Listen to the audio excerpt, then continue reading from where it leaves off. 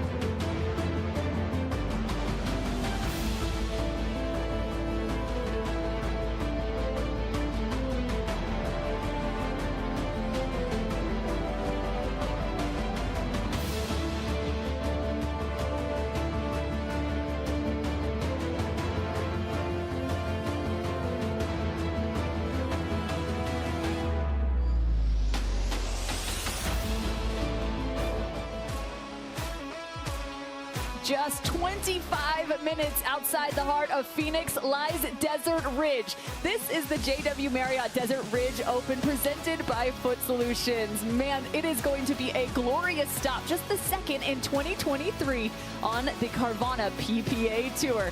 It is time for men's and women's singles. That's what we find on Thursdays.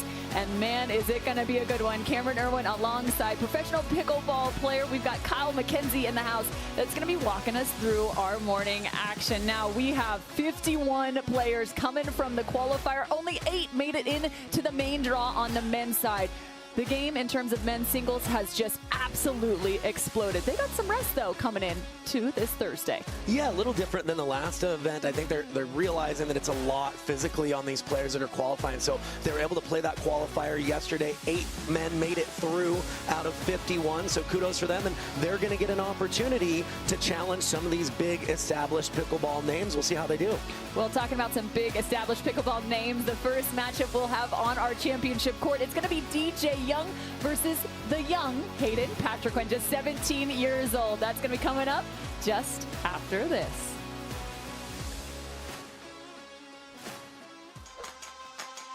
Okay, listen. Think you can take me? Let's go.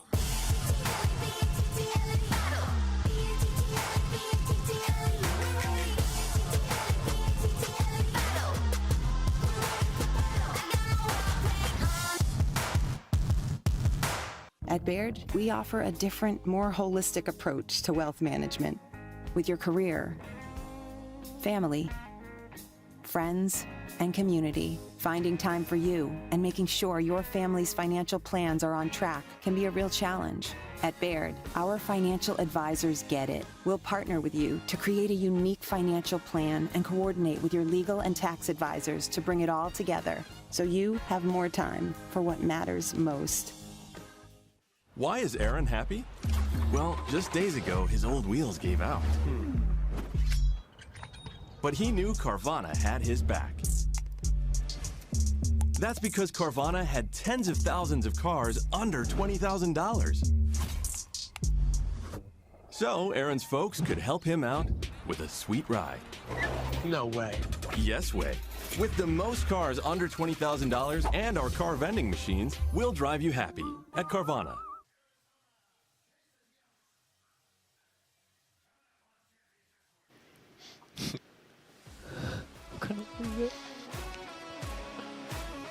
Are we back?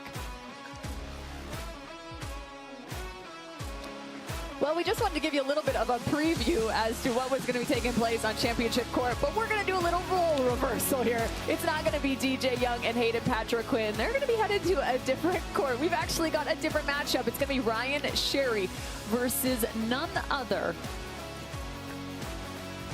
than Tioni, Pesa Tioni. That's going to be the name facing off against Ryan Sherry. I talked to Ryan this morning. I said, I mean, They got to put you on championship, right, Ryan? Well, Cameron, people may know Ryan Sherry for his excellent interview skills, but he has a lot of game in singles. Probably going to be a little bit of a favorite here. He's the 7 seed against Pesa Tioni, who I believe qualified here. He's a very strong doubles player. Haven't seen him play singles a lot, but excited for this matchup and excited to get going here. Well, I'm glad that you mentioned the interviewing skills of Ryan Sherry. He's notorious for that, so you can guarantee, hopefully, we're going to get another good soundbite from that man right there, the Share Bear.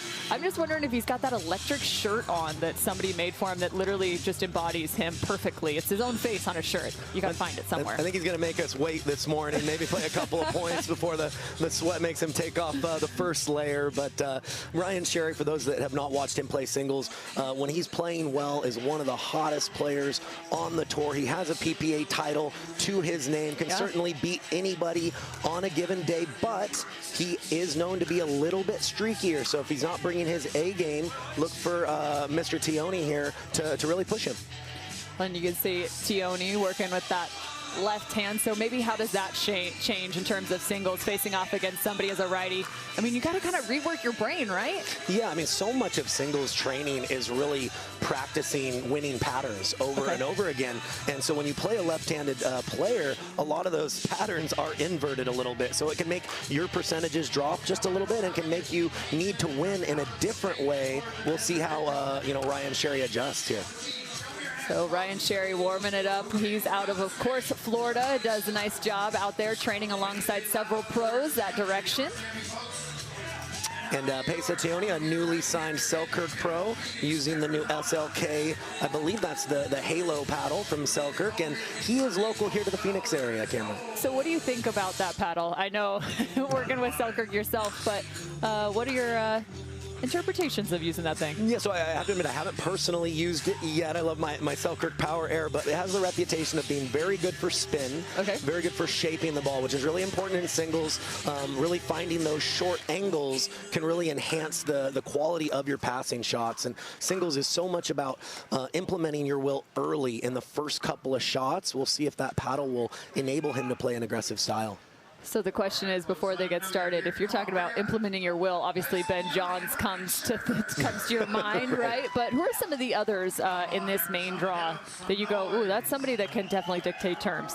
Well, I think, it starts with Federico Staksrud for me. Coming off the last tournament, played Ben Johns in the finals. Johns was really in form and blew through everybody, quite honestly. But Staksrud is very consistent, very aggressive, and, newer on the scene as of, a year ago or so. So look for him to make an even bigger jump this year and in this tournament. Yeah, and Staksrud, of course, making the final back at our Masters event at Mission Hills Country Club just a few short weeks ago. Dylan Frazier picked up the bronze medal for men's singles. And also interesting, you think back to this event last year and who was victorious at the top? Well, it wasn't Ben Johns. It was J.W. Johnson.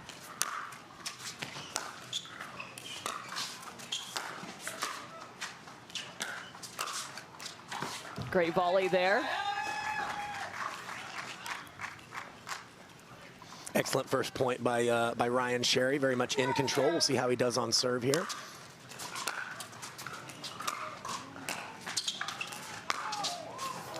Nice cross-court winner beforehand of Ryan Sherry. And you see the shot that really set that up. Ryan Sherry's first shot, the third shot that we call in pickleball here, choosing to not go for the full pass, just choosing to dip that ball low and pass Tioni on the second ball here.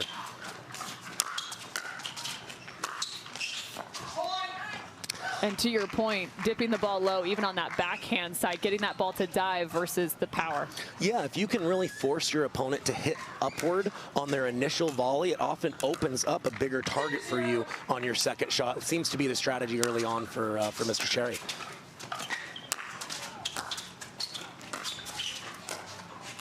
Ooh, a little deception there from Tioni. Yeah, I love the play. He initially, knowing that he had to hit up, he chose to play a short volley, forcing Sherry to move. He got the pop-up, was able to put the next one away. Yeah, and also finding some of the shadows in that backhand side for Ryan Sherry. You can see just on the corner there previously was a really nice return that direction from Tioni. And you'll notice there from Sherry, he did not return and come in on that one. He will do that from time to time more than some of the other men, return and stay back. Right now, his physical fitness is being put to the test. Tioni is making a move.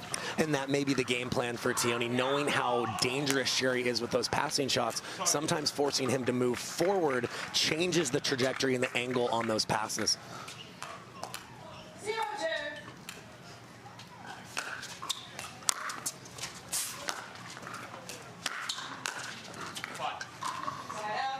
Not happy with the contact there. Yeah, I like the play from Tioni. He just chose to say, hey, if you're going to give me the net, I'll slice it and come in. Missed a makeable volley there, but I think he'll make the next one if Sherry continues to give him the net.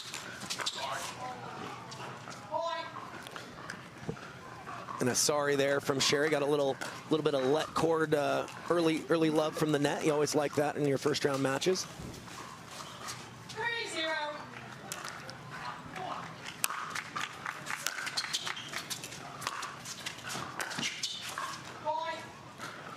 Another point for Ryan Sherry, the number 7 seed, now up 4-0. And again, Pesa Tioni coming out of the qualifier just a day ago.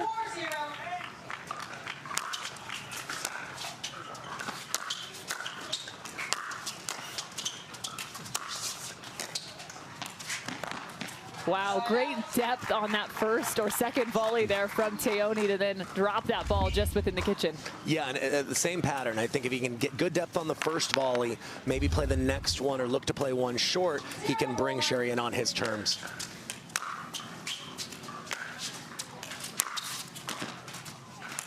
Some bigger swings right there from Ryan Sherry. Yeah, and Sherry again choosing to return and stay back. I think he's waiting to make Tioni prove to him that he can hit some good volleys in an offensive manner.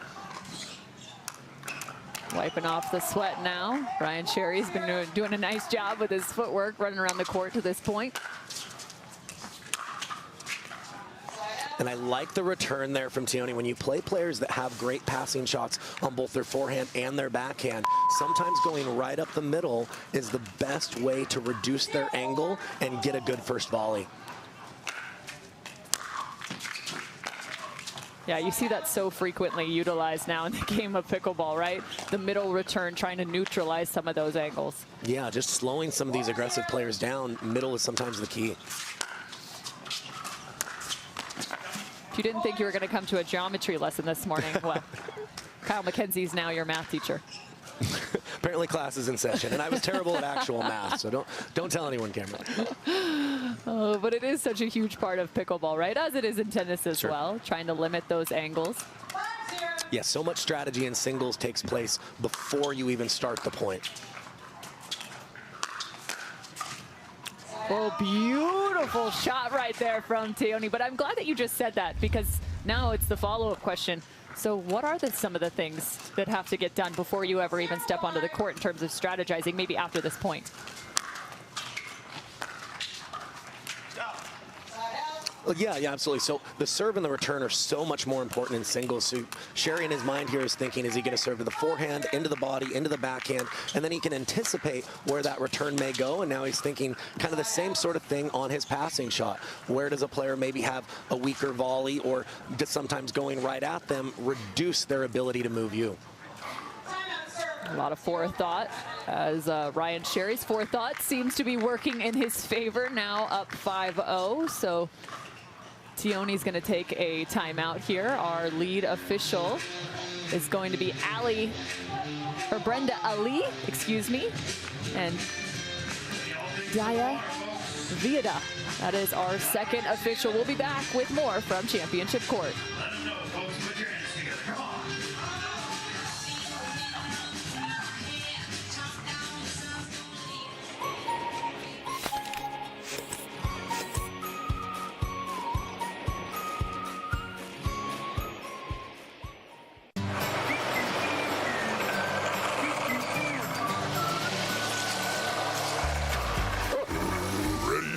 Not yet, buddy.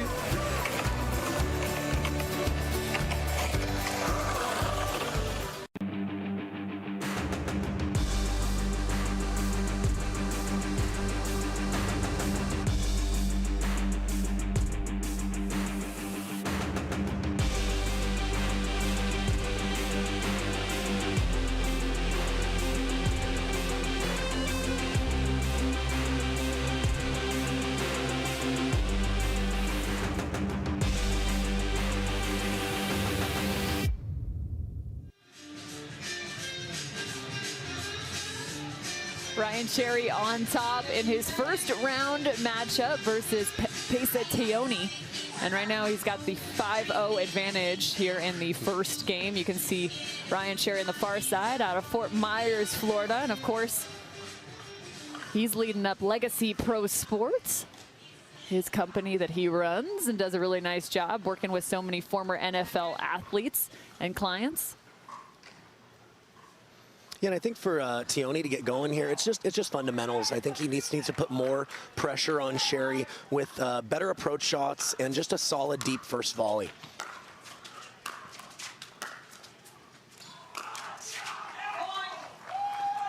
Not enough shape on that two-handed backhand.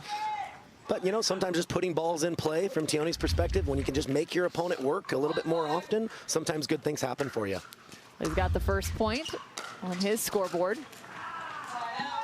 Seems to be hitting those one-hand backhands just a bit wide or a little bit loose. Yeah, and that's the choice that the players have on their third shots. They're either going to drop it or they're going to rip it. He's trying to slow things down, just not able to execute right now.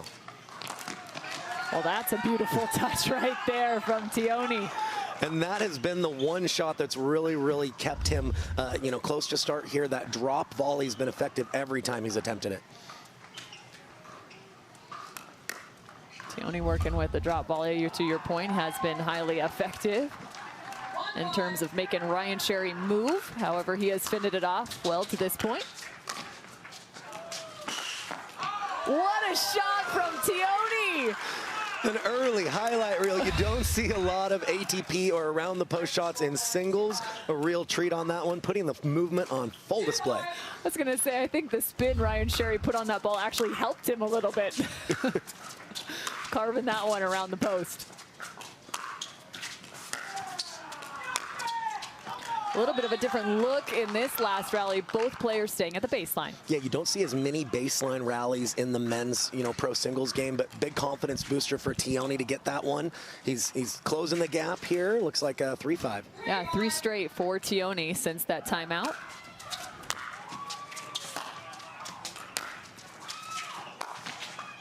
Yeah, nice depth there from Ryan Cherry, kind of fending that off and able to get to the kitchen line. Yeah, and a smart approach by Cherry there. You see a little bit of a lack of confidence from Tioni on that backhand side. He's choosing to slow it down. To me, that says he's not as confident going for the passing shot. Speaking of passing shots, there's a beauty from Cherry. And that's what Cherry can do. He's so good at threading the needle. These are small targets that these players are hitting out there. He can do it with the best of them.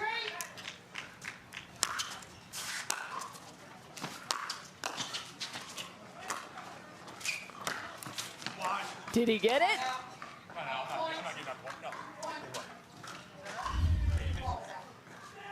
Looks like it was called just a little bit wide. Very, very close. Tough to tell from that angle, so Ryan Cherry's taking it.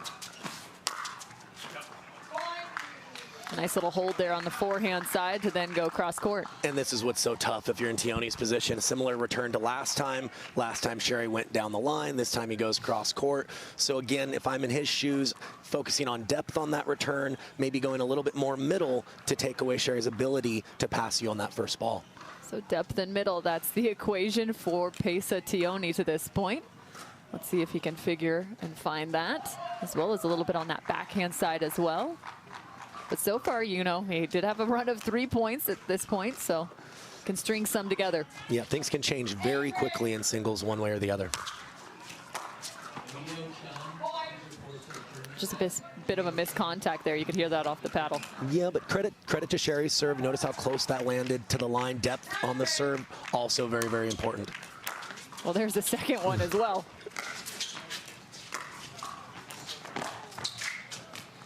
Now Ryan Cherry's in that pattern got 2 of 3 against Tioni. Yeah, and the last couple backhands he's hit, he's used the one hand. They've been a sharper angle and really tough for Tioni to adjust.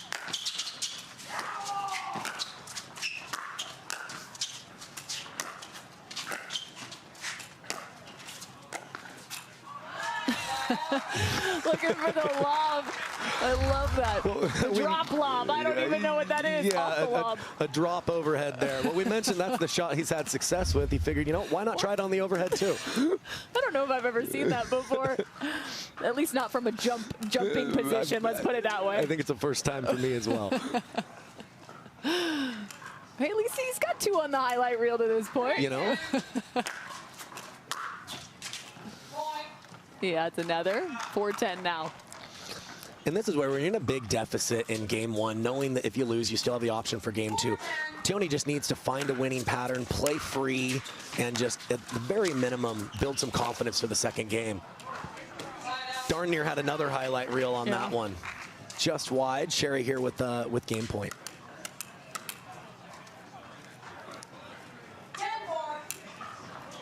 10-4, game point.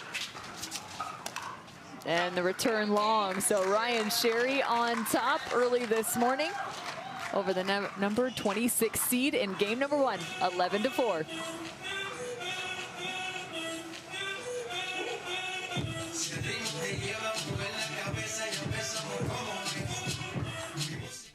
Oh, will you pause it real quick?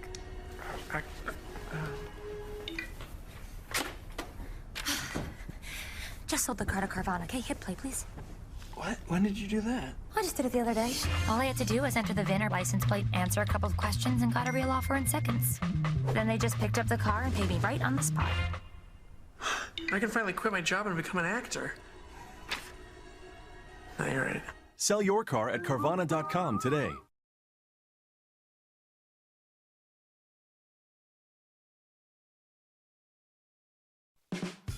There's never been a better time to get away.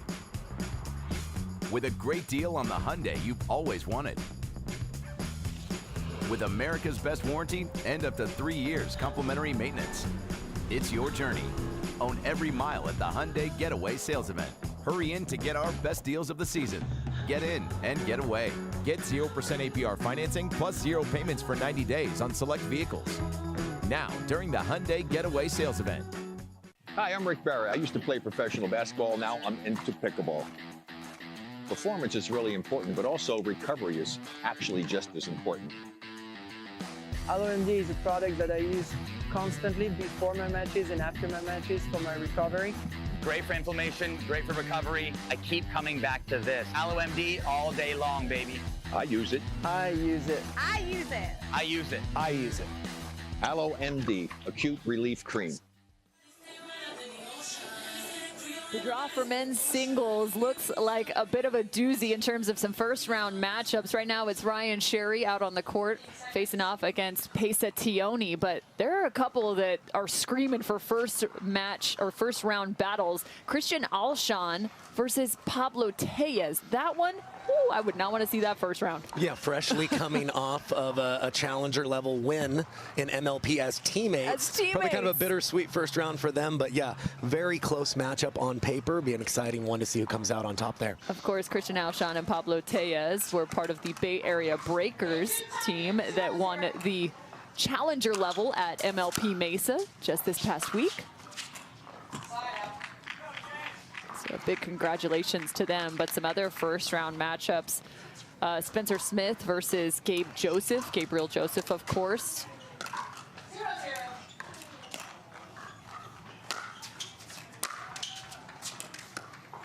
Another interesting is Wami Martinez-Vich versus the number 2 seed, Jay Devilliers. Yeah, Vich looked very impressive in the qualifying. Obviously, tough to play, yes. You know, Devilliers first round. That's your prize for getting through. But look for him to push Jay in that one.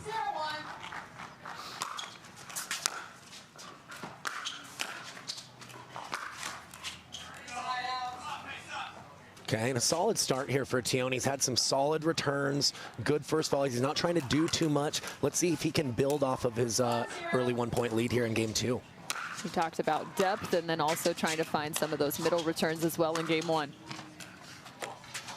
Yeah, and that, to me, the approach shots, there weren't that many points, but there were several times in game 1 where Sherry returned and stayed back, and Tioni made an early error, not really forcing Ryan Sherry to work much. He's doing a much better job of cleaning that up early here in game 2.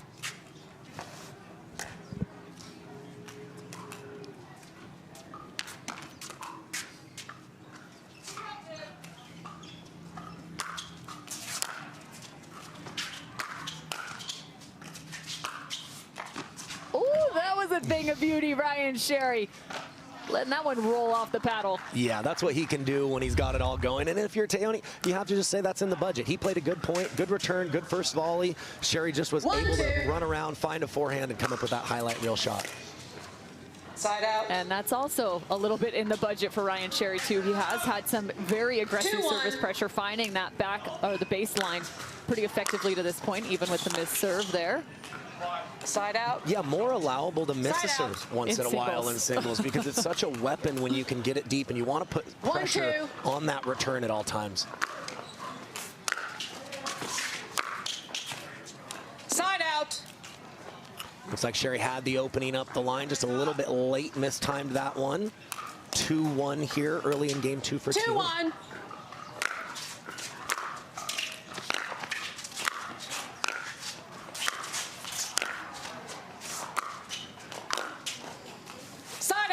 That's hard to carve that ball with that shape from the baseline. Yeah, that's been the winning pattern, and I think it's going to continue to be where Sherry goes when he approaches. It doesn't look like Tioni's really figured out how to pass comfortably on that backhand side yet.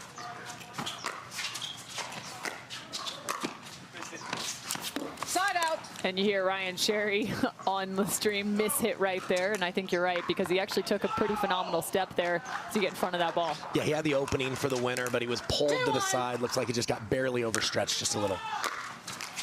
Point. Nice serve from Tioni.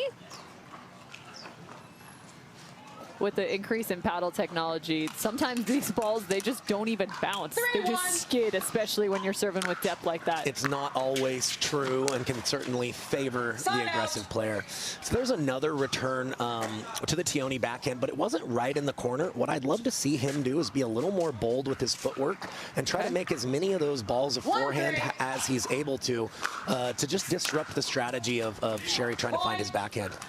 So what does bold footwork look like?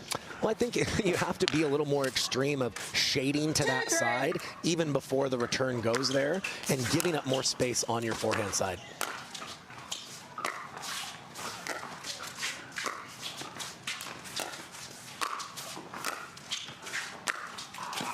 Side out. Tried to quicken the pace there. Little short hop. Yeah, again, tough to come up with that much angle when your opponent isn't giving you much. Good execution and good game plan from Tioni on that point. So Tioni on top, 3-2.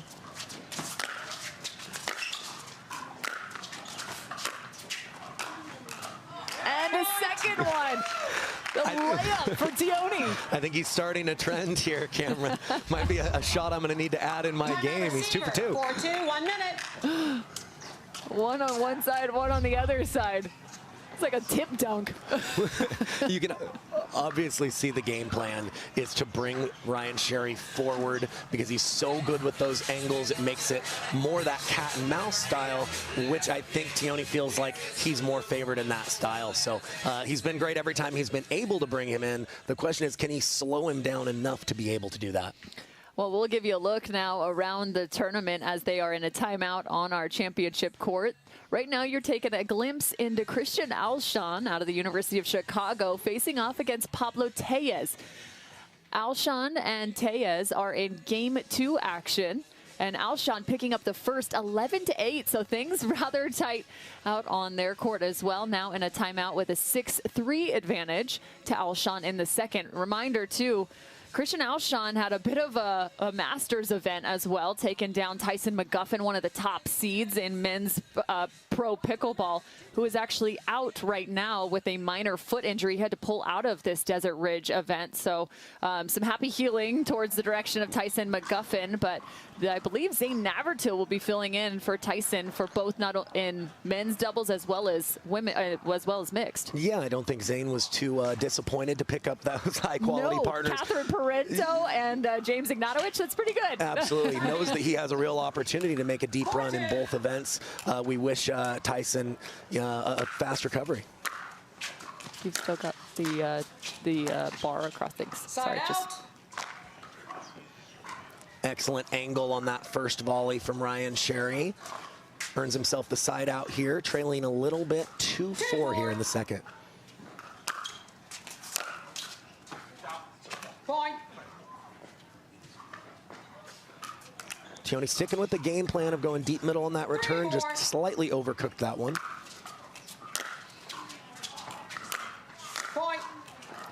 Just deep is the call from Ryan Sherry. It's Tioni so tough. Check. That's the ride that you line, the line that you ride rather. When you're returning, you know, obviously go for depth, but if you get a little bit greedy, you don't want to give away those 3 points either. And that ball just getting behind Tioni there on the volley. That's tough, playing that ball behind your hip.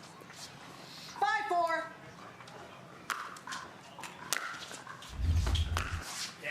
Point.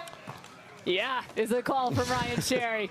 And that's what he does as well as anyone. Such good usage of his non-dominant left hand here. It's tough to tell, but there's so much topspin on that ball to allow that cross-court angle to open up. Point. And that ball, if you just missed it off the edge of your screen, I believe was wide for Ryan Sherry. And this is where Tioni just needs to make Ryan Sherry play a little bit more, aim for bigger targets for the first couple of points, and not give it away so easily.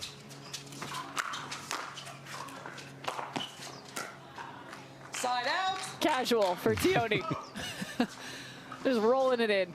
Yeah, really set everything up with a great first short volley. Again, bringing him forward has been successful throughout the match. We'll see if he can string together a few points here.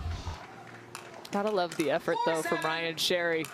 He goes all out all the time, in every phase of his life. Side out. Yeah, he's not a half in, half out type personality in any way. It certainly shows that on the pickleball court. There's only one speed for Ryan Sherry. It's full force.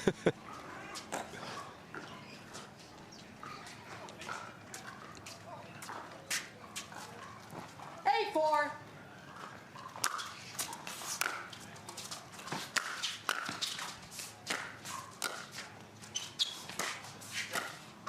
Tries to get tricky there. Working a little inside out. He had plenty of space up the line, but... Yeah, I think that's the first one that brought short, where he had some options. Maybe tried to be a little too fancy with that one. Tioni wasn't fooled. He was actually there so fast he could get a forehand all the way on the backhand side. Side out. And again, it seems like that's been the winning pattern again for Ryan Sherry. If he's able to return to that backhand, force Tioni to have to pass on that side, his percentages have been much lower on the backhand side compared to the forehand.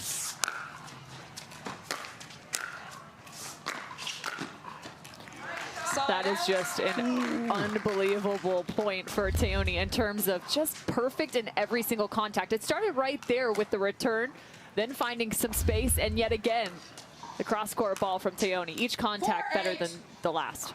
Yeah, if you can get your opponent moving with those volleys, normally you'll have an opportunity to finish the point. Side out. Trying to slide into that one is Tioni, but not able to get a paddle on it. Sherry says, you're not the only one that can stick a volley around here. They made that look very easy, but it certainly was not.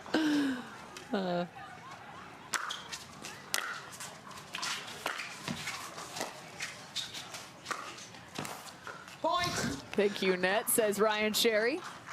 Yeah, and that, again, that's what Sherry's known for, those short angles. He's able to dip that first one, then this second ball. He really has Tioni on a string, can go either way, and Tioni's kind of forced to guess on that second ball. 9-4. 9-4 now. Point. It's interesting, too, because when you're talking short angles, you know, so much of the singles game, you talk about depth and trying to keep your opponent at the baseline, but there's still plenty of danger with short angles. Yeah, once they do start coming up, depth isn't obviously as effective. So I think at that point, the strategy changes to maybe hitting it slower or with more spin to the edges. It's great in terms of point construction.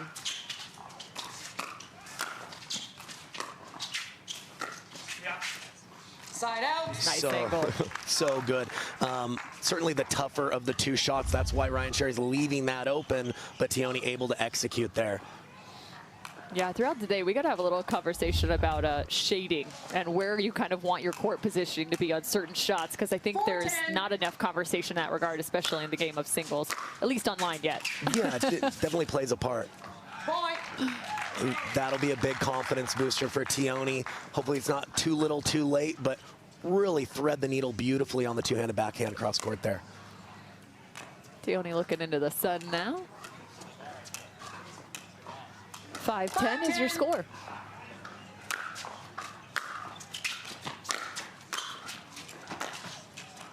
Side out. Quality first volley by Sherry. Creates a difficult pass across his body for Tioni there. 10-5. Oh, excuse me. Recall. And we've got 10-5 match point here. Side out. Another side out for Tioni. He's been spending a few minutes on the court alongside Connor Garnett this past week here in Arizona. So many of our athletes staying since MLP. Getting some extra training in. Many staying in homes with pickleball courts. So they didn't even have to go anywhere to get some practice games in. 6-10. 6-10 now. Certainly a perk of playing pro tournaments here in the Phoenix area. Looks like it was called just wide there by Ryan Sherry, but some promising looking backhands the last few points from Tioni. Really like it when he just sets his feet and rips on that side. I didn't call a score yet, sorry. No score had been called yet. That is no longer called as a fault, so Ryan Sherry will get a reserve. He's got to find the ball first. I'm not sure those two individuals weren't wearing it. 10-6. Match point.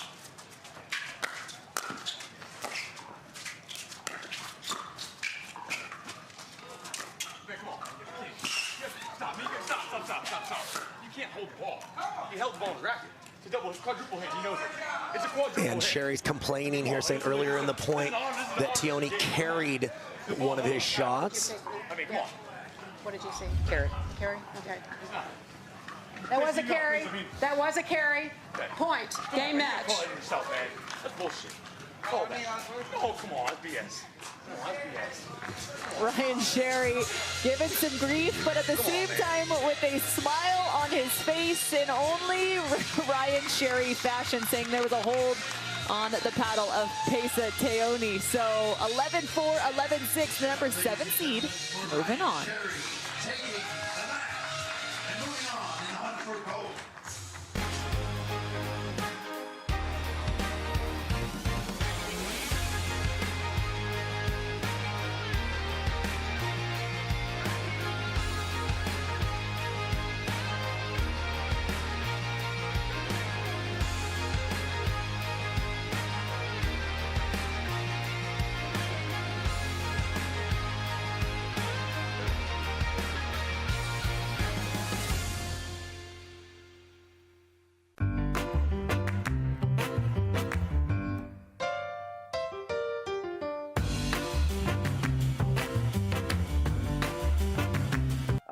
Mishit the ball. I know I mishit the ball a lot.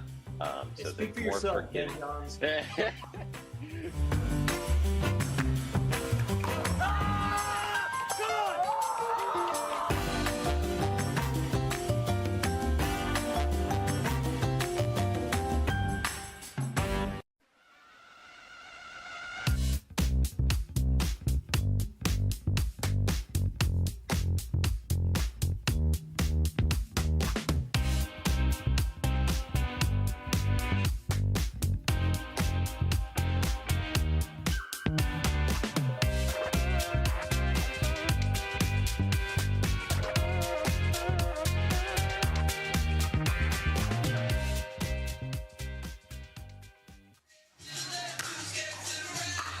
Well, I believe we gave you just a little bit of a teaser to start the morning off as to what might be up next on Championship Court as DJ Young and Hayden Patriquin are now getting warmed up. So there you go. We knew they were coming. It took a minute to get there. We're just building up the excitement for everybody because it's going to be such a good matchup. No, both these guys are, known on tour to be some of the most naturally gifted and talented players.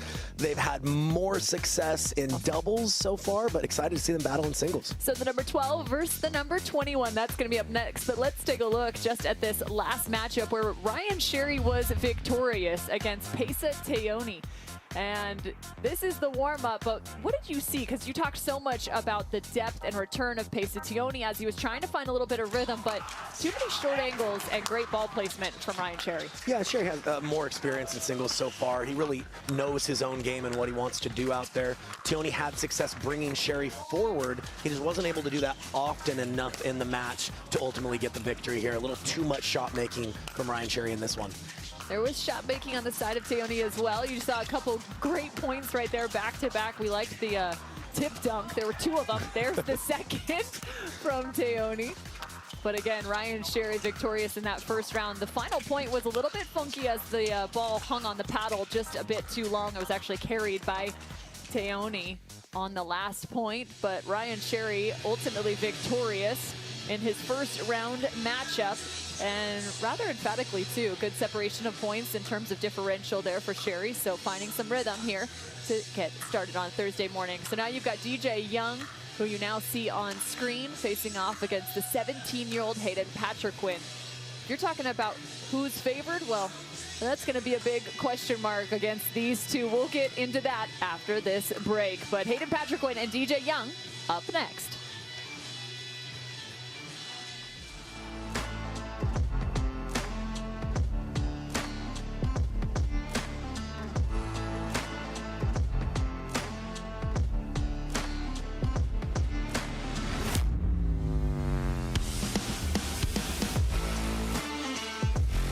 Thank you to Pickle Roll. It can be installed anywhere, temporarily or permanently, on any flat area. So I have a feeling Pickle Roll is going to be a big part of our future. OS First, the official sock sponsor of pickleball. Stay in the game with OS First socks with purpose and compression bracing designed for comfort, injury prevention, and improved recovery. OS First is the official sock brand of pickleball and the PPA Tour. Visit www.thepickleballsock.com to learn more.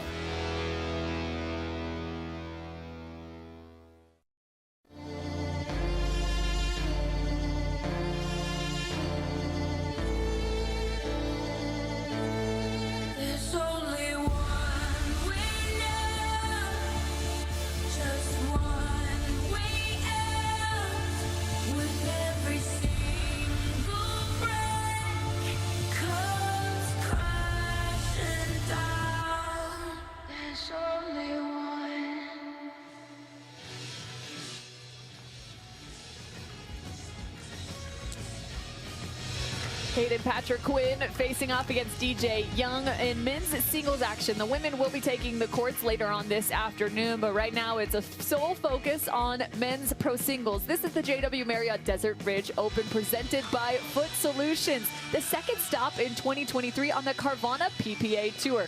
All right, so if we're talking favorites here, what are you thinking? Well, you know, you see that Hayden Patriquin, despite only being 17 years old, is the higher-seeded player in this matchup. And, you know, it's really tough to predict because DJ Young, very talented player, but for the last couple of years, hasn't really played a whole lot of singles. I think the Major League Pickleball format of requiring some of these athletes to play singles in those Dream Breakers has motivated players like DJ Young to get more experience on the tour. He certainly has the ability, so this is a very tough one to predict. Excited to see how this one plays out. Well, one of those other players, like you mentioned, having to play some Dream Breakers and now finding themselves in the singles draw is Callan Dawson. He also played in the Masters event, just wanting to get some experience in that regard. Just as a glance around the men's pro singles division, Federico Staksrud moving on against Naveen Beasley. So the number 4 seed will now face, oh boy, the number 13 and Connor Garnett. CG, this is a guy that has definitely electrified the men's pro singles division in terms of some youth and a new name coming into the game. This was a second-round matchup that I was really hoping would happen. I'm excited to see it play out. These are two guys that are, I mean, Staksrud really made a name for himself over the last year, but still relatively new, in the pro scene. Garnett, just within the last 6 months or so, so they're both very athletic, can fly around the court, excellent shot makers on both sides. That'll be a real treat. Yeah, and Connor Garnett making a semifinal back at Masters, having taken a loss to Ben Johns, and then he just missed out on that bronze medal with Dylan Frazier picking up the bronze there. So again, J.W. Johnson having won this event just a year ago. I believe it was Tyson who took silver, and then Ben took bronze. Yes, that's correct. So J.W. Johnson, and then Tyson, and then Ben in the 2022 Desert Ridge Open. Ben having lost first round to Dylan Frazier in that event. Yeah, there's some exciting storylines here because Ben Johns looked absolutely dominant, at the Masters in the first event of the year, but he's not the defending champion here. J.W. Johnson is. He had somewhat of an early exit last tournament, so definitely looking for him to be extra motivated to try to repeat as champion here. Going to be challenging for him with a lot of good players in addition to obviously Mr. Johns. Without a doubt. Well, Hayden Patriquin again starting to get warmed up. He's on the near side of your screen. DJ Young on the far.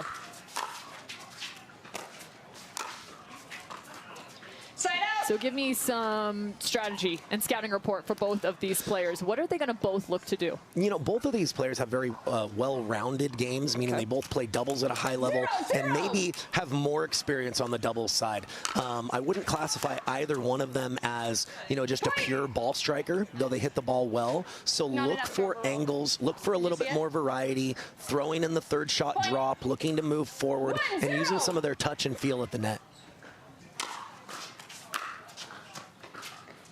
Missed return from Patriquin. Patriquin looking to go cross court. I think he's going to try to test the DJ Young backhand passing shot. We'll see how effective that is in this match.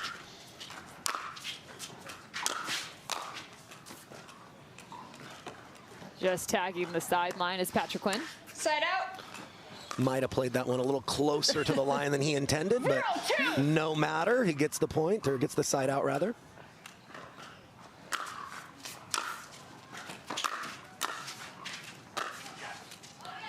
Beautiful from Hayden Patriquin right there, finding the cross-court winner. Yeah, great disguise. You see how long he held that. He got Young to actually move to the line and guess incorrectly. Nice disguise there from Patriquin. 1, 2. And especially as you're moving, that line becomes that much quicker coming your direction. Got to protect against that. That one flies off the paddle of Patriquin using the Franklin.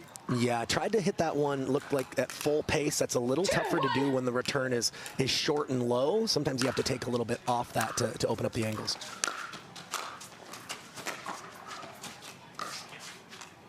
Side out. Again, forcing into the guess is DJ Young. Yeah, and I think Young is being a little too premature with guessing. It's a fine line between guessing and anticipating. You don't want to leave home too early. We'll see if he makes that adjustment as the match progresses here.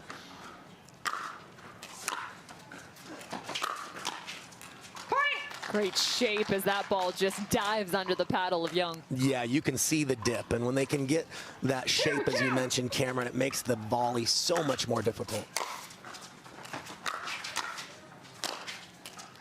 Way to step in, Hayden Patriquin.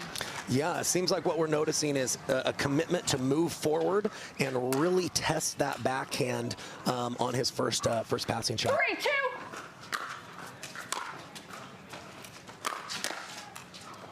And right now, DJ Young is kind of laying up some short balls just into the middle of the court. Yeah, we talked about the value in going to middle, but you really have to have that depth. Really opens up the angles when it's short middle. Let's see if he can get a little more depth on his returns. Well, and there's the disparity between the two, right? One right after the other in terms of the depth of return towards the middle. 2, 4. 2-4. There's a forehand winner from DJ Young. Yeah, a little bit more of the same. A little too short on the return from Patriquin. He was sliding over to cover the open court. Smart shot by Young going back behind him there.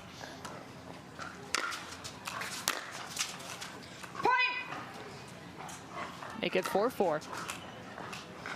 Young nodding things up. Never a great miss to miss the return in the net, because even if it does go over, it's probably going to be short and not what you're looking for.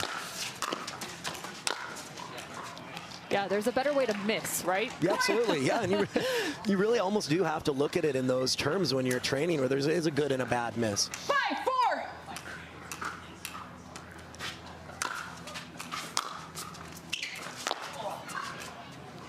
Trying to carve that ball back to the interior is Young, but not enough on the knife. Yeah, you see when the quality of the return is high, it really makes that pass difficult. These rallies seem a little bit short right now in terms of Patriquin coming in and dictating just from the kitchen line. Yeah, I think both players are struggling getting depth on the return, and that's really favoring the server with a good first pass.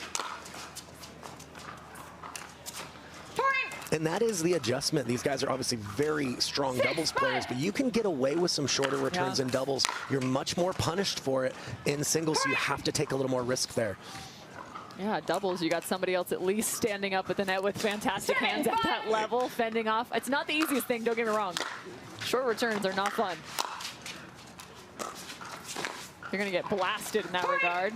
Dropping the paddle is Hayden Patriquin. Just look at that angle. Receiver, that thing is 7-5, so 1 minute, gnarly. 8-5. That seems to be his favorite pattern so far, is that inside-out forehand drop or hybrid drop, but utilizing good topspin on that shot. So Patriquin 8-5 over DJ Young on championship court.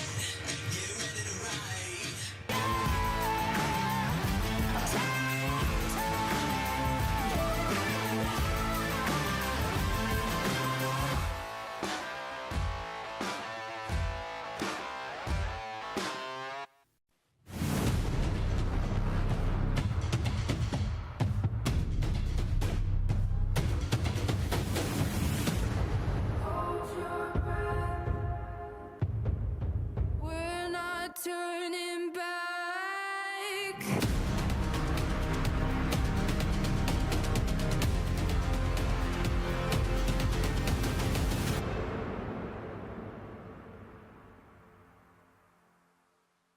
Want to maximize your game performance to always stay in bounds? Look no further. Thorlo pickleball socks are specifically engineered with our innovative padding to help you perform your best. Pickleball socks that keep you on the ball. Find your sock at thorlo.com. Back out of the timeout. The young man is jumping up and down as he should, because he's got the advantage right now over DJ Young. 8-5. There's a return with a lot more depth, keeping Patriquin at the baseline. Yeah, good weight transfer of pushing off his back leg through the stroke to give himself that depth, but also to propel himself to the kitchen line to be able to make a good first volley. And back-to-back for DJ Young. Yeah, Young timeout he needed. Right back at you. He's been beat with that inside-out forehand from Patriquin. Gave him a little taste of his own medicine there.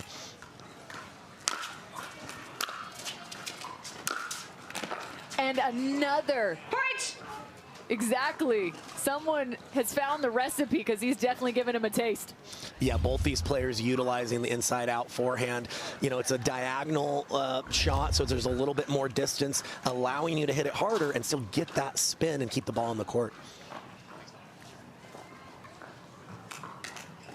So DJ Young doing a nice job since the timeout. He's found 2 back now. 7-8. Down 1.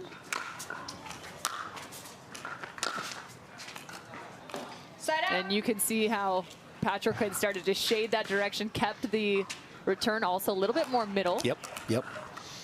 Didn't give him as much of an angle. Worked in his favor.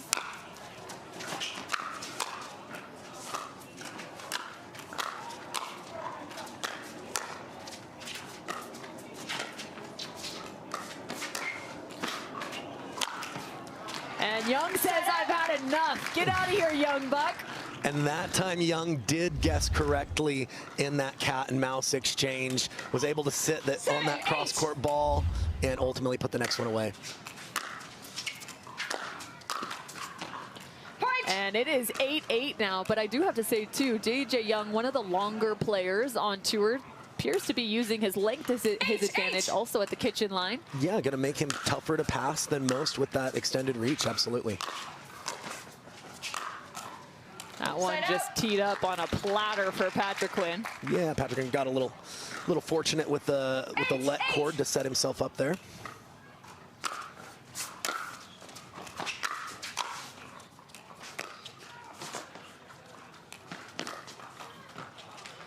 Nice hustle from Patriquin, and he's huffing and puffing to get back to the baseline.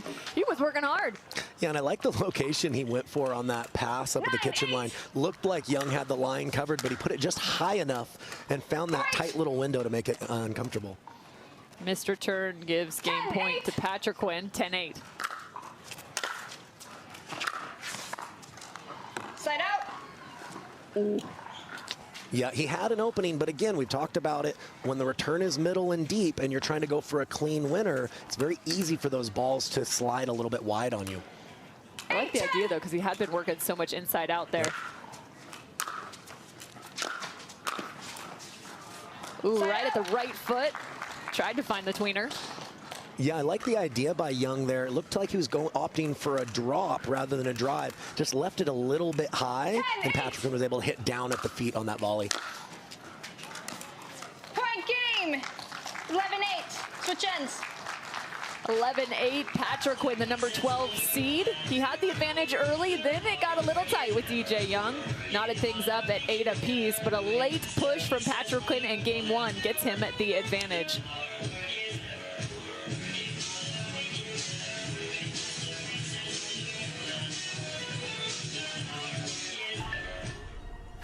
Oh, will you pause it real quick?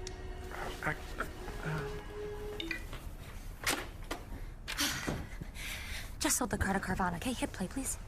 What? When did you do that? I just did it the other day. All I had to do was enter the VIN or license plate, answer a couple of questions, and got a real offer in seconds. Then they just picked up the car and paid me right on the spot. I can finally quit my job and become an actor. No, you're right. Sell your car at Carvana.com today.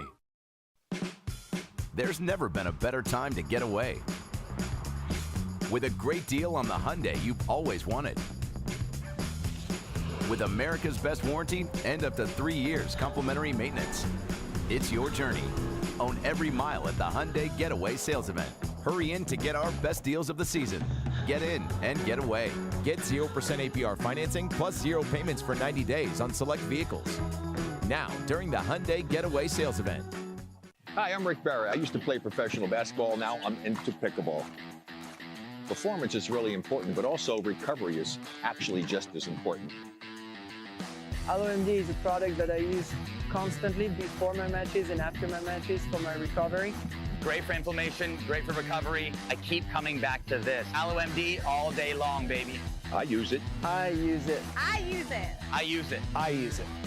AlloMD, Acute Relief Cream.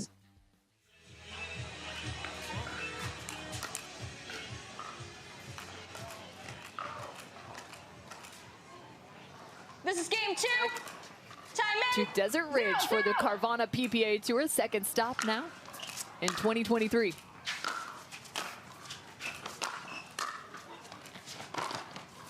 Cameron Irwin alongside Kyle McKenzie. Kyle's been doing a phenomenal job giving you all the ins and outs of the men's singles game. We've been talking a lot about depth of return and also location.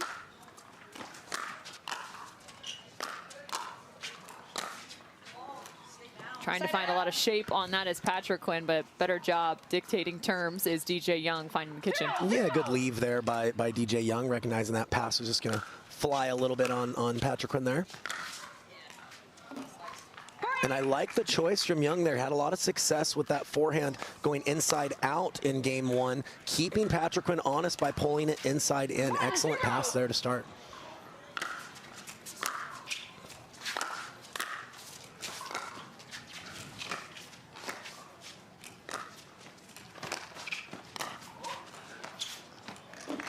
And a great stretch by Young to extend that play, but too good in the cat and mouse exchange there by Patriquin. You have one.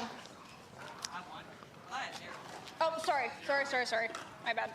Making sure we have the score correct now.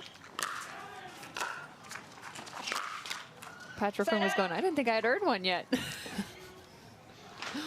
Another side out for DJ Young to this point. Yeah, even though Patriquin missed that backhand, you can see he's getting some good action, good shape on that two-hander. It really opens up to be able to pass on either side.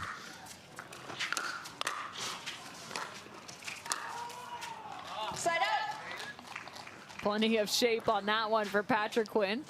Yeah, Young looking to incorporate some of his double skills by dropping and moving forward, but you have to move in on a higher quality shot than that. When it's too high, it's just not good enough at this level. So when you're looking the third shot drop in singles, where exactly are you looking to locate that ball? Is it on the exterior? Is it in the middle? Like, how do the angles change maybe after this point? Sure.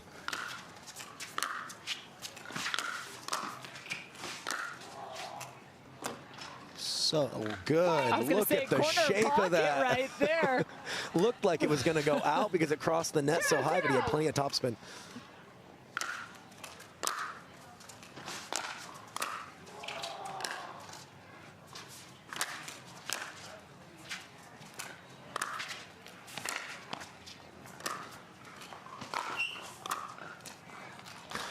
Go ahead. Yeah, I was just going to say to your question earlier, it's a little bit player dependent on where you play that drop. I'd say for most people, you obviously want to drop to the backhand. They generally have a little bit less reach and are less dangerous if you can get that ball to bounce. 0-2. That one took quite a hop. That's tough too from the baseline when you change that arm angle. Yeah, very, very challenging. You talk about that decision to drop or drive. Generally, when you're lacking that spacing, you're not going to be able to hit an effective enough drive. Might have opted for a drop if I was in Patriquin's shoes on that last one. Side up. It's a little too much of that one. Yeah, he's getting plenty of spin, but looks like the ball's just coming off the paddle a little too high for both the drops and the drive. He's going to have to change his target and play with a little more risk lower to the net, I think.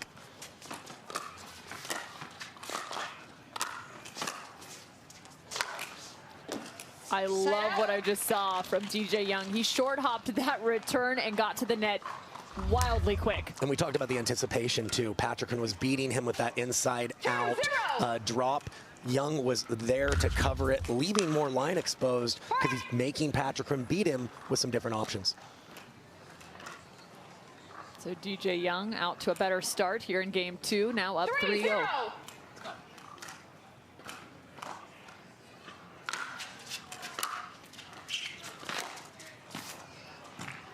And what complimentary pickleball right there. That was gorgeous from DJ Young, taking that backspin and using it to his advantage. Yeah, that's going to be a big confidence builder for him. That was a really good return by Patriquin, deep to the backhand. And Young says, hey, I can come up with some highlight reels on this side too.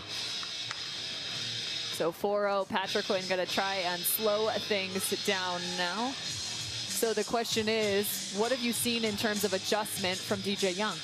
Yeah, and I noticed it at the end of game 1. Even though he missed a few returns, in my opinion, his spirit was correct. He wasn't content with just getting it in. Yeah. He said, at this level, I have to get it kind of in that back third of the court to be able to hit an effective volley. So he's going for more on the return. He's conscientious about his weight transfer coming forward.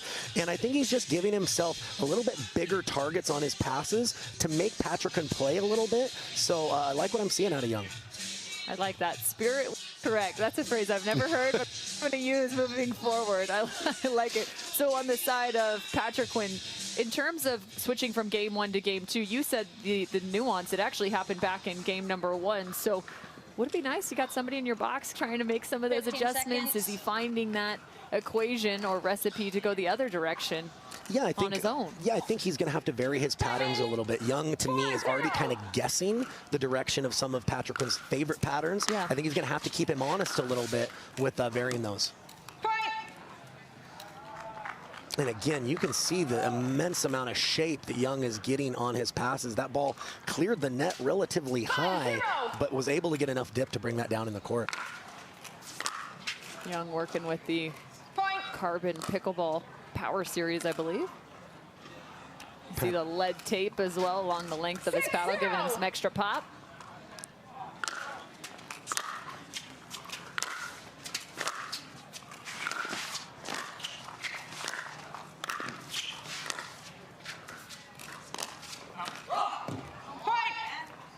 Patriquin was doing such a nice job at the kitchen line, but just got too much on that last two-handed backhand.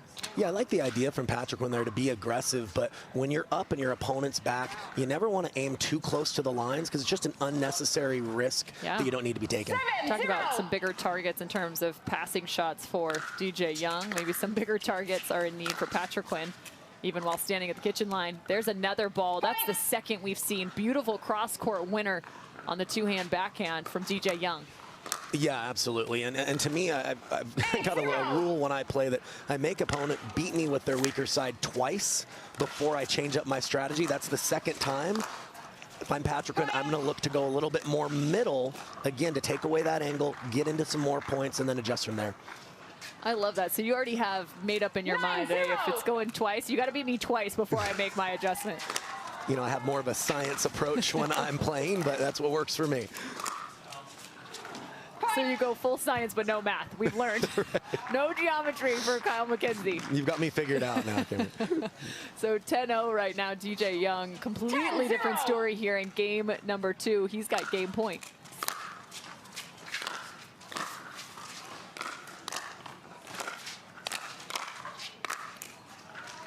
Yeah, Young using some length there to extend that point, but ultimately too good at angles there by Patriquin. And like we talked about in the last match, when you're down big, but you know there's going to be another game, this is where you just play free, you experiment maybe, try to find some patterns that work that can carry into that deciding next game.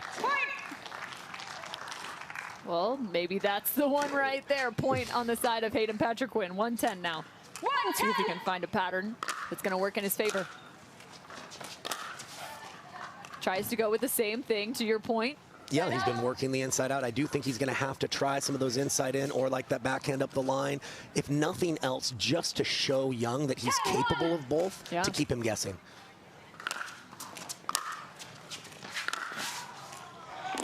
And he holds him there as well. So DJ Young picking up game number 2, 11-1.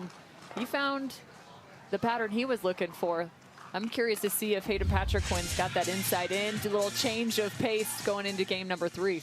Yeah, and you know, it seems counterintuitive, but sometimes when players are doing a really good job when you return middle or to their backhand about making it a forehand, sometimes going to the strength of the forehand originally changes the patterns. We'll see if he does that in game 3. 11-1, DJ Young. Now we're tied up 1 apiece. Okay, listen. Think you can take me? Let's go.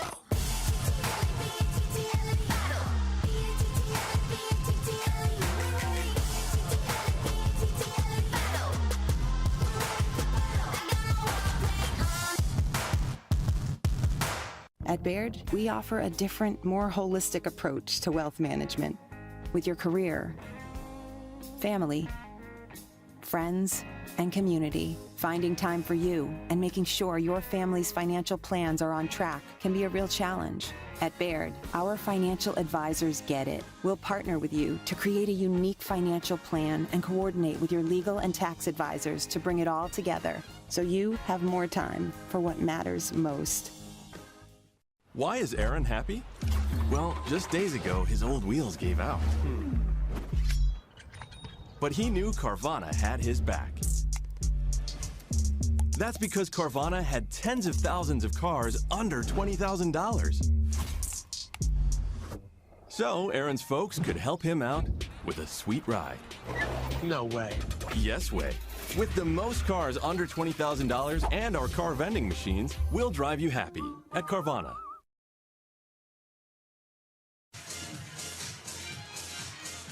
We've got a barn burner shaping up here on Championship Court because we're going to game number 3. DJ Young was victorious in game 2, pushing Patriquin 11-1. Game 3 starting now. This is the Carvana PPA Tour. Nice job by young Patriquin. And we talked about one of the differences between singles and doubles is in doubles, reflexes and those fast hands matter so much. We saw a little bit of that on display from Patriquin in that one.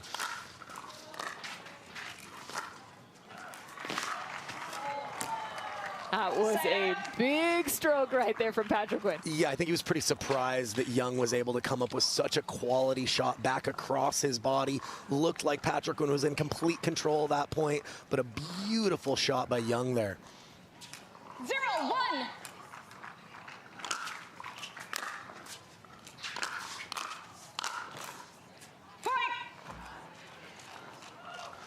And this is where, again, it seems counterintuitive, but Young has had such a nice rhythm on the middle returns, and he's really hitting the backhand well. Sometimes it throws your opponent off when you go to their strength originally. Let's see if he does it here.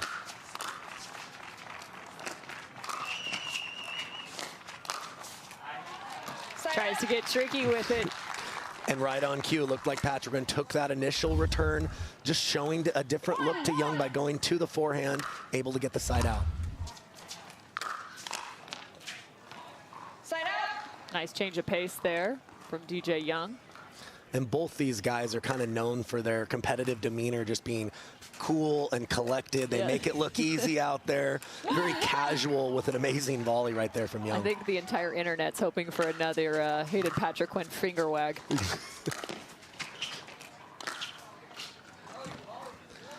Yeah, again, we saw that in the Sherry match, you know, able to get enough dip on the original pass to force Patriquin to hit up, and then he has a lot more time to prepare for his next shot. And it's so tough when you're Patriquin. It almost feels like you have to guess which way your opponent's is going on the second one. He's not old enough to gamble quite yet, but maybe he's going to find himself at the roulette table. Well, when you have beautiful returns like the last one, you don't have to gamble as much. So more of the same from him there. Side out. Yeah, not able to get the spacing. I think he could have shown a little better footwork on that second ball. He got the dipping ball he wanted here, but a little too close to the ball there to execute a good shot. Yeah, he had to stand up a bit there. Patriquin showing just a little bit of frustration, just with the body language. Well, we talked about, you know, good misses, bad misses, bottom of the net here. Yeah. Certainly needs to give himself a little bit more margin of error. Side out. No, stop it, DJ Young telling himself. He knew he let Patriquin get away with a pretty poor return there. Let's see if Patriquin can build on that. This is his opportunity.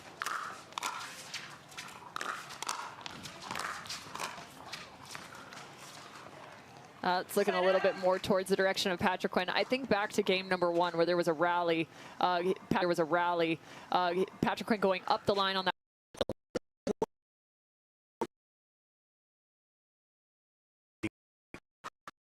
What I'm seeing is, you know, Patriquin a few times has been a little jumpy on the return. He seems to be very worried about getting all the way up to the net. His weight transfer is a little off. He just needs to take his time just a little bit more to secure a good return.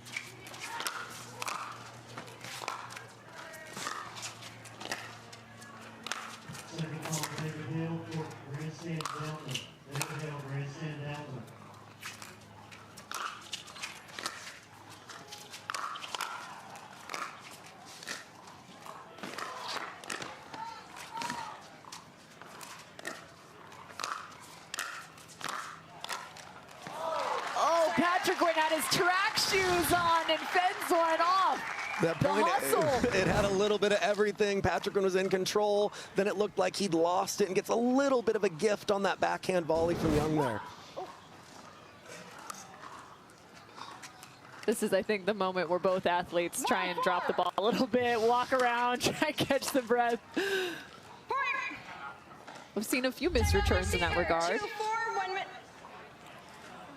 So 2-4 now causes DJ Young with the advantage to say, all right, let's slow things down just a second here. Couple loose errors. Yeah, and at this stage in the match, each player has really shown their best stuff. They've shown their tendencies, they've shown their patterns, they've mixed it up. Once you kind of get in crunch time, not necessarily now, but towards the end of this first game, I look for the players to go back to their favorite patterns to ultimately get the victory and close this out. Let's see if they can make that adjustment. All right, so you talk about the favorite patterns. Just in a short synopsis, what are you thinking is the best pattern for DJ Young? I think looking to run around when Patriquin tries to hit his backhand, running around and making more of those forehands. Okay. He can always use that kind of inside-out forehand drop. It's a relatively big target. At the very least, it makes Patriquin play. It's also Patriquin's favorite shot, so we'll see who can mix it up and who can be more effective with that pattern. You saw who's next up here on championship court. It's Connor Garnett versus Federico Staksrud, the matchup everyone was looking for round number 2. We're going to show it to you and have some fun. Excited for that one, absolutely. So Patriquin adds an additional. Make it 2 straight for the 12 seed. And that's the challenge of returning cross court with DJ Young. He's got more court to cover, and he was just a little wrong-footed with Patriquin going behind him there. Make it 3 straight. Found something in that timeout, did Patriquin. Yeah, looks like he's getting more depth on the serve, which has given him a couple of errors.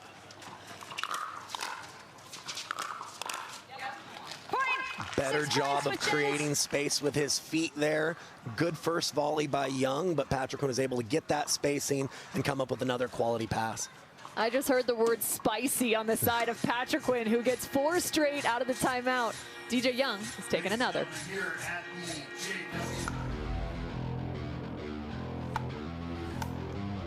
The future of pickleball is here. Welcome to Top Court. For my top tip, when it comes to hitting serves, you want your serves to land back here in this area. You want to keep that paddle towards your body, and it's more of a push with my shoulder.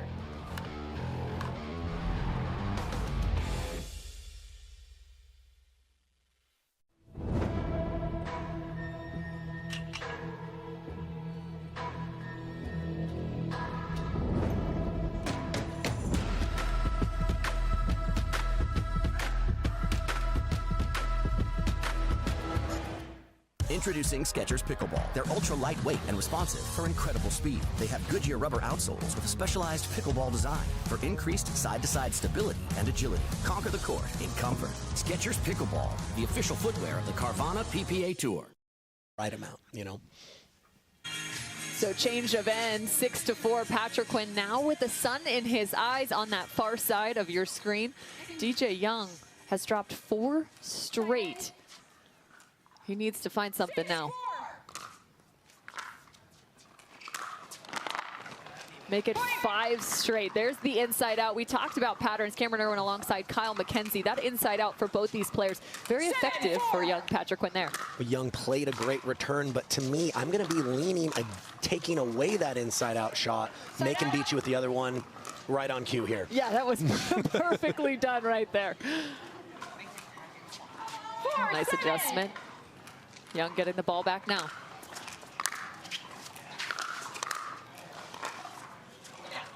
Side out. Again, trying to drop. Backhand side. And I think that's the right shot. You know, him trying to pass on that ball probably would have been overhitting. He's trying to work the point, just unable to convert there. Nothing you can do with the amount of dip on that ball from Patriquin. An impressive variety. Not only did he go inside in, but you're right. It was how low he was able to get that ball. Really changed the volley from Young. Wow. Just off the bounce, I think that was a good example right there. Just how much spin is on the ball. Go back and check that and the direction that ball bounced. And that is perfect play from Hayden Patriquin. He goes inside in and then goes inside out on back-to-back rallies. Yeah, and he's trying to find the backhand of Patriquin, but when you go with angle, you give angle, and paid the price for that one.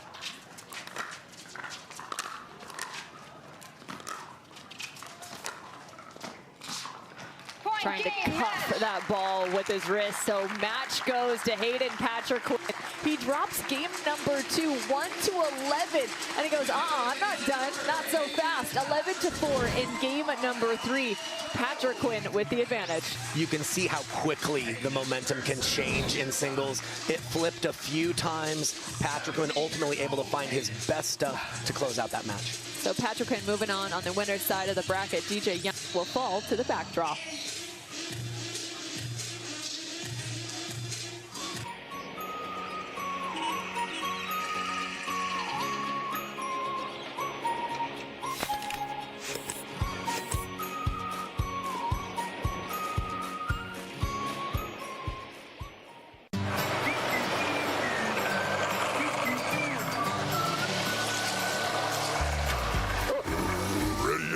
Not yet, buddy.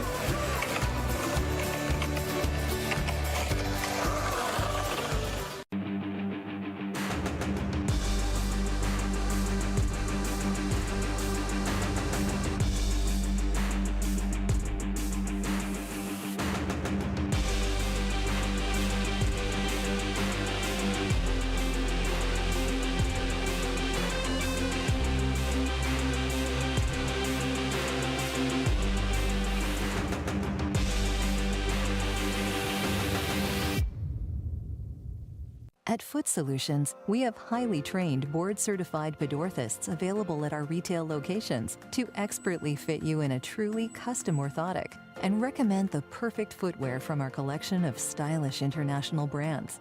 We are proud to have thousands of positive reviews online, showcasing the care and attention to detail that defines our service. Come into Foot Solutions and see for yourself how visiting with one of our specialists can improve your quality of life. Oh, will you pause it real quick?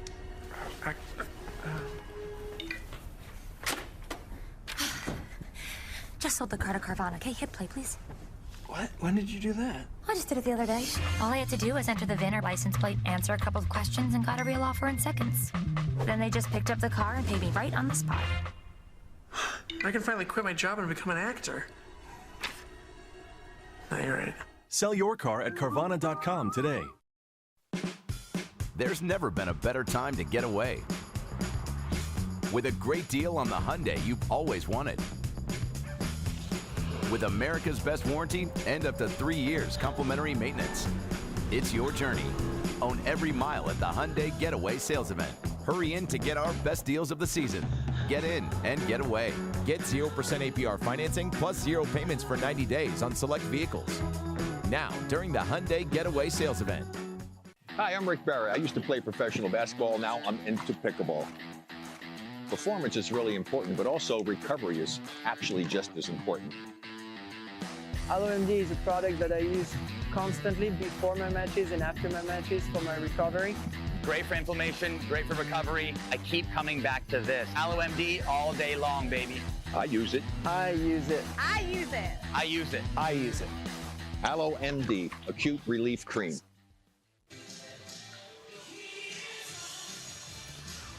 The Desert is playing host to the second stop on the 2023 PPA Tour. Over $5.5 million up for grabs in 2023, the largest prize purse in pickleball history in one season alone. Up next, well, we've actually got Jay Devilliers facing off against Anderson Scarpa. We thought it was going to be Connor Garnett and Federico Staksrud, but instead we've gone the other direction. So it's number 2 versus number 15. So if you want to catch Federico versus Connor Garnett, well, that's already underway out on the grandstand for the JW Marriott Desert Ridge Open. Again, the 3 versus 14 seed facing off on the grandstand. Staksrud up 7-2 in the first. Meanwhile, it's Jay Devilliers and Anderson Scarpa. Give me a little bit of background on what Anderson Scarpa brings to the table. Yeah, you know, Scarpa's been both a strong singles and doubles player for the last couple of years, you know, on the tour. You know, I'm not as familiar with his singles game. I played some doubles against him.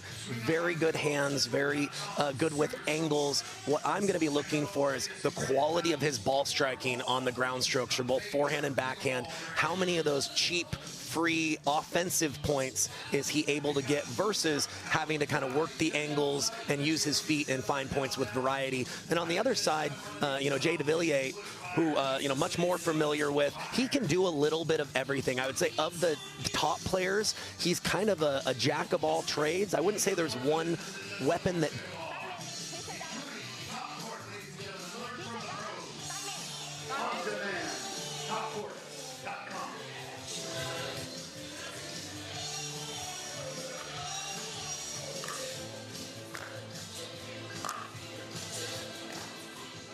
folks.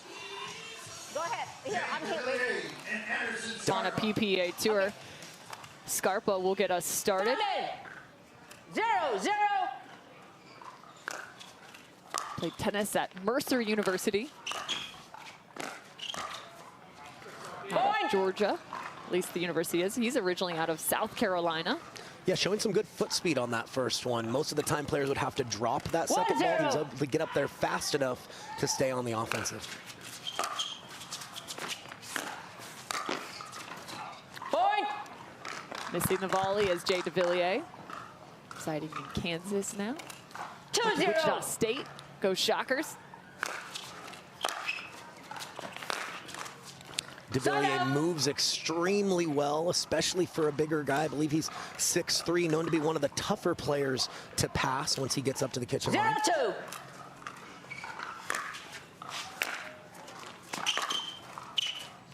Point. And I mentioned that, you know, Devillier doesn't have a weapon that defines him. If he does have one, it may be that one-handed backhand. He can use both one. He's capable of using one and two hands on the backhand, but certainly has one of the prettiest one-handers on tour. Well, I was going to say the same thing because I'm going that one-hand backhand I feel like I see from Devillier. I'm like, that thing is a weapon. You know, a year or two ago, he used his two-hander more often, but I think he's realized that the one-hander actually creates, you know, a better pass. And why do you think that is? Yeah, and I think he can make contact with the ball a little bit early. I think visually, it's a little tougher to see where it's going. Point! I think that might have just hit off the toe of that Vulcan paddle. 4-1. So Side out. Miss serve. Yeah, and we talked about this in other matches. You know, you're going to miss some serves. I don't love that he missed his serve wide, though. If you're going to miss it, I'd rather it be deep, going for an exceptionally deep serve. Fun fact about Jay Devilliers, I talked to him just a week ago. Man has 3 degrees.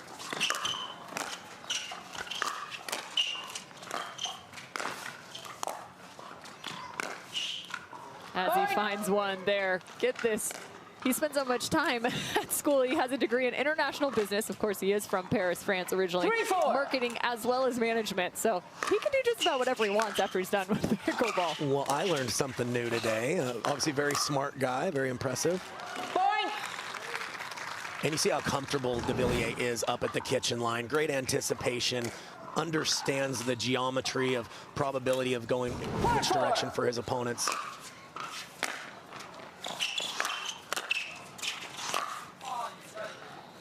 Yeah, excellent first volley from Anderson Scarpa there. See, not only was he able to get good depth, he was able to move Devillier into the corner there. He did have a 4-1 advantage. However, Devillier put a few points back on the board. 4-4. Number 2 versus number 15 seed. Side out. Yeah, and that's where, you know, Anderson Scarpa is going to have a little bit more discipline at when to go for the pass. If you're not balanced, you don't have your feet underneath you, it's sometimes better to simply just drop it and wait for a better shot.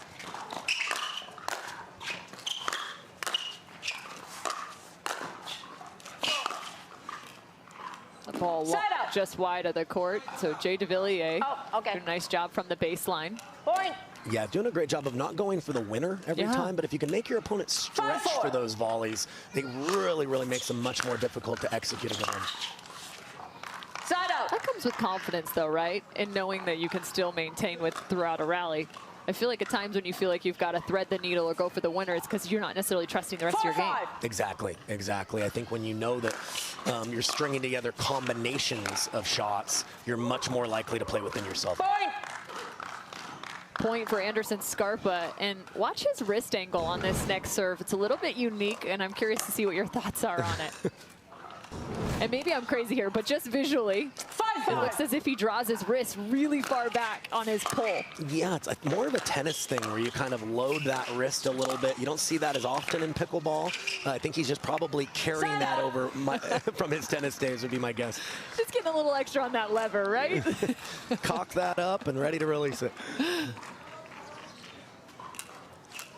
5-5. After hours of watching pickleball, you start to pick up on some of the little nuances.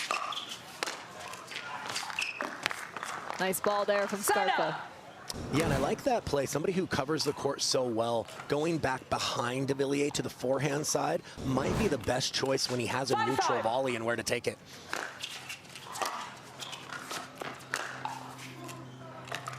Ball spun right into the hip of Scarpa. Yeah, he had the up the line open. It just looked like he wasn't able to hit that ball clean there.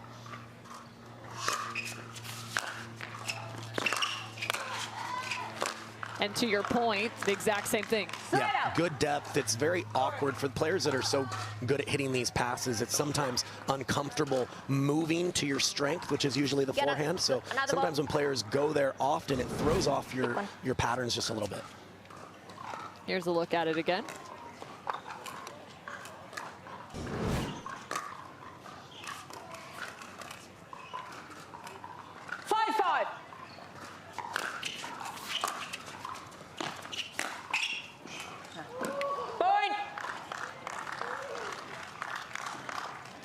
Shallow return from Jay Devilliers, paying dividends on the side of Scarpa. Yeah, absolutely. Anderson Scarpa getting some good spin on that one. Cleared the net pretty high, was able to get enough dip to keep that in the court.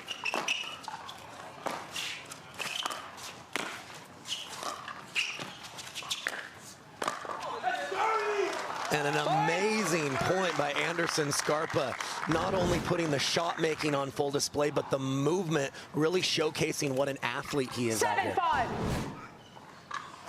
Hashtag athlete, Anderson Scarpa.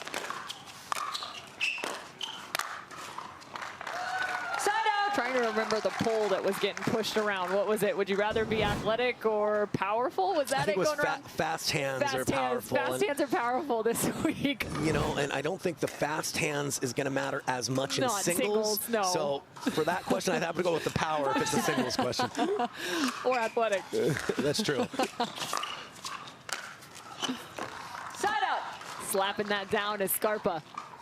Yeah, every now and then when you return short, sometimes by accident, it actually ends up being a tougher pass for your opponent. I think he got a little fortunate with a slightly shorter return, but still making Devilliers move out here.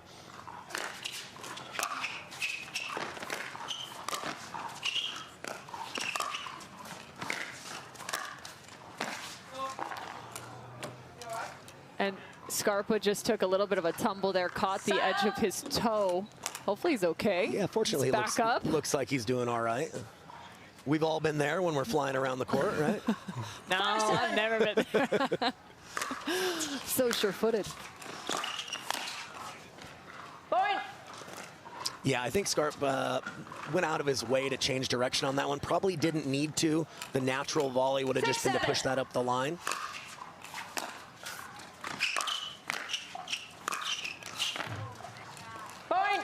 Jay Devilliers testing both sides of Scarpa's body right there and goes back-to-back for points. It's 7-0. 7-7.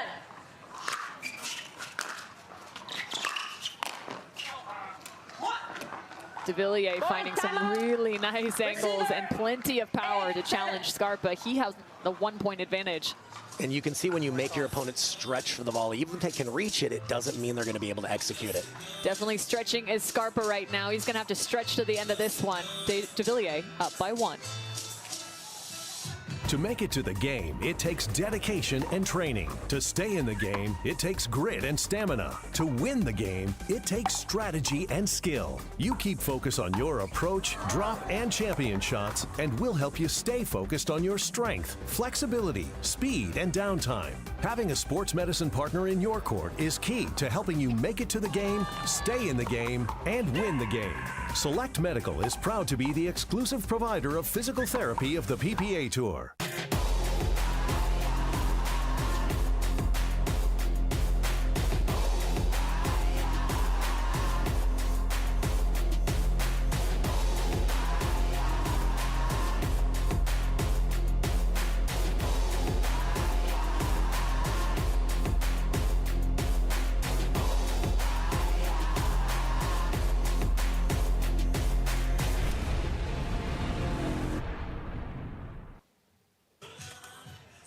This one has been tight from the beginning. Jay Devilliers facing off against Anderson Scarpa. We're in game 1 action. Devilliers with a 1-point advantage.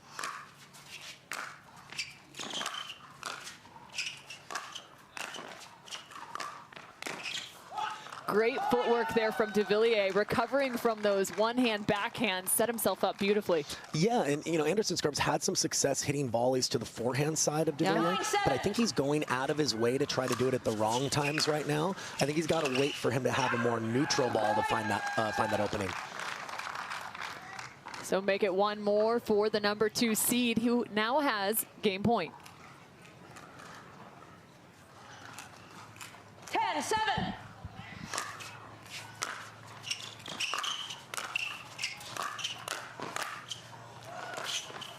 Whoa, right place, right time for Jay Devillier in the transition zone. 11-7. Take a look at this one. That shot was wild on the backhand side. Yeah, and Scarpa putting that hard at Devillier's feet. He's showing some of those doubles reflexes over here on the pickleball court. So casual, Jay Devillier in the transition zone. He picks up game number 1. Game number 2 will be up after this. At Baird, we offer a different, more holistic approach to wealth management. With your career, family, friends, and community, finding time for you and making sure your family's financial plans are on track can be a real challenge.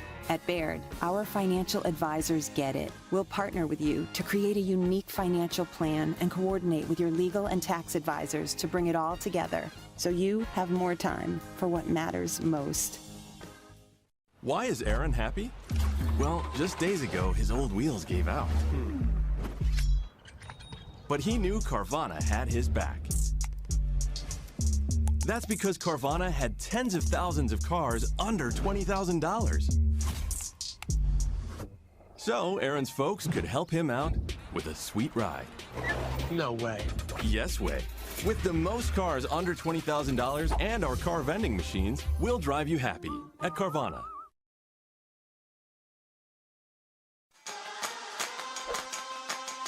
Okay, listen.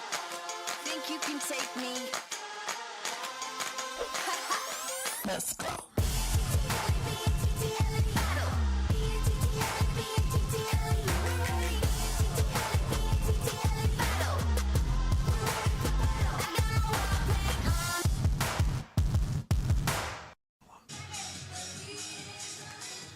Jay Devillier tossing up the pickleball right now as he is about to serve to start game number 2 versus Anderson Scarpa. Men's singles action here at the JW Marriott Desert Ridge Open in Phoenix, Arizona. Court presented by Baird, but also presented by Foot Solutions.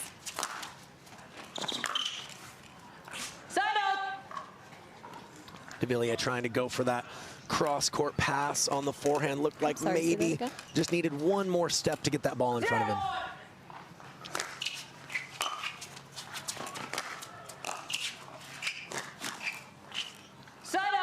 Devillier putting Scarpa in a box right there. That was the only shot he could have even tried to attempt. Yeah, more than one way to move your opponent, not just laterally. Sometimes bringing them in on your own terms is a smart play. Devillier right now testing the backhand side of Scarpa on the first 2 rallies. Yeah, and a beautiful pass there. It wasn't just that it was to the backhand side, but very low, dipping below the net. Really made it a tough volley.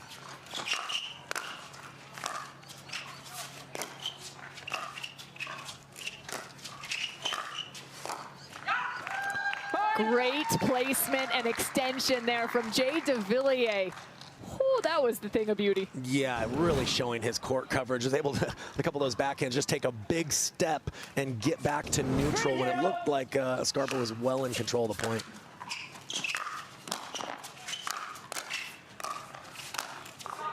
That didn't go Devillier's way, but you did see kind of the scouting report for Jay Devillier. We talked about it in the break. Give us just a little bit of a glance as to the court positioning of Devillier. Yeah, well, I think there's a couple of different types of dangerous passers. Some people hit those clean winners. Other people make you stretch, and then they instantly close in and move forward. It puts extra pressure on the volley because you feel like your opponent, who you think is on defense, is coming in to play offense. Devillier does that as well as anyone. Nice step and a half from Devillier to finish. And you see how challenging it is to pass Devillier with that reach up at the kitchen line.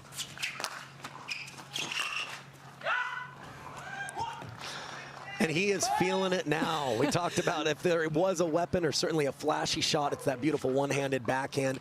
Didn't hit that one at full pace, took a little pace off, disguised it well for the clean winner. 4-0.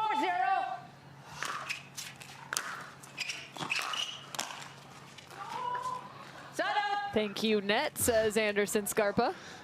Definitely a nice way to stop a run from your opponents, getting a little let cord there. Let's see what he can do as far as getting on the board here in game 2.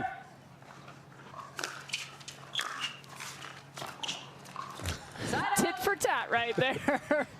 1 for 1. Devillier getting one back. 4-0. Apologizing, of course. Devillier, just one of the great personalities on tour. ATP for Devillier. He says, what, are you not entertained, championship court? And you know, it was a tougher ATP than a lot of other ones. Really wasn't wide open. He thread the needle perfectly for a highlight reel. 5-0. Jay Devilliers showing us a man can sew, threading the needle.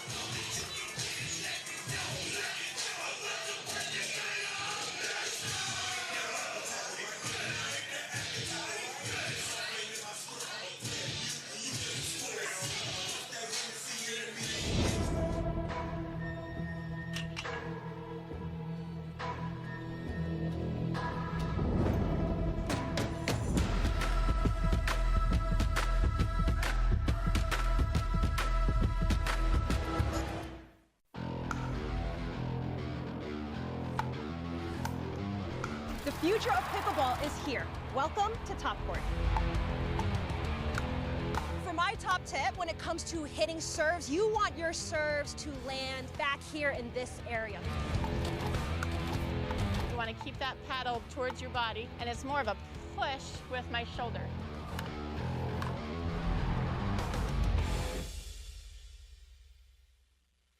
Introducing Skechers Pickleball. They're ultra lightweight and responsive for incredible speed. They have Goodyear rubber outsoles with a specialized pickleball design for increased side-to-side stability and agility. Conquer the court in comfort. Skechers Pickleball, the official footwear of the Carvana PPA Tour.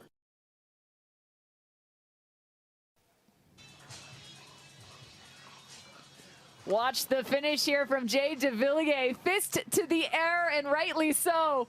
Says, come on, championship court, give me a little extra love. You know how hard that was? He says, come on, don't do those every shot. Come on. Jay Devilliers, again, one of the fan favorites here on the Carvana PPA Tour.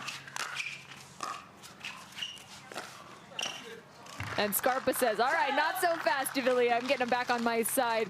He does have a 5-point advantage, though, does the number 2 seed here in game number 2, as well as game number 1 in his pocket.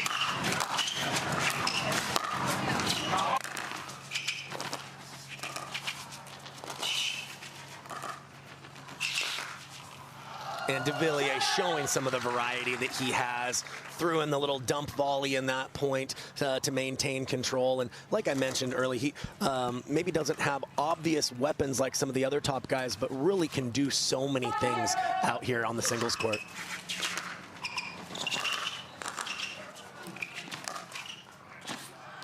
Oh, and they thought, Scarpa thought he was going to go for another ATP like he had just done. Nice execution there and forethought from Jay Devilliers. Yeah, he held that till the last second, got Scarpa to lean one way and went back behind him the other way.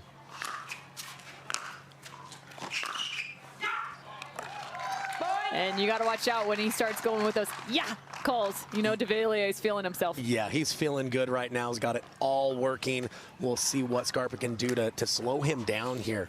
I mean, what do you do when someone's in such a fantastic rhythm? Yeah, I think you just try to make them beat you with a different shot. The challenge is that Devilliers has beat you with a variety of different shots. So sometimes you just have to try to weather the storm, focus on what you can control, good deep returns. And if they're passing you on both sides, I've said this many times, but middle is not a bad choice when it seems that they've got everything working.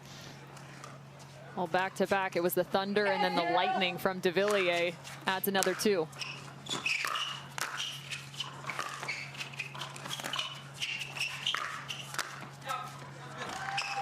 Scarpa closing out.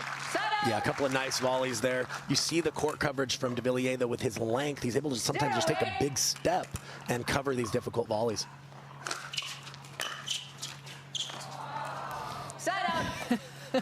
Devillier is not going to be making too many friends if he keeps doing that.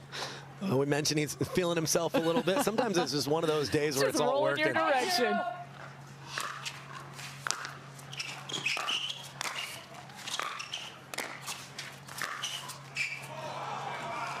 Are you kidding me? Jay Devilliers, Scarpa, I just got to say, I don't know what he did to the ball beforehand, but this thing, I mean, that's 3 leg cords going his direction. Yeah, and I don't know if Scarpa can play a better point, and he still doesn't win it. I feel helpless for him again. ATP on the opposite side. Timeout. What can Jay Devilliers not do? I'm speechless, Cameron, and that doesn't happen very often. Unbelievable right here from Devilliers. He had a glorious ATP on the far side, and then he pairs it with one on the forehand side. Scarpa just tosses his paddle down saying, what else do I have to do? Well, Devilliers' court coverage right now looks so unbelievably efficient. He's not having to take a lot of steps to go either direction, and he's cutting off the angles beautifully, obviously with some highlight reel ATPs, which are normally pretty rare to see in singles. Well, he's got 2 to his name in this first round matchup for Jay Devilliers, the number 2 seed. 10-0.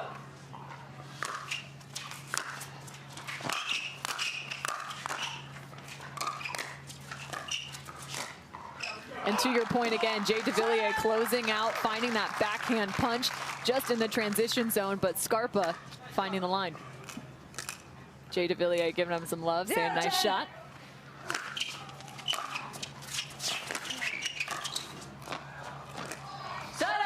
And again, showing the variety that he has in his game. He easily could have rolled that volley to either one of the corners, choosing to bring Scarpa in.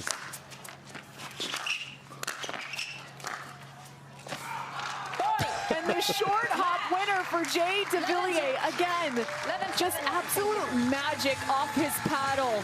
He earns the pickle in game number 2 and also the match. We should have expected nothing less than that for match point, given what he put on display. Some of the best pickleball singles that I've ever seen in that last game. Really nothing Anderson Scarpa could do, to be completely honest. Amazing stuff from Devilliers. Watch out for Jay Devilliers here at the JW Marriott Desert Ridge Open.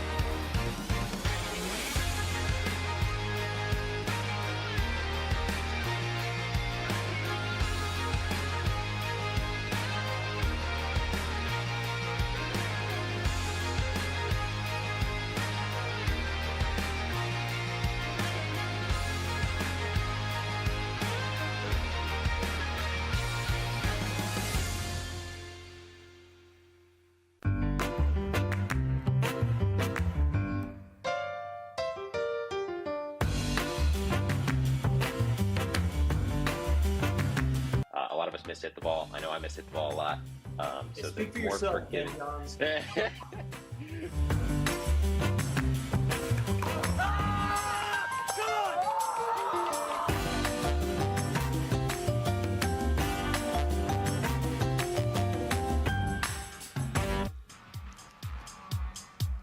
The Cactus remain nice and high above JW Marriott Resort here at Desert Ridge. This is a beautiful location for the second stop on the 2023 Carvana PPA Tour. Cameron Irwin alongside Kyle McKenzie. Next up, and getting warmed up on Championship Court, the number 4 seed and the defending champ here at Desert Ridge, J.W. Johnson, facing off against the number 13, Gabriel Joseph.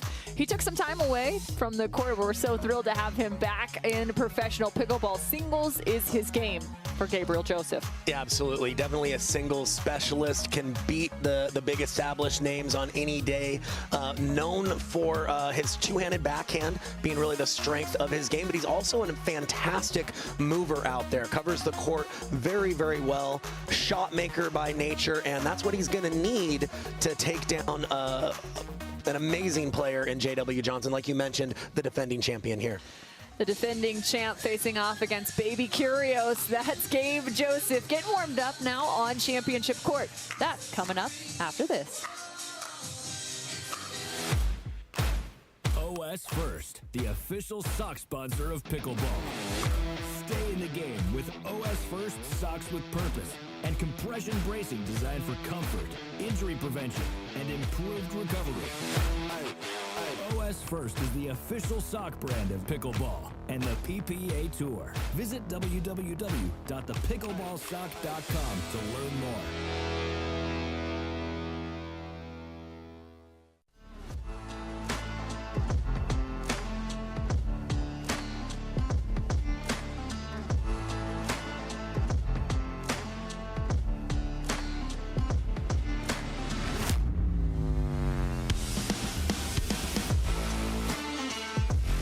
Thank you to Pickle Roll. It can be installed anywhere, temporarily or permanently on any flat area. So I have a feeling Pickle Roll is going to be a big part of our future.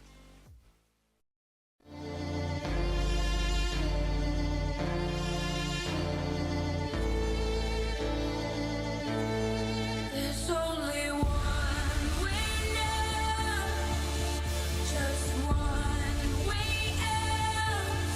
With every single break comes crashing down. There's only one. J.W. Johnson, defending champ here at the Desert Ridge Open at the J.W. Marriott Desert Ridge Resort and Spa, facing off against Gabriel Joseph. And I was just taking a look around the men's pro singles draw, and it looks like Travis Rettenmeier is having himself a day, having just taken down Dylan Frazier.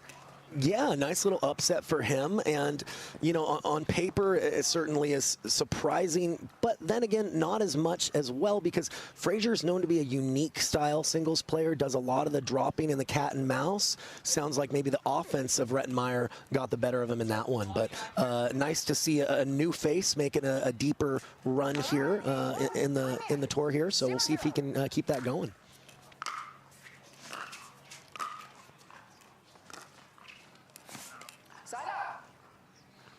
And that does mean, of course, as this one is still underway, J.W. Johnson, number 4 versus 13.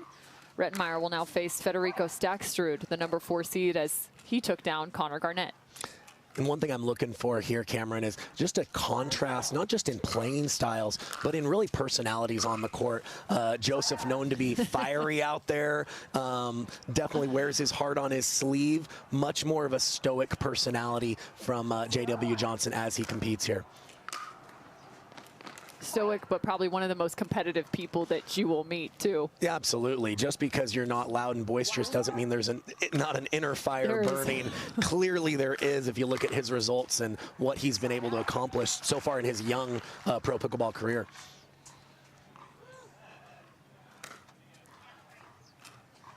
J.W. Johnson on the near side of your screen, Gabriel Joseph on the far. 1-1.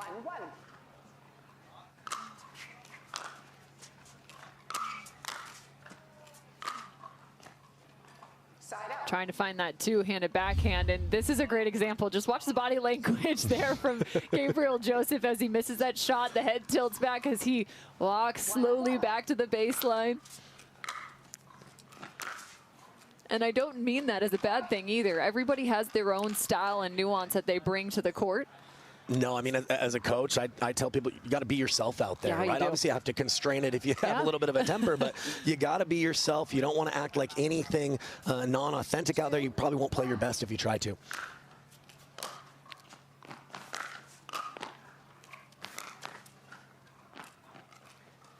J.W. Johnson doing a nice job just to get a paddle on that ball. Yeah, excellent first volley from Joseph there. 1-2.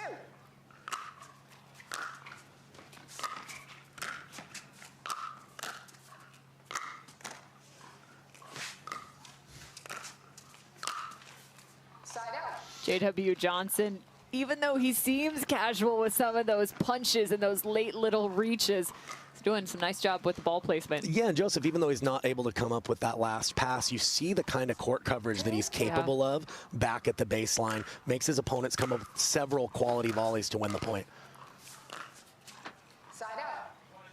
Not able to get underneath that one. You saw the right foot really extended on that crossover step. Yeah, I think he just didn't anticipate how short that was going to land. Yeah. In hindsight, probably a half more step closer to the ball would have put him in a better position for that pass. I think on that two-handed backhand, when you see players start to hinge at the waist and lean forward, it's usually a reflection of footwork and just misjudging where the ball was going to be. As opposed to the opposite body position, which would be? Keeping your back a little more straight and bending with your legs.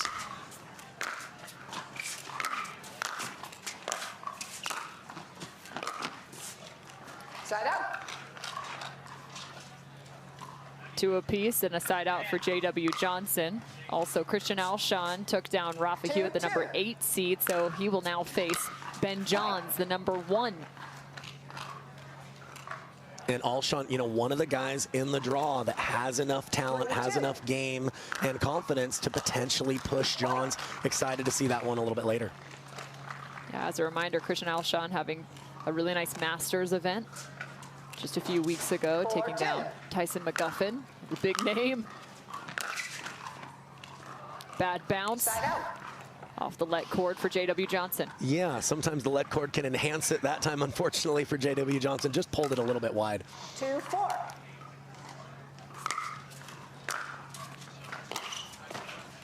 Side out. So how would you define J.W. Johnson's scouting report in terms of singles? Besides just his composure, we talk about that so often, but what does he bring after this point? Yeah, I think, you know, at his core, he's an elite ball striker. And he's an elite ball striker on forehand and backhand, but he's obviously an amazing doubles player as well. So he can do more than just rip passing shots, but I think at his identity, that's probably what he does best. So great ball striker. There's the return. He struck that one a little too hard. I might have jinxed him a little bit on that one. 3-4. Score is 3-4 as an update.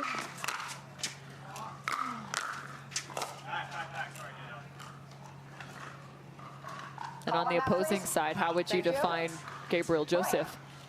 Yeah, so I think he's got a little bit more flash, not just in his game, but in his personality. I would say he can pass on both sides, but the two-handed backhand is probably the strength of the two shots. And a second missed return for J.W. Johnson. Seems like both players trying to find some rhythm and also a pattern to their name. Neither player's found their best so far. They're giving away a lot of returns. I think they're just still kind of feeling their way into this match. Maybe that's the start of something for Gabriel Joseph.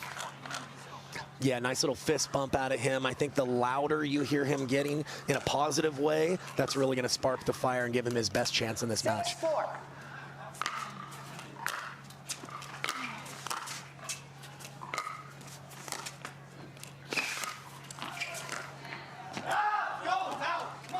And he's not shy to the slide or to the out call. 7-4. Timeout. 7-4. Come on.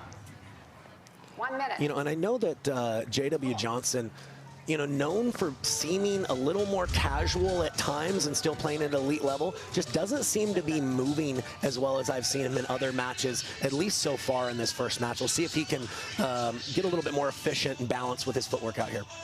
J.W. Johnson trails by 3 here in game number 1.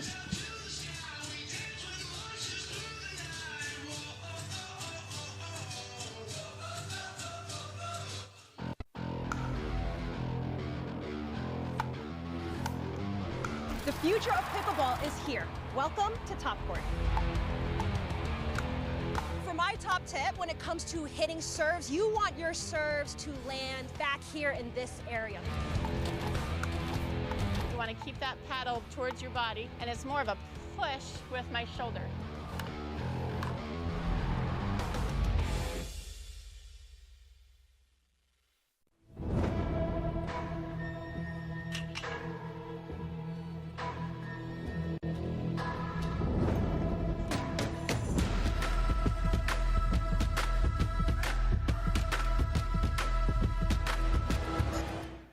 Introducing Skechers Pickleball. They're ultra lightweight and responsive for incredible speed. They have Goodyear rubber outsoles with a specialized pickleball design for increased side-to-side stability and agility. Conquer the court in comfort. Skechers Pickleball, the official footwear of the Carvana PPA Tour. The Carvana PPA Tour is home to 60 touring pros. So many just exclusive on this incredible tour.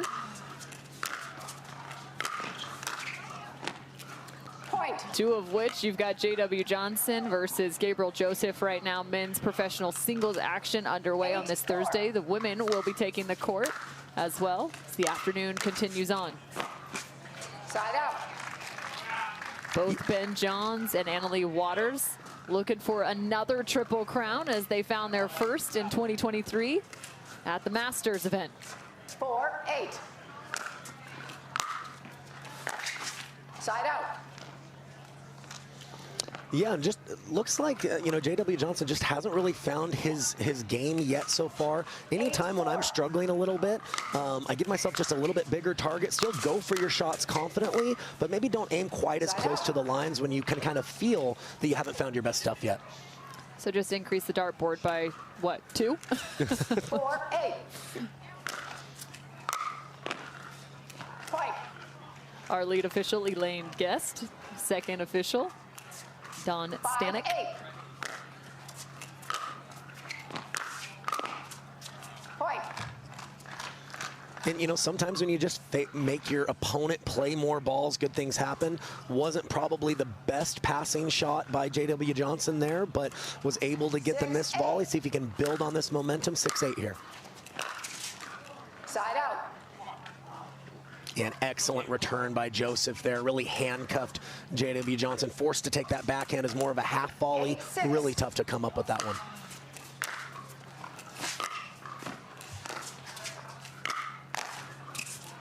Side out. JW, they're going to take that one off the let cord.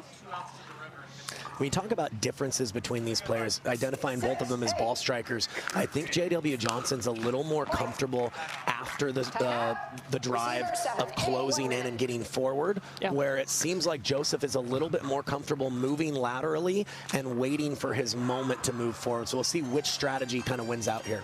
So 7-8, J.W. Johnson finding a little something special now as he trails by 1. So you talk about lateral movement, and you need it obviously in the game of pickleball, but it's exponential in the game of singles and pickleball. Yeah, obviously it's the court's just doubled for you compared to doubles. You got to cover twice as much. Yeah, you got to cover a lot more, and then when you move forward in doubles is, you know, you move forward as often as you can most of the time, but you know, in singles it's much more selective. You can't come forward on a high ball. It's just too much court to cover. So you got to find that that line of how to apply pressure without playing kind of that kamikaze style at the same time. Yeah, kamikaze, not a great idea, but sometimes it comes your direction. Forced to do it. In small doses, might work out here or there. We like organized chaos, right? Yes, we do.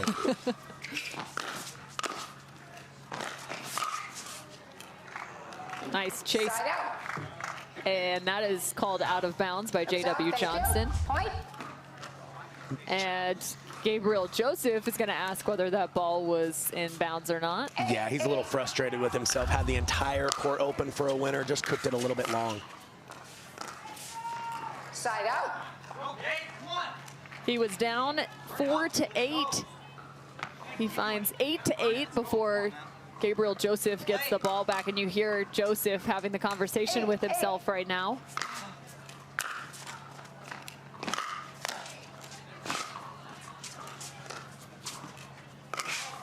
Wildly quick is Gabriel Joseph. I thought he had lost that point about 2 or 3 point contacts ago, but still found that last one, but sending it wide. So J.W. Johnson on top.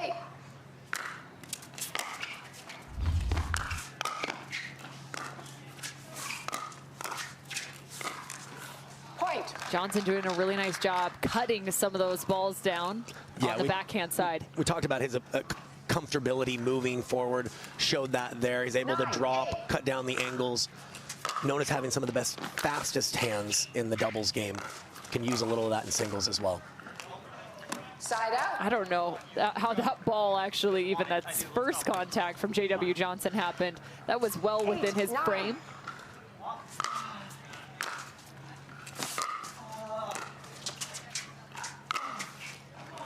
Big two-hand backhand from Gabriel Joseph. So smart there by Joseph. A great return by Johnson, but notice how he tries to just dip that first pass, doesn't go for the winner, waits for the second one to have a better look at that one, at that pass. So patience is a virtue even in the game of singles. Right now, Gabriel Joseph up by 1. He has game point. 10, 9.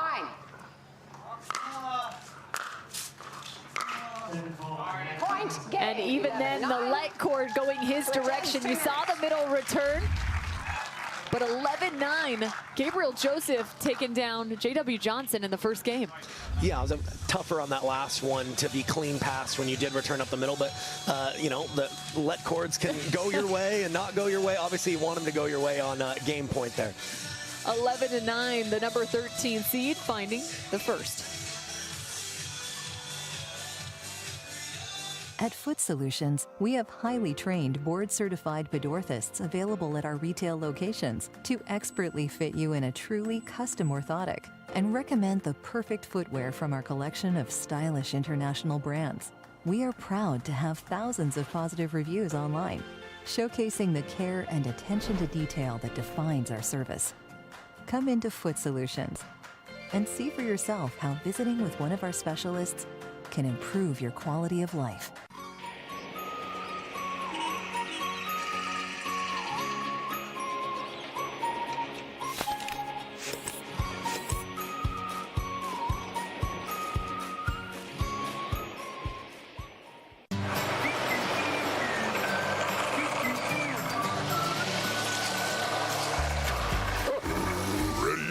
Not yet, buddy.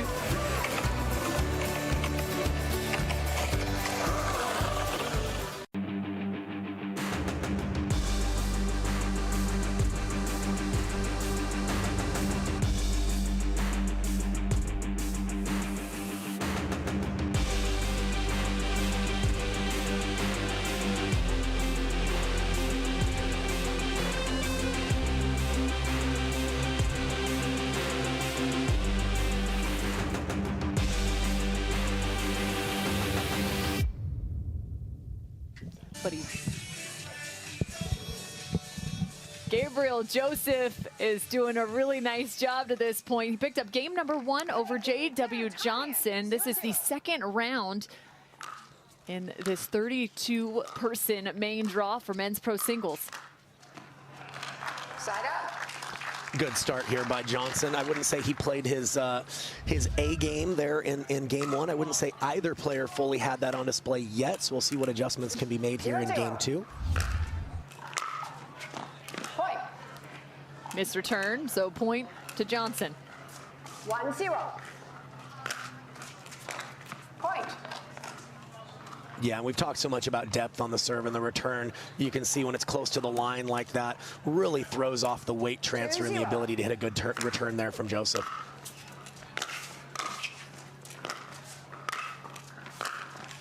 Side out. So talk to me a little bit about the weight transfer. It's something that you utilize in terms of conversation quite a bit, but maybe it's somebody that's new to the game of singles. So after this point, kind of describe what you mean in that reference. Side out. Miss serve. Yeah, I think in singles, you know, especially in the men's game, they're trying to come to the kitchen line off almost every return. If you hit it, pause, and then run, you'll probably be giving your opponent too big of an angle for their passing shots. So a lot of these guys really try to transfer their energy when they're pushing off their back leg and time that weight transfer with the swing to get them in a little bit faster. Totally makes sense on that return. So it's one of the few contacts that you're actually hitting on the move in pickleball without your feet being stopped.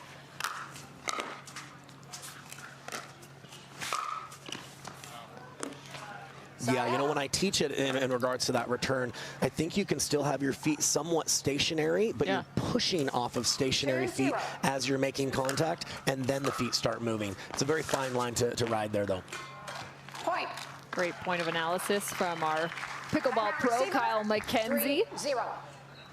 So 3-0 J.W. Johnson coming out hot in game number 2. And I love this timeout by Joseph here. You know, he's down. He's not down that far. He's still within striking distance. Just wants to change the momentum a little bit, settle himself. But I really like this timeout early here in game 2. It's interesting. I've had conversation in regards to so many different pros as to whether you take a timeout, you don't take a timeout. Some saying, well, you can't take them home with you, so you might as well start to use them. I always think of Dawson, Steve Dawson.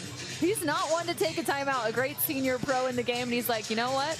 I don't think I should be earning timeouts, and I love that too. He's like, you know what? If someone's beaten me, they deserve to beat me. The preparation should have been taken beforehand. Yeah, a lot of perspectives on the timeout question. I know Ben Johns, I think I've heard, said he sees it almost as a sign of weakness. Yeah. For me, it's like if I'm in that moment and I feel like maybe I need one, I'm usually just going to opt to take it, settle myself, and try to put my best game out there afterwards. Point. I was going to say, I don't think Ben Johns is ever really often forced into needing a timeout. Fair enough. Johnson able to get that slice approach shot just low enough to make it difficult for Joseph to find that angle on the next ball.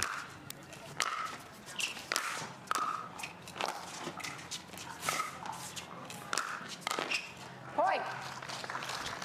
Yeah, you know, some excellent volleys by Joseph there, but great anticipation by Johnson. Wasn't pushed out of position too badly and was able to ultimately come with the pass. Side out.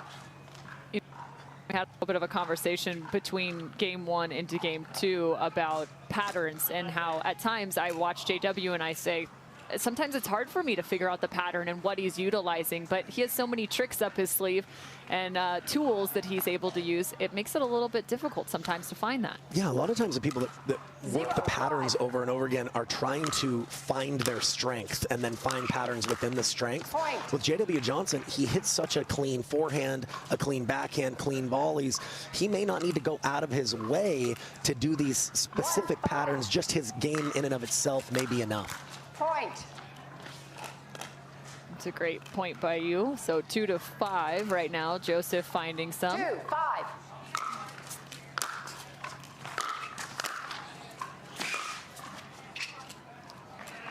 Another screech from Joseph, but not enough. And you notice, you know, Joseph, when he's serving on that right side, most players hug the middle line to try to open up their forehand. He actually slides over, very okay with playing backhands, as he shows here with a little variety.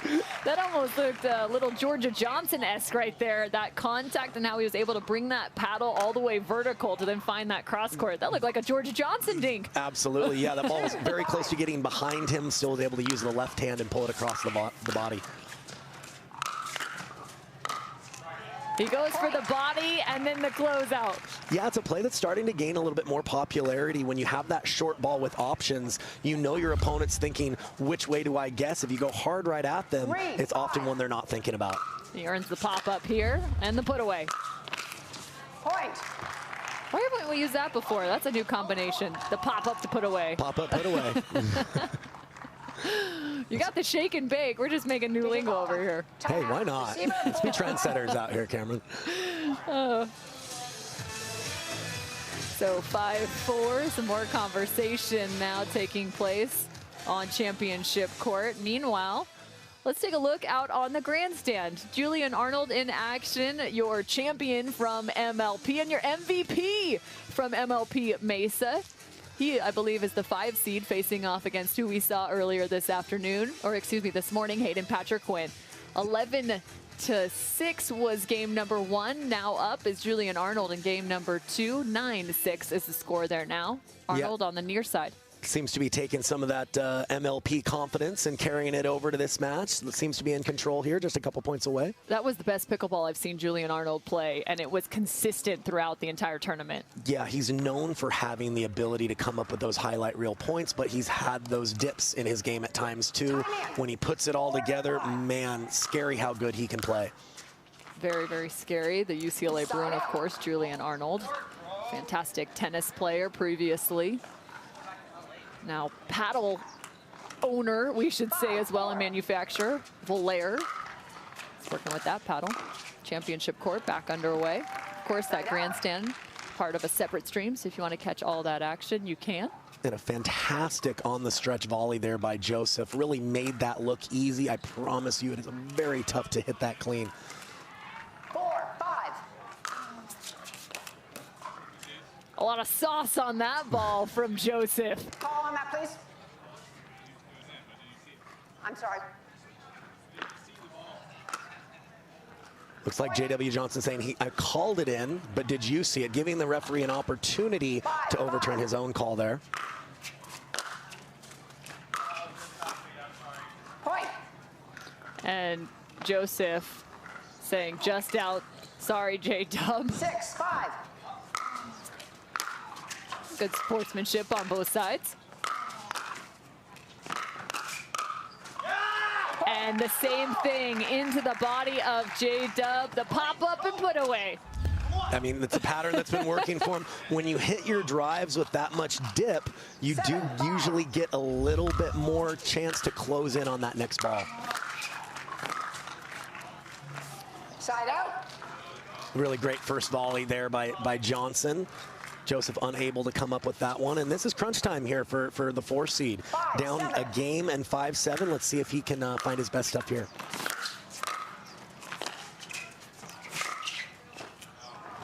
Point. Trying to do a little too much there is Gabriel Joseph. You know, I think that Joseph thought that Johnson was going to be a lot closer forward off that last shot, and I think he kind of told himself he needed to come up with a better shot than he needed to.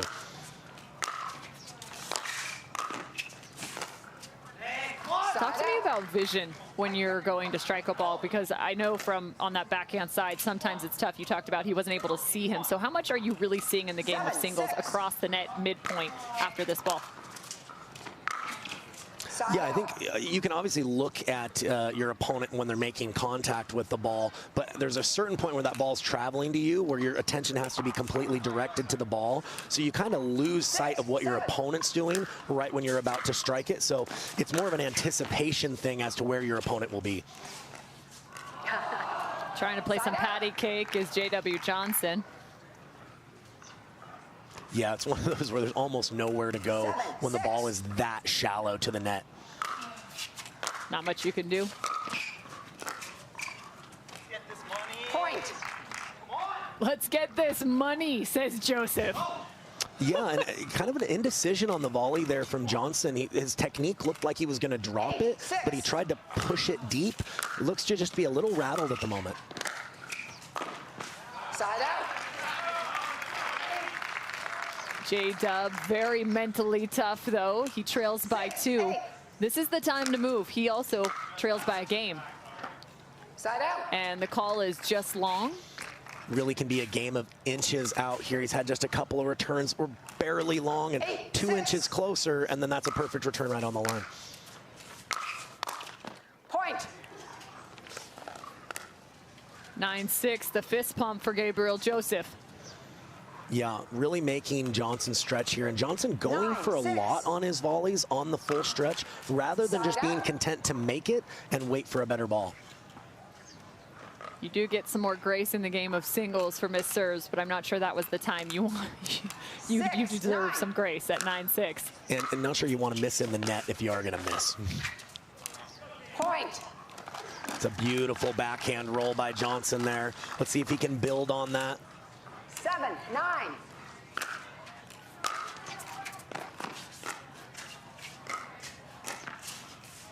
Point. What a dink. I thought he was going cross court too. I don't blame you, Joseph. He visually disguised it so well. Joseph worried about covering the open court. J-Dub says, nope, right back behind you.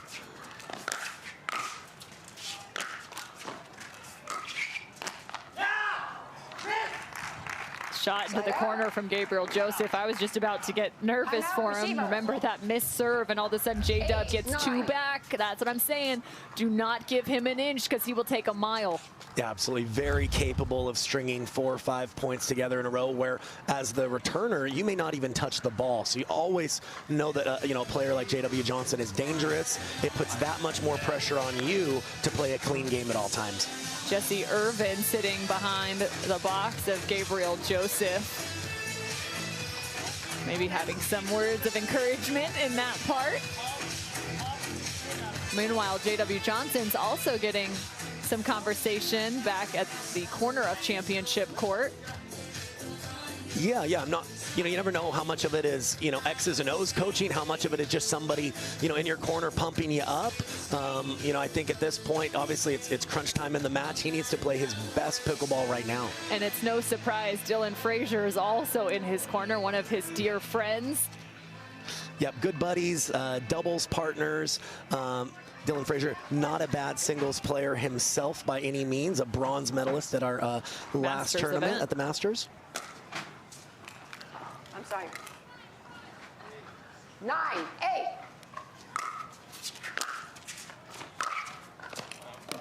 Side out. And Joseph had the opening with the backhand pass up the line, just slightly overcooked it. 8, 9. Side out. Another side out as that ball hit the baseline for Gabriel Joseph. Yeah, really made it tough for Johnson to get the spacing to be able to hit an effective ground stroke there. Beautiful return. Point. And another ball missed. And I like the idea from Johnson, but we talked about it's a game of inches, just a couple inches too long on that return. And a missed serve again. So a couple here for Gabriel Joseph in game number 2. He's questioning whether that ball was in bounds or out of bounds, but to his credit, it was over the net. It was just long. 8, 10.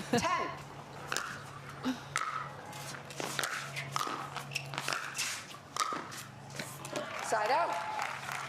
8, 10, and it is now match point for Gabriel Joseph. Yeah, Joseph not just doing a good job of making his first volleys, but really doing something with them to keep that pressure on Johnson.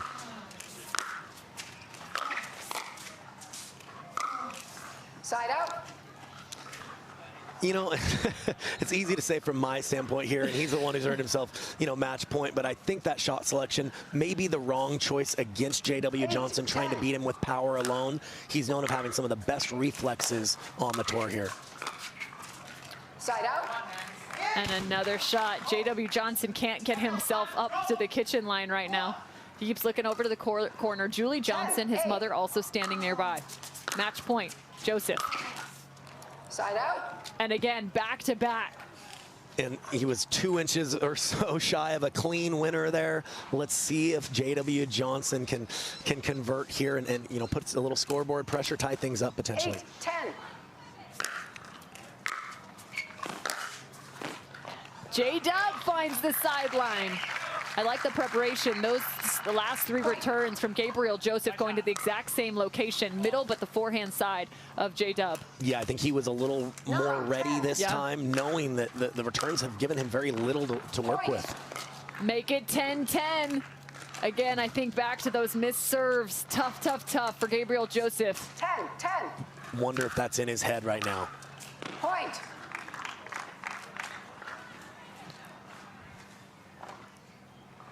Joseph there just trying to run around to make that ball a forehand. Didn't look like he was able to fully set his feet. Good serve by Johnson.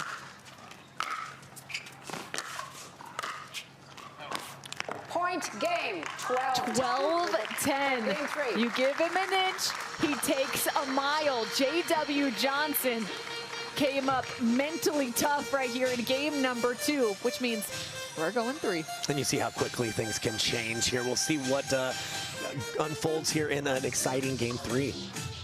Match point was on his paddle, but instead, to 3 we go. Why is Aaron happy?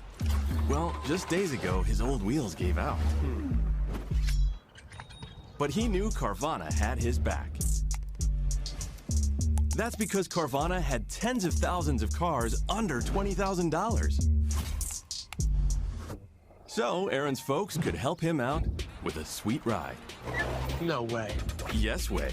With the most cars under $20,000 and our car vending machines, we'll drive you happy at Carvana. At Baird, we offer a different, more holistic approach to wealth management. With your career, family, friends, and community. Finding time for you and making sure your family's financial plans are on track can be a real challenge. At Baird, our financial advisors get it. We'll partner with you to create a unique financial plan and coordinate with your legal and tax advisors to bring it all together so you have more time for what matters most. Okay, listen. Think you can take me? Let's go.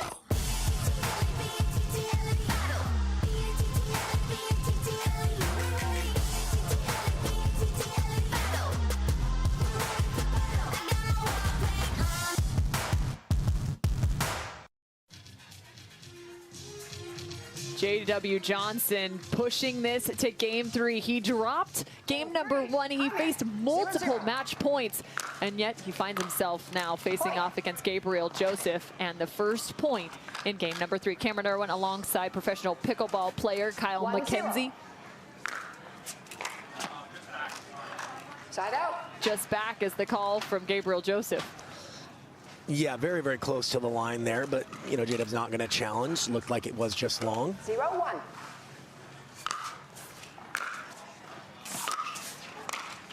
Point. A beautiful return there from Johnson, but a little bit of a gift on that backhand volley. And if you're Joseph, you're going into game 3. Obviously, you're frustrated. You had some match points in that second game, but you've just got to have that short-term memory. Go out there and compete. There's going to be ebbs and flows in every match. You've got to be mentally tough right now to stay positive and to bring out your best game here. No, you're 100% right. You've got to have the memory of a goldfish, right? That's true. Got to move on.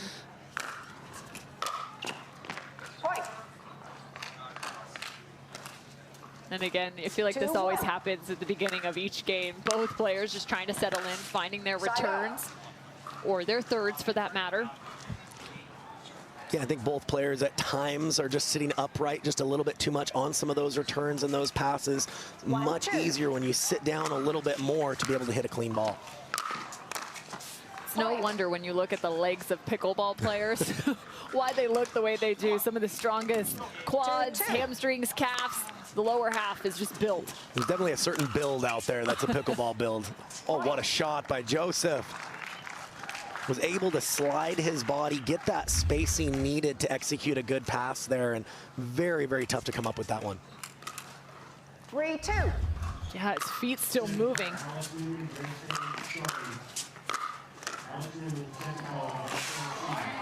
Side out. Beautiful drop volley there from J.W. Johnson. And I like that choice there to bring Joseph forward. I think that Johnson has more of an edge in those cat and mouse points, or at least has a confidence there. We haven't seen him do a lot of that yet.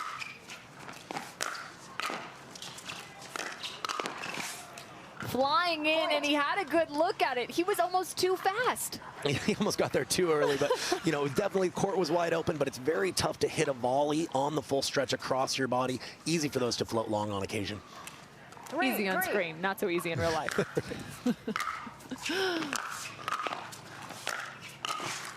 Point.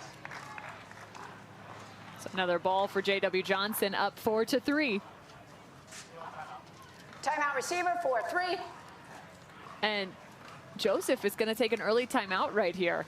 So down by 1, Gabriel Joseph again had match point. Right now, he's facing off against a tough opponent in J-Dub.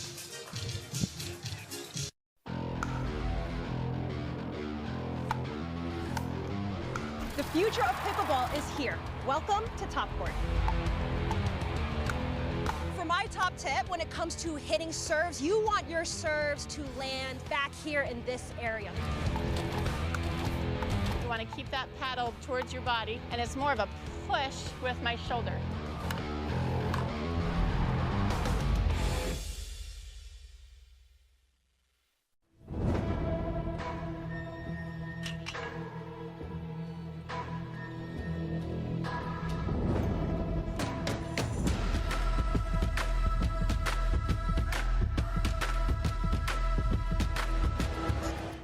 Introducing Skechers Pickleball. They're ultra lightweight and responsive for incredible speed. They have Goodyear rubber outsoles with a specialized pickleball design for increased side-to-side stability and agility. Conquer the court in comfort. Skechers Pickleball, the official footwear of the Carvana PPA Tour. back here in the desert. Next up, it looks as if we're going to have Ben Johns versus Christian Alshon on championship court. The 1 versus the 9 seed. That would be in their 3rd round for the JW Marriott Desert Ridge Open, presented by Foot Solutions here on the Carvana PPA Tour. Cameron Irwin alongside Kyle McKenzie. JW Johnson up by 1 here in game 3 versus Gabriel Joseph. Great anticipation. I was going to say the same thing, Cameron. We talk about sometimes at the kitchen line, you got to kind of guess or lean a certain direction. He saw that one well. 5-3. 5-3. Make it 6. 6. Switch ends. 6-3. I like that. Our official, that's 6. So it is now time to change ends. JW Johnson, again, maintaining composure here into game number 3. You know, one of the biggest stories for this match, and it's the case with a lot of singles matches, is just that return of serve and how many return of serve errors we've seen. Obviously, these are great players, but it's a respect that they have for each other's passing shots, which is forcing them to maybe just go for a little deeper on their returns time and time again. And we have seen some errors throughout this match, probably more than average for both players on that return of serve. So we're at crunch time here. It's 6-3. Who's really going to play the cleanest game is going to be ultimately the person that comes out as the victor. Well, and it's interesting. I'm taking a look at the backdraw from the Masters event where Gabriel Joseph lost 1st round to Rafa Hewitt, and then he went hard in the backdraw, finding himself all the way up against Jocelyn Devillier.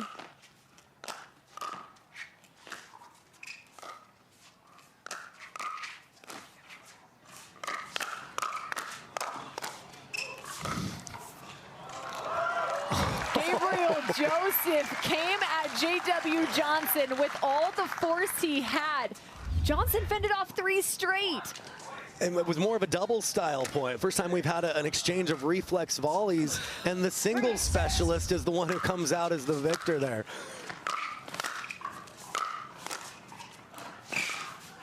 Side out. Oh, slow! And I wouldn't say that's the case, Joseph. I would not call you slow. Let's put it that way. One of the quickest I've seen. Yeah, anything but slow. Just frustrated he wasn't able to get up to that one.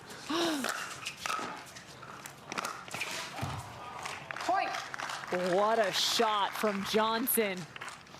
Yeah, we talk about how comfortable he is moving forward. Had a lot of options there, ultimately with the right choice and going down the line there. 7-3.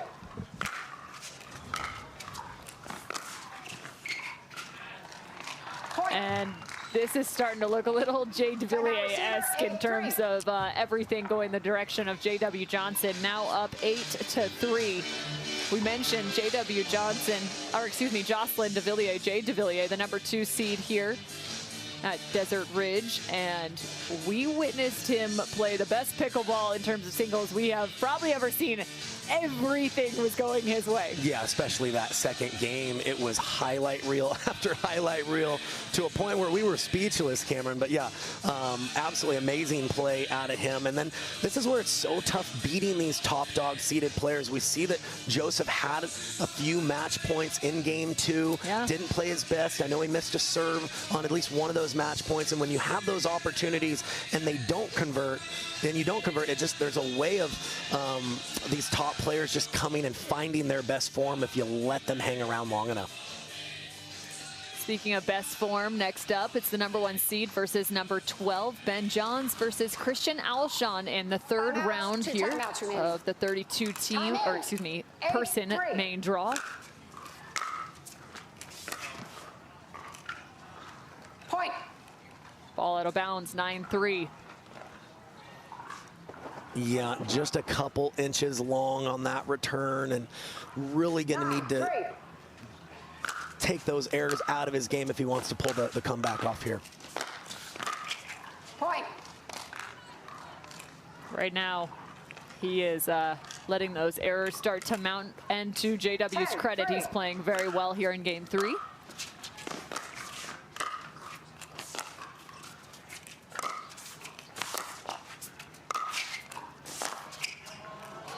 Yeah, I like that choice from Joseph there. Could have gone with angle, but knew he had Johnson kind of leaning that way.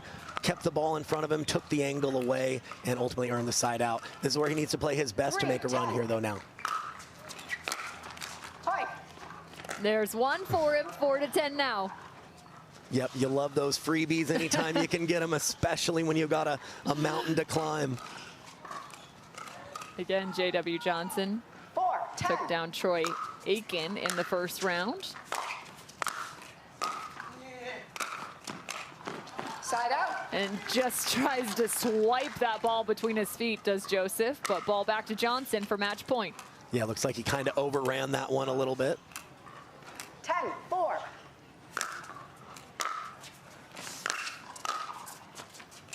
Point game. Match 11-4. to J.W. Johnson. His back was against the wall. Match point was the other way in game number 2, but nonetheless, he fends them off and finds game number 3, 11-4. Yeah, you know, big players bring it in the biggest moments. He definitely had his back against the wall, but came up with some quality stuff to finish it, and he moves on, the defending champion. He will face either Hayden Patriquin or Julian Arnold.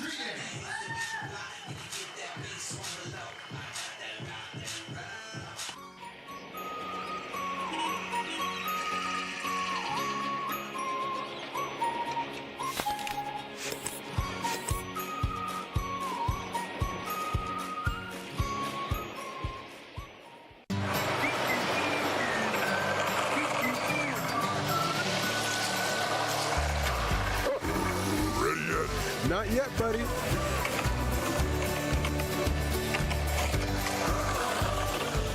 At Foot Solutions, we have highly trained, board-certified pedorthists available at our retail locations to expertly fit you in a truly custom orthotic and recommend the perfect footwear from our collection of stylish international brands.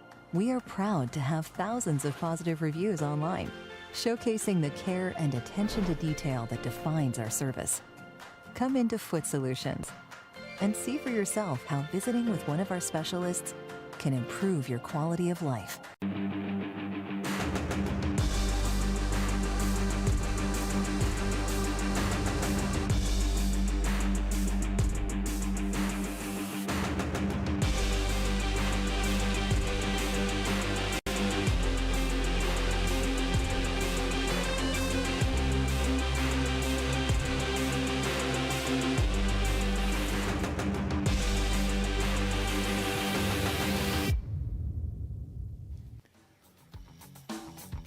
The number 1 seed takes championship court next. It's Ben Johns versus Christian Alshon, somebody that has been rising through the ranks in terms of men's professional singles in the pickleball world. Cameron Irwin alongside Kyle McKenzie. What in the world does Christian Alshon have to do to take down number 1? You know, some guys, quite honestly, just don't have enough talent to be able to push Ben Johns in singles. That is not the case for Christian Alshon. He can do a little bit of everything. He's a big guy, I believe he's 6'2", 6'3", an elite mover, an elite shot maker, but he's going against the go. So I think Johns doesn't get enough credit for just how smart he is out there and what his pickleball IQ is. Obviously, he can do a little of everything.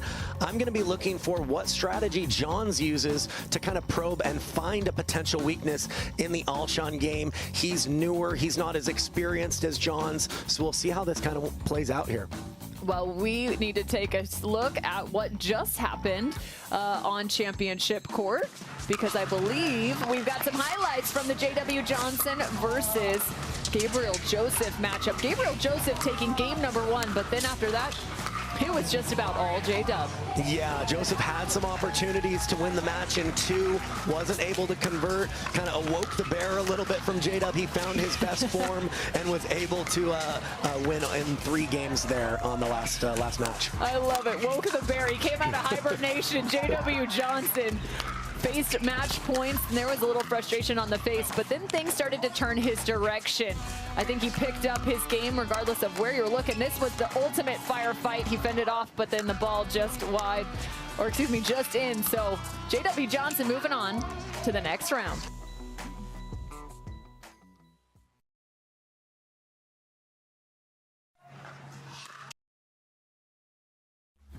Just days ago, his old wheels gave out. But he knew Carvana had his back. That's because Carvana had tens of thousands of cars under $20,000. So Aaron's folks could help him out with a sweet ride. No way. Yes way. With the most cars under $20,000 and our car vending machines, we'll drive you happy at Carvana. At Baird, we offer a different, more holistic approach to wealth management. With your career, family, friends, and community, finding time for you and making sure your family's financial plans are on track can be a real challenge. At Baird, our financial advisors get it. We'll partner with you to create a unique financial plan and coordinate with your legal and tax advisors to bring it all together so you have more time for what matters most. Okay, listen. Think you can take me? Let's go.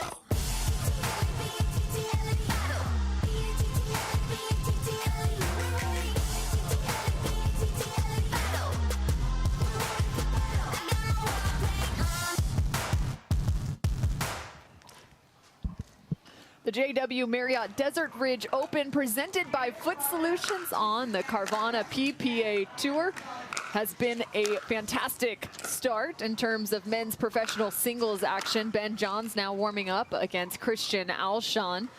So Christian Alshon, originally out of the University of Chicago, brings great singles prowess. We saw him take down Tyson McGuffin at the Masters. And you talked about shot selection facing off against the #1 seed. I mean, he's the #1 seed for a reason. Yeah, he's been extremely dominant now in the game of pickleball in all events for multiple years, even though he's still a young man himself. But like I said, Alshon has the raw ability to push Johns. I believe they've played at least one other time where I want to say the scoreline was respectable. But Alshon had some personality and some flash in his game. He's a natural entertainer. Pretty sure every time I've seen him play singles, he's had at least one tweener shot. So look for him to bring out the between the legs shot. Maybe even if he goes out of his way to make it. He's a self-proclaimed tweener king for a reason. I think he is the tweener king. I think it's fair to crown him that title. So Christian Alshon in third round action versus Ben Johns. He took down Rafa Hewitt in the second round. That would be the 8th seed.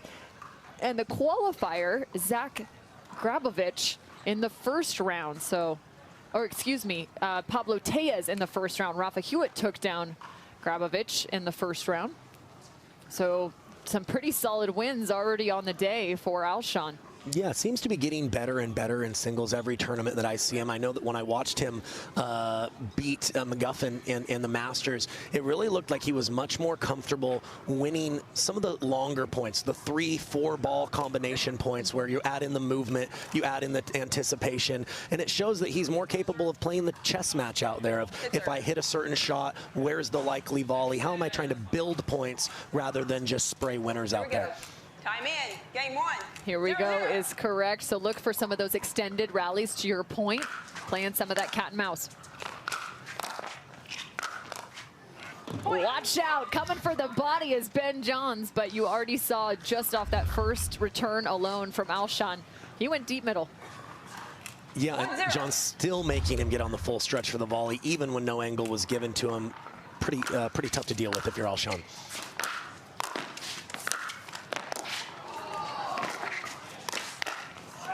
There's the cat and mouse, and of course it comes off the leg cord, so a little shiesty there, as we shall see. Yeah, Alshon putting his athleticism on full display. Great body control to get that one off the leg cord and maintain in control and win the point.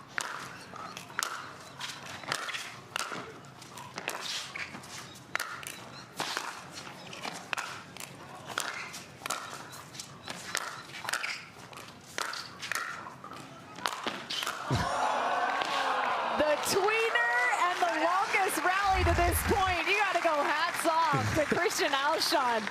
Not the time I thought it was going to show up, but no, and he made it look very easy. Came up with a great pass, but Johns was ready for it.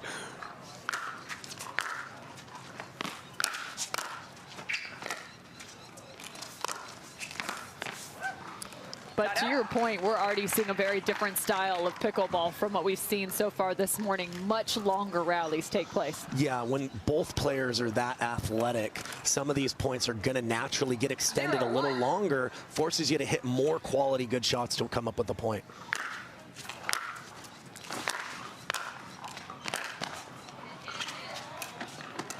Tough on that side too, even though that ball goes just long. With the sun in the face of Ben Johns.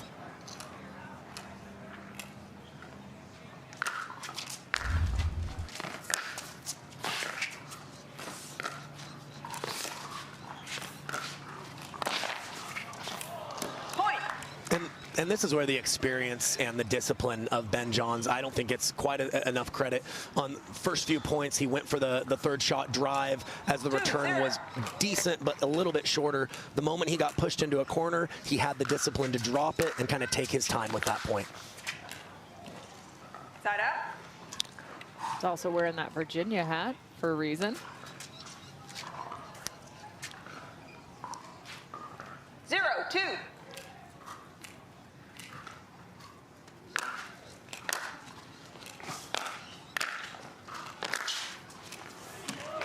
Yeah, really, really high-level stuff from Alshon there.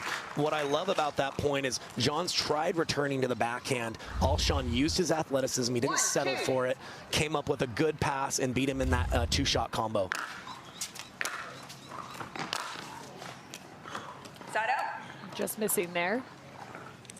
Yeah, I mentioned that he is currently a student at the University of Chicago, a full-time student, but he had been at the University of Virginia, where he then transferred into the University of Chicago. Posted a 10-4 record that first year at singles. Yeah, and we see with Alshon going middle, I don't hate the play, but even just a little short, you see what Johns is able to come up with. Sporting that new Project Perseus paddle, I believe, that he showcased at the Masters and looked very, very comfortable with it last tournament. Side up. Commentator curse right there. You know, can't compliment these players too much or they show that they're human. Jog it up to Kyle McKenzie's scoreboard. 1-3.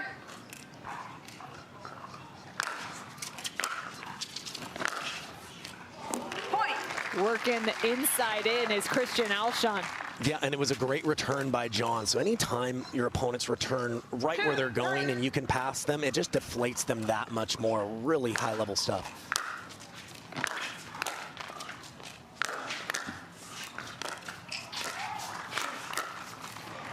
Great point construction there from Alshon. He gets the return into the middle, and he's still able to create some angles and then find the inside in yet again. Yeah, using his feet in a great way here, really making that a small target for Johns to find his backhand.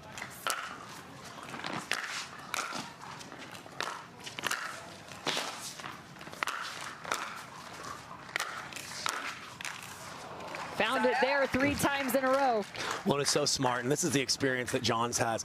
Sees that he goes to the backhand. Alshon makes it a forehand 2 times in a row. So he says, okay, I'm just going to go right to your strength and change the angles of the passing shot for you. You got to beat me twice, right? Exactly. In order to hit the inside in or inside out, you're giving a lot of angle the opposite direction. You got to have the speed to be able to combat that, right, on the next shot. Exactly. That's why not every player can do it that often, because you have to have that foot speed to recover. Putting a little extra oomph on that ball is Alshon. Yeah, had a little whipping forehand there, but he needed every inch of that because Johns was almost there for that one. Anytime he didn't even take that great of a first step and still got a battle on it. And anytime you hit the ball across your body at the kitchen line, it has to be a little better because you're exposing some angle that you're giving your opponents up the line. Side up. You can see Alshon telling himself to settle himself, that hand motion.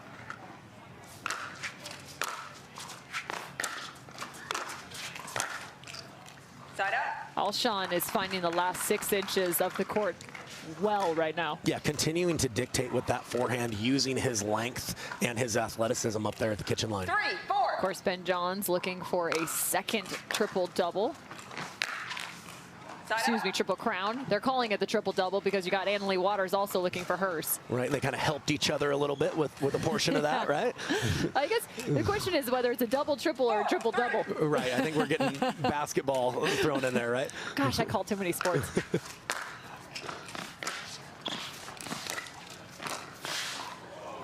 Full splits for Alshon. I mean, some gymnastics too, why not? Unfortunately, that doesn't win him the point. Maybe a half a point, I don't know. 5, 3. We're going to touch on all the sports today.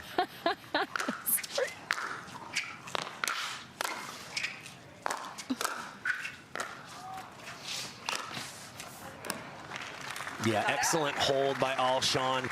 He knew he was going to have to force Johns to guess a little bit if he waited till the last second. Got Johns going the other way.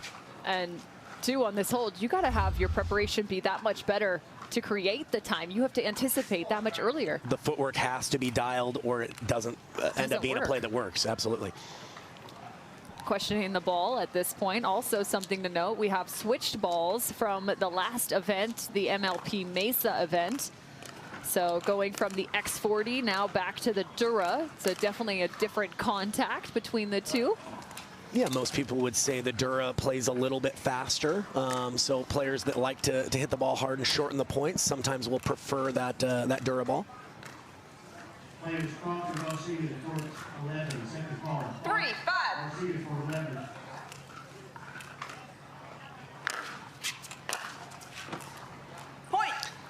And for those that have watched Johns play singles for the last few years, one of the shots that's kind of changed or evolved in his game is he's looking to use that two-handed backhand on the return of serve sometimes. So we can talk about why that is in a moment here. Side up. Just long on the pass by Alshon. A lot of players, even with a very good slice return, when you use slice, you give your opponent the option to use that backspin and create more topspin on their passing shots, giving them more angles. So he's added that into his game to reduce the passing shot angles available to his opponents. Side up. Yeah, you'll even see people in singles return with topspin at the same time. There are times, or if you can just give them, not to say a dead ball, you want depth, but flat and not a whole lot of spin on it. That's just as challenging because you're forcing your opponent to have to create. Exactly, exactly. You're not giving them anything to use. Ben John says, thank you very much, Tweener King. And our tweener count is at 2. Expect that to keep climbing. Unfazed is Ben Johns. They both looked great, but he's unfortunately 0 for 2 on the tweeners as far as winning the point.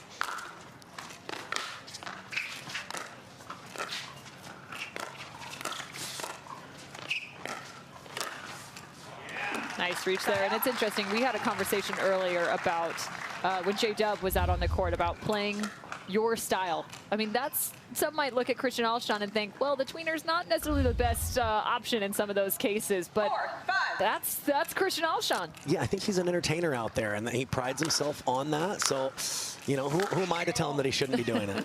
I might say that, you know, the number of them per match might need to be lowered at times, but Fair point. You got to be yourself out there. I get it.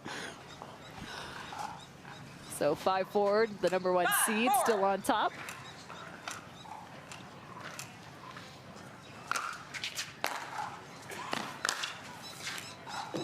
Side up. And we're at a little bit of a stalemate here at 4-5. So credit to Alshon for keeping it close here. He's got the serve down just 1 early here in game 1.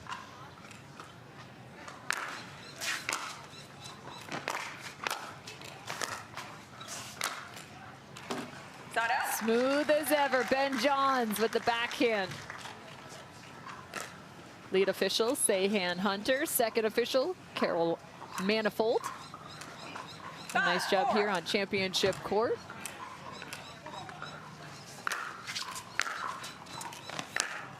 Point. Ben Johns now up by 2. 6, 4.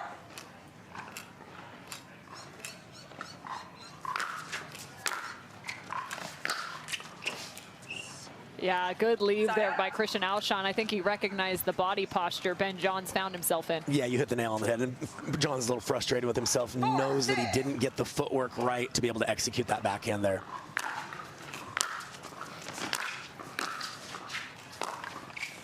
Ben Johns known to have some of the most efficient footwork in the game. Just so steady in that regard. Yeah, I think some people haven't realized how athletic he is because it looks easy for him, but you hit the nail on the head. Efficiency is what he's all about when he's moving and covering the court there. Side out. Miss serve.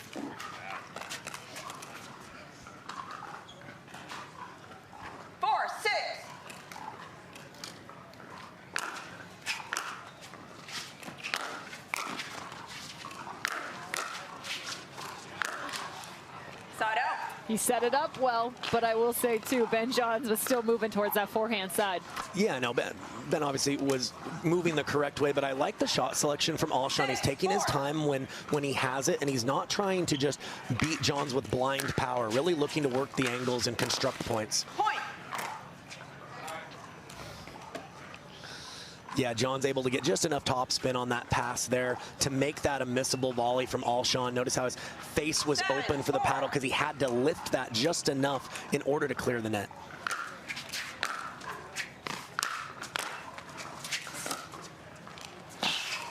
What a shot from Ben Johns. Beautiful adjustment with the footwork, taking some stutter steps to get his feet underneath of him. And it looked like he used a little bit of misdirection in singles there. Hit that one a little different than he normally would.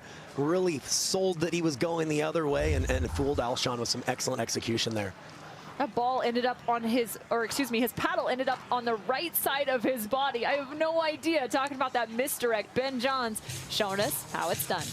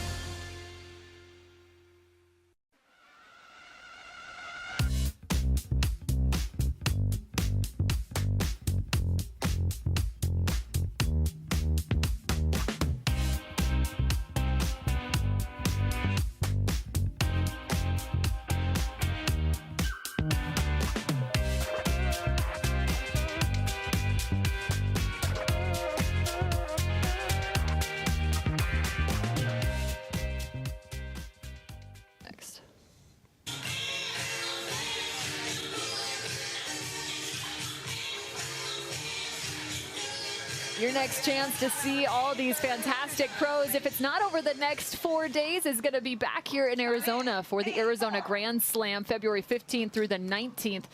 But right now, we've got 4 full days of coverage coming to you on the Carvana PPA Tour. ATP for the #1 seed. And you see how Johns is just there in time. His anticipation, he knows that that ball was pushed just wide enough to give him a sliver, and he capitalizes on it beautifully.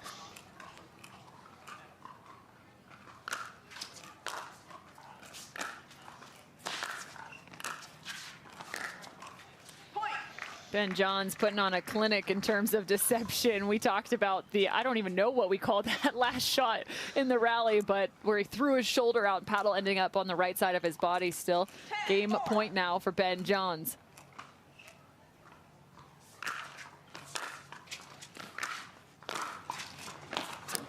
Oh, and a beautiful first volley there by Alshon.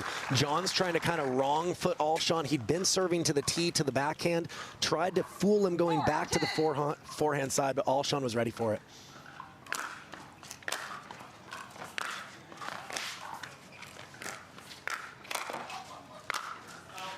Point. Just missing, but I like that he was prepared on the lob on the backhand side. Yeah, he was ready for it. It's a makeable ball that he missed there, but Alshon is happy to take the point, see if he can build on it. 5-10 now.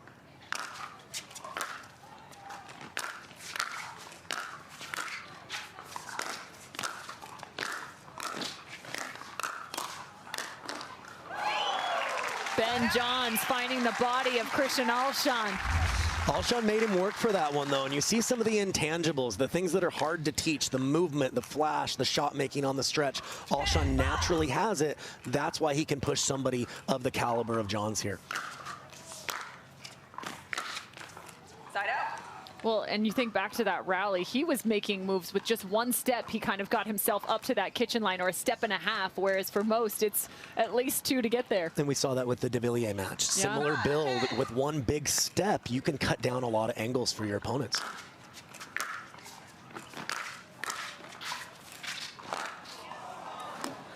A little stutter step. He wasn't sure. The indecision cost him. Yeah, it's so tough when your back gets turned to know if there's going to be enough angle to go around the post. Didn't look like it was quite open for him there.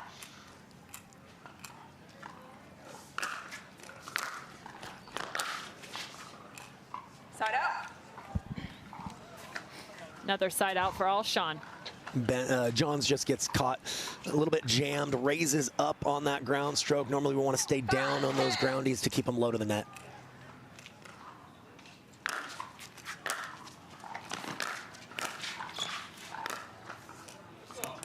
Side out.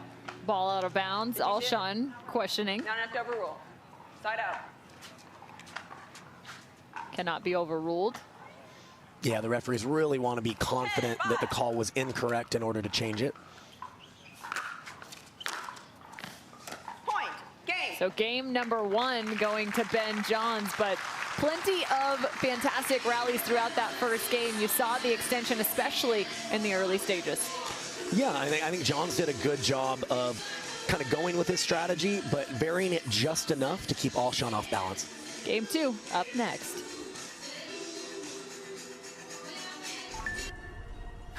Oh, will you pause it real quick?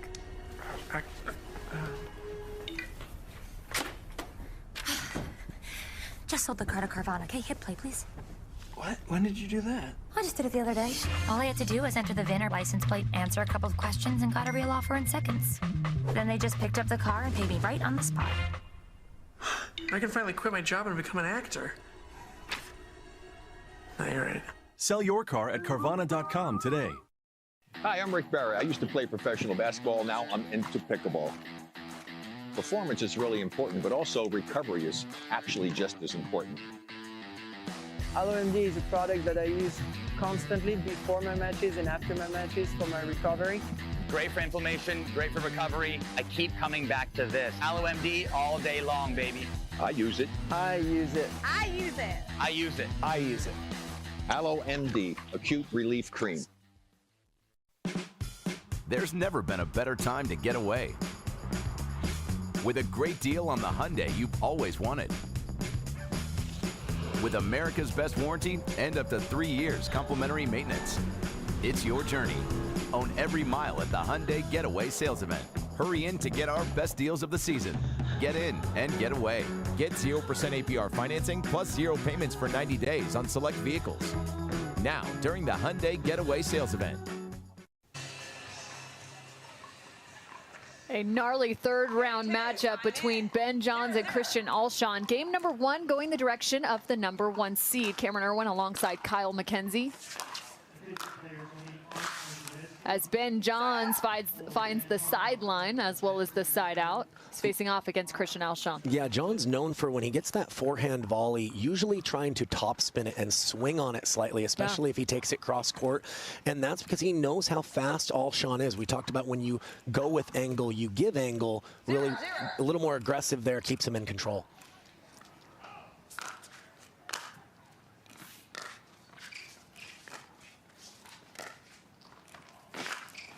Speaking of angles, a little too much of one there off the paddle of Ben Johns. He finds a point. And we saw Johns mostly playing fast in game 1, which worked, but utilizing his prowess in that cat and mouse exchange. Nobody in the world better at it.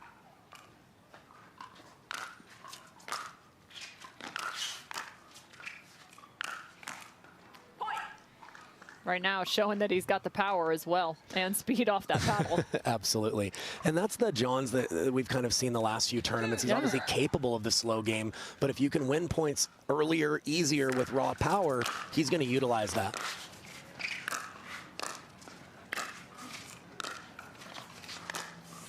There's the soft stuff, but Christian Alshon finds the corner. And to your point, so many people have had the conversation as of recent, the style of Ben Johns and how much more aggressive he is already now playing in 2023. Yeah, he's a student of the game in addition to just being the best player in the game, and has recognized that, you know, with paddle technology, with the amount of grit, the amount of spin, better athletes coming in, that there's a time and a place to just thump the ball hard, and so he balances that very well. Yeah, athletes like Christian Alshon coming into the mix, who just found the right hip of Ben Johns.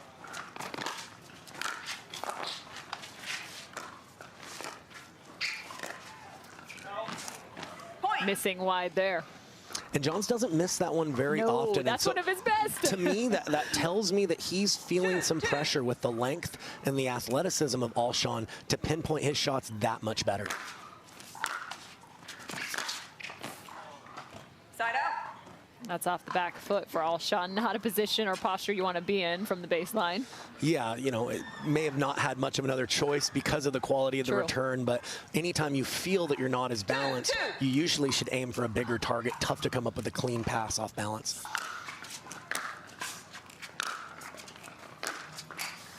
Ben Johns adding pressure even from the serve. Forced Alshon to have to take a big step just to be able to return that ball. And that's another shot that's kind of evolved in his game. Has one of the most aggressive serves now. Really goes for more on that within the last year or two. Comes from a high point. Located right on that hip for Ben Johns. Flattens it out and always finds the depth. Yeah, he's deadly accurate, but extremely aggressive on the serve. Great job by Alshon to get that point or steal that point away because he was a little late coming in.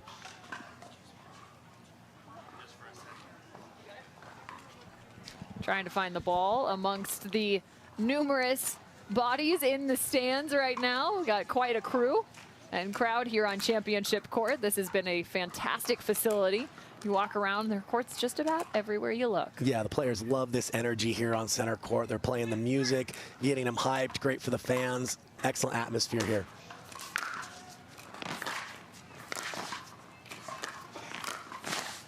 I'm also wondering, it's a Thursday.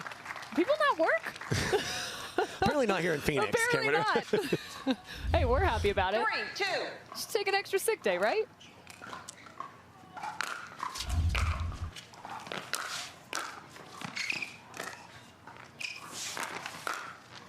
There it is, but defended by Ben Johns. And Johns has had a lot of success when he's serving on that left side, deep to the corner. You see that Alshon's tendency is to run around and make that a forehand, but on that side, he's going further off the court, leaving a lot of court exposed when he does that.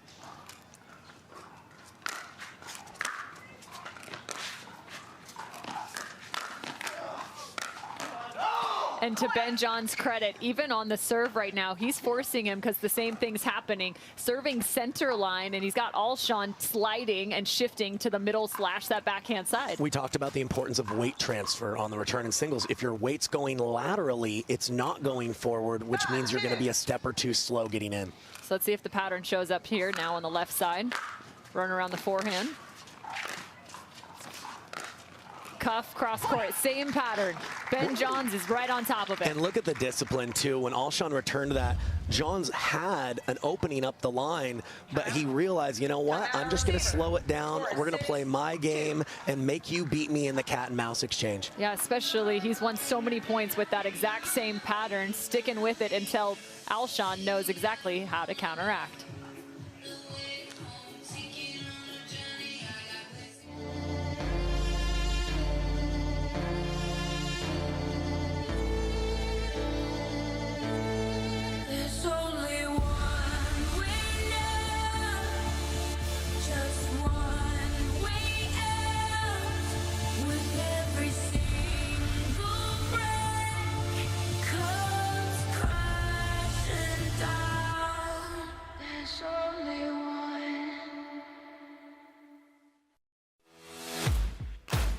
OS First, the official sock sponsor of pickleball. Stay in the game with OS First socks with purpose and compression bracing designed for comfort, injury prevention, and improved recovery. OS First is the official sock brand of pickleball and the PPA Tour. Visit www.thepickleballsock.com to learn more.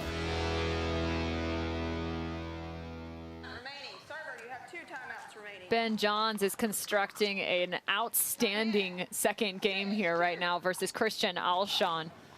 Points are starting to add up, so forced Alshon to take a timeout. Second game action.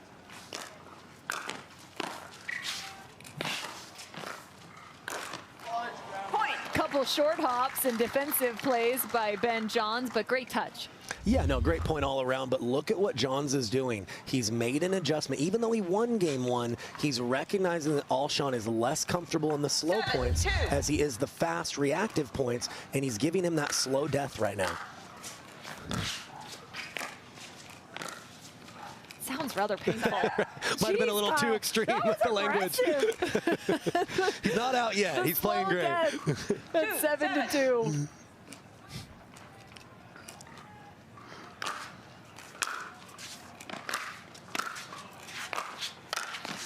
Side out.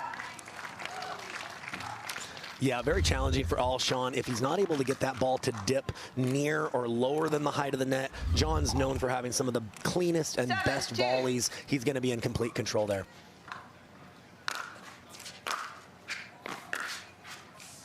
Side out. Nice return from Alshon, though.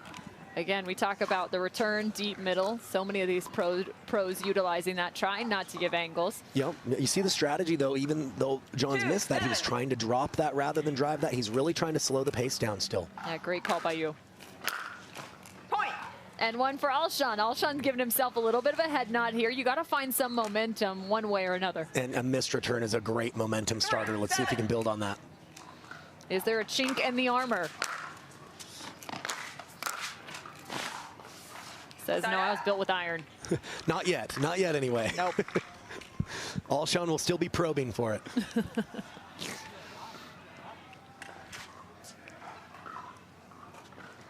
7-3.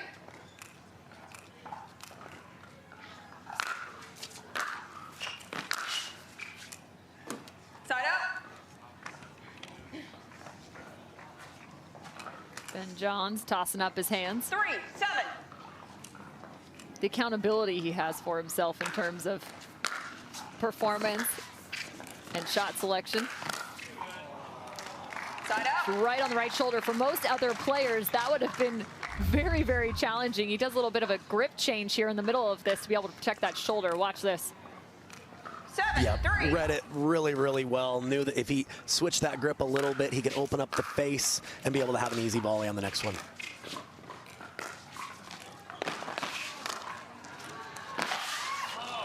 Alshon trying to cover not only every inch of the court, but every inch outside of the court. Yeah, no, you see the kind of position that Johns can put you in with these angles. That's what he's known for.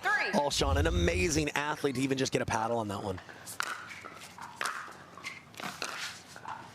Side out. A couple of those errors now by Ben Johns, just a little loose from the baseline. And like you mentioned, he holds himself to a high standard, slumping his shoulders a little bit. He's a bit of a perfectionist out there.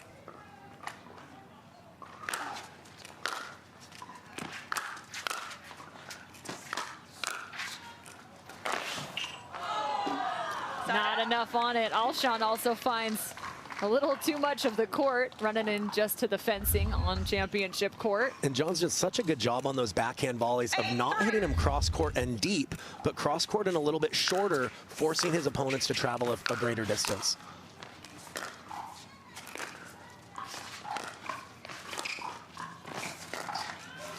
And to your point on the cat and mouse, Alshon doing a nice job though, trying to cover but not necessarily going full protect mode on the ATP. Yeah, I think his first step and his explosiveness is making it a little tougher for Johns to be comfortable there. I still think he has the edge there, but he has to hit his spots that much better against a player like this. Yep. 3-8 now. Alshon trailing by 5.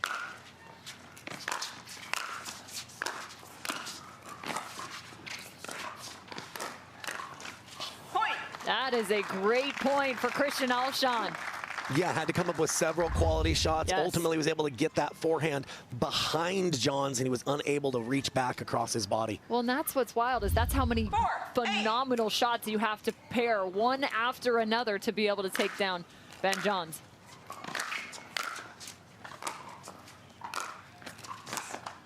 There's a little bit of that swinging volley like you mentioned, adding the extra topspin. Yeah, and didn't feel like he needed to do too much with it as far as location. Just rolled it back to the backhand side. Knew if he keeps that ball in front of him, it limits the angles for Alshon.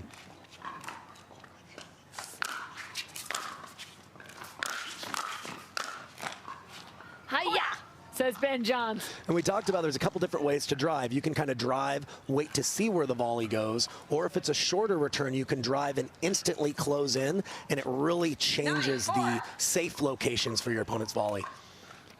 9-4.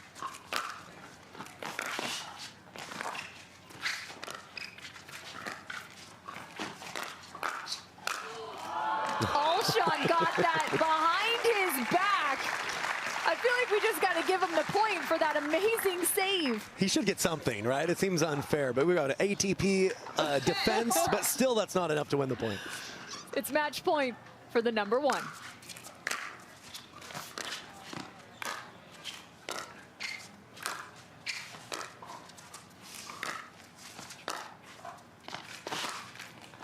And he beats him from the baseline, drop after drop. Ben Johns takes down Christian Alshon, 11-5, 11-4. This is why Johns is so difficult to beat. He drew on almost two personalities from game 1 to 2. Played very aggressive in game 1, was able to win it, but recognized that he felt a bigger edge against Alshon was his soft game. Used that a lot more in game 2 to get the job done. So going with two different personalities, more like two different styles of play. You got to love that from Ben Johns. As you now see, he has officially moved on to the semifinals, taking down the number 9 seed. And look, our next semifinal is also set. Jay Devilliers, who's playing some of the best singles we have ever seen from him on the day, facing off against Federico Staksrud, also just a juggernaut in terms of this men's draw. So J.W. Johnson versus Julian Arnold. That's the last one to find out who's coming into the semifinals here for men's pro singles. Here's a look back at this fantastic matchup. It started at a little bit of a stalemate, right? I think it was that 5-4 mark in game number 1, and then it started to become the Ben Johns show. Yeah, neither player could score for a little while. That's not that uncommon in singles, but once Johns got it rolling, Alshon did well to get every point he earned, but Johns really brought his A game, and it was just a little too much from him for Alshon today. So this is a look back to game number 1. Again, Ben Johns picking up the victory there, but then, like you mentioned, Ben Johns switched strategy, started finding the soft stuff. He found the down pillow and said, hey, let's play with this. Some of these patterns he created in game number 2 were amazing, especially on that backhand cross-court dink. Yeah, he's known in that cat and mouse of if you go to that backhand side, it really almost forces opponents to guess. He's so good at playing that sharp angle cross-court, but if you start to lean that way, he can slide it up the line as well. So Ben Johns picking up the next round. He is into the semifinals. Introducing Skechers Pickleball, the official footwear of the Carvana PPA Tour. They're ultra lightweight and responsive for incredible speed. They have Goodyear rubber outsoles with a specialized pickleball design for increased side-to-side stability and agility. Plus, they feature shock-absorbing foam and Skechers' famous relaxed fit design for incredible comfort game after game. Conquer the court in comfort. Skechers Pickleball, the official footwear of the Carvana PPA Tour. To make it to the game, it takes dedication and training. To stay in the game, it takes grit and stamina. To win the game, it takes strategy and skill. You keep focus on your approach, drop, and champion shots, and we'll help you stay focused on your strength, flexibility, speed, and downtime. Having a sports medicine partner in your court is key to helping you make it to the game, stay in the game, and win the game. Select Medical is proud to be the exclusive provider of physical therapy of the PPA Tour.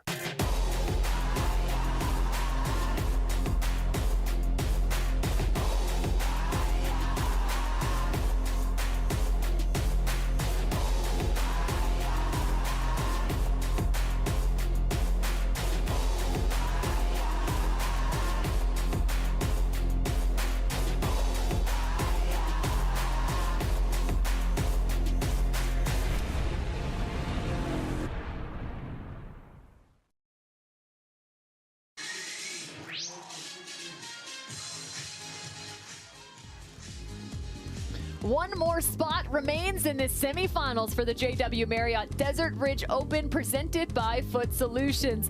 This is a beautiful location at the JW Marriott Phoenix Desert Ridge Resort and Spa. So who is facing off to find that last spot? It's the number 4 versus the number 5. JW Johnson versus Julian Arnold. Yeah, excited for this one. I'm going to call this one the fire versus ice matchup, right? Arnold, known for his andiamo excitement, his catchphrase, if you will, plays with a lot of energy, has a lot of fire, a lot of flash. Johnson is just cool, collected, all the talent in the world. This one could easily go either way. Excited to see how this one plays out. So JW Johnson, he would definitely be the ice in this situation. Getting warmed up. Julian Arnold having just won MLP Mesa. It was also the MVP on Team Mad Drops. Can he remain consistent here in the desert?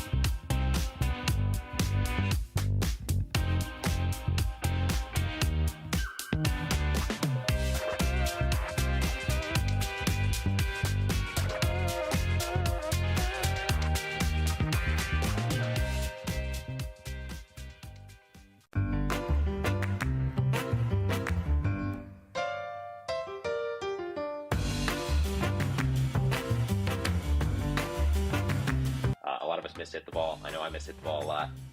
So speak for more yourself, forgiving.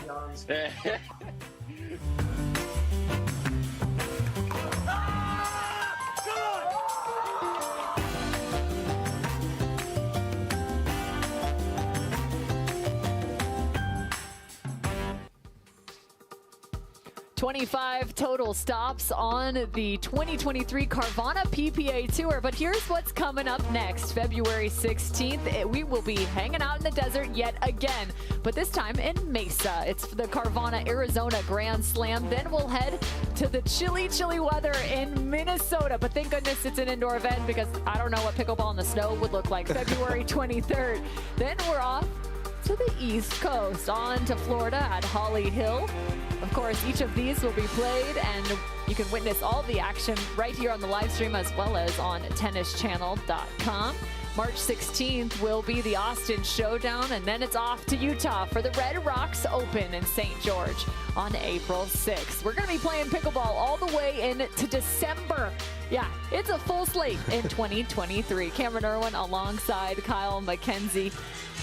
The last spot in the semifinals up for grabs in men's pro singles action. JW Johnson, who found himself in a tough matchup versus Gabriel Joseph. He faced multiple match points the opposite direction, and yet somehow still managed to fend it off and go 3 with the victory to find himself here. Yeah, he was fortunate and certainly happy to escape with that one, but he is the defending champion here. He's got a lot of game, a lot of ability, and he's against a player who's got a lot of flash in his game as well. So this should be an exciting one.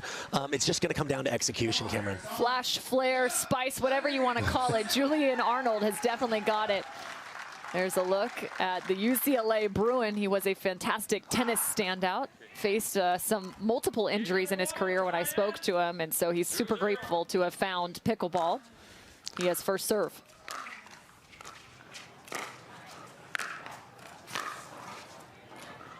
He also recently just made the move to Austin, Texas, where he's going to be training full-time. I actually caught up with him on the great caravan ride with Lauren Stratman as they were doing the trek from Tennessee there. Yeah, no shortage of good players in the Austin area. And like so many people, this pro pickleball scene, for a lot of people, it's a second career for people, and it just adds to the excitement and the passion that they play with.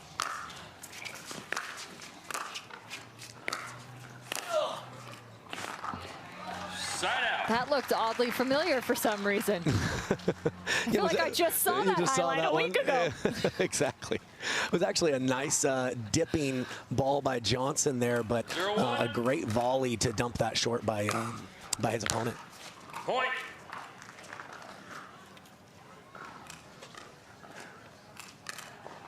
One apiece. 1-1.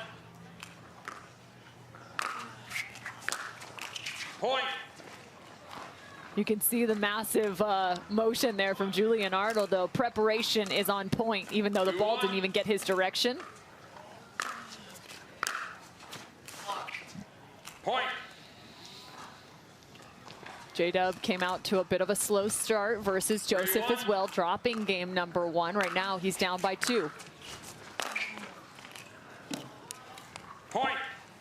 And you see the shape that Arnold is able to get on his passing shots. And I'd say that's the difference between these players. They're both shot makers. They both have elite ground strokes. A little bit more spin from Arnold and a little bit more raw power from Johnson. Still struggling to find his rhythm on the return early here in game 1. Yeah, and a great way that you're actually able to kind of witness the difference between those two strokes and the spin they generate is just watch the paddle, the level of the paddle, and where it drops on some of those forehands. Seems like J-Dub hits a little bit flatter, it's higher on the hip, versus Julian Arnold, who's dropping that paddle well below his hip to create the shape. Yeah, he's dropping it lower. His swing path is much more upwards, really trusting the amount of grab that he can get on that paddle. And the risk you take, obviously, with that swing path is sometimes if it starts too high and stays too high, it's not going to be very effective. But if you can start it near the height of the net and have it dip below the net, the volleys become tremendously more difficult.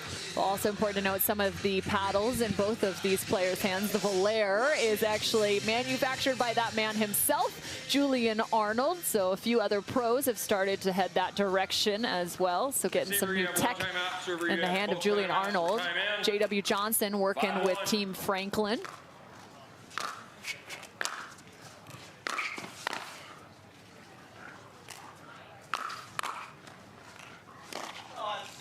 I was just about to say, I love the way Julian Arnold handled that high ball, because sometimes that creates that much more time to think about what you're doing. Yeah, you can certainly second guess yourself on those shots, but he picked his spot, ripped it, just unable to come up with the next one. 1-5. 1-5 now.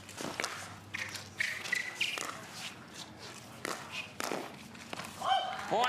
Wow, how compact that swing and stroke was from J.W. Johnson. That was 3 inches and still created. Yeah, no, impressive too. He didn't overhit it. He just kind of guided it to where it needed to go, and he closed in to add that forward pressure. Point. We talk about not necessarily going for a winner on your passing shots, but getting your opponents to stretch creates a lot of errors on the volley. We saw that there from Arnold.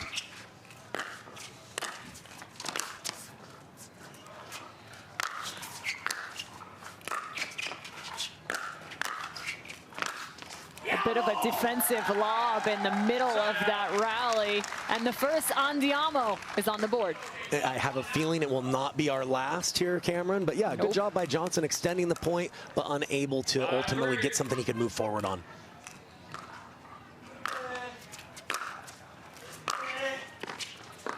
Speaking of shape, whew, that's just long, but that's dangerous.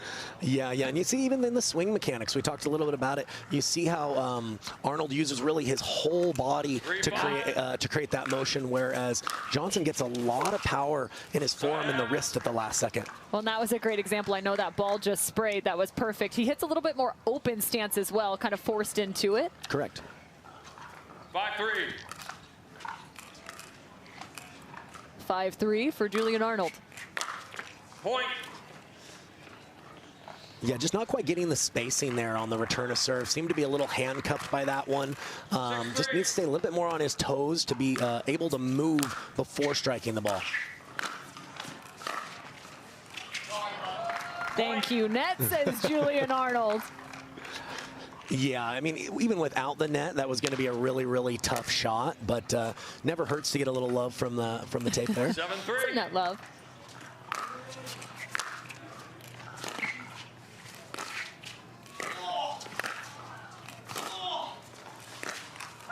Julian Arnold Two defensive plays that come up so clutch. Make it 8-3. It's one thing to have the athleticism to get there on these tough volleys. A totally different thing to really do something with it. He hit a couple of great shots there.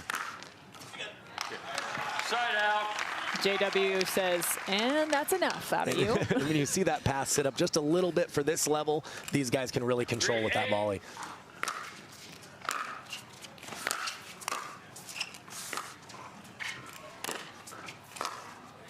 Great depth on that ball. He could have gone with angle, but he chose depth instead. Yeah, I like it. Great footwork, too, to be able to make that a two-handed backhand where he knows he can be a little bit more aggressive with the ball. Side out. J-Dub needs to find something here. I'll be curious to see whether he finds it in game 1 or maybe it's into game 2. He waited till the last second last time. Some indecision there. I think he got caught between a volley and letting that ball come off the bounce. Yeah, I think you're right. He kind of had to short hop that one. I don't think that's ideal. Some of that's just credit to the volley of Arnold there. Point. Another point for Julian Arnold. 9-3, 5 versus 4 in terms of seeding.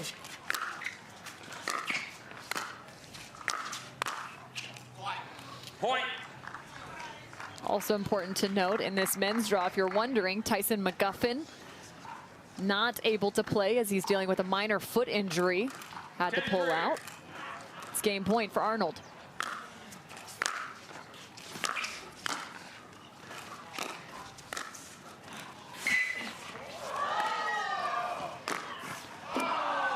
Nearly has it as Julian Arnold, and look at the smile on his face. He knows it. He was inches away from glory. Arnold putting his athleticism on display. He can cover the court as well as anybody.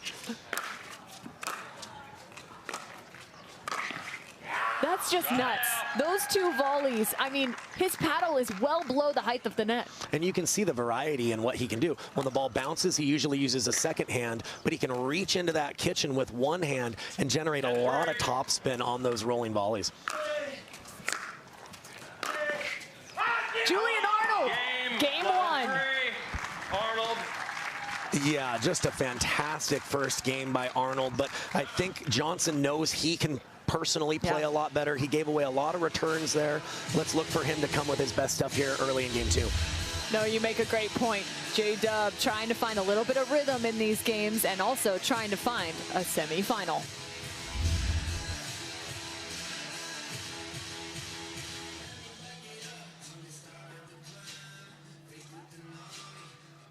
Introducing Skechers Pickleball. They're ultra lightweight and responsive for incredible speed. They have Goodyear rubber outsoles with a specialized pickleball design for increased side-to-side stability and agility. Conquer the court in comfort. Skechers Pickleball, the official footwear of the Carvana PPA Tour.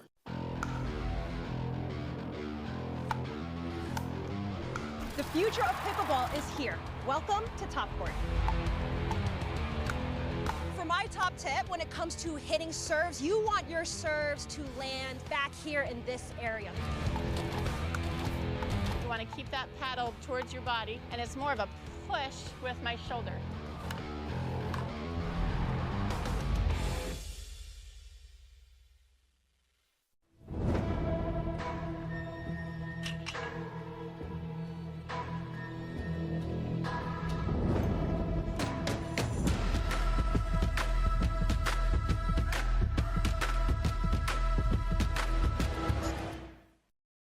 At Baird, we offer a different, more holistic approach to wealth management. With your career, family, friends, and community, finding time for you and making sure your family's financial plans are on track can be a real challenge.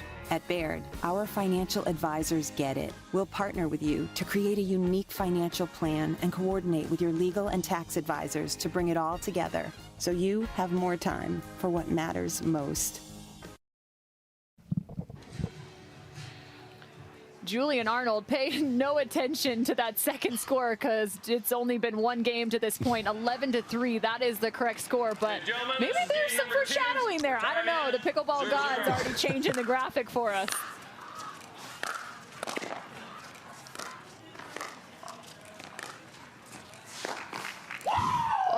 that is wicked from Julian Arnold.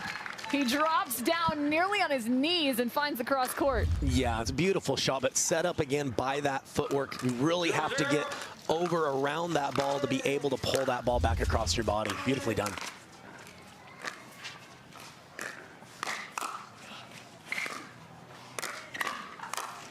Tracking the ball well was Jay Dub, but again, just a little bit, he looks down at his paddle going, what happened? And I think the spin from Arnold is really giving Johnson some problems. He's getting a lot of his shots to dip below the height of the net.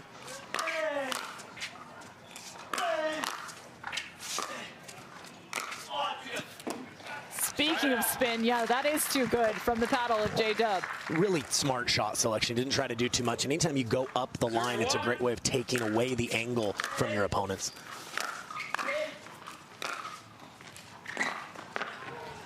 Jay Dub looks like a little different here in game number 2. Yeah, I expect him to play a little cleaner this second game. Didn't really show what he's capable of in game 1. I expect this to be a much tighter game 2.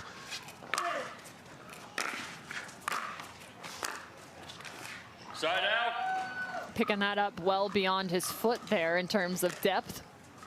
Yeah, again, it was just a smart shot by Arnold. He went up the line, took away the angle, and even if J-Dub makes that shot, he's going to have to hit several more good shots to really sink his way into the point.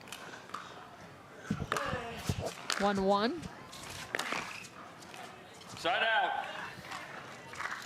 We saw some rather extended rallies between Christian Alshon and Ben Johns. I have a feeling as much as we get further into this competition, that will be the case. Start to see a little bit more of that cat and mouse, but J-Dub still looking even for a drop shot. Yeah, he's just struggling stringing together 4 or 5 good shots in a row, and that's what it takes at this level. It's not normally one good shot anymore. You really have to win in patterns and combinations to win points here.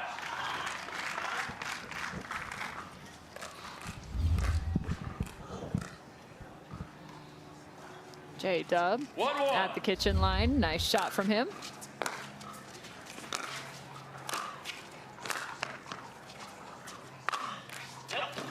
Battling the sun and the lob, Julian Arnold. And, you know, a lot of people would tell you that the return of serve is the single most important shot in singles. When you have a good one deep and pinning your opponent in a corner, you're just going to win a high percentage of those points. A stalemate to start game number 2. Yeah, each player seems to be their strategy is to find the other player's backhand. Obviously, they both hit the backhand well, but they'd rather take their chances with that than the forehand.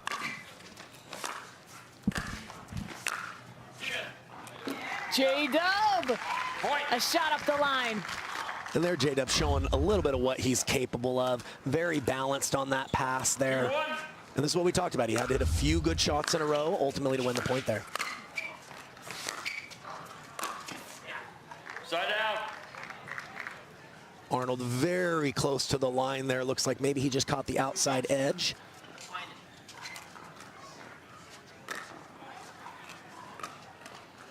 Two, 1 now. Notice Make where it Arnold 1-2, excuse me. Arnold, notice how he stands shading to that forehand side, trying to protect that backhand wing, play more forehands if he can.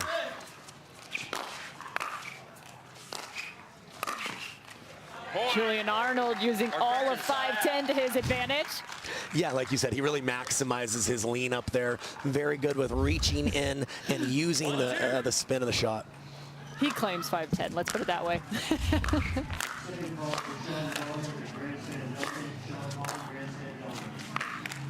Side out. Tries to go with the soft stuff. He got himself the ball he wanted with the last shot, but just unable to convert with that midcourt forehand.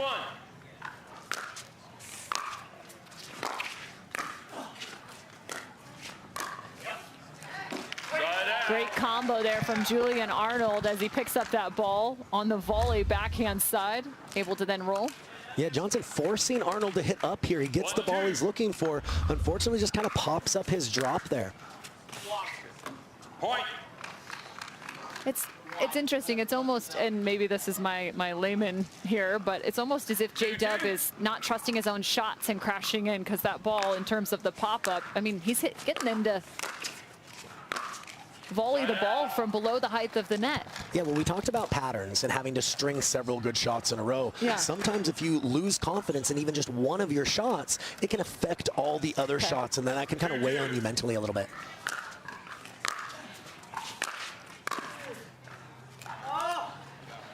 That ball long, so J-Dub now with the lead here in game number 2, 3-2. Yeah, kept that forehand very low to the net.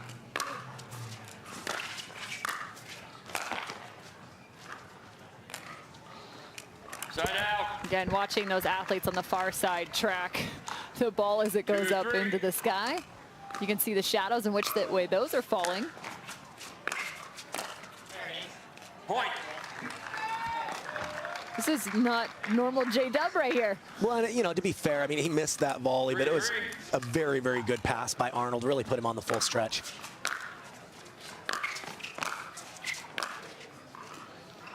And he tries to go the other direction, ball out of bounds. Almost came up with that one as well. Looked like just a couple inches wide. 3-3.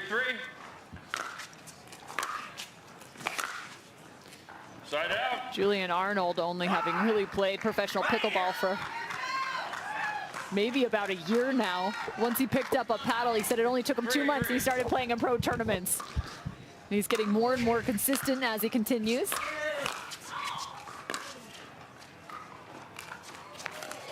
Long on the lob. It was out. Almost came up with a perfect backhand topspin lob. You don't even see players attempt that very much in singles. 3-3.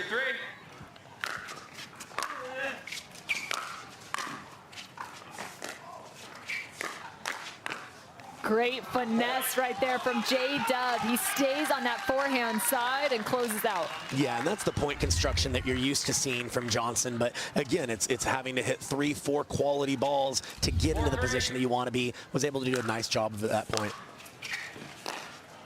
Side out. That ball's just not popping up much for J-Dub. Yeah, you saw how low it stayed. He had to, as I mentioned earlier, kind of hinge at the waist there. Really tough to come up with a quality shot when you're just a little off balance.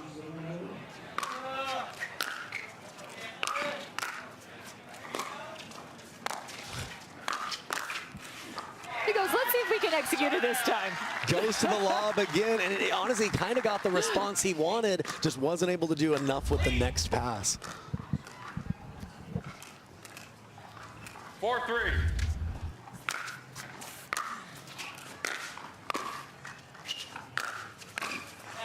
Point.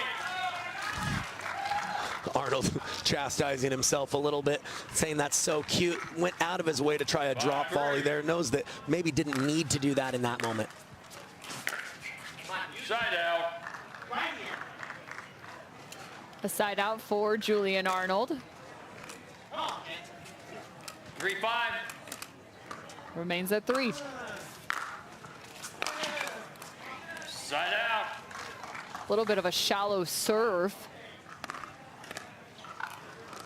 Just allow J-Dub to come up and dictate terms. That thing just maybe about a foot beyond the kitchen line, a foot and a half. Yeah, and even though Johnson hasn't played his best so far in this match, he has a lead here in game 2. What a shot from J.W. Johnson.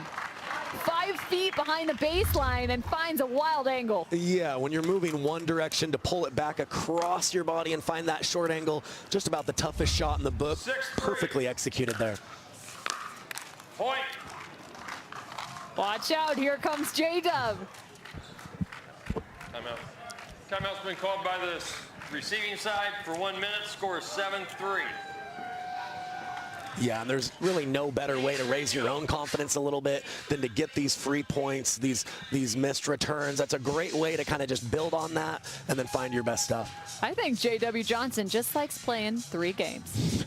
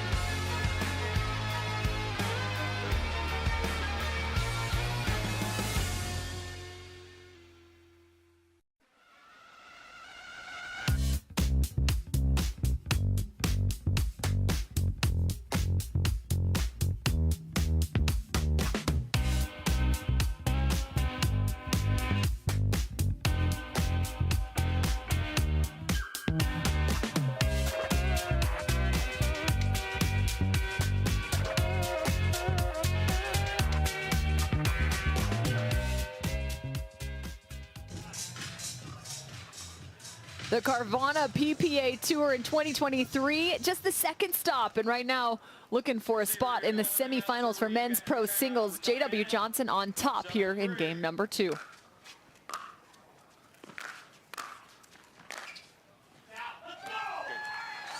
Julian Arnold's getting louder as he trails by 4. Yeah, knows he needs to pump himself up here to kind of get back in this second game.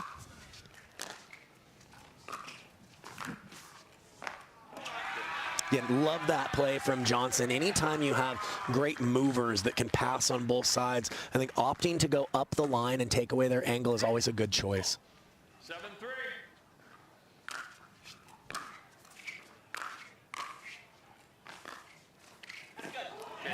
Wee, J.W. Johnson pulling that one out of his pocket. He's got it all rolling now, Cameron. We talked about, you know, he didn't play his best in game 1. This is the J.W. Johnson we're used to seeing. It's good to see out here.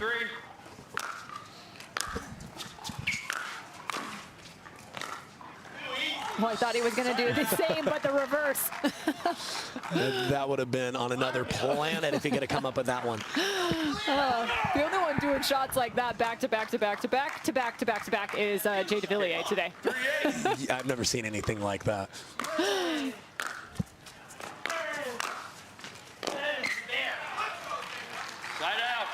You're starting to hear some noise from the crowd, too, for J.W. Johnson. Some extra encouragement coming on his side. Yeah, got a lot of fans here. 3.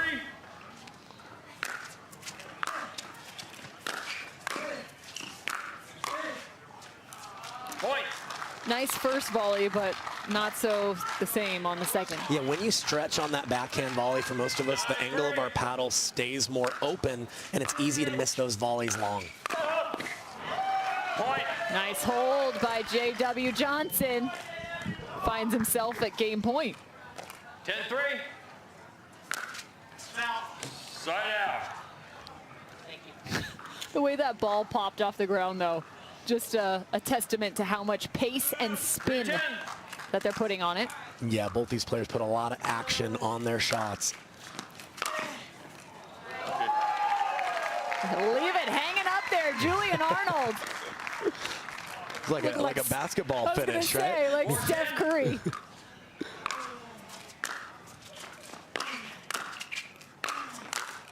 Point. 4. If you're Casey Patterson, that was a very Casey Patterson-esque leave gooseneck up. Oh, yeah. Casey Patterson, of course, the Olympian volleyball player, now obsessed with pickleball. Couple more for Julian Arnold. Yeah, Johnson's played just a couple of lighter points here. Might be letting Arnold back in this game.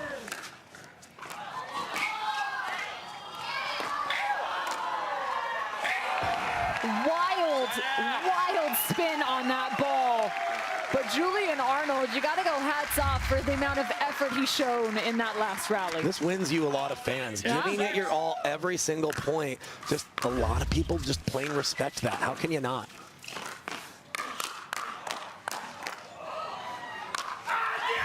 Firefight goes the direction of Andiamo.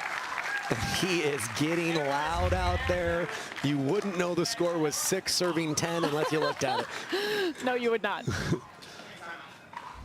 Timeout's been called by the receiving side for 1 minute. Score is 6-10 for serving side. So 10-6, the timeout called here on Championship Court. You can see the fans just in the stands. And of course, Vizzy Hard Seltzer, one of the sponsors here of the Carvana PPA Tour. Lawrence Stratman walking into the frame now. Girlfriend to Julian Arnold. They both just moved, like I mentioned, to Austin, Texas.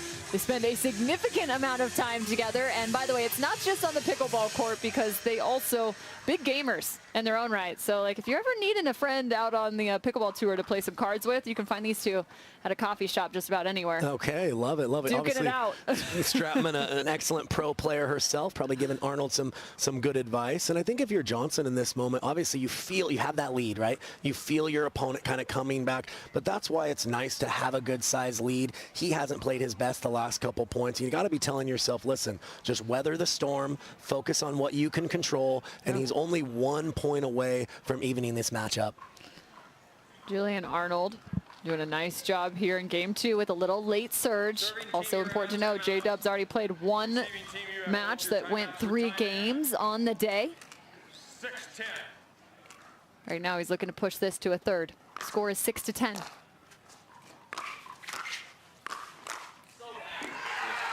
Quick side out for J.W. Johnson.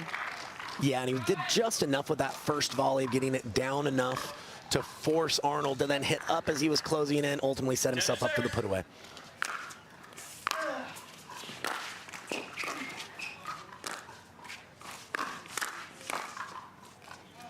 Game 2 to J.W. Johnson. 11-6. We're going 3. Yeah, and again, to my point earlier, he found his pattern that he likes, drove the first one, comfortably played a drop on the second one, just forcing his opponent to come up with the goods time and time again. Yeah, it looks like he's finding some of those drops a little bit better into game 2 as opposed to game 1. He had a few errors mounting up in that first where he lost 3-11. So J.W. Johnson looking to find the magic yet again. Introducing Skechers Pickleball, the official footwear of the Carvana PPA Tour. They're ultra lightweight and responsive for incredible speed. They have Goodyear rubber outsoles with a specialized pickleball design for increased side-to-side stability and agility. Plus, they feature shock-absorbing foam and Skechers' famous relaxed fit design for incredible comfort game after game. Conquer the court in comfort. Skechers Pickleball, the official footwear of the Carvana PPA Tour. To make it to the game, it takes dedication and training. To stay in the game, it takes grit and stamina. To win the game, it takes strategy and skill. You keep focus on your approach, drop, and champion shots, and we'll help you stay focused on your strength, flexibility, speed, and downtime. Having a sports medicine partner in your court is key to helping you make it to the game, stay in the game, and win the game. Select Medical is proud to be the exclusive provider of physical therapy of the PPA Tour.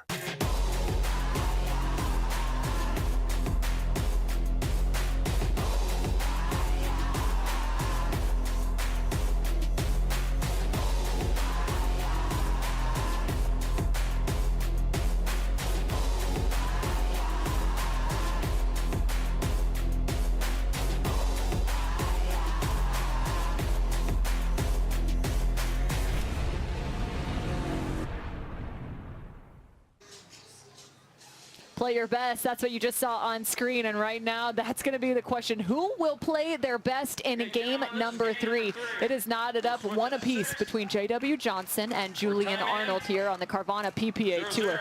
This is to head to the semifinal.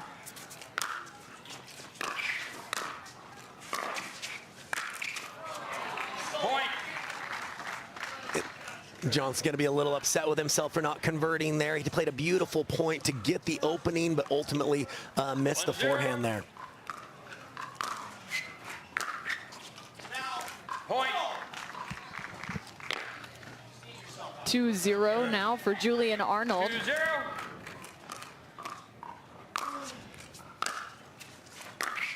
Side out. You can see how much Julian Arnold's putting that left hand on that backhand, saying, all right, got to find a little bit more rhythm there. 0-2. Taking an extra practice stroke.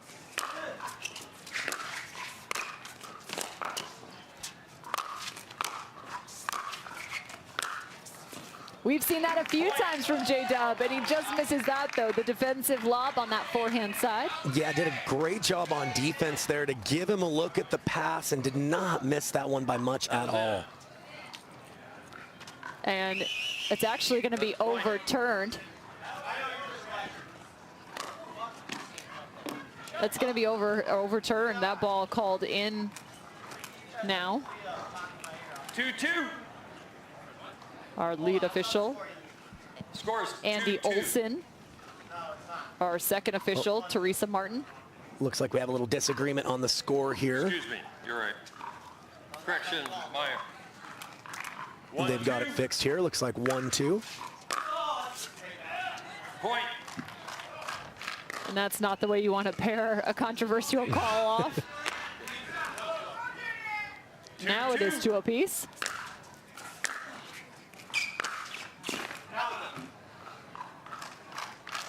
And yes, that was in. So J.W. Johnson getting a point, 3-2. Seems to be picking up where he left off in game 2 here. Let's see if he can keep this momentum going. A little high on that drop. Cameron Irwin alongside Kyle McKenzie. Yeah, I like the shot selection there, Cameron. He just, like you mentioned, just didn't execute real well, but I like that he's looking to find times to still slow the game down. Arnold's so good in that high energy environment. Julian Arnold with a backhand winner. Yeah, right on cue, and that's his game. Beautiful passing shots, a lot of intensity, a lot of energy. I expect him to feed off the vibes here on center court. Vibes in his favor. Another for Julian Arnold. And you can hear the crowd getting loud. Like I said, he's feeling it right now. Still very tight here in game 3.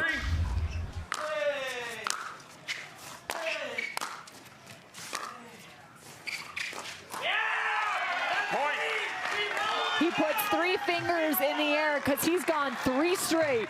Such a tough backhand that he hit on the move to be able to put that in the kitchen cross court and get into an offensive position. Side out. Nice return up the line by Johnson to take away some of the angle of the pass for Arnold here.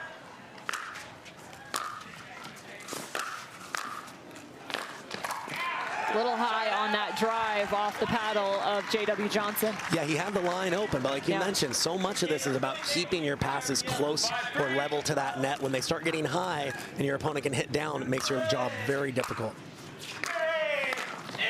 And that is a pattern working in the favor of Julian Arnold. He's found 3 with that same exact ball. Well, you heard me mention kind of my rule when I'm playing is make my opponent show something a couple of times. Yep. Now that that's 3 backhands up the line, if I'm Johnson, I'm either going to change my return location or take a step over to cover that line, be beat with a different shot.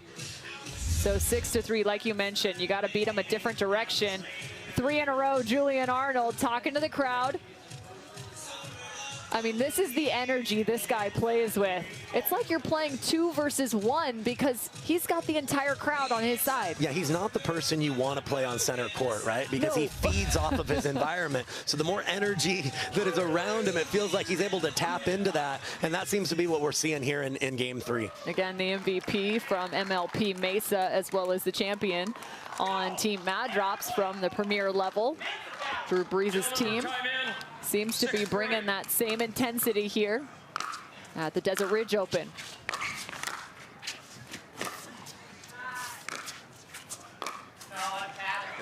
Side out. So 6-3 was the change of end. Julian Arnold now on the far side of your screen.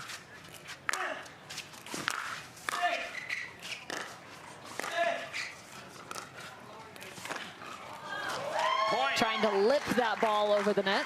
Yeah, fantastic point construction by Johnson. And I think that's where he's best, is when he drives his first one, then looks to slow it down and come in. Love how he kind of wrong-footed Arnold a little bit with that slice drop up the line. And same thing, you mentioned you like that he drives that first one, but it's got to be just above the height of the net. Yeah, when you're getting above a foot or so higher than the net, just players at this level are too good with too many options with that volley.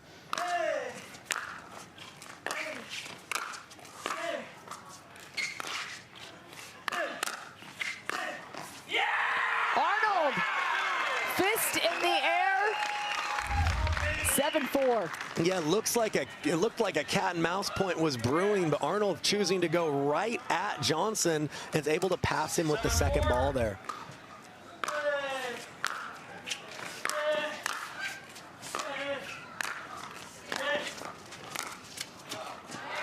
Making him use the entire court is J.W. Johnson. Oh, calling this ball out of bounds, excuse me. Yeah, and I'd like another look at this one myself. You calling that in? Okay.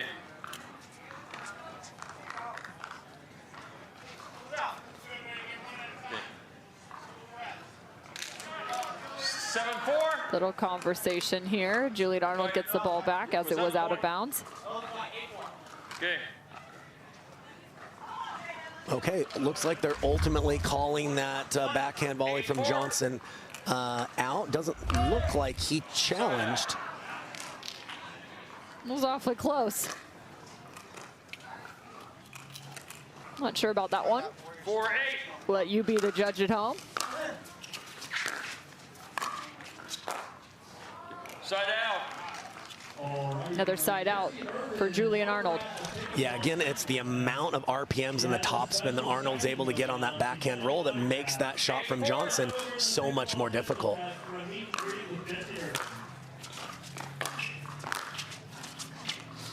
I like that you're using RPMs right there. There's a few on that one. Revolutions per minute. There it is. I wonder what there it is for pickleball. I'm curious how much that ball can spin off these paddles. Would love to look at some studies, yeah. Side out.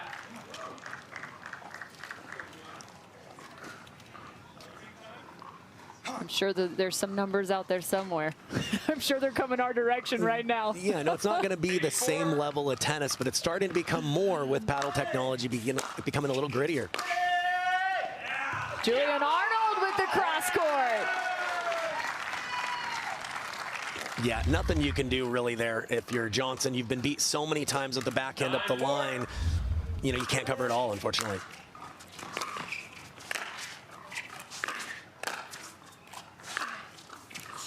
Three in a row, just peppering the backhand side is Arnold. Yeah, is able to get around that ball, stay more open stance with his backhand, and really get his left hand using to create that spin and angle. Julian Arnold is at match point.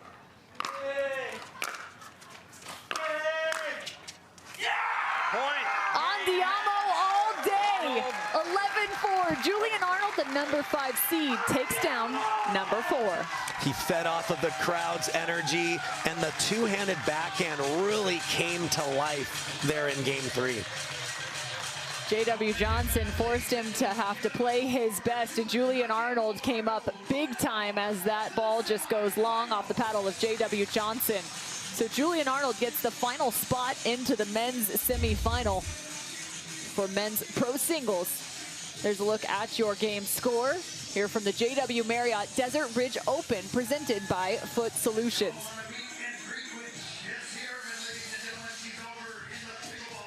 Up next, Leigh Waters will be taking the court.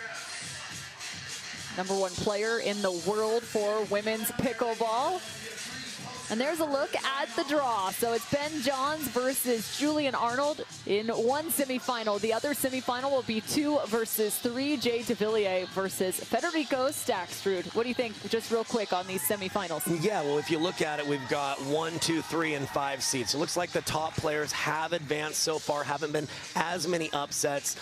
Both matchups should be extremely entertaining. Excited about the Staksrud-Devilliers match. Both players are very, very in form right now. We got a new crew coming off the top rope after this. Oh, will you pause it real quick?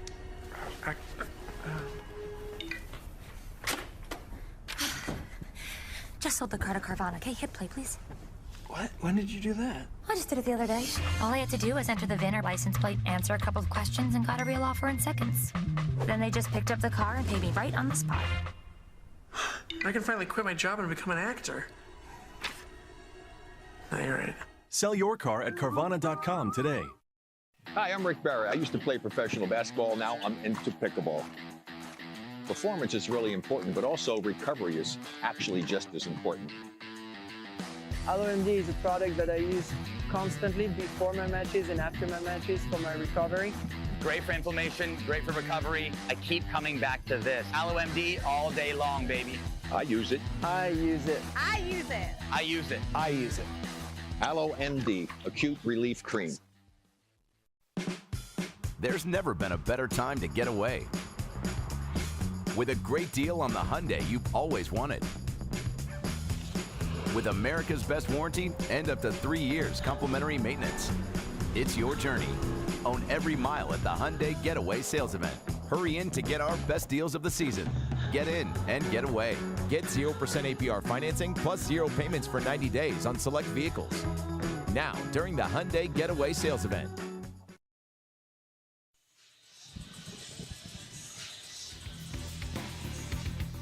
Here we are in the desert. Absolutely gorgeous conditions as we expect every year here at the JW Marriott Desert Ridge Open. Thrilled to have you with us, everybody. Drew Felios in for Cam Irwin. Dave Fleming now joins us in the booth. Dave, come through here at about halftime in day one, and it has been an awesome first day of competition. No doubt about it, and the excitement level for the fans has been extraordinary. You saw Julian Arnold, and the question was, can those that had a big showing in Major League Pickleball in the south part of the desert bring that north up here to North Phoenix? He did it. Look at him. He's in to the semifinals. That's hard to match that when you've gone from a team event to an individual event. He's still riding high. That was a great match by him. And now we make way for the ladies. You see the #1 player in women's pickleball, Leigh Waters, on the court. She'll take on Jenna Hessert, a rising star in the game who could make a big impact right here, right now.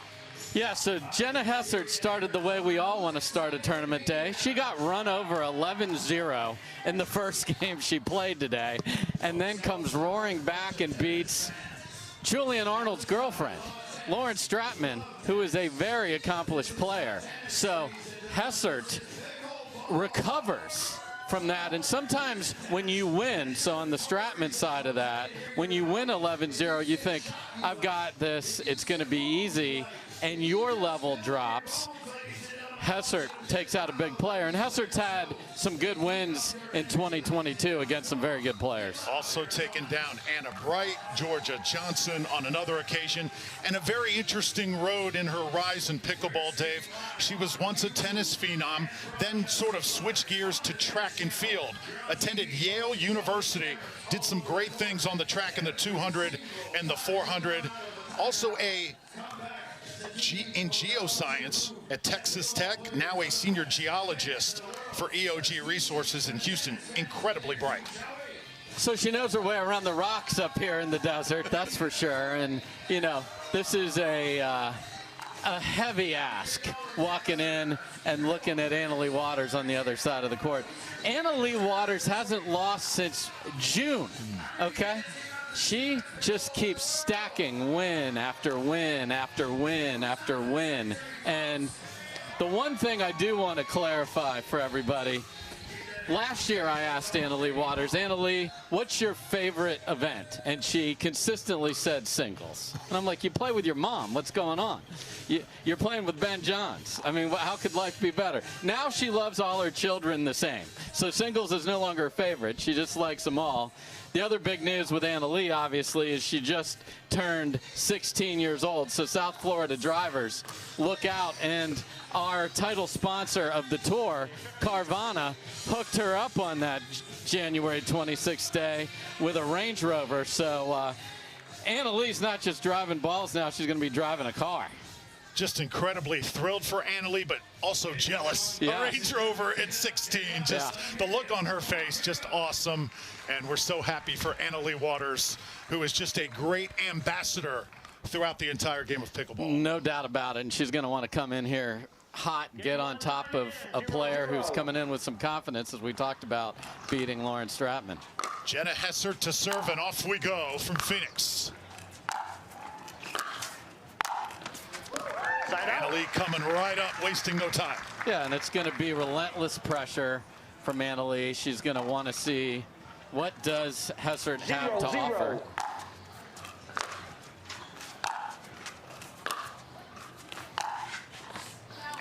Side out.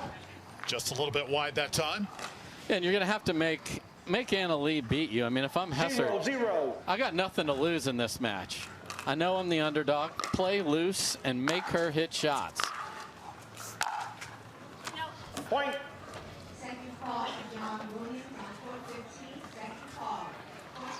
And a lead early doesn't hurt the confidence either, even if it's just one. 1-0.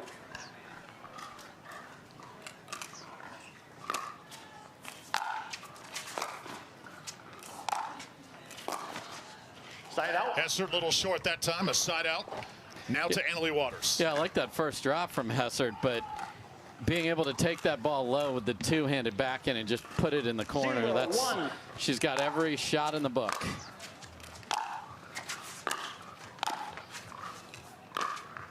Oh, beauty by Hessert, and it is imperative that she gets off to a good start. She does, and you know, she's gotten Anna-Leigh to miss just a couple by an inch or so, and then passing her like that, as long as she's up 1-0, that lead feels even bigger than just one.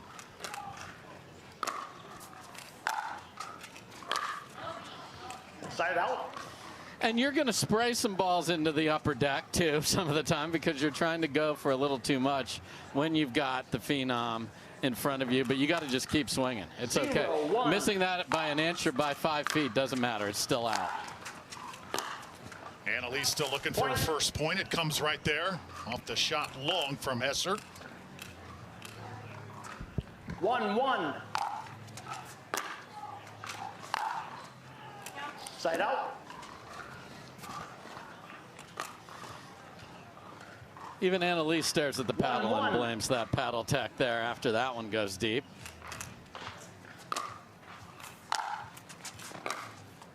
Side out. Other storylines we're following. Leah Jansen also making a presence out here in Phoenix.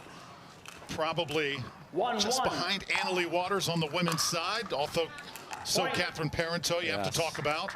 In singles, if there's any real challengers to the number one. Yeah, those are the three you expect to see in semifinals, that's for sure, Drew. Oh, and Hessert's like, seriously? Like, that was as soft a dribbler as you can ever have. And Leigh Waters even has that going for her. A little birthday present from the net a week later.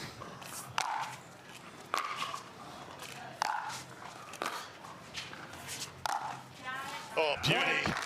Right to the back line. Just in for Anna-Leigh.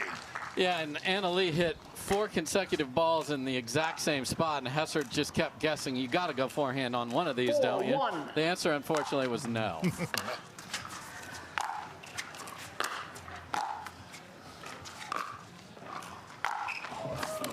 Anna-Leigh hits it long. Side out coming up. Yeah, that's the rare opportunity where Anna-Leigh in singles, you usually don't get a shot at an ATP. It's a rarer sight than in doubles. We see a lot of them. Got way too much of that and banked it off our video board back there. Point. Wide that time. Anna-Leigh Waters coming off a triple crown at the Masters back on January 15th. 2-4. Yeah, she's definitely focused on how many of those can she rack up in 2023. Point. And that's a good leave by Hessert. And I wouldn't be in any hurry to go get that ball. Take your time. Score's close. You're getting some unexpected misses from Waters here. 3-4. I'd love to see her go for a little more on her serve just to make it a little more difficult for Waters to dictate the point. Point. And I know Anna-Leigh just had the birthday, but she is handing out presents to Hessert all over the place here. Tied at 4.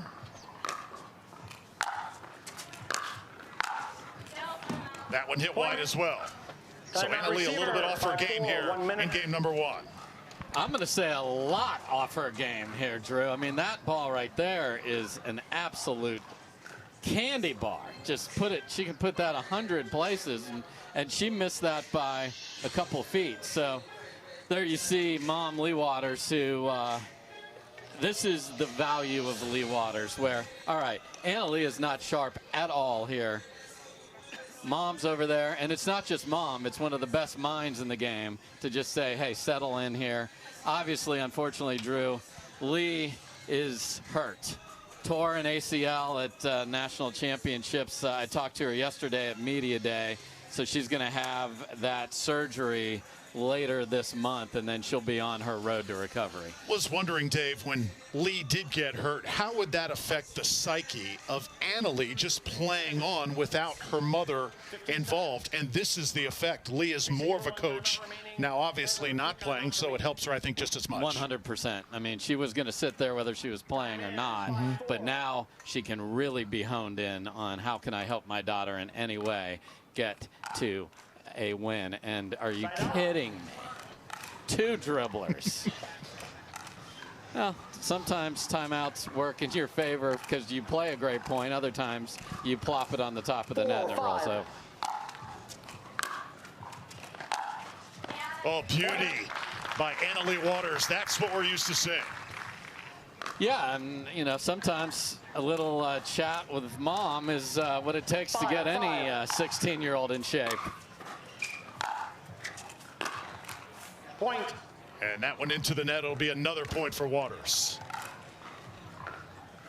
Yeah, and Hessert just got to, this is her first deficit, just keep applying pressure.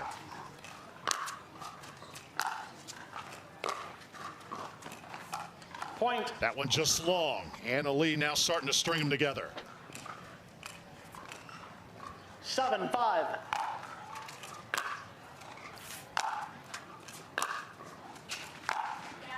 Point. And there's the two-handed backhand that Leigh Waters is known for. And Hessert is coming in on balls that are way too shallow in the court, giving Leigh multitudes of options. And now she's executing the opportunity she wasn't when she called timeout. We'll see if Hessert can flip the switch as well, because it's been all AL since the timeout. Leigh Waters starting to hit the gas pedal. 8-5, game number 1 here at the Desert Ridge Open.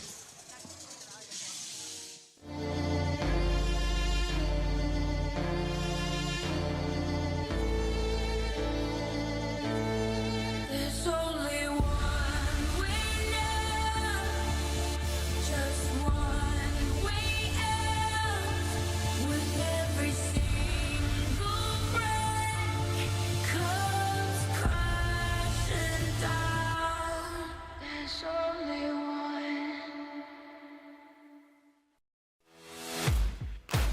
OS First, the official sock sponsor of pickleball. Stay in the game with OS First socks with purpose and compression bracing designed for comfort, injury prevention, and improved recovery. OS First is the official sock brand of pickleball and the PPA Tour. Visit www.thepickleballsock.com to learn more.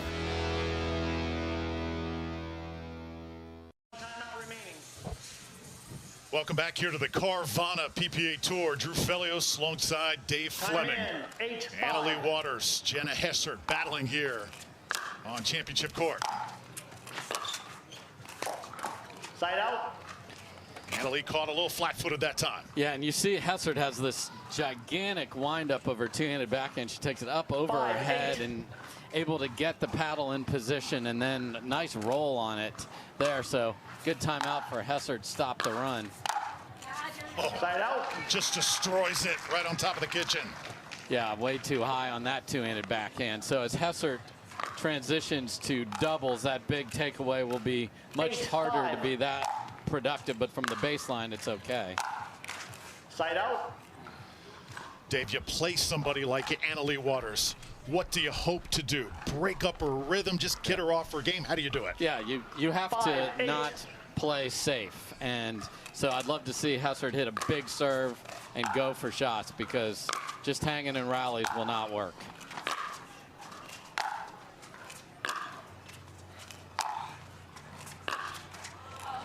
And just a bit wide from Hessert. She really wanted that one. Yeah, and that's much better. She forced a short ball and went for it and just missed it. That's, if Lee's going to hang back, you're like, yay, thank you. So you need to take advantage.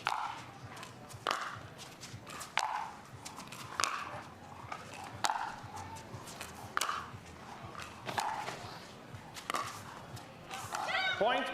Oh, got to have that one in a match of this magnitude. Yeah, Hessert hit a baseline and a sideline and was in perfect position, and then just got off balance at the kitchen. Point. And it affects the next shot as well. Timeout receiver. It absolutely does. 1 minute. Yeah, I know. So Jenna Hessert on the brink of conceding this first game. Leigh Waters, a slow start. Hessert not fully able to take advantage of that. Yeah, and very smart. You know, we talk about the use of timeouts, and some of the time you need it strategically. Some of the time you just need that family support, and that's what Leigh Waters, as you see her talking to Leigh right there. And it's been all her since that timeout.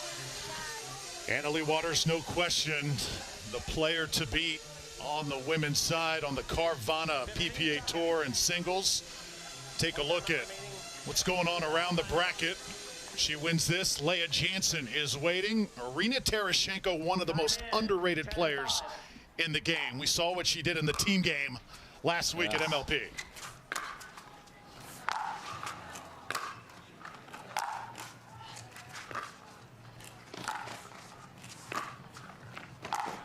Runs it down.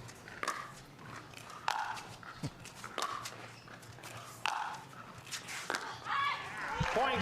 Game 11-5. Leigh Waters weathers the storm in game number 1. She wins at 11-5. And that shows you everything that's great about Leigh Waters there. Not many ladies were going to track down that ball after she had to chase one off the net, gets it pushed behind her, and she's off and running to game 2. Leigh wins game 1. Some time with mom. We'll step aside from Phoenix. Want to maximize your game performance to always stay in bounds? Look no further. Thorlo pickleball socks are specifically engineered with our innovative padding to help you perform your best. Pickleball socks that keep you on the ball. Find your sock at thorlo.com.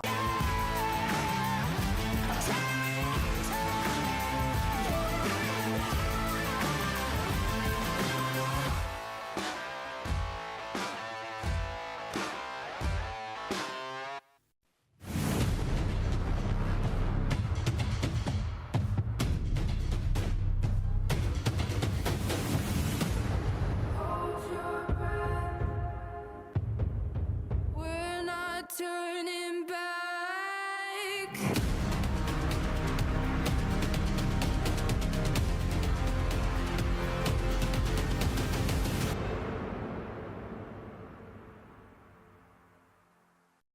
Introducing Skechers Pickleball. They're ultra lightweight and responsive for incredible speed. They have Goodyear rubber outsoles with a specialized pickleball design for increased side-to-side stability and agility. Conquer the court in comfort. Skechers Pickleball, the official footwear of the Carvana PPA Tour.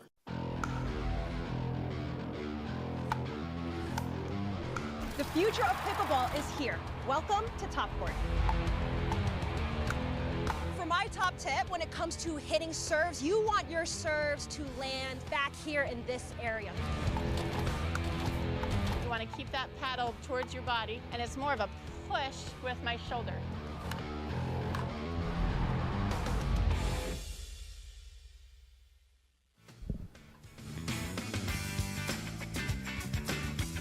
Just an awesome day to be here in the desert at the JW Marriott Desert Ridge Open, the women's draw. Yeah, and you mentioned Tereschenko. She was a winner of MLP and keeps that going right up here in singles. So chalk is showing up 1, 2, 3, 4 potentially. Leigh Waters taking care of business right now. 1-0. On center court, 1-0 lead, game number 2.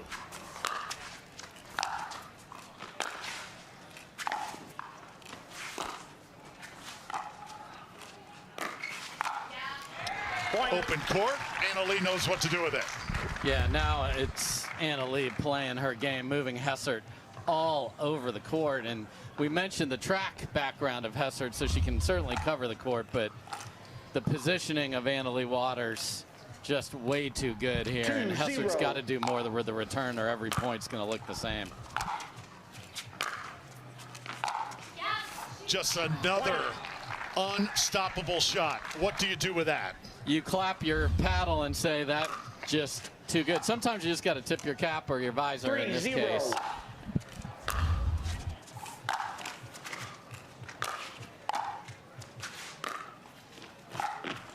Side out. And that is a beautiful roll by Hessert. So when someone is at the kitchen line, you've got that much topspin. I talked about how she has that big windup to get there.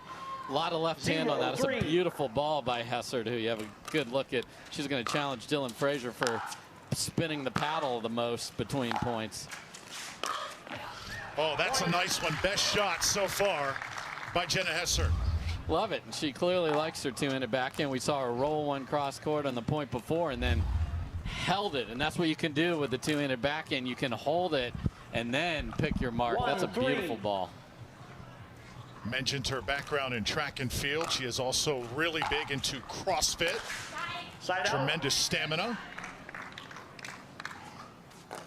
It's a great return from Leigh Waters there. Not just placement, but Hessert's backhand was high. You cool it off with that return. Smart play.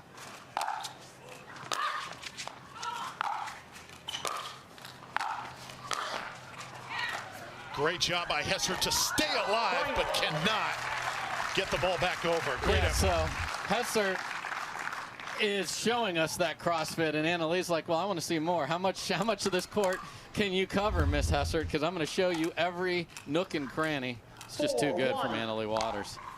4-1 now. Point.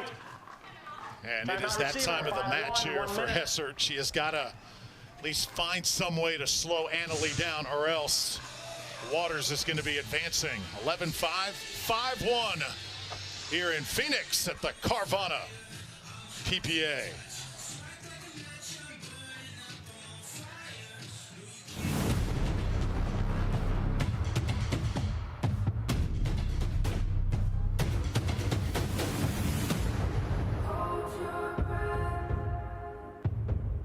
We're not turning back.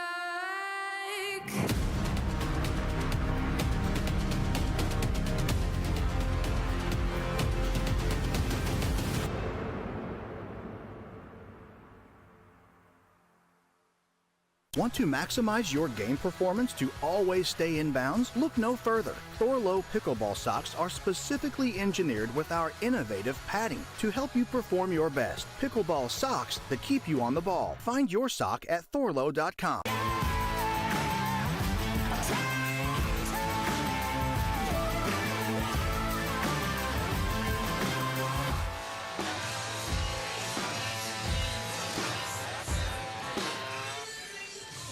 Seconds. Receiver, one timeout. Back here on the Carvana PPA Tour, Leigh Waters closing in on another victory. 5-1.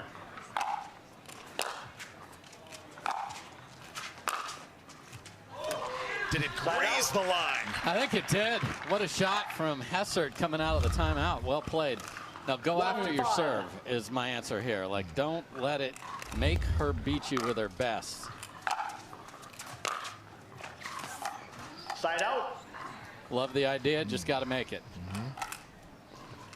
Side out back to Leigh. Because she went for the serve, got a shorter return, was in control of the point. You just got to get that next one in.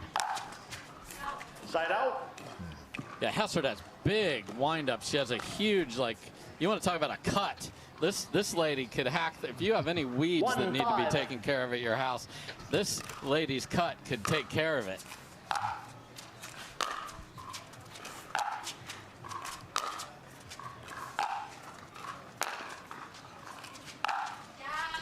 Leigh right now just dialing it in. And again, if the points are from the baseline and you're the person that's leaving the ball shorter, you're just going to slowly fall farther and farther behind in the rally. Side out. To the net that time. Side out back to Hessert trying to hang around. Yeah, and you saw the variety in serves from Leigh Waters there. She went with just a lob serve. That forces the other player to generate the pace. And Hessert hit a ball in the kitchen off the return. She ends up winning the point because Leigh, I think, was stunned at how short. Sometimes a short return actually can really help you if it's that short. Point.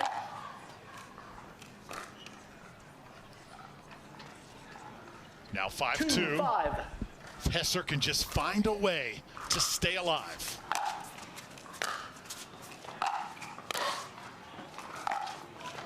Well done.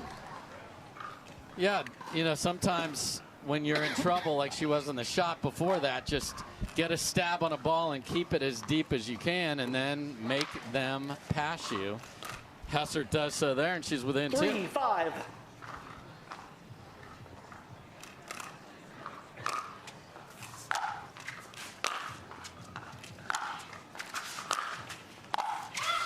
Oh, what a shot.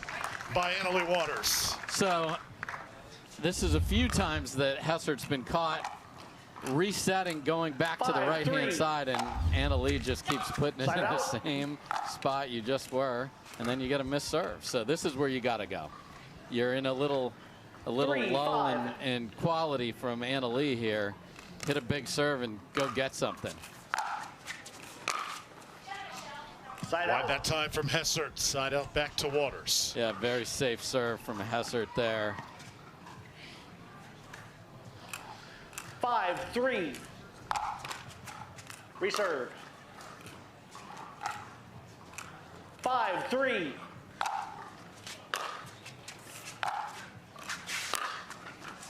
Point. Wide that time from Hessert. Dave, you watched Leigh last week in the team competition, Major League Pickleball. Never seen her that animated. A lot of entertainment value when the ball wasn't in play at that event. Going to get it. Oh, nearly pulled it off. AL with the tweener, but just couldn't get enough height on that after that. That's a great get from Hessert right there, and then short on the tweener, but we're here to entertain.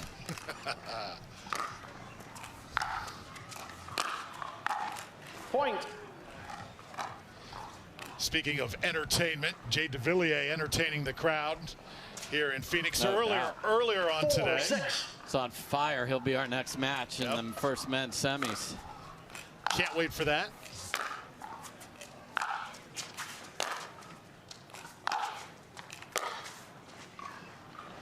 Side out. Leigh will let that one go.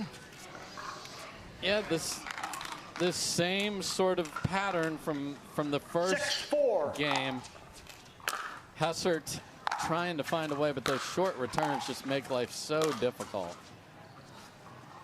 Popped up another, and it'll be a point for Waters now, 7-4. Because you can see that CrossFit athleticism, that can be a big advantage in singles. Point.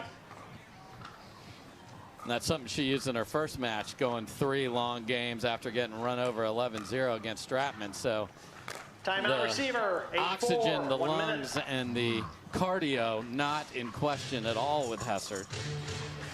So the 9 seed, Jenna Hessert, trailing 8-4 here, game number 2. Just trying to hang around. She's running out of time here in Phoenix. At Baird, we offer a different, more holistic approach to wealth management.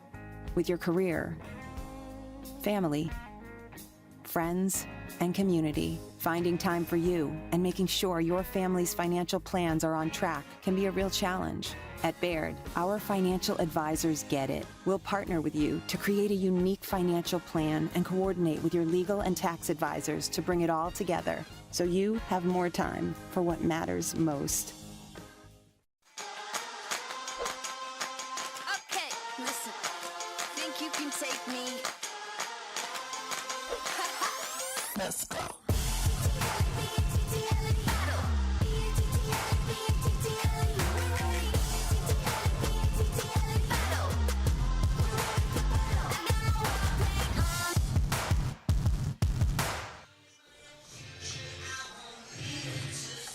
Leigh Waters 3 points away from advancing to a date with Leah Jansen here on the Carvana PPA Tour. Drew Felios, Dave Fleming in Phoenix at the JW Marriott Desert Ridge Open.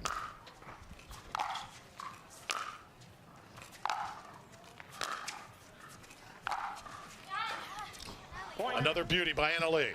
Yeah, and another short return from Hessert in the middle of the court, and while that was 4 shots ago, it's still the problem. And when she's playing like this right now, there is nobody that can stop her. No, and as we mentioned in the Open, she hasn't lost since June. 10-4. That was a few months ago, Drew. It's match point, Dave.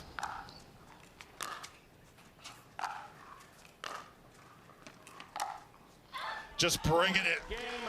That is why she is the best player in the women's game. Leigh Waters, slow start, fast finish here in Phoenix. Yeah, and sometimes you just need a little stern talking to or encouragement, and that looked more encouragement from Leigh Waters, who you see over here in the corner of the screen.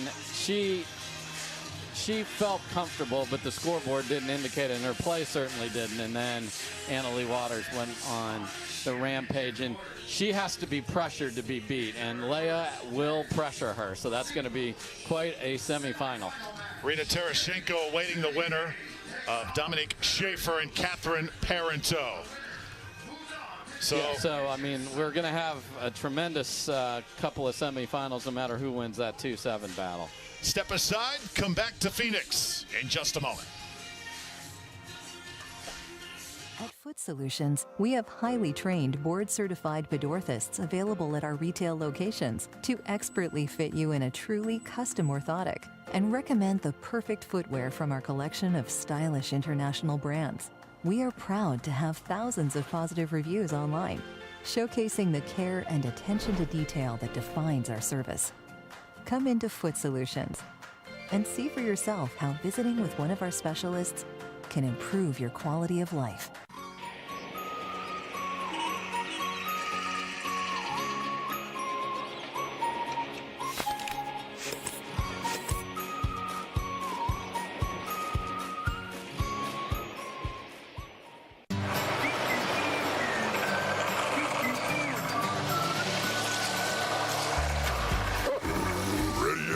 Not yet, buddy.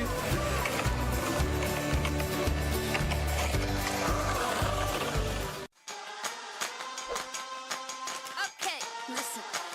Think you can take me? Let's go.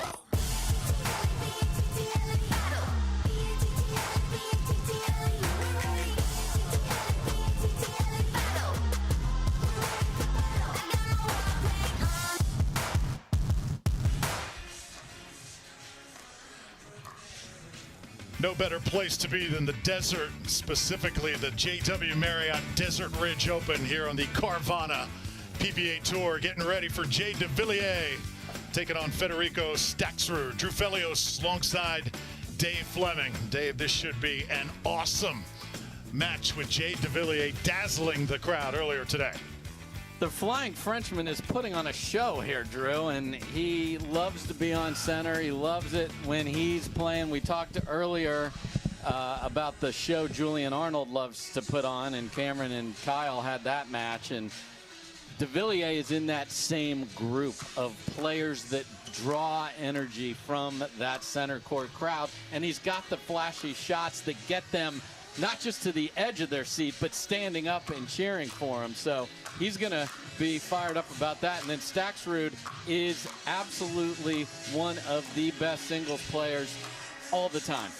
Lost to Ben Johns in the first tournament of the year at the Masters. Played very well to get to that championship match, and then ran into the best player in the world who was absolutely on fire. So he has already got a silver medal. These two have played 2 times. Each side has won 1. Devilliers won in 3 at our Riverland PPA event in March last year. Staksrud came back and won 11-5, 11-7 in August at Tournament of Champions up in Utah. So it's all even. This will decide not just who's got the record scoreboard, but who gets to play on Sunday.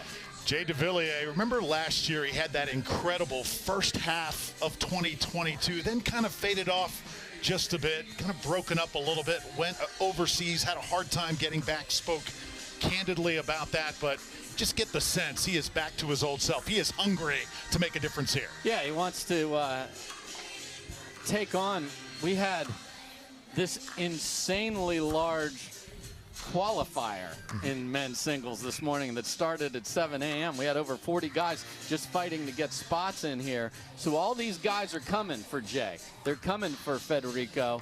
And Devilliers hasn't played on Sunday in a while. He wants that opportunity, and he's got to take on Staksrud, who, as I mentioned, is one of the best in the world. Speaking of that overall field, Dave, just shy of 900 players last year here in Phoenix. This year, much different story. Yes, almost 1,150 players, and that's all the amateurs and everybody.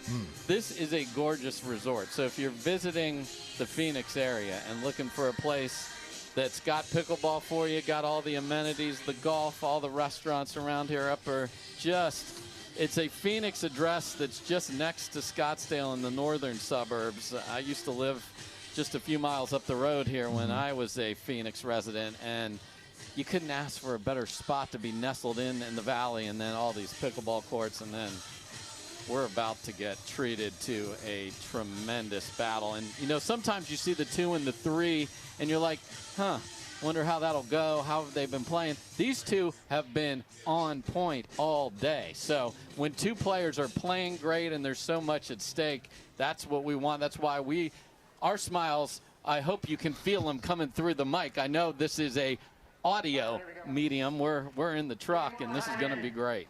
Federico Staksrud to serve, and off we go.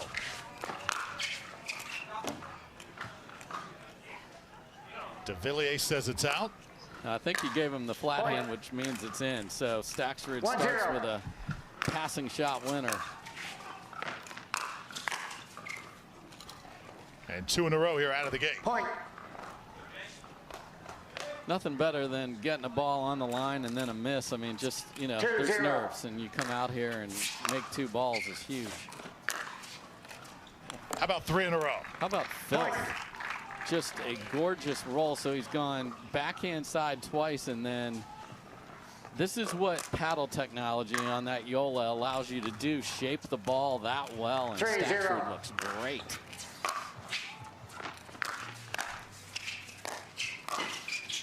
Devillier gets one back, and it'll be his first side out. That's really important, you know, when you are playing a very evenly matched match, you don't want him to get too far out. Hey, it's going to be hard to rein that back in. Great volley from Devillier. Side out.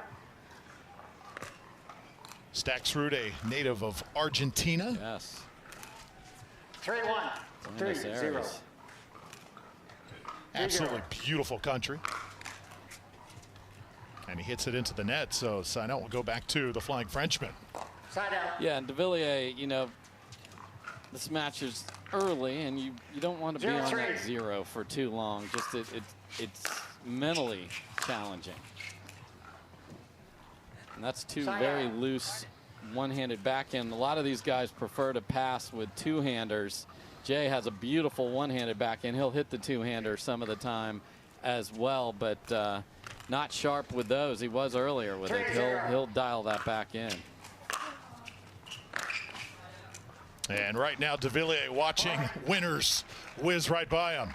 Yeah, that one he guessed. You know, if your return sits up like that, you have to guess when you have a Staksrud across the net. Doesn't make it over. Crowd wanted that one for Jay. Yeah, that stayed on top of the net and posed for a picture, and then with all the backspin, it pulled it back onto Devillier's side, and what a start for Federico. Could not have asked for a better start. Devillier hitting long, and he may need a timeout here.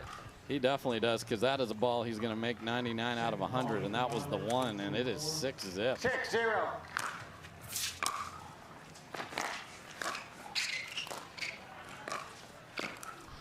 Jay Devillier not on track here at the start of this semifinal.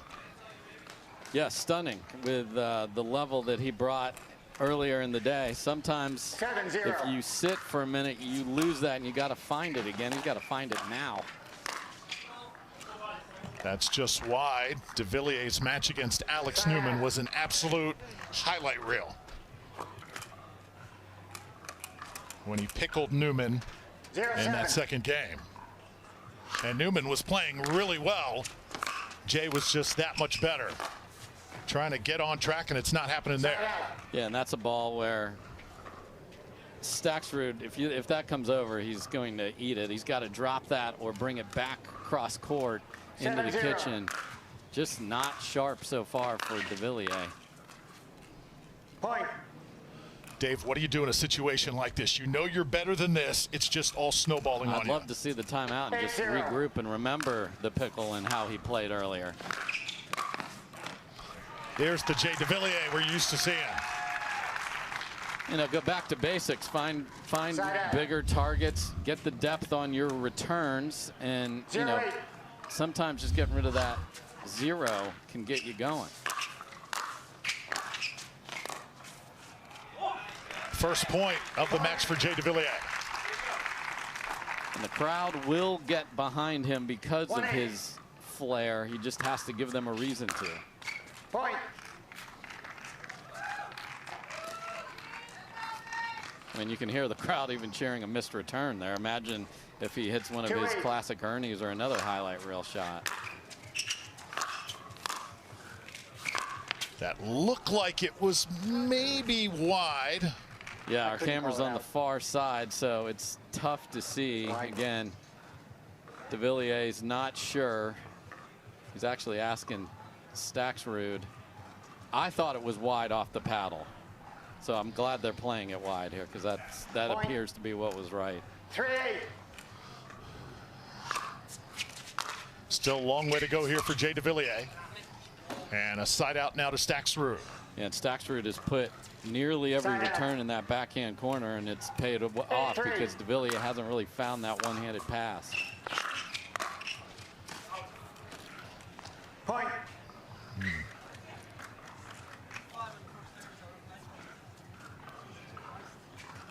9-3. So 9-3 now for Federico. Make it 10-3. And Devilliers can't believe it. Just first volley, so that fourth ball is so important to come in and put a volley deep that keeps you in front, and now he's staring down game point against. Staksrud can't lift it that time. Jay Devilliers, perhaps final chance here in this first game to make something happen. Yeah, and I love that Staksrud played an aggressive point on game point. That's what you want to do. He came in behind a good drop, just rolled it into the top of the net.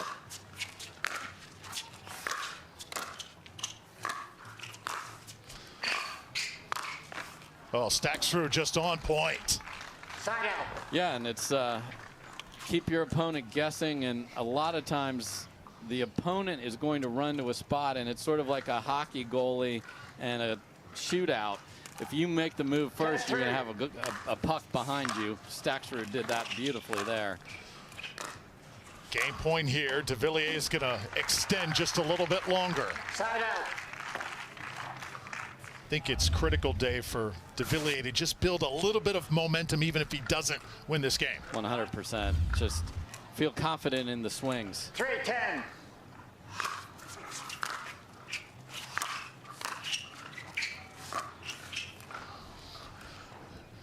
Full pirouette of agony there for Devilliers. Just can't believe it. And that's why he'd like to, again, win this and just, okay, I lost, maybe it's 11-7 instead of where we're at. Staksrud, long that time. Yeah, he tried the jump in the air, will it to stay in. That superpower is reserved for Riley Newman only. Devilliers, that shot right there has just not been there. No, and he's staring at the heavens, and the heavens are his height, 6'3", all the way up to the limited clouds we have here. Can't believe this. Beauty from Jay Devilliers, his best shot of the match thus far. Yeah, he kept missing the first volley after the return, and there's just a gorgeous little dropper. Staksrud, long way to go for Devilliers, cannot get there. Yeah, so I see your drop volley, and I've got one even better. But again, such a high pass attempt from Devilliers there.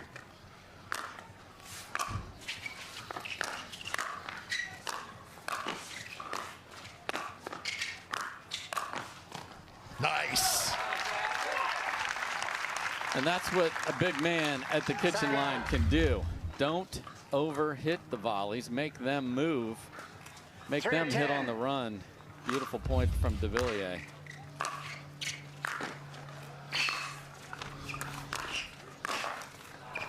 Devillier just can't lift that one. Great effort right now we're seeing by both of these game competitors. And Staksrud's got to get out the door here. He's just giving Devillier too many extra balls to hit going in game 2. Is that wide? Yes, it is. Sometimes the toughest point, Dave, is that final one at the end of a game or a match. No doubt about it. The heart's beating a little more. You can see the finish line, but you are not past it. 310.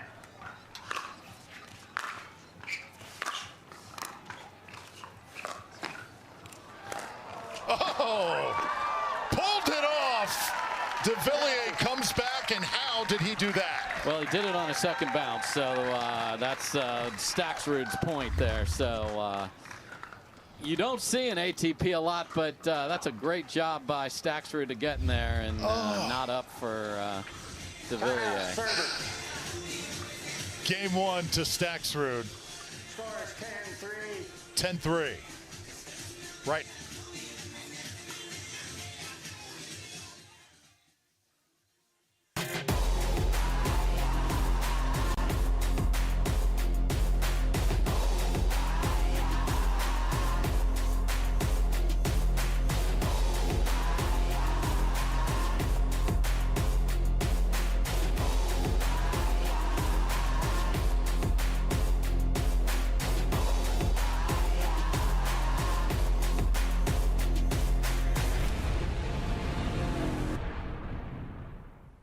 Introducing Skechers Pickleball, the official footwear of the Carvana PPA Tour. They're ultra lightweight and responsive for incredible speed. They have Goodyear rubber outsoles with a specialized pickleball design for increased side-to-side stability and agility. Plus, they feature shock-absorbing foam and Skechers' famous relaxed fit design for incredible comfort game after game. Conquer the court in comfort. Skechers Pickleball, the official footwear of the Carvana PPA Tour. Had sort of a frantic sequence there, Dave, before the break. It is 10-3, end of game number 1. Staksrud and Devillier battling. Time in, 10-3.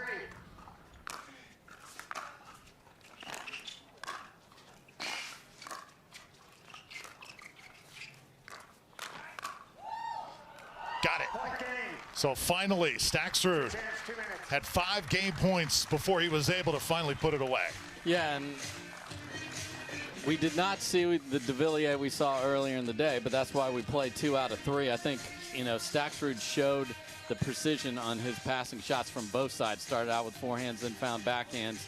The danger in that last point with the drop volley is you are bringing your opponent up to the net. So if it's not executed perfectly, you're ahead in a point, and then suddenly you're behind in the rally, and that's how that finished off. But I think Devillier knows I can hit way better one-handed backhands than what you saw there. So we'll see if he can find it. So we'll take a break. Come back to more men's singles semifinal. Devillier and Staksrud here in Phoenix. At Baird, we offer a different, more holistic approach to wealth management. With your career, family, friends, and community, finding time for you and making sure your family's financial plans are on track can be a real challenge. At Baird, our financial advisors get it. We'll partner with you to create a unique financial plan and coordinate with your legal and tax advisors to bring it all together so you have more time for what matters most. Okay, listen. Think you can take me? Let's go.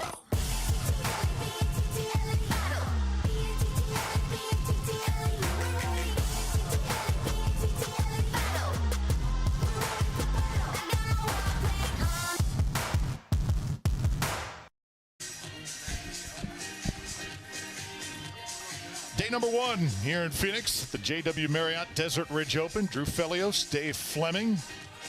Any other matches stood out today, Dave? Julian Arnold putting on a show earlier. Yeah, and we talked about what are the teams that did well and poorly in Major League Pickleball, the individuals on those teams. How are they going to take that?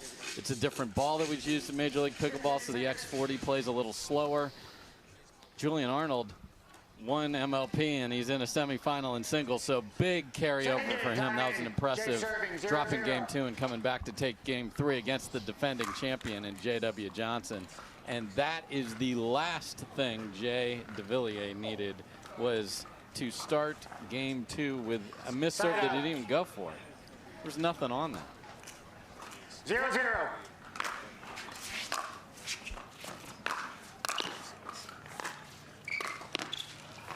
Devillier with an awesome shot, but Staksrud says, I got something for you even better. The ATP. So Staksrud's read of this is phenomenal, because watch, he takes off right there and gets it. That's why this guy is consistently medaling in singles.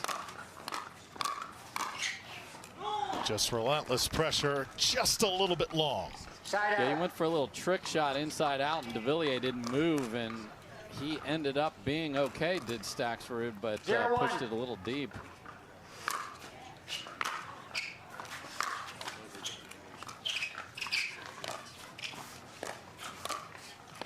Nice by Jay Devilliers. There's that one-handed backhand reach, and that's what he wants to do. Now this time the net cord helped him get that over, and then that's where his size advantage in those cat and mouse points at the kitchen will pay dividends for him. Another point here. Jay, so happy-go-lucky, such a great personality, Dave. No doubt about that. And now starting to build some momentum.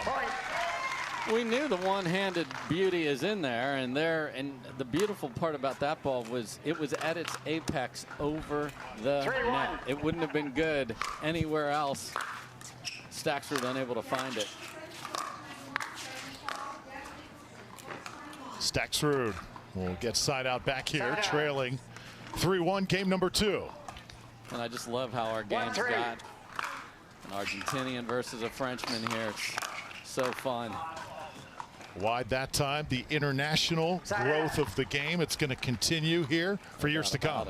You know, obviously the United States has the predominance of the players in the world, but it's coming. Riley Newman, who doesn't play singles, was just on a tour of Australia, so it's great to see.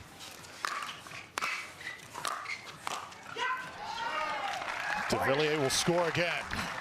The decibel levels are up too, Drew, and that's always a good sign for Devilliers. As you hear the yas, and Staksrud knows that that's a problem. That's a smart timeout. Crowd absolutely loves the flying Frenchman. He is starting to get in gear here in Phoenix. Come back to game number 2 in a moment.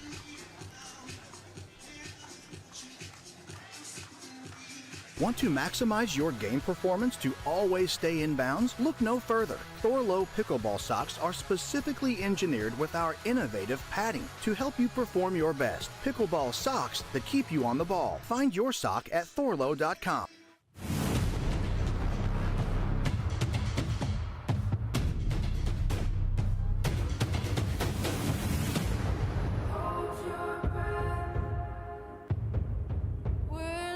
Turning back.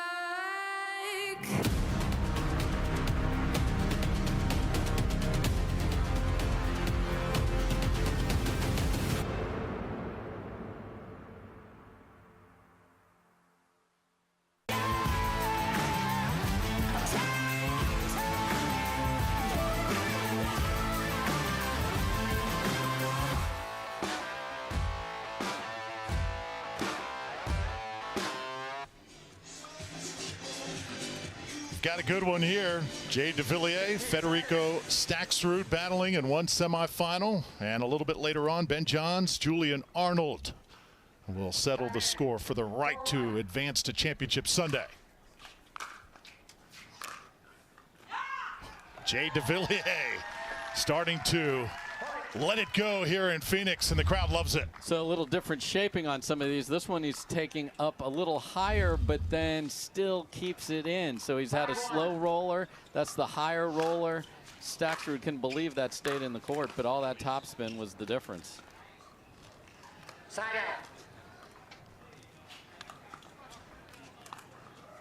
out. 1-5.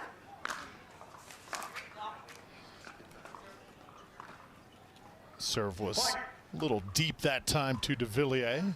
Yeah, Devillier likes to take a couple steps in, hit that big slice backhand, and come in when he's feeling it. Couldn't get the footwork right on a great serve. Watches that one hit just wide. And that return is exactly what he wants to do, and a deep serve makes getting those feet and those steps just right. Beautifully done there by Devillier, though. Jay Devilliers starting to punch first. Seemed like he was on to the defensive that entire game one.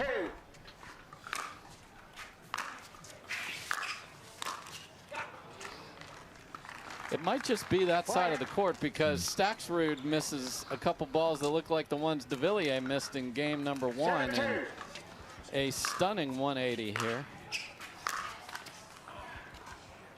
And it's not stunning that Devillier's ahead. It's just the similarity of play and that mistakes are being made on that side of the court that Staksrud's on currently.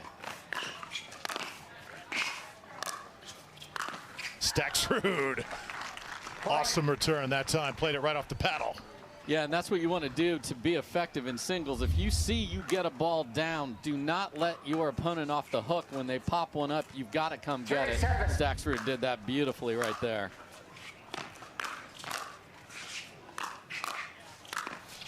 And again, same exact pattern. That's what makes him so special, because he's got the lateral quickness to get to those balls when he puts a ball down off the baseline. Former tennis player, University of New Orleans, is Staksrud. Devillier will get a side out here, and he'll get a little pumped up for the crowd. What a pickup that Devillier pulled off his shoe tops there and kept it safe in the kitchen. Remarkable ball. Staksrud was ready to serve the next point. He thought he had a win. Would have gotten it by a little 5-8 me, I can assure you. 3-point lead here. Game two. Devillier paints the line. And now you said he was punching back. Now he's punching the air as well, Drew. And, you know, these are the types of shots he has. Look out. Here's the Frenchman on fire. Jay Devillier, vintage flying Frenchman here in game two. Yes, and there's a Yola paddle leaning against the net. That is the sign of a timeout called again from Staksrud. And the backhand has been found. And that's sort of the entry point for his winning singles. Every return was going in that corner. Jay was spraying backhands everywhere in game one. Now he's found it. You see, Dave, the emotion of Jay Devillier, the raw emotion. Could you imagine a final, Julian Arnold against Jay Devillier? And on that note, tell me about the emotion showed last week in MLP. Altogether, is it good for the game? Oh, it's absolutely great for the game. I love it. I took the microphone off and was the general manager of teams, so I was on the court in the cauldron with the Seattle Pioneers in the Premier Division, and you feel it. The players love it, and some players are geared better to have all that going on. Others do better in this format. But it was tons of fun, and Arnold's ready to try and win again.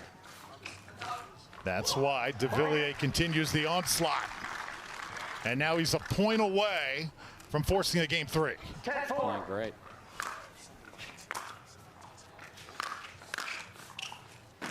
Comes off the net. Staksrud will have a side out. Yeah, I had a good look at a backhand to close this out. And again, Staksrud's in a little funk here. A lot of that is due to the level that Devillier has brought his game to. You want to get out the door as quick as you can. Devillier changing directions.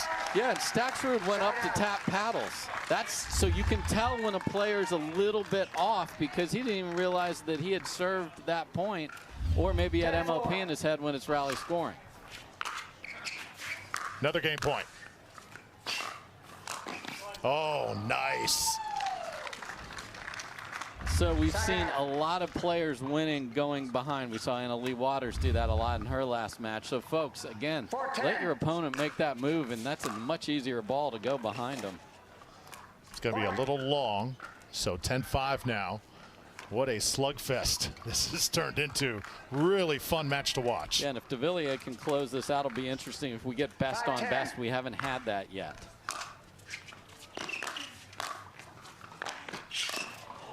Jay Devilliers, just one better. That's what 6'3" and that incredible reach can do for you. I mean, that is an unbelievable ball from Staksrud, and all he can do is go pick it up the corner and hit it back over. Wow.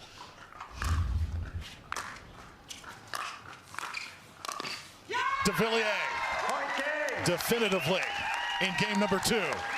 11-5, and we are going to a game 3.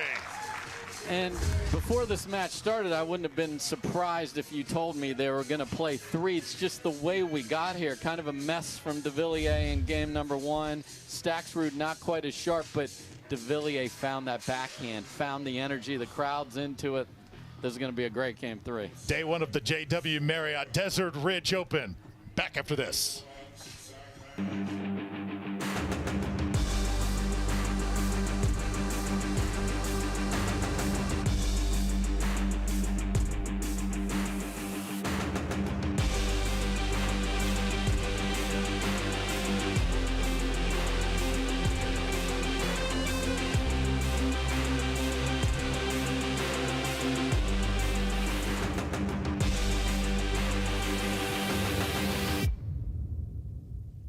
At Baird, we offer a different, more holistic approach to wealth management. With your career, family, friends, and community, finding time for you and making sure your family's financial plans are on track can be a real challenge. At Baird, our financial advisors get it. We'll partner with you to create a unique financial plan and coordinate with your legal and tax advisors to bring it all together so you have more time for what matters most. Why is Aaron happy?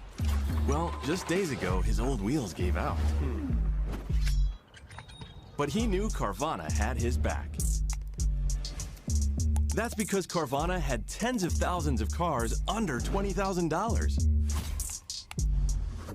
So Aaron's folks could help him out with a sweet ride. No way. Yes way.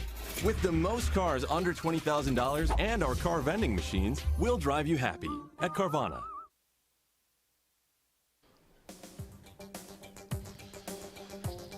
Welcome back to the JW Marriott Desert Ridge Open. Drew Felios with Dave Fleming. Our next match, Catherine Parenteau and Irina Tereschenko. Battle of 2 and 3 seeds on the women's side. And now time for the Carvana driving it home moment. We've had some amazing points just in this match, and these two have put on a show, Staksrud especially. Yeah, and as we talked about when we saw this the first time, you don't see a lot of ATPs in singles. Sometimes you'll get that angle, and then you don't want to do too much, Drew, when you get it over there. Yes, the Frenchman is fast, but he was pulled well off the court. Nice job by Staksrud of keeping that in, and we can't thank Carvana enough for being the sponsor of the tour this year. It's great to have them with us. Okay, here we go. Game number 3. And a shot just wide from Staksrud's start. And game 1 started with that exact pattern, and Staksrud hit the edge of the line. This time it goes wide.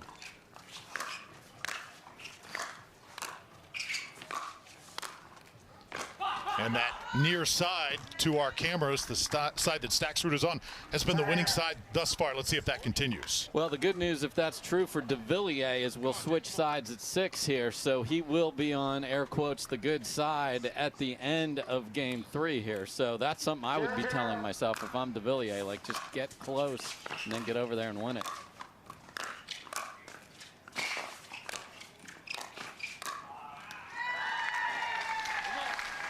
Some notes from a match going on the opposite court. Jay Devilliers comes up short against Troy Aiken, the 29th seed. So yes, new J.W. names. Johnson. J.W. Johnson, yes. Yep.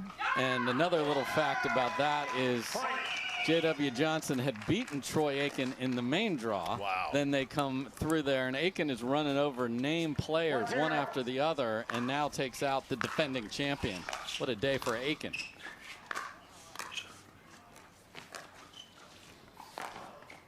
Devillier, an easy put away. I can't overrule from here. So was the foot on the line? Thinks that ball is in that little sneaky inside out he put on the line. Take a look at it.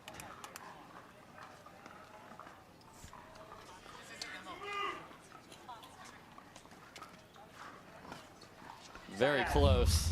No replay, so we will play on with an out call.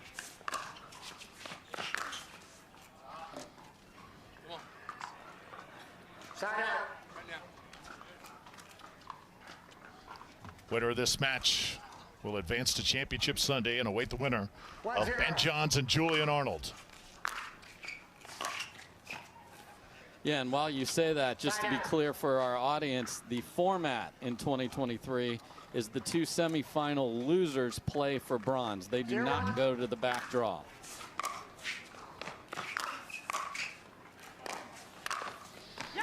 Devillier right now just starting to track everything perfectly. Yeah, a little feeling out process. No one's been able to do something on serve here except for one ball.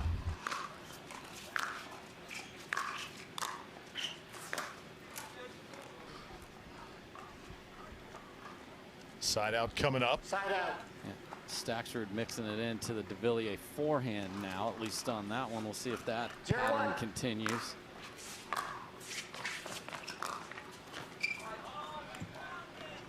Side out. Again, that beautiful cut backhand return in the corner, and then the Frenchman is so big, it's hard to find that corner. Great leave by Devillier.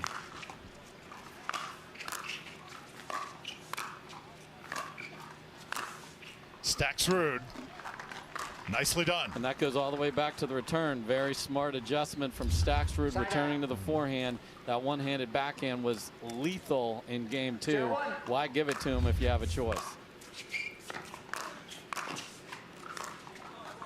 Staksrud wide. Side out. And the reach of Devillier makes you want to make your shots just a little too good, and then you pull them wide. So Staksrud's got to have him make a few. Don't let him off the hook. Definitely an imposing figure is Devillier. And that is in. So sometimes we're stubborn as players, and he got 2 forehands up in the air, returned it there, was in control of the point. This time goes back to the backhand and pays the price. 2-0 now for Jay.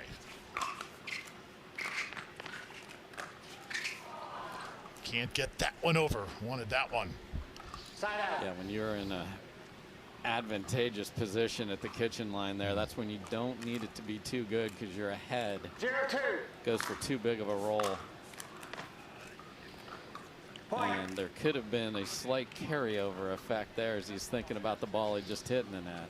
You cannot let that trickle into another point here in game 3. And it did just that. So 1 miss equals a side out and 2. Of course, Staksrud wants to speed it up. Can't serve fast enough. Absolutely. And now, Jay Devillier has to just pause. Yeah, this is very dangerous. 2 missed returns and then a ball he was in perfect position on.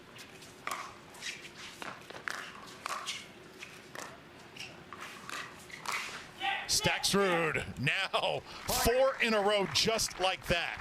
Yeah, and Devillier smart. Look, he's playing a little soccer with the ball. It's going to hit the post there. That looks like just randomness. There's nothing random about going on there. Let Staksrud wait over there for a second.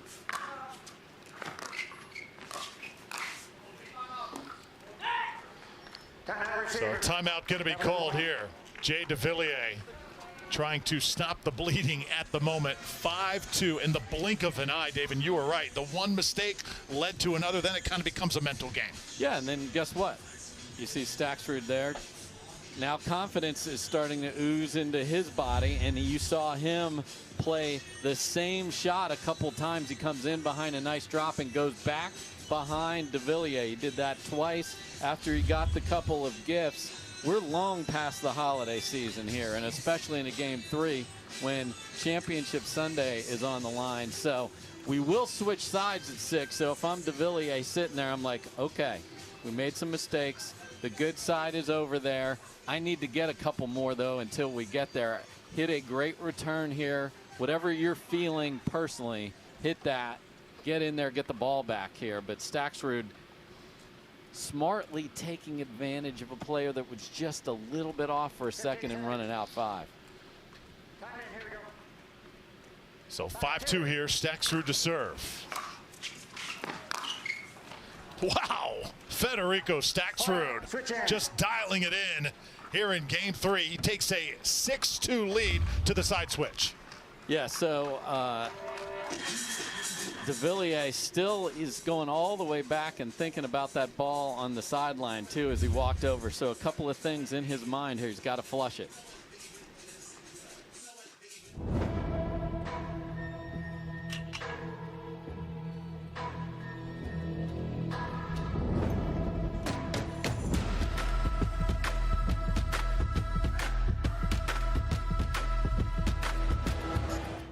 Introducing Skechers Pickleball. They're ultra lightweight and responsive for incredible speed. They have Goodyear rubber outsoles with a specialized pickleball design for increased side-to-side stability and agility. Conquer the court in comfort. Skechers Pickleball, the official footwear of the Carvana PPA Tour.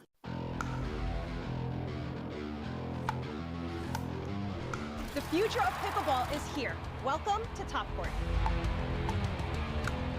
For my top tip, when it comes to hitting serves, you want your serves to land back here in this area. You want to keep that paddle towards your body, and it's more of a push with my shoulder.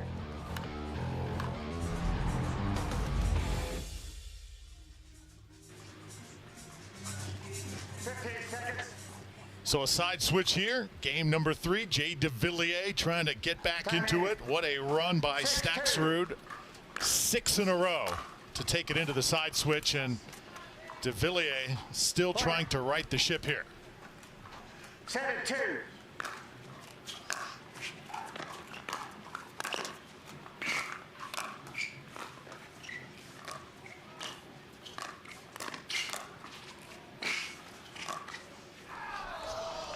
Staksrud, great job matching him shot for shot, and Devilliers makes the error. Just too casual on the last ball there from Devillier, and he just, after the call situation and then a missed forehand on a dink, it's been all Staksrud. 4 return errors now. Just on tilt right now. It's incredible how momentum is such a thing, especially in singles. Devillier hoping that that is the moment where things start to turn around, but he's got a long way to go. It has to be, and Staksrud had the exact point he wanted. He came in and he had a ball up, and Devillier guessed right. Can he get that pinball machine off tilt and get going here?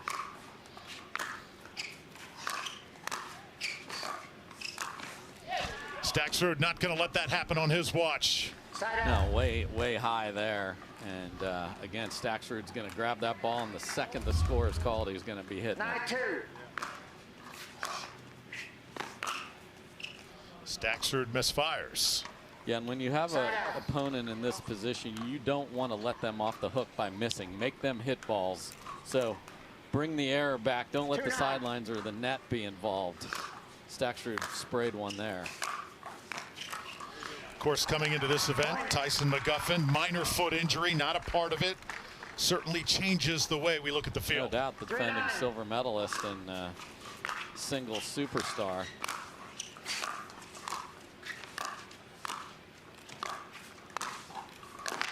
Staksrud right now, Dave, he is just playing outstanding pickleball. Yeah, and the energy meter that we saw that was so high for Devillier in game 2 is at just near empty. He's got to find it now. There is no best 3 out of 5 here. It's 2 points away for the Argentinian.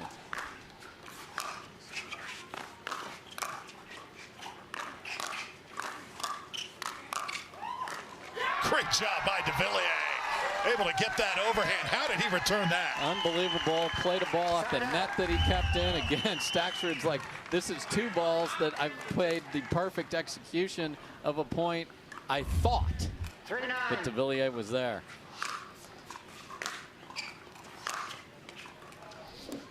going to be a little bit long. Side out. So now the backhand is not exactly dialed in again. 9-3.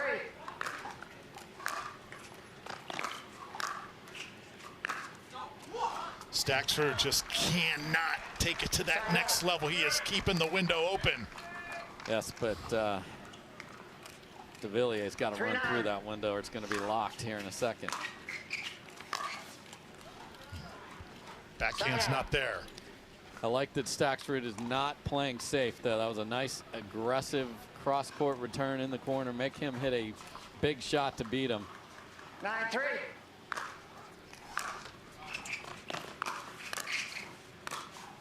Staksrud owning this game number 3, and he's 1 point away from a berth in Championship Sunday.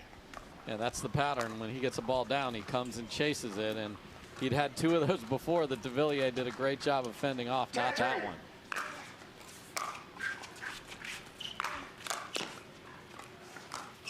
Federico Staksrud. Tip your visor. What a match. Tremendous in game 1, struggled a little bit in game 2, but saw an opportunity in game 3 and ran with it. Impressive for Staksrud. I mean, we know how good he is in singles, but in a field of this size, to make consecutive championship Sundays on this tour in 2023 is really impressive. And sometimes it is hard when there's an onslaught of emotion that's against you, when you're playing against not just your opponent, but the crowd. And he was, because Devillier was coming, and Staksrud down 2 and then just slammed on the pedal. Got a little help without question from Devillier, and his day is done, and there's nothing better than that. If you are in the singles draw, go find out who you're playing. So will it be a rematch of the Hyundai Masters with Staksrud and Ben Johns? Julian Arnold certainly with something to say about that. Much more from Phoenix right after this. There's never been a better time to get away. With a great deal on the Hyundai you've always wanted. With America's best warranty and up to 3 years complimentary maintenance. It's your journey. Own every mile at the Hyundai Getaway Sales Event. Hurry in to get our best deals of the season. Get in and get away. Get 0% APR financing plus 0 payments for 90 days on select vehicles. Now, during the Hyundai Getaway Sales Event. Oh, will you pause it real quick?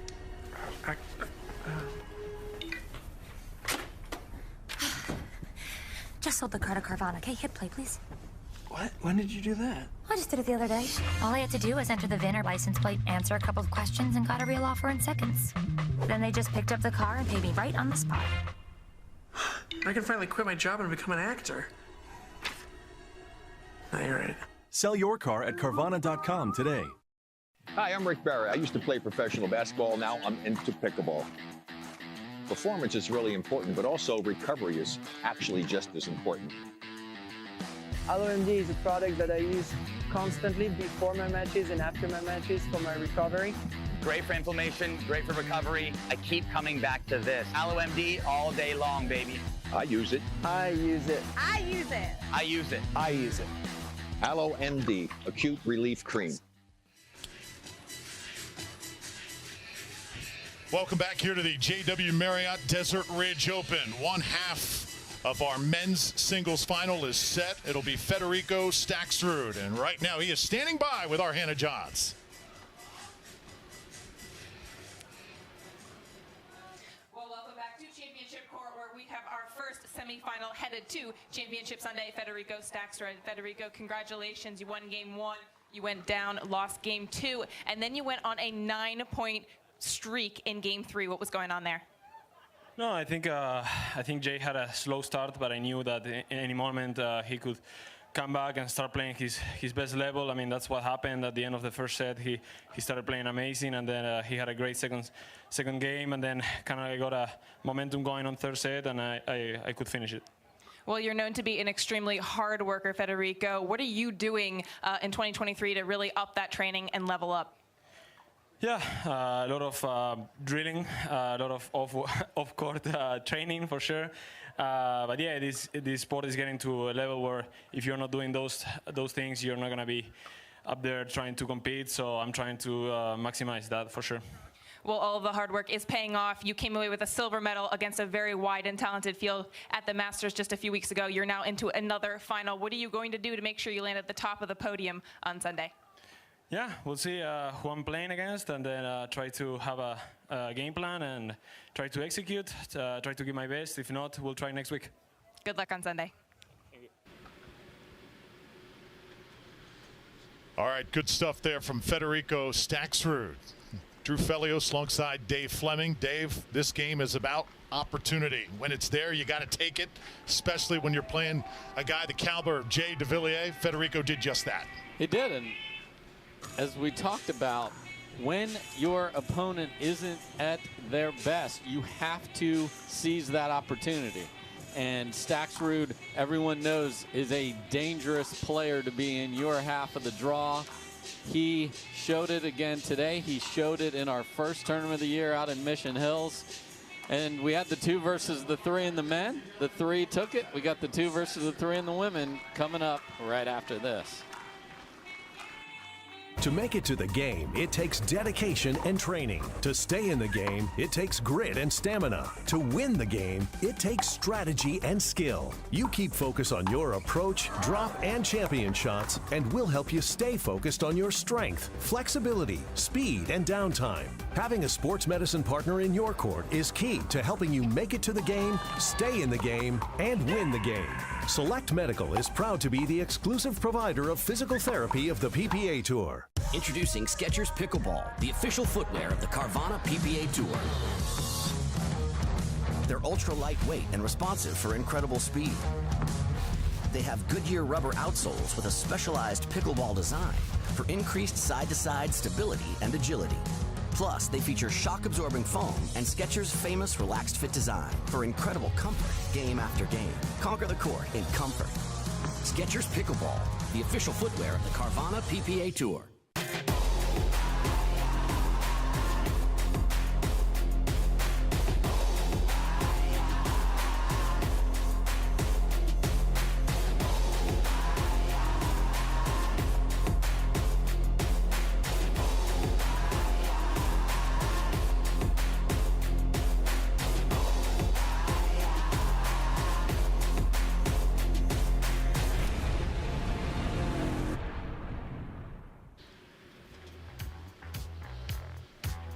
No better place to be than right here in the desert. The JW Marriott Desert Ridge Open continues. Women's Pro Singles and a semifinal. Parenteau and Tereschenko, 2 of the faces of the women's game, and they've got quite a history when they've matched up against each other. Yeah, since June of 2020, they've played 18 times, Drew, and Tereschenko has only won 5 of them, but in the last 4, it's been 2-2. And they played for bronze earlier this year with Parenteau winning out at Rancho Mirage in the Masters 11-4, 11-3. Before that, they played in the backdraw at the Hertz National Championships in Orlando, and Tereschenko took it 16-14 in 1 game to 15. So big advantage on the scoreboard from Parenteau. She has the recency advantage of a pretty convincing bronze medal win, 11-4, 11-3. And they also know, we talked a moment ago about what's opportunity look like. The days you play on Sunday mean anything for your fans, for your sponsors, for your elevating yourself in this game. You want to be seen as much as you can on Sunday in this sport. Leigh Waters is on the other half of the bracket. We know how tough she is to beat. This is your chance to play on Sunday. Irina Tereschenko, one of the most popular players on the tour. She's the senior member here in these games here in this Final Four. Why do you think she continues to play singles? She loves it. She has fun, and she has all the shots. The rolling forehand, the backhand, she can make it work.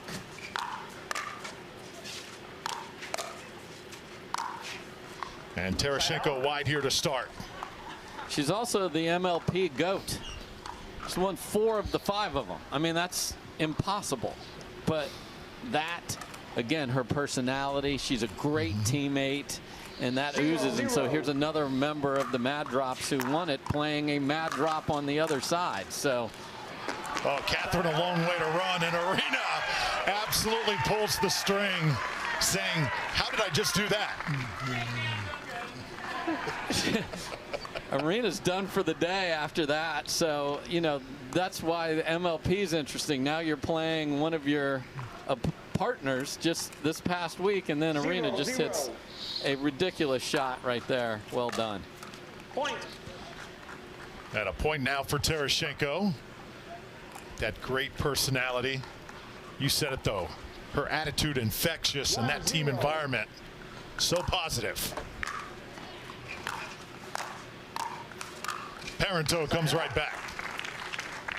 Yeah, and I think that was very good for Catherine, who is a fiery but more subdued and elegant player on the court, to have Irina by her side as a member. And then they had Julian Arnold screaming everywhere, and that helps as well. Parenteau comes up with a big one. Yeah, that was one of those. Tereschenko thought she missed the return, and then it landed on the baseline. So everything was working her way until that ball kissed off the net. Two players, once great tennis players. Is it absolutely essential when you come into pickleball that you have a tennis background? It's not essential at all. It certainly helps a lot, and your stroke mechanics certainly help. You know, after this point, I want to talk about an interview I had the other day that sort of pays off where I think this is going. Tereschenko a little long. So now, yes, tennis background sets you up for success, but the 8- and 9-year-olds that are playing this now will have never hit a tennis ball. They will just be pickleball players all their life. How fun is that to think about? Absolutely. Parenteau out to the 5-1 lead. But certainly having ripped two-handed backhands up in East Lansing, Michigan as a Spartan doesn't hurt your pickleball drill. Irina Tereschenko trying to slow things down. Catherine Parenteau, 4-point lead here. Game number 1, women's semifinal. Tereschenko all smiles. Talked about her kind of being the senior player out there in singles. A lot of players, when they get to a certain age, say, you know what, I'm just going to stick with doubles. Kudos to Irina, always welcoming the challenge. There's the upcoming tour stops. And that age is 22 for some of these people. Sure. They don't want to play it. They don't want to do the damage to their body. But look where we're going, Drew. This is fantastic. Close by in Mesa in a couple weeks, the indoor championships in Minnesota, and then to the Sunshine State, Pictona. Going to be part of the Carvana PPA Tour. Then to Austin, Texas. Love that event every year. And then the Red Rocks Open, brought to you by Selkirk in St. George. Yeah, tucked in there into the Red Mountains. So the Red Rocks are right there. Our geologist from early today, Hessert, would probably love to check that out. Oh, yes. Great start for Parenteau. Point.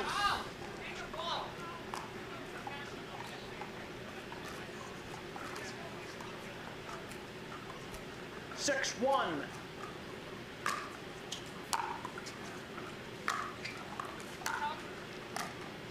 Side out.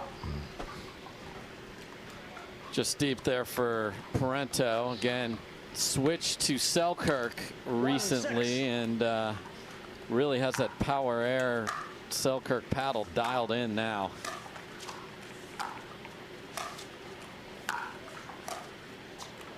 Oh, Catherine Parenteau.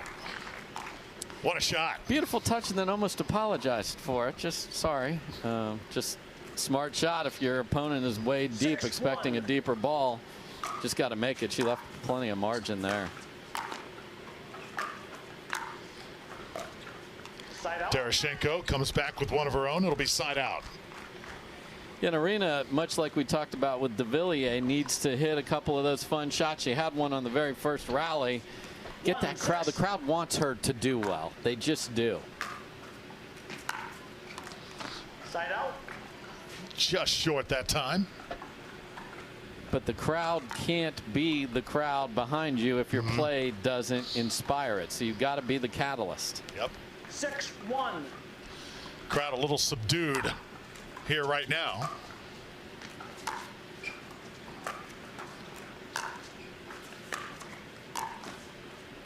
Tereschenko, great job staying in it, Dave. Just could not squeeze that one in. Yeah, and there's that beautiful two-handed roll that Parenteau can do. She can bring that down the line or take the big left hand and let the left hand roll that almost like a left-handed forehand. That's a beautiful ball that forced the error. Oh, Catherine Parenteau, everything working right now. And that is a ridiculous level of difficulty to be on the full run. She's one of the ladies that slides into the ball. I'd have ACLs all over the ground if I was doing any of that. And then is able to punch it inside out into the opening. Elegant mover, beautiful finish. Catherine Parenteau, fist pump to go with that one. And it's 9-1. Yeah, I might want to put the ball down the middle here and not give Parenteau angles, because her backhand is on fire right now. 9-1.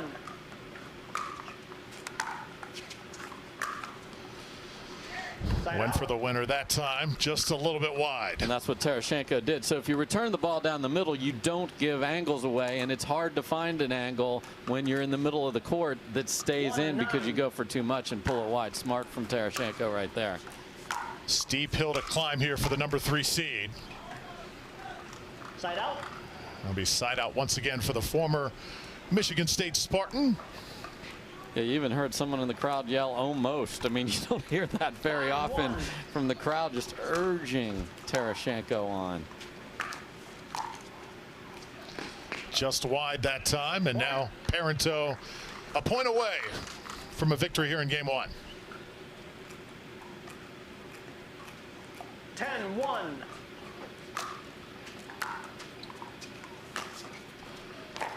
Catherine Parenteau, a little too much in this first game for Irina Tereschenko, overpowering down the stretch. Yeah, just Tereschenko said she was going to quit after that miracle ball she had on the first or second rally, and it was all Parenteau after that. 11-1, game 1 in the books here in Phoenix.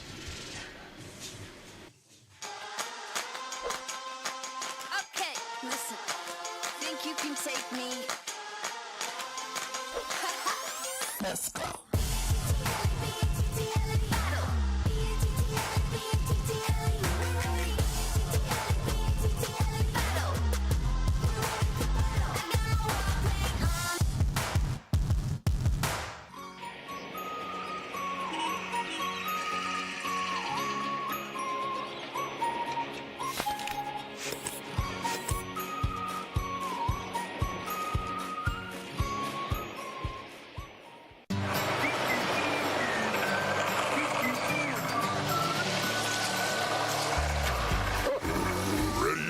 Not yet, buddy.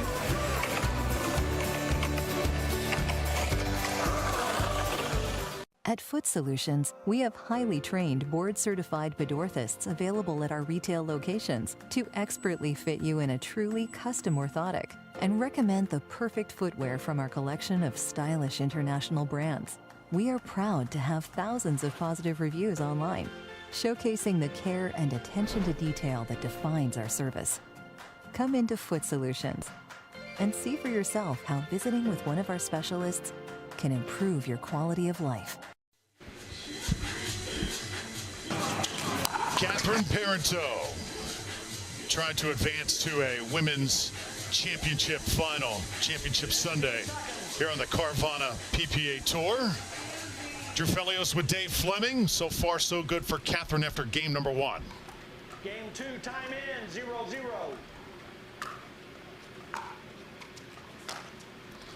Just wide. Dave, we talked about the paddle switches from players around the tour and how much news it gets and how much conversation it gets in the game nowadays.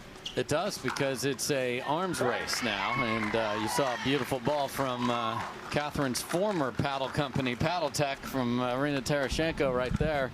Yeah, you want to have the latest, so the margins are so thin, you want to have, as a player, the best stuff that's out there.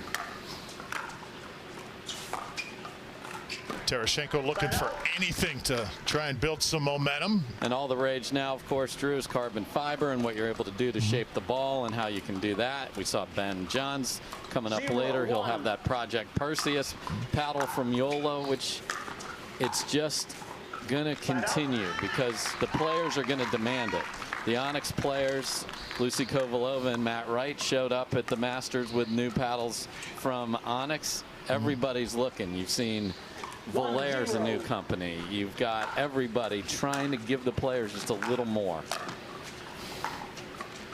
And Selkirk was at the front of this. They created labs. They had the 001, the 002, which is a very heavy pace paddle. And now the Power Air that you see Catherine Parenteau using. Just a little bit long. Zane Navratil also sporting a new one. Yeah, the Pro XR with his, and then the Ace of Spades, as I love to call it, from Pro Kennex that Callan Dawson and Megan Dazan use. That's probably the hottest paddle of all from just hitting absolute BBs all day long. Parenteau. Tereschenko on the return. Went long that time.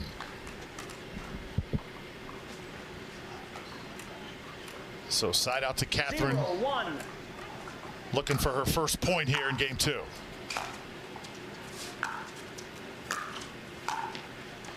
Tereschenko just cannot square it up consistently.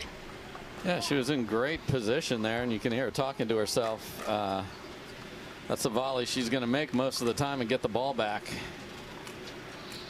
1-1.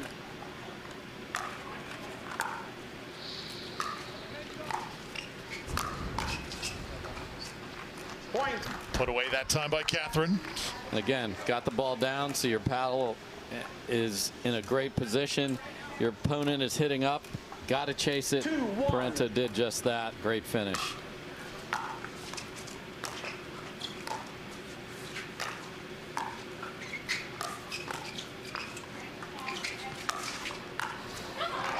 Oh, Irina frustrated. Should have had it. What athleticism, though, from Parenteau to be able to get a mishit ball over her head. She did not consider a tweener, although I would have liked it just from an entertainment value. But put a beautiful ball back into the kitchen and wins the rally. And look who's watching over her shoulder, none other than Leigh Waters.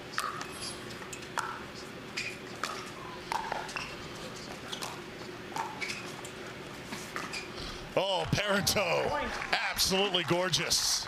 And a very methodical point there. Put the ball on the ground a couple times, just kept diving it low. Tereschenko's having to hit up, and then wide open court. 4-1.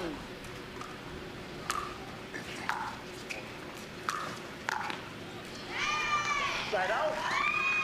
Tereschenko gets one back. Crowd reacts. I mean, they are looking for anything to get behind it. This is a great job of putting that volley right in the corner from Tereschenko.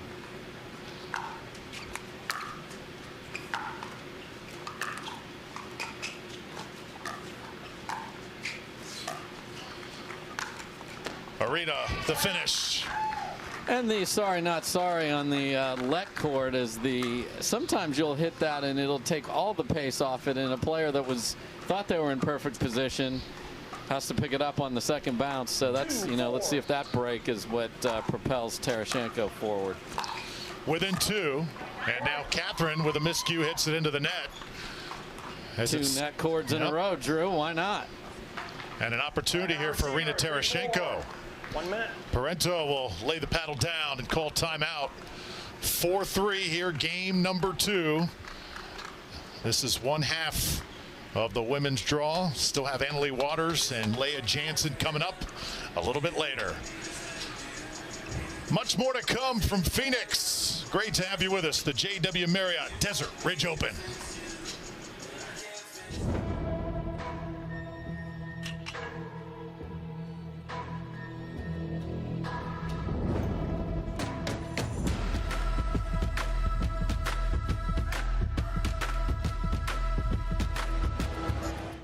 Introducing Skechers Pickleball. They're ultra lightweight and responsive for incredible speed. They have Goodyear rubber outsoles with a specialized pickleball design for increased side-to-side stability and agility. Conquer the court in comfort. Skechers Pickleball, the official footwear of the Carvana PPA Tour.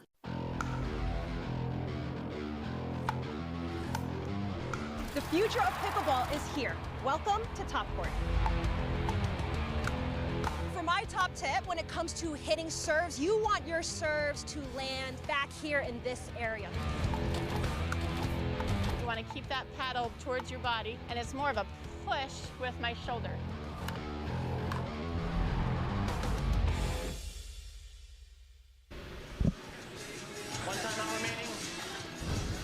Welcome back to the desert. Is there any better place to be, Dave, in early February than here? No, there's 3 weeks of pickleball and some little football game in between out here. So, yeah, great place to be. That would be the Super Bowl. Indeed. Eagles Chiefs should be awesome. 4-3. Catherine Parenteau, 1 point lead here over Irina Tereschenko. And she hits wide, side out back to Irina. And I love that timeout from Parenteau before these last two rallies. Just she felt the crowd getting a little excited, like shut that down, make her earn it back again.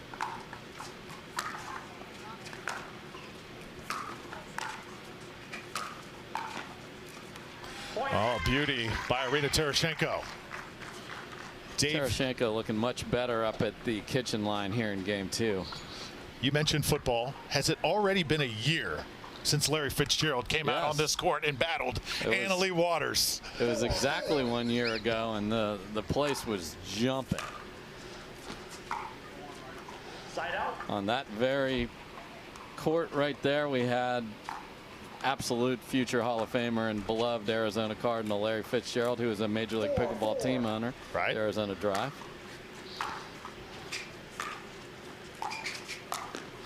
Catherine Parenteau, nicely done. There was also a swimmer here, if I can remember. Yeah, a guy that's gotten more medals than anyone ever. Michael Phelps showed us his getting started in pickleball skills. 5-4.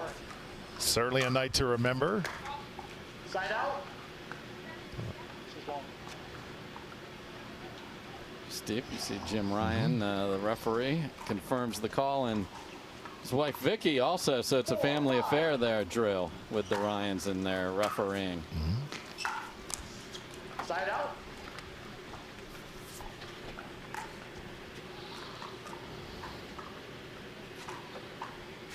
Tied at 4. 5-4. Now 1 point edge here for Parenteau. Catherine Parenteau just drops one in the perfect spot. Yeah, just a beautiful, again, shaping the ball, and that's that confidence you have to have in just not just the swing pattern, but the paddle too. And there are no strings on that power air. There is a smiley face at the bottom of it. It's a beautiful ball from her, and now a miss return. Cannot have that.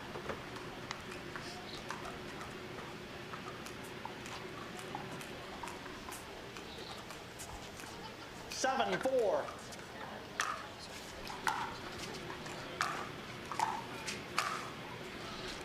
Parenteau hits wide. Just late on that. I love her coming in behind it, but the paddle was behind her and she knows it, and pushed that wide paddle face that needed to be closed there. She came in, the paddle was dragging behind her.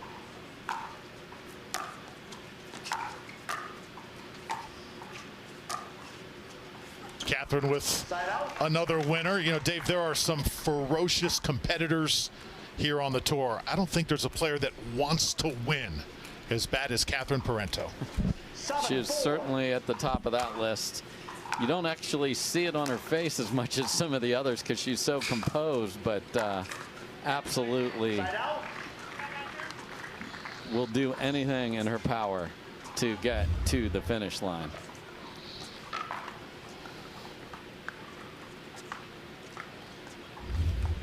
Got tagged that time. 4-7.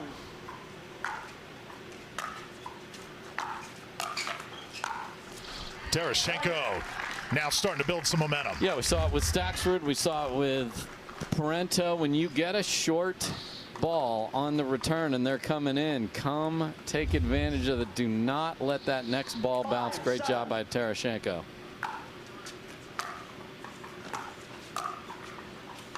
Point.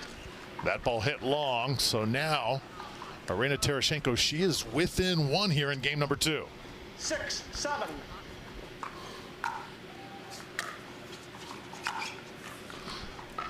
And it continues for Tereschenko, tying it up.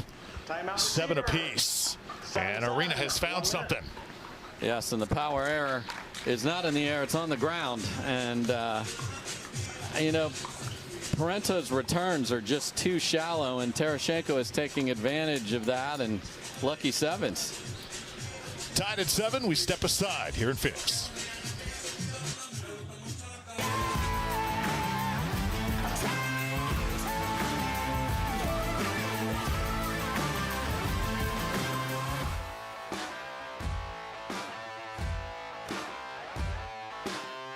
Want to maximize your game performance to always stay in bounds? Look no further. Thorlo pickleball socks are specifically engineered with our innovative padding to help you perform your best. Pickleball socks that keep you on the ball. Find your sock at thorlo.com.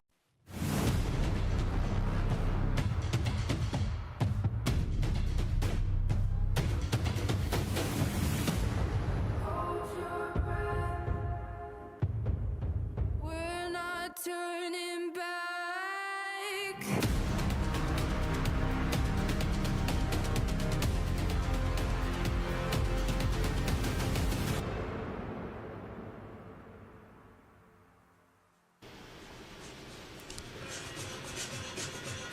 Second stop here on the Carvana PPA Tour, the JW Marriott Desert Ridge Open. Ben Johns and Julian Arnold on deck in the other men's semifinal. Yeah, if that would just be Thomas Wilson, we'd have the whole MLP winning mad drops back to back. We get 3 of the 4 though, so it's definitely proved to be a good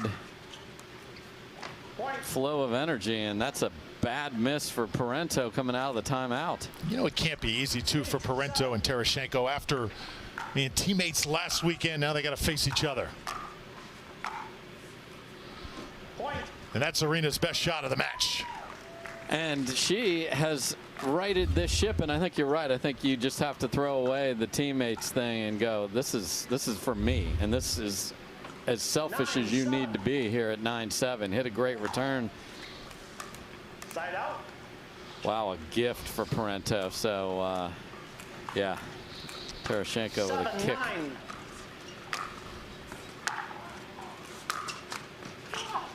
7-9. Irina gets to it. Oh, can't lift it. And again, we talked about things that carry over. A missed serve can carry over a little bit. The return just stayed in there for her, though. She's got to throw that missed backhand away. Tereschenko has battled back in this game, but now Parenteau starting to make her move. Yes, and someone with an Apple Watch is loving that with the pointing. Again, got to have the depth on the return. 9-9. Side out. Tereschenko going to have a chance, Dave. She can string together 2 here. Yeah, so you got to go, okay, I had the ball in 9 and I missed the serve. Who cares? Got it back. 9-9. Win 2 points and we're playing a 3rd game.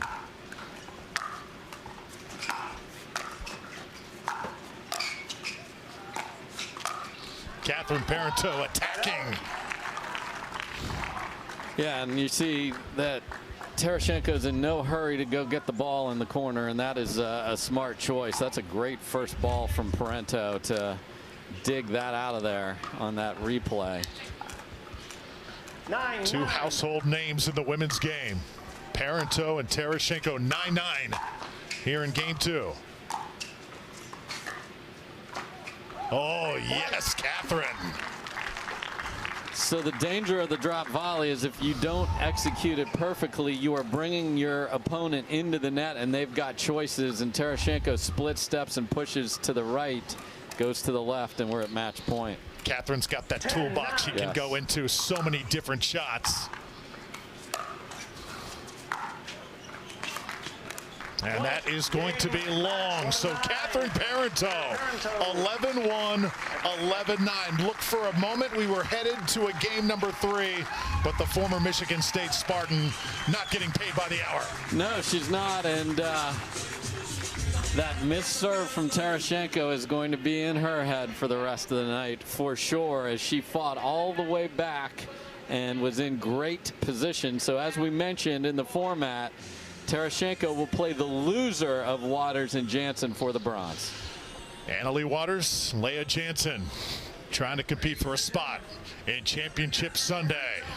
Parenteau joins Hannah when we come back.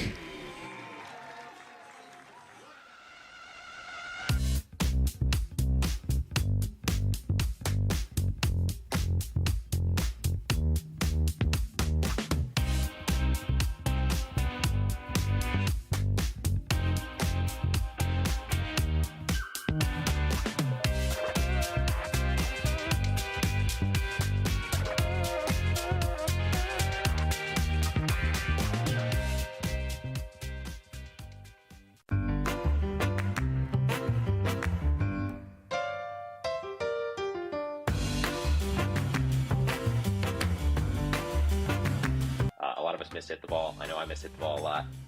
So Speak for more yourself, forgiving.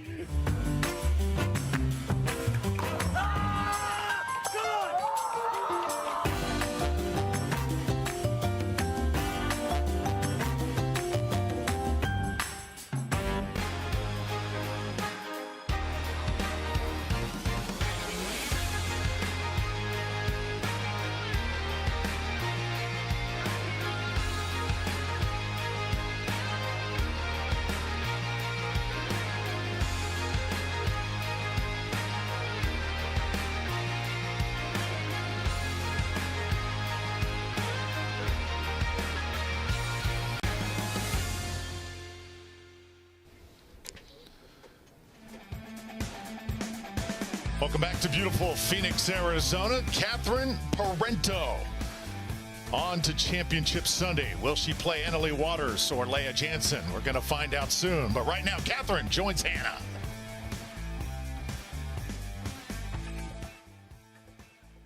To Championship Sunday, Irina Tereschenko making quite a push in game 2, but you were able to finish it off. How'd you do it? Yeah, I finally moved forward. I think she was doing a really good job of dropping the ball short, so it was a little hard to adjust at first, but then I realized that she kept doing it, so I just adjusted pretty well, and then I was happy to get the W. She's a tough player, so yeah. Something that's so distinctive about your game is those roll drops. They are, I mean, the best shot on the court. For me, I was watching, I was thinking, Catherine shot this roll drop. Explain how you do that. How do you make that such a penetrating shot? I would say I just do a lot of reps of them. I practice and just work on my top spin. Yeah, I would say just a lot of reps, and it's really more of like a third shot drop. I think about it like in doubles. It's the third shot drop in doubles. I like to do it in doubles as well. So yeah, just go out there and try to roll it in the corner, reps. Well, you just debuted this new Selkirk paddle. You started playing with it about a tournament ago. How are you breaking in and adjusting to that paddle? I'm still getting adjusted to it, but I love it. It's got great power and spin, so I'm really happy with it. All right, good luck on Sunday, Catherine. Thank you. All right, Hannah, Catherine, thank you so much. Catherine, one of the all-time greats in the women's game. Does it in singles, tremendous in doubles play as well. As you see our men's competitors on the court, Ben Johns, Julian Arnold beginning to warm up.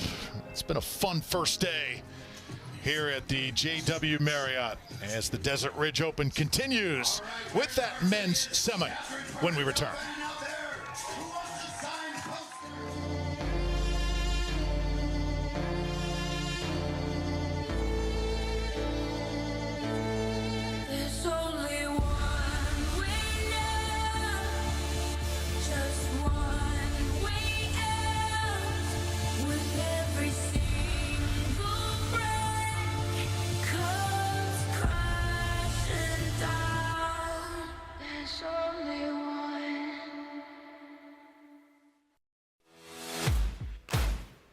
OS First, the official sock sponsor of pickleball.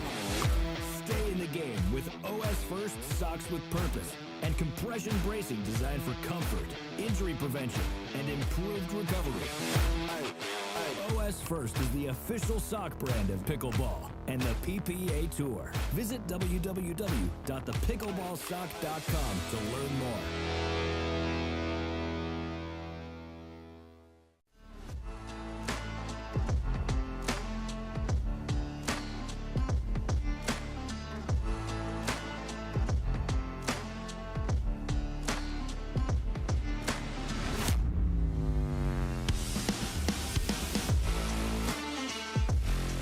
thank you to pickle roll. It can be installed anywhere, temporarily or permanently on any flat area. So I have a feeling pickle roll is going to be a big part of our future.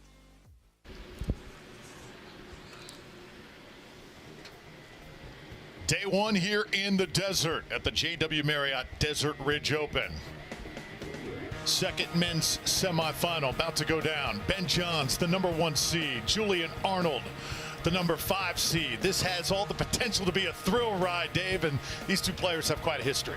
So they played 5 times, Drew, and Ben has won 4 of the 5, and you don't have to go far at all to see the last time these two played. They did play at the Masters, our first event of this year.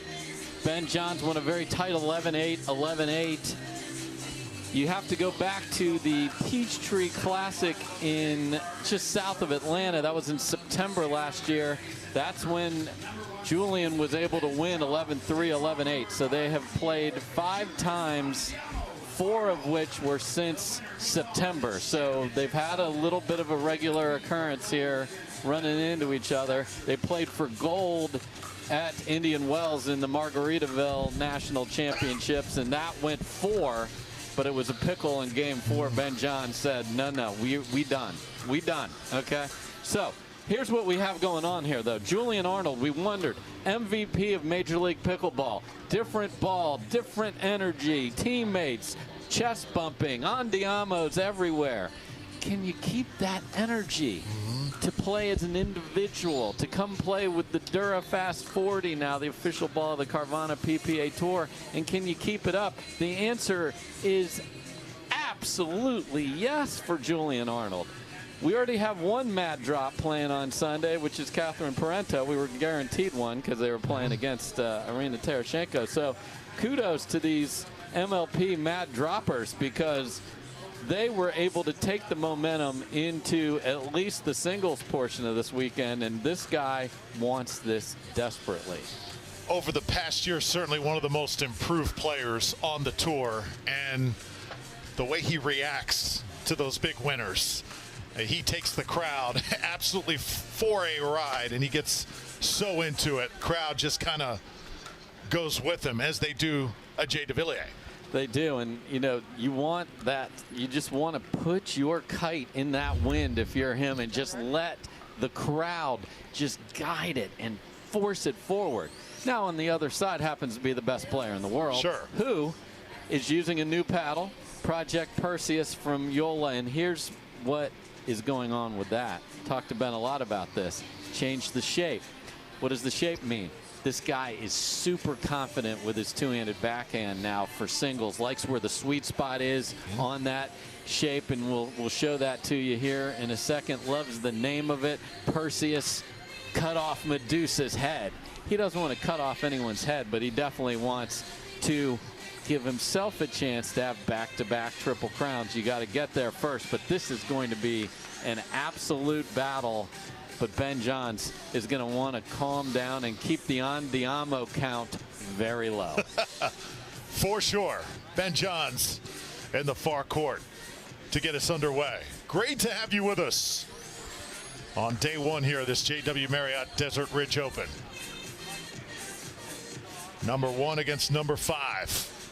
Julian Arnold coming off a big win over J.W. Johnson. Let's do this. Time in, 0-0.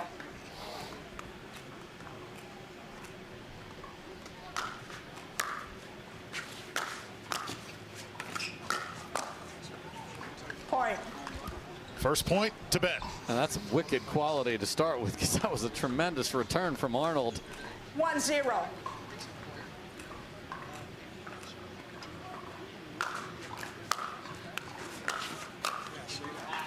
Point.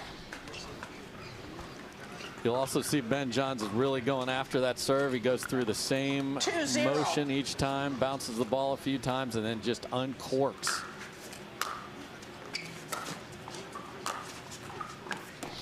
Nicely done. Side out. Side out coming up here for Julian. Yeah, placement over power, just a little short roller there. Johns tried to drop it, but couldn't get it to bounce. 0-2. Smart shot selection from Arnold.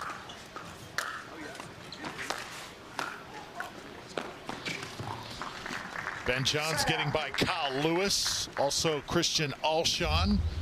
Well played match. Lots of tweeners from our tweener king Alshon. He's coming. He's coming for these guys. I was very impressed. 2-0. He is a talented singles player for sure, and his doubles is only getting better.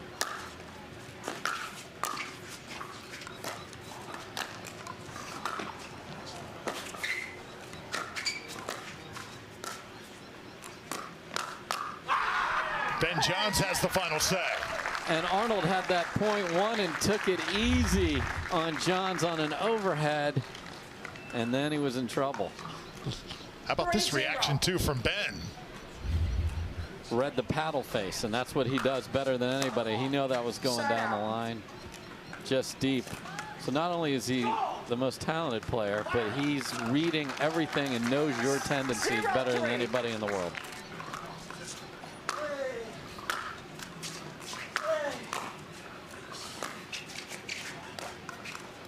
First point for Arnold. Not only does he know tendencies, but he adjusts mid-match, I think, better than any player in the world. Does Ben? How about that beauty from Julian? Yeah, sort of a mid-transitionary return, and Arnold doesn't do too much, picks his spot. A lot of times just placement over power is so important. And now 3 in a row. 3-3. So 3 on each side here in game 1. Ben Johns in attack mode. Yeah, so if you try to hit it through Johns from the baseline, you're just going to eat it every time. That time right at Johns. That ball's got to dip to a sideline or drop in the kitchen and bounce. Side out. 2 missed serves in a row, so you know that's in the budget, but you don't want it to be more than 2. You do want to go for it though, because it sets the whole opportunity to score in motion. Point. And suddenly a few mistakes from Ben Johns, and Arnold takes the lead. 4-3.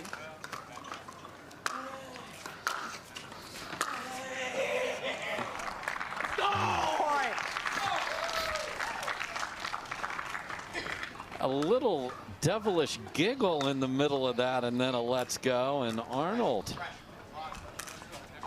talking about putting pressure on. He will let you know what he's thinking. We don't have to guess, Drew. He'll tell us. There's Julian Arnold again, the former tennis star at UCLA with some major momentum. Major momentum indeed. Again, he gets the ball to be popped up off the backhand side of Ben Johns and comes in and finishes. That's been the winning formula for everybody that's playing on Sunday.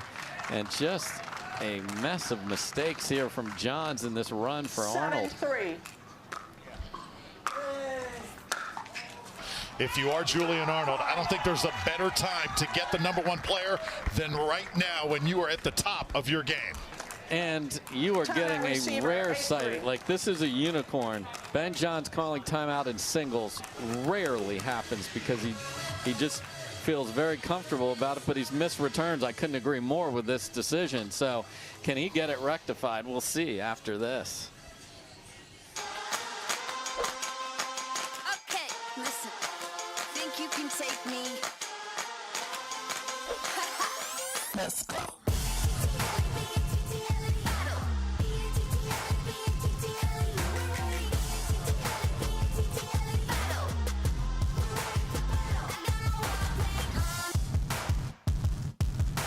At Baird, we offer a different, more holistic approach to wealth management.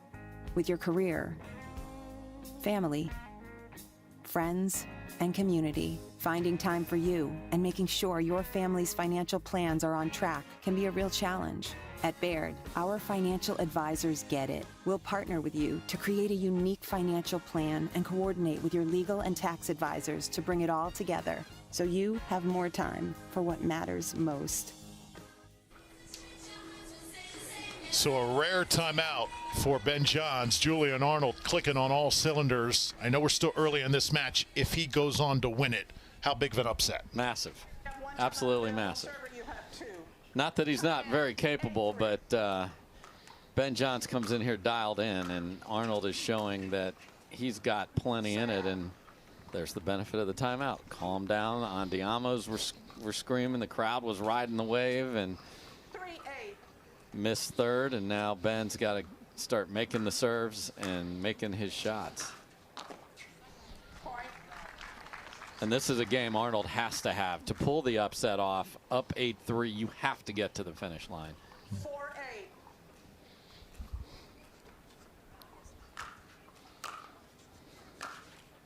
Side out. Into the net that time from Johns, and another side out coming up for Julian. Yeah, not the most comfortable two-handed backhand that I've seen from him. Kind of got that close to his body. Big swing, didn't get through it.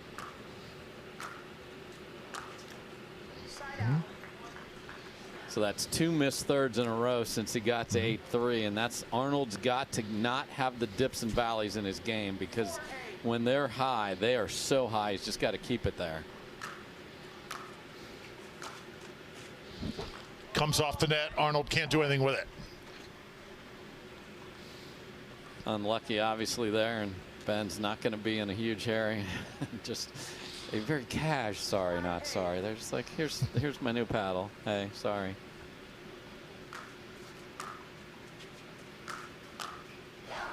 Arnold in on that back line. Just way too high on the drive from Ben Johns. All the top players will crunch that every time. It's got to be much lower to the tape. 8-5 lead here. And another missed return, and Johns has handed out a lot of goodies for the Super Bowl party that Arnold might be having in his mind right here. Wow. So it is game point here for Julian Arnold. Crowd a bit shocked here in Phoenix. I'm shocked. Not from the score, but the way. And that is why Julian Arnold hustles up to the net for the paddle tap. 11-5 in game one. Yeah, and Johns had a good start to this, and then just a lot of unforced errors. Arnold got excited. I don't think Johns is worried, but he should be. Game two coming up momentarily. At Foot Solutions, we have highly trained, board-certified pedorthists available at our retail locations to expertly fit you in a truly custom orthotic and recommend the perfect footwear from our collection of stylish international brands. We are proud to have thousands of positive reviews online, showcasing the care and attention to detail that defines our service. Come into Foot Solutions and see for yourself how visiting with one of our specialists can improve your quality of life.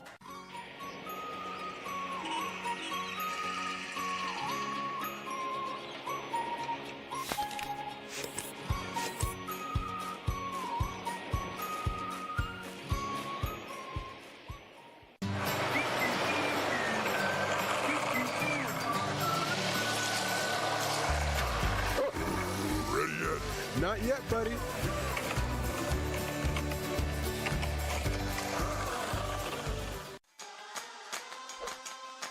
Okay, listen.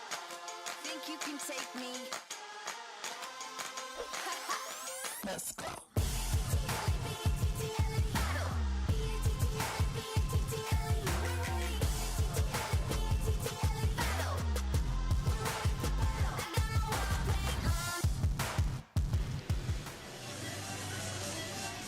When you are the #1 player in pro pickleball, you've always got a target on your back. Right now that target has grown on the back of Ben Johns. Julian Arnold bearing down on him. Yeah, he's bearing down, and he's getting some gifts, and he took advantage of it, and that's what he had to do. 0-0.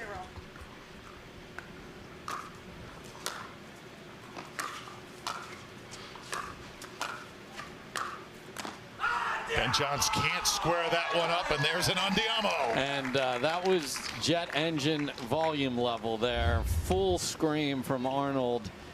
Forced to hit 3 backhands in a row, goes down the line twice, and then rips that Tui with the left hand. That's impressive. That's a great start for him. The worst thing that happened there is the ball. We're having an egg hunt over there in the crowd somewhere. Arnold wants that same ball and would like to have played 3 points during this delay just to keep it going. I'm sure that's the same ball. That's everything you want. I beat John's. Let's keep that same stuff going. I'm telling you, that delay was unfortunate there for Arnold. Now, that's a great point. So here's Ben Johns now. Let's see if he can get back in this match.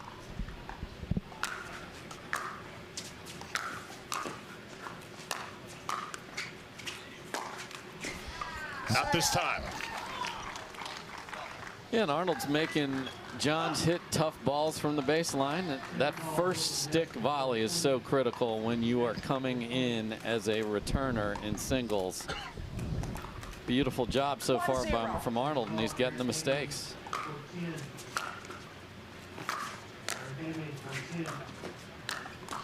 Inside out that time from Johns. Nicely done.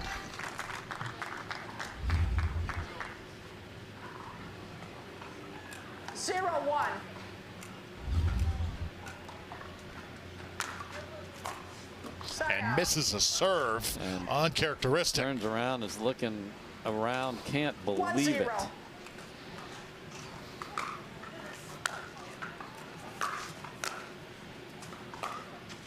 Side out. Johns will get the side out back. Yeah, and I think he thought he missed that return off the paddle there. It was kind of shanked. It caught the line. Very short. That's Arnold.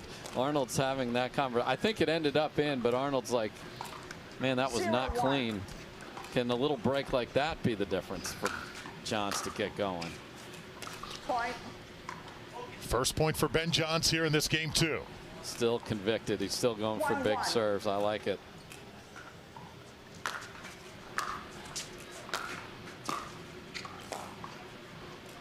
Point. So another point for Johns. Johns, a Triple Crown winner at the Hyundai Masters. 2-1.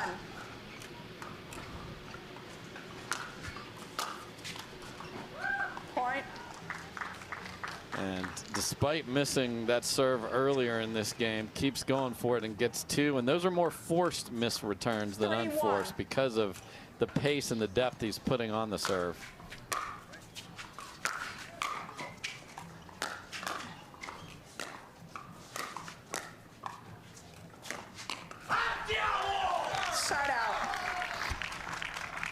Just getting all the right opportunities at this point.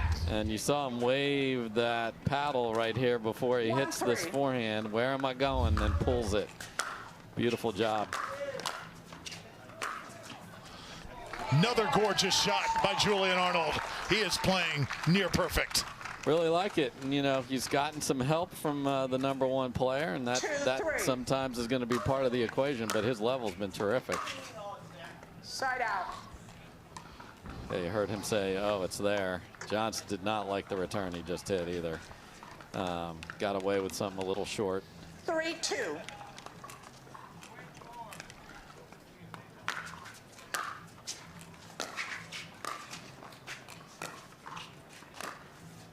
Right down the line, it's in. Side out.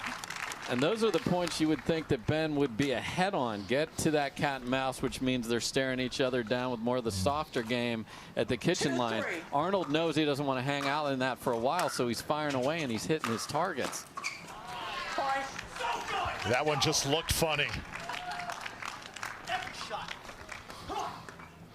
And now tied at 3 here. And Arnold's trying to make sure the people in Tucson knows what's going on here. Big volume.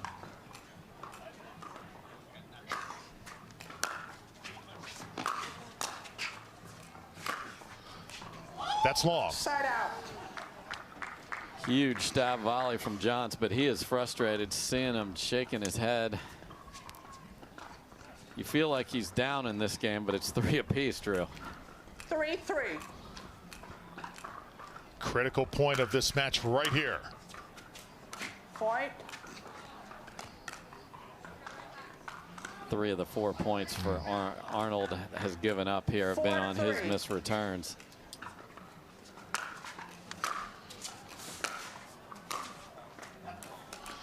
Ben Johns looking like he's about to slow down this freight train in the form of Julian Arnold. 2-point lead here. He's willing to keep going aggressively after his serve despite some misses.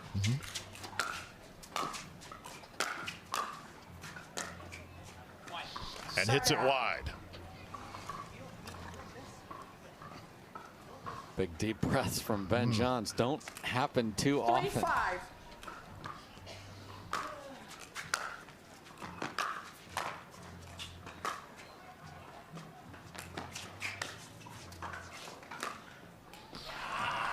And Arnold, they're going to say that is in. So close. Perfect lob in the corner. You see that almost only in tennis. You almost never see a ball land like that in, and then he whips a winner into the corner. What a combo platter there for Julian Arnold. 4-5. Now within one.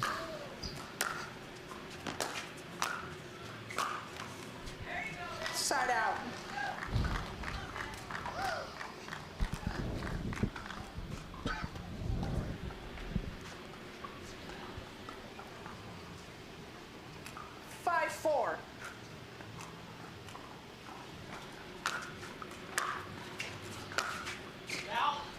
That's it long. Remember, the winner of this match gets Federico Staksrud on Championship Sunday. 4-5.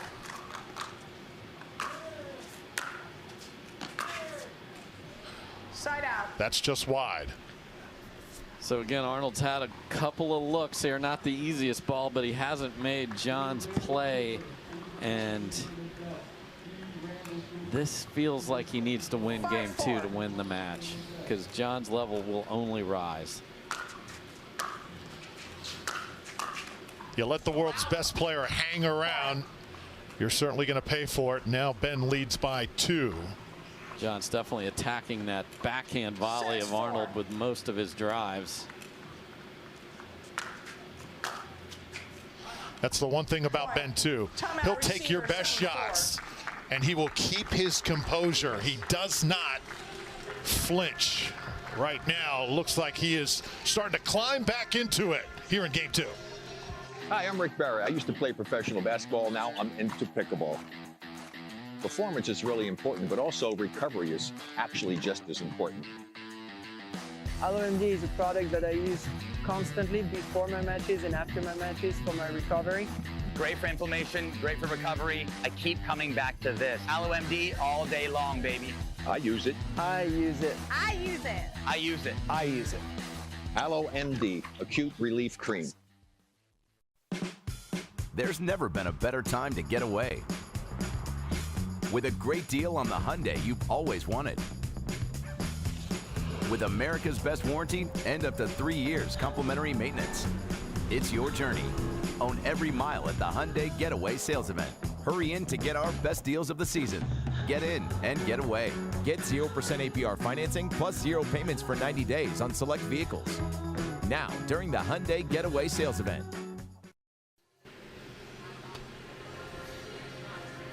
Ben Johns, best player in men's pro pickleball. Drew Felios here with Dave Fleming, pickleball commentator, MC, general manager, everything, all the hats you wear. Dave, great to be back with you. Thrilled to have you here, brother. And the timeout wizard strikes Ben Johns there as he misses a serve, and that was not well struck either. So let's see if Arnold can get after it here.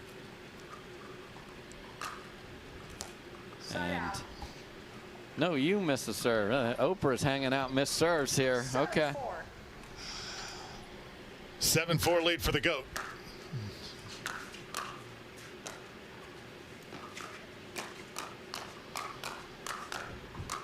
Oh, what a point. And the rare firefight in singles. Love to see it. And Arnold stares down Johns and wins it. He was ahead. It's sometimes hard when you have the two-hander there and you swing all the way through it to get your paddle back in position. But Arnold was able to do it there. Well done.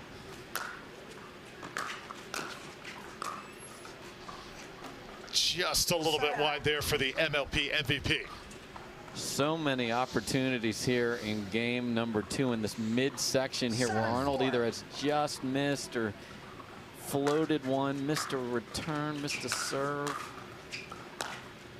Oh, Ben Johns, vintage on that point.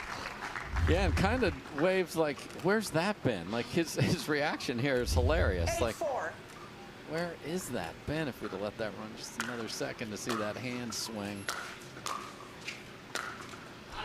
Side out. Can't get that one over, and there is that shake of the head. Yeah. Yeah, he has, in this match especially, shown what's going on inside that cranium of his with his body language. But the demeanor is that calm.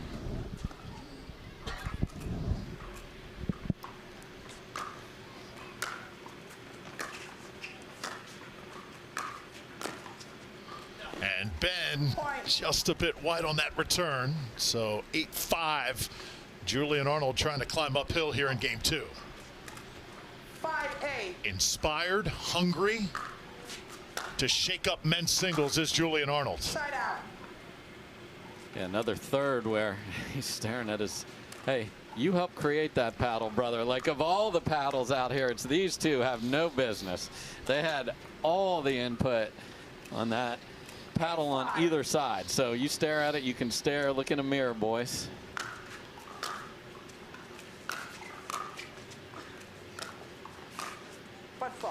Julian Arnold pulls one out of the hat. Oh, did he step on the line? Point. Oh, my.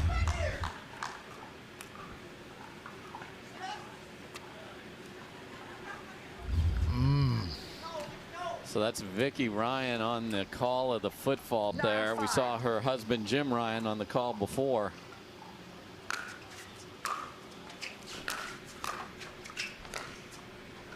And when I said on the call before in the match before with Jim Ryan. And I think Vicky Ryan's all over it here. 5-9. Clearly steps on the kitchen line. Side out.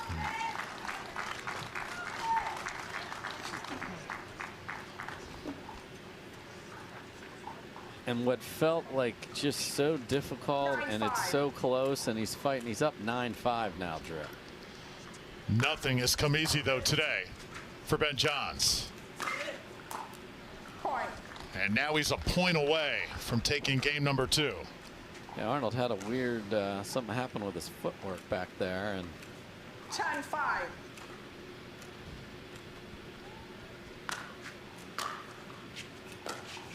And Ben Johns, not his best stuff by far, but he finds a way to stay in it, and we're going to a game 3.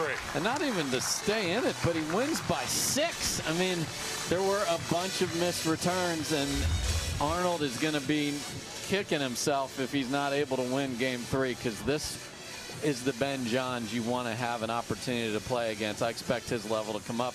Can Arnold match it? We'll find out. Game 3 up next. Introducing Skechers Pickleball. They're ultra lightweight and responsive for incredible speed. They have Goodyear rubber outsoles with a specialized pickleball design for increased side-to-side stability and agility. Conquer the court in comfort. Skechers Pickleball, the official footwear of the Carvana PPA Tour.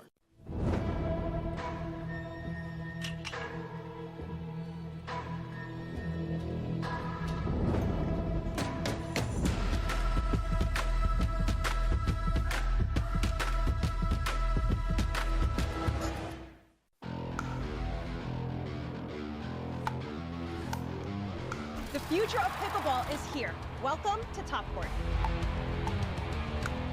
For my top tip, when it comes to hitting serves, you want your serves to land back here in this area. You want to keep that paddle towards your body, and it's more of a push with my shoulder.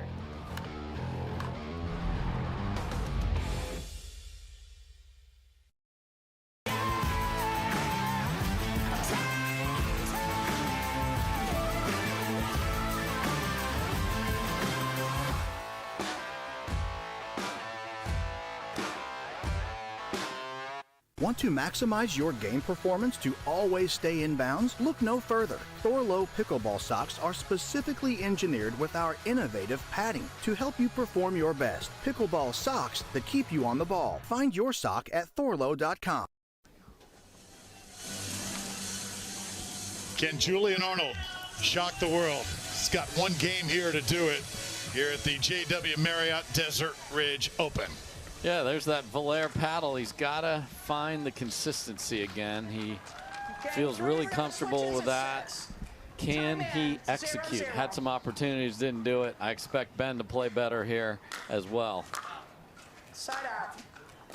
Again, trying to crush that serve, but a little too much crush. 0-0.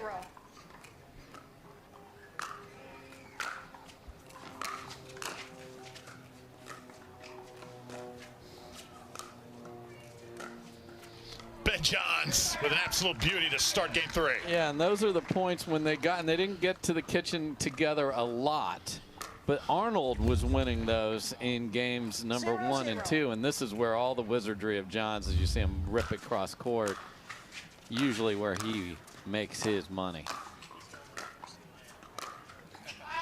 And he pushes it just a little bit wide. Dave, you know it is tough to beat a player when he's playing at his absolute best, like Julian Arnold is playing right now. That's what Ben's dealing with. Yeah, he's got to take advantage. You know, Arnold did bring his level down a bit with some missed returns in game 2, and unforced error right there can't happen here when Sunday is on the line.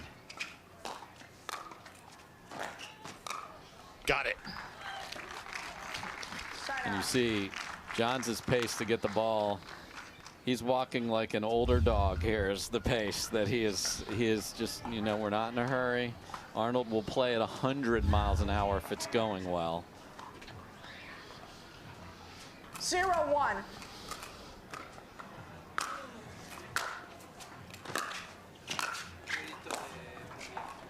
Side out.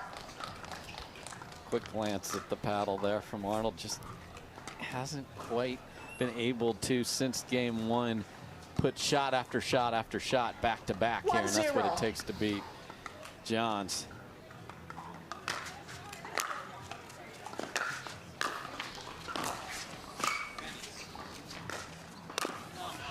Julian Arnold, just a shot better. Another great exchange. Yeah, and that's a ball Ben Johns cannot believe. He's got that so much deception in this shot right here, and it's just way too high.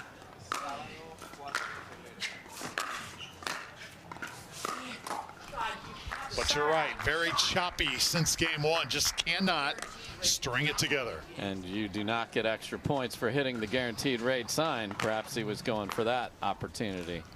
1-0.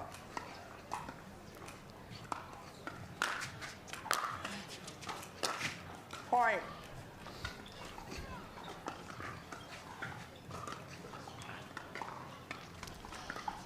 Two 2-0 lead here for Ben Johns. 2-0.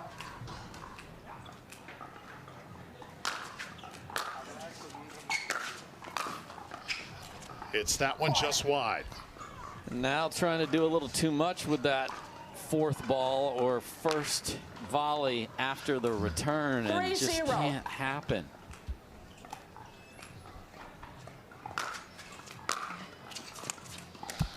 And now long. And now problems are stacking up, and he's walking in the wrong direction for where he should be returning. So that probably means timeout, Drew.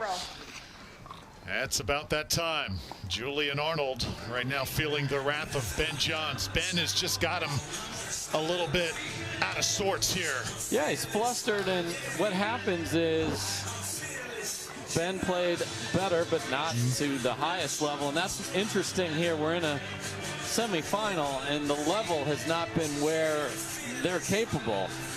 We've had A level from both of them independently, but not A on A level.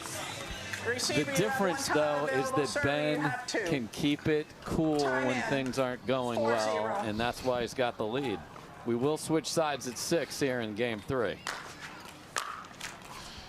You know that thing about great champions, too. They manage to pull it out when they're not at their very best. Yeah, and you heard Arnold yell. You're handing it to him. He's doing nothing. And unfortunately for Arnold, he'll gladly accept. Side out. Just Needed caught that. the sideline, yes.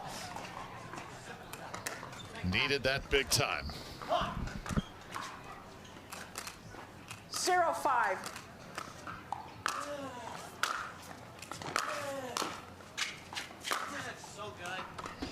Side out. Just not there.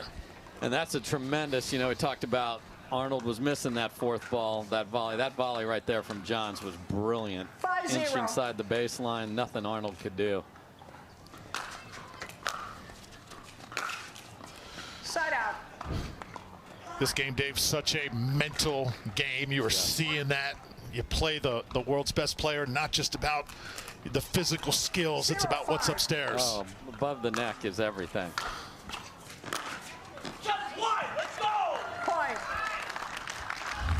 Yep, and there's the first outburst of game 3. That's a beautiful backhand. You see how he puts the left hand up there and just whips through it. It's a gorgeous two-handed backhand from Arnold. And that's in as well. That just catches the outside of the line. So John's return backhand got past, return forehand got past. Let's see where this one goes. Try more middle.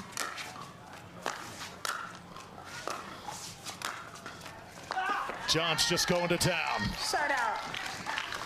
Again, when you have that positional advantage, big targets, move them, but don't bring that sideline into play. Smart pickleball from Ben Johns right there. And now Johns serving with a 5-2 lead.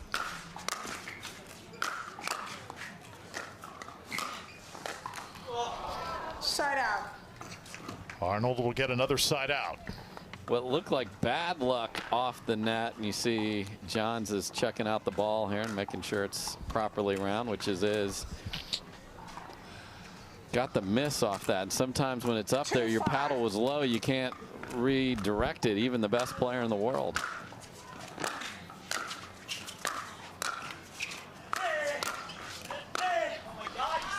Arnold hits it wide. Does Julian Arnold have one big run left in him? I mean, he certainly is capable of a massive run. He's, right now he's running his mouth to himself, trying to get that positivity.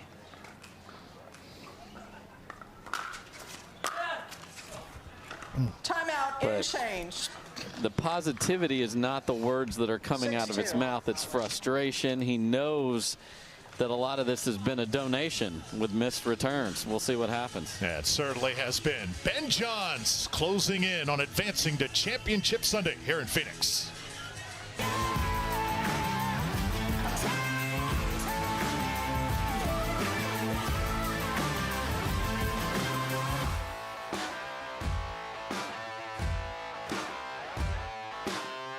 Want to maximize your game performance to always stay in bounds? Look no further. Thorlow pickleball socks are specifically engineered with our innovative padding to help you perform your best. Pickleball socks that keep you on the ball. Find your sock at thorlow.com.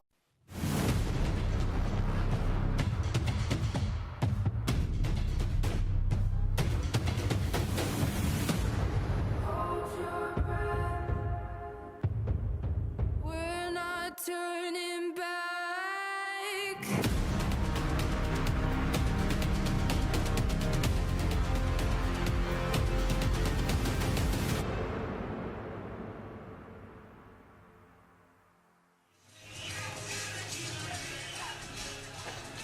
Ben Johns has certainly weathered the storm in this match in the form of Julian Arnold. 6-2. And he's got the lead here, 6-2, game number 3 in this semifinal. And make it now 7-2. Also, Dave, we saw during the timeout, the commercial break, Sam Querrey, a big storyline on the tour. Yes, he's been coming over. He's not playing in this event, but it's fun to see what he can do as this progresses.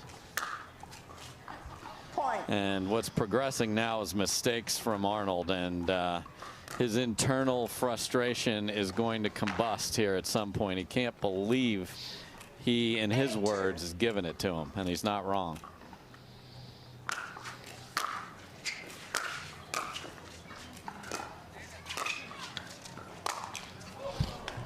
Side out.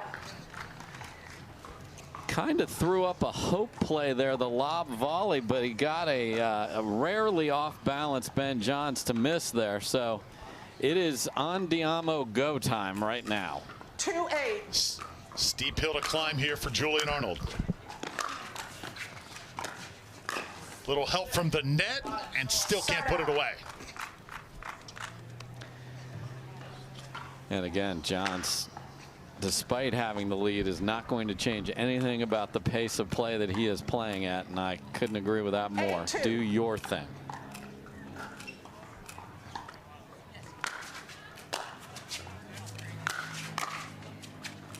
Point. That's long, and now 2 points away for Ben. Yeah, and he's just picked out that backhand volley all day long, and it's punching out points like a Pez dispenser. You want to keep going to it.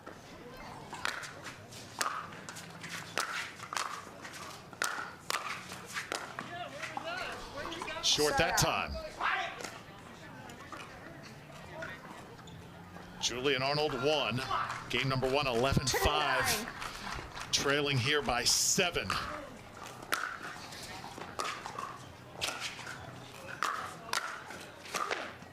Just not the same player he was. Yeah, and obviously the level, we told you and we thought that Ben's level would come up. I mean, there was a lot of pressure on these balls right here, so it's much more difficult to make those that he had earlier when the balls weren't quite as crisp from Ben Johns. Side out. And just didn't commit to hit through that, left the paddle face dragging through that and left it wide. Side out. But that's, I mean, that is a wild miss right there. And again, return down the middle, take the angle away, make him find the angle on his own, but just hasn't been sharp. 9-2. Another side out here for Ben.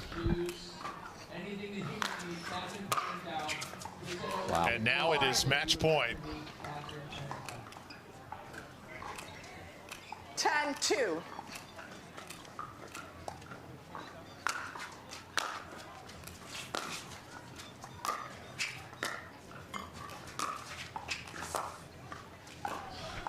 Side out. One last gasp here for Julian Arnold. In the middle of game 2, the crowd was ready to just erupt, and it just never happened.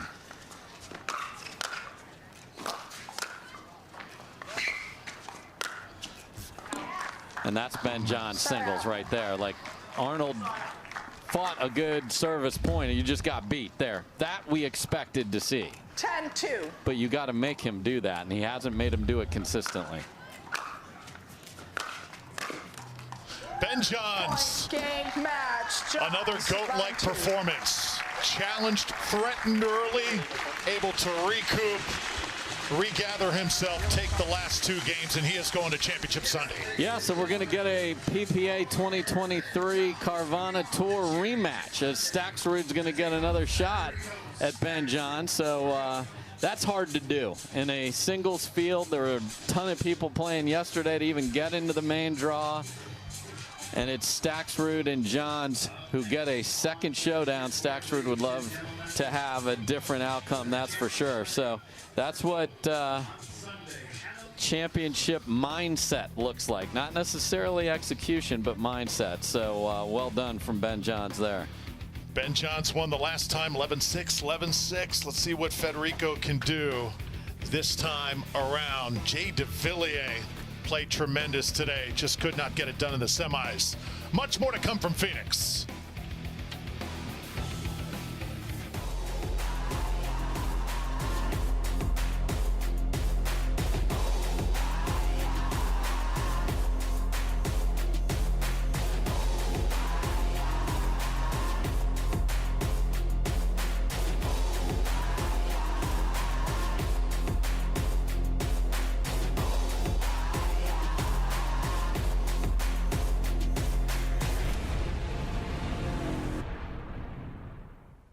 Introducing Skechers Pickleball, the official footwear of the Carvana PPA Tour. They're ultra lightweight and responsive for incredible speed. They have Goodyear rubber outsoles with a specialized pickleball design for increased side-to-side stability and agility. Plus, they feature shock-absorbing foam and Skechers' famous relaxed fit design for incredible comfort game after game. Conquer the court in comfort. Skechers Pickleball, the official footwear of the Carvana PPA Tour. To make it to the game, it takes dedication and training. To stay in the game, it takes grit and stamina. To win the game, it takes strategy and skill. You keep focus on your approach, drop, and champion shots, and we'll help you stay focused on your strength, flexibility, speed, and downtime. Having a sports medicine partner in your court is key to helping you make it to the game, stay in the game, and win the game. Select Medical is proud to be the exclusive provider of physical therapy of the PPA Tour. Welcome back to the JW Marriott Desert Ridge Open. Drew Felios alongside Dave Fleming. Ben Johns once again showing why he is the best player on the men's side on the tour. And he is standing by with sister Hannah. Welcome back to Championship Court. Ben Johns here with me. He's headed to Championship Sunday, and Ben showing a little bit of frustration on the court. You obviously weren't playing the game that you wanted to play, especially in game one. How did you reset for yourself and come back with a different tactic? Yeah, I'd say your game is just not always firing on all cylinders. I don't think either of us played the cleanest match of either of our careers, to say the least. I didn't feel like my passing shots were quite there. I really was only feeling comfortable in the net coverage and serves. So, when that happens, I guess you just got to play to the things that are working. So I think I used the net coverage to my advantage and served pretty big and got some points that way. So it's not always going to be the best, but got the job done. Are we seeing a difference inside out here? The shadows have moved over the court. The sun is obviously angled towards a particular side. What is the difference? Yeah, for sure. I think that's why a number of returns were missed by both of us. The shadows play a tricky role here.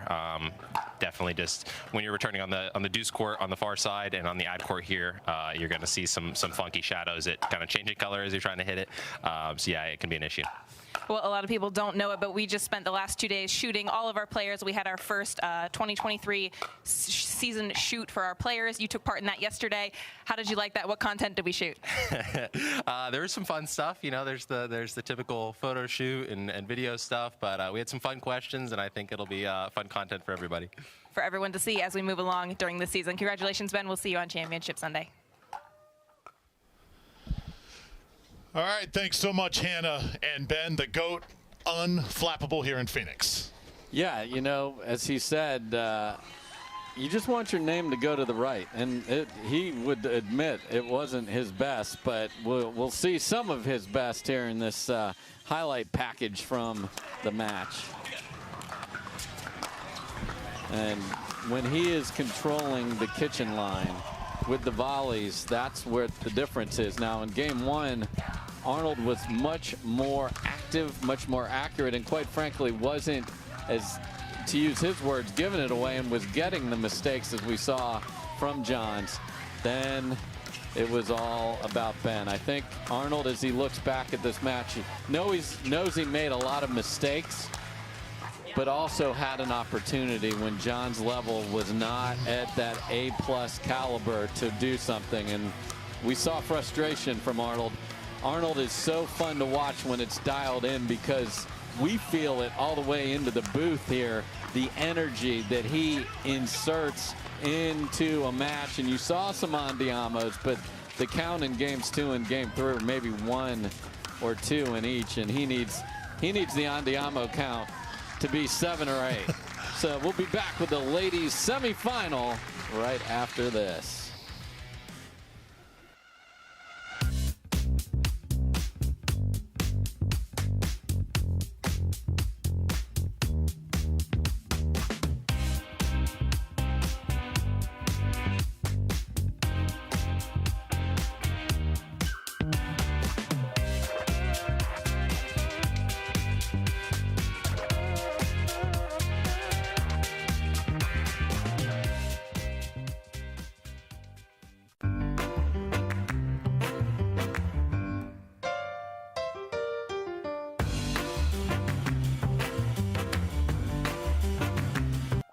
Mishit the ball. I know I mishit the ball a lot.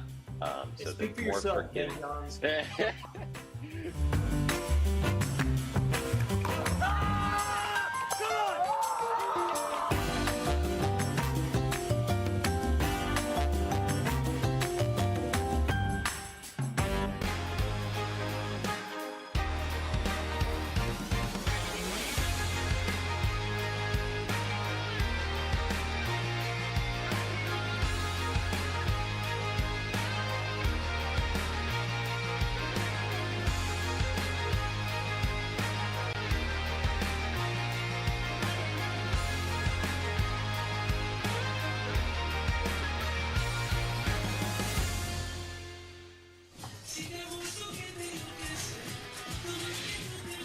Welcome back. It is day one here at the JW Marriott Desert Ridge Open. Absolutely thrilled to have you with us. Drew Felios alongside Dave Fleming. Leigh Waters about to face off with Leah Jansen for the right to advance to Championship Sunday. You've got a phenomenal player in Jansen taking on the best in the game and Waters. Quite a history between these two, Dave. Well, Drew, they've played 15 times.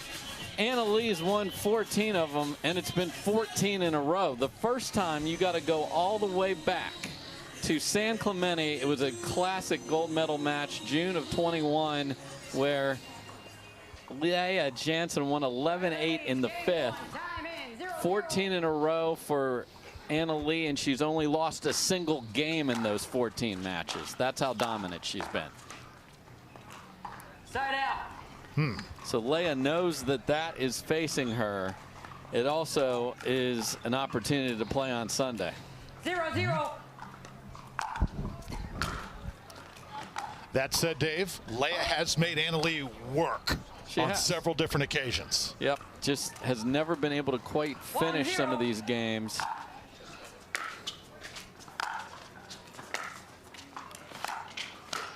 Like she did right there. Oh, she has to maintain her aggressiveness. This is a player that likes to come in, put pressure on her opponent. That's why you see Leah Jansen in semifinals all day long, because she makes you beat her because she is relentless. And that is a beautiful ball there to keep her train going to start this match. 1-1.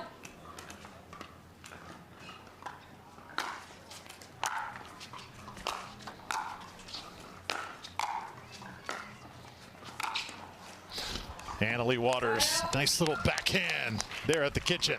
And this was the gold medal match at the first stop on the tour at the PPA Hyundai Masters, which everybody decked out in white, looked great. It was 11-5, 11-2, Leigh. So certainly a confident, just turned Sweet 16 on the 26th of January.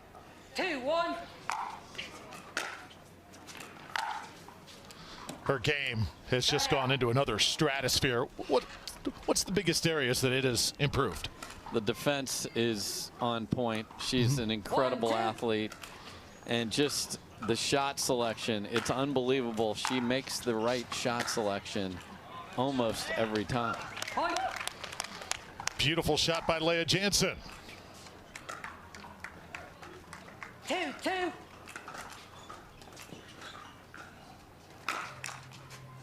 Side out. Yeah, I want to see if I'm Leah Jansen, if I'm coaching her, go for that serve. Go for it. We saw Ben Johns miss a bunch of serves, but got the benefits of missed returns. And the other thing we know for sure, we can see it with our own eyes, but we also had it verified, is the ball passing through the shadows gives you a different look, and it's hard to come through your return the way you want to, and that's why we'll probably continue to see some return misses. Just an incredible shot by Leigh. Wow. And that's why her backhand is so formidable, because it can go anywhere. She runs that index finger almost straight up the back of the paddle. Most players keep it just to the edge guard, but she holds it as close to straight up as it can, and that gives her even more control, and that's ridiculous. Stop it.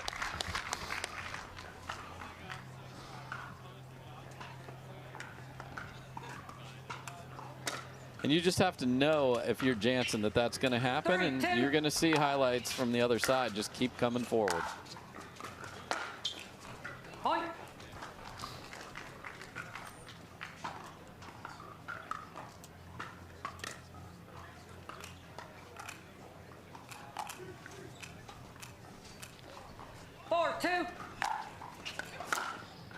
Side out. Side out coming up here for Jansen. Leah Jansen, such an emotional player. Yes. Admits she's had to channel that over the last few years. She has ascended in this world of pickleball. And there's the pressure. Make Anna-Leigh hit a more difficult shot to beat you. Well done there. Yes, she loved the MLP format because then you don't have to temper it down. Jump into people, scream, yell, fit her style perfectly. And goes for the big serve there, and that pays off. So already at 4-all is a better look than the gold medal match a few weeks ago.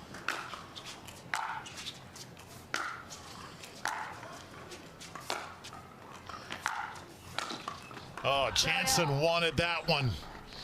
Those are the mouth after she missed that. Like sometimes you have such a sitter that you have so many options. Your brain just explodes, and you don't finish through it.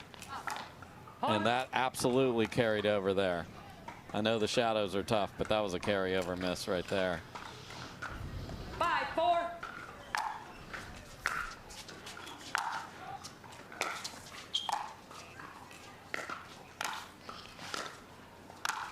Waters puts it away. You know, you ask what makes her special. It's that movement, too. She's got that high-level soccer background, which she's not doing anymore. But that lateral quickness to be able to get there and not be off balance is humongous for her.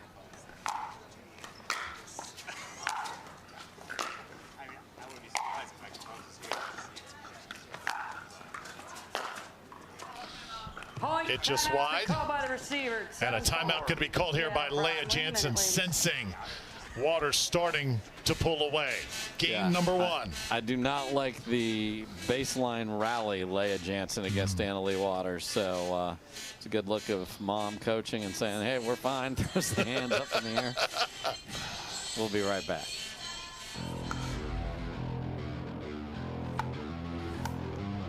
The future of pickleball is here. Welcome to Top Court. For my top tip, when it comes to hitting serves, you want your serves to land back here in this area. You want to keep that paddle towards your body, and it's more of a push with my shoulder.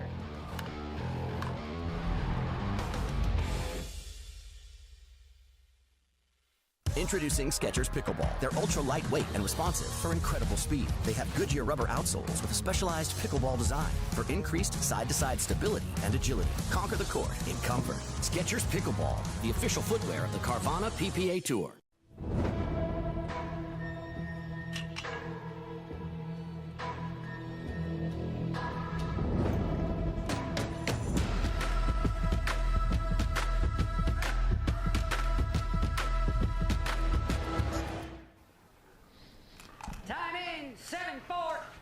Key moment in this match right now as Anna-Leigh serves. Gets the miss there, and this is, again, two teammates from Major League Pickleball, and we saw Leigh Waters coaching up Anna-Leigh. Well, guess who she was coaching just this past weekend? Leigh Jansen, who was playing with her daughter. So you always wonder, how much of the tool chest are we going to open up and share when I know that for 20-plus events, you're going to be on the other side?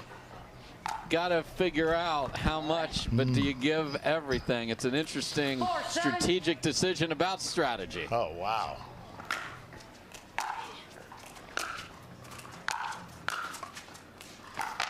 Oh, nicely done by Leigh. And that's her coming forward, has the best package of volleys of any of these ladies that are playing singles, and that's how she consistently wins right there.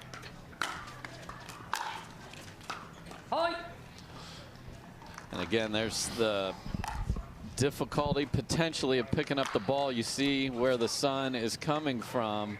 6-7. This side looks even more difficult, quite frankly, than the other.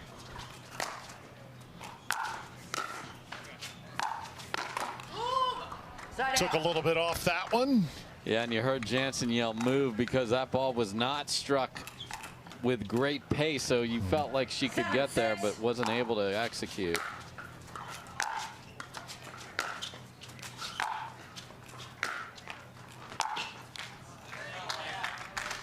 Leigh Jansen shot for shot. You know, we've done a lot of reminiscing over the past week about MLP, and it was great to see Waters and Jansen. They had some battles, Callie and Lucy. I believe it was last Friday. Tremendous. Fun to see these new partnerships. And called by the receiver. this is the most missed returns you'll ever see from Leigh Waters. So there's definitely a combination of the pace of the serve, but also the visuals. And you can see it's like, that's good mom listening there, folks. So she is frustrated. And then you see dad is above over to the right shoulder, Steven. And there's Leigh Jansen. And Leigh is often type 1 diabetic, so checking her levels is what she's normally doing on that phone. Make sure everything's good. You will see sometimes you wouldn't think a Coke is what, or a soft drink is what you want on that sideline, but she needs it for that sugar level balancing. So you see Leigh just hanging out, and you see a very focused conversation here, Drew, between mom and daughter.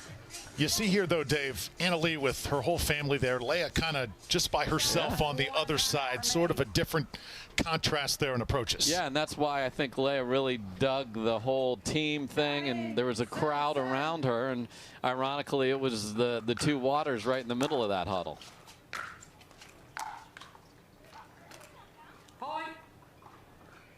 Yeah, Leigh is frustrated with the bounce, maybe the visuals to go with it, and Jansen's got a lead. That was not hit well at all. Leigh Jansen puts it away, and major momentum now for the number 4 seed.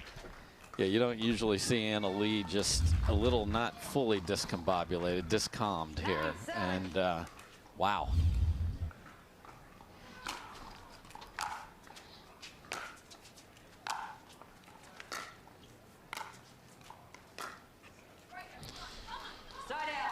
So Leigh will get the side out. Opportunity here for Jansen. You know how it is against number 1 players in the world. When you got that opportunity, Dave, you have got to seize it. You wanted to make that ball there for sure.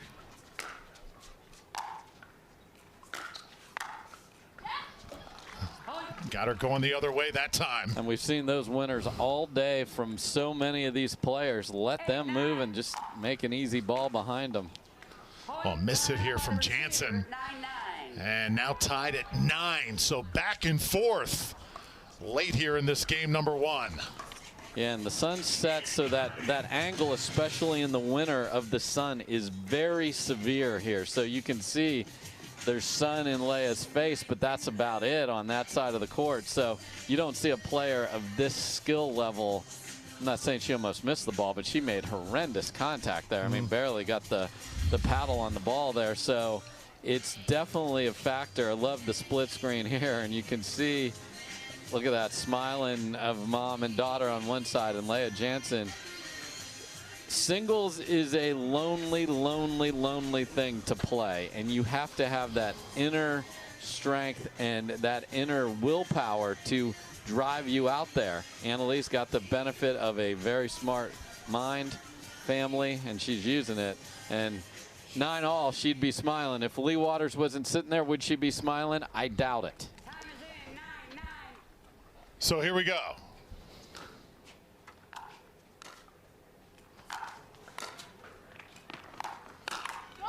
Leigh gets the better of it, and now a point away from surviving a game 1. Yeah, so not the best shot selection choice from Leigh Jansen there. And that carries over too. So we've seen the top seeds be in trouble and then have been gifted a few things, and they're going to take it. And they took it there. Leigh Waters, family still all smiles, threatened, but figures out a way to get it done. Game number 1 in the books. Our women's semifinal continues in just a moment from Phoenix.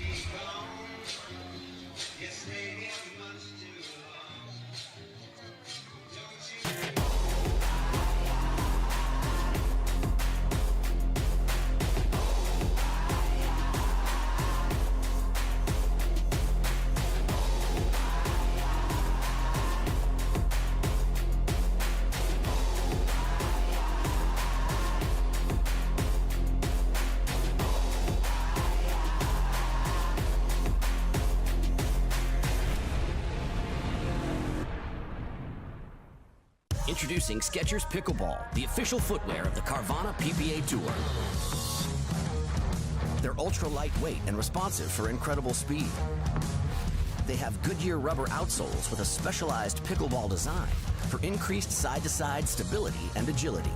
Plus, they feature shock-absorbing foam and Skechers' famous relaxed fit design for incredible comfort game after game. Conquer the court in comfort. Skechers Pickleball, the official footwear of the Carvana PPA Tour. To make it to the game, it takes dedication and training. To stay in the game, it takes grit and stamina. To win the game, it takes strategy and skill. You keep focus on your approach, drop, and champion shots, and we'll help you stay focused on your strength, flexibility, speed, and downtime. Having a sports medicine partner in your court is key to helping you make it to the game, stay in the game, and win the game. Select Medical is proud to be the exclusive provider of physical therapy of the PPA Tour. Game one of this women's semifinal is in the books as we get set for game two. Dave, lot to unpack after that first session. Yeah, and one of the more interesting things is Leigh Jansen has been very public about no paddle taps after game one because do they shake hands at halftime? So there was, I'm not saying it was anything aggressive but she went up and did a little left hand tap there after the first one, and it'll be interesting to see what the pickleball tradition is tap paddles after every game. That was not aggressive, but an interesting selection again as we watch Leigh Jansen. Jansen comes out attacking. You know, Dave, I had a chance to spend some time with Leigh at an exhibition a couple months ago, talking about her pickleball career. She remembers every point from every single event she plays in. Just incredible. Yeah, does a lot of work on her own video. Side out. And now that's a must for differentiating yourself. What do I do off of this ball? Rewind it. Where could I have gone? Where's the positioning of certain players? That's the level that some people are doing. I'm not saying all of them are, but some are, and those people are winning matches because of their work off the court. And I'm not talking their work in the gym. I'm talking their work in front of a computer and charting. That's the dedication it's going to take to rise. That is the next level as Anna Leigh gets on the board first here in game number two. The other interesting thing we saw right before this started is Anna Leigh went to the other side with sunglasses on, decided not to play with them. That is a major difference in the way you see the ball.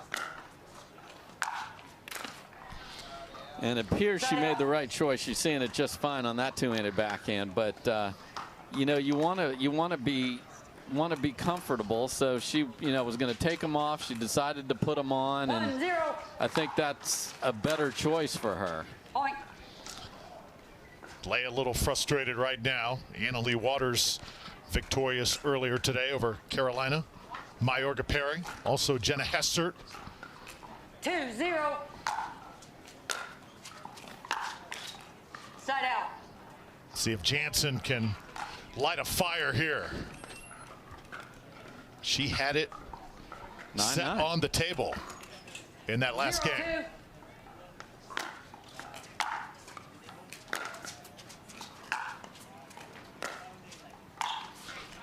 Anna Leigh with a very nonchalant, perfect shot. Yes, if everyone who loves to play singles hasn't seen enough times the ball going back behind the player, take that to your rec court, everybody. It's a very smart shot. Side out.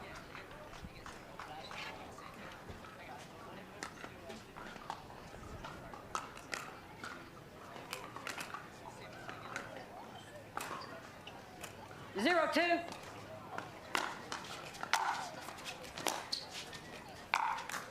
Point. And the first point here in game two for Leigh Jansen.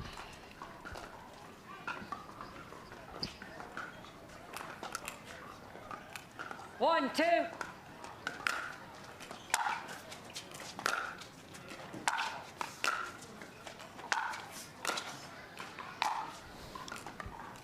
Point.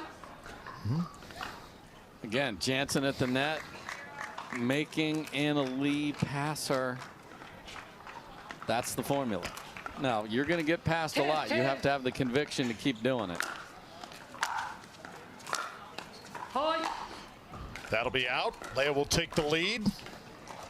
Jansen right now residing in Austin, Texas. Grew up in Spokane, Washington. Yeah, a lot of players in Austin. It's like the pickleball hotbed right now. Oh, how about that backhand? Yeah, didn't do enough with the volley before. You see Jansen going, why did you push it up in the air? No, and the other advantage of all these players being in Austin is the fact that there's all those players in Austin. You can get a high-level game and be so precise with what you need, and there's another tough return. So there's definitely sight line issues with the shadows here. Yeah, you clearly saw it on that last one. And Leigh right now struggling with it. Yeah, it's hard to blame the second one there, but the first one probably bled into the second one a little bit. 4-3.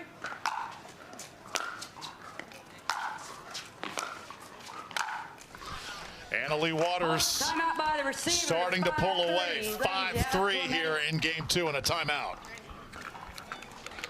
Yeah, and Jansen just got to reset and go, okay, yes, there's shadows. Yes, there's issues, but I need my very best right now.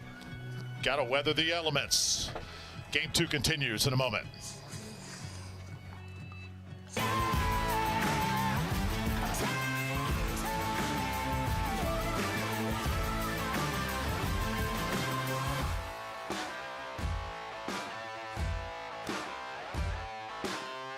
Want to maximize your game performance to always stay in bounds? Look no further. Thorlow pickleball socks are specifically engineered with our innovative padding to help you perform your best. Pickleball socks that keep you on the ball. Find your sock at thorlow.com.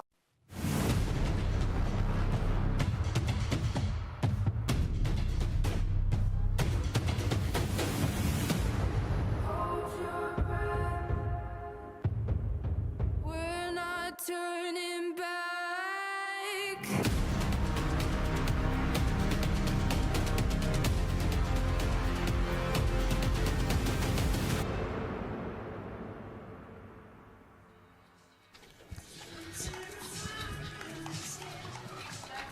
So both of the top players in the game, Ben Johns and Leigh Waters, have been pushed Timeouts remaining in this in game. the semifinals. Leigh 5-3.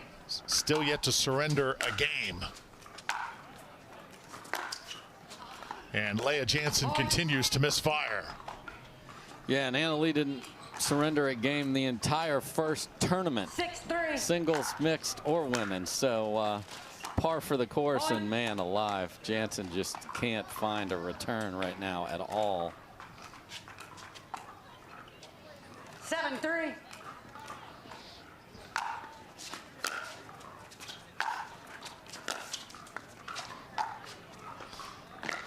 Jansen comes up but hits it wide.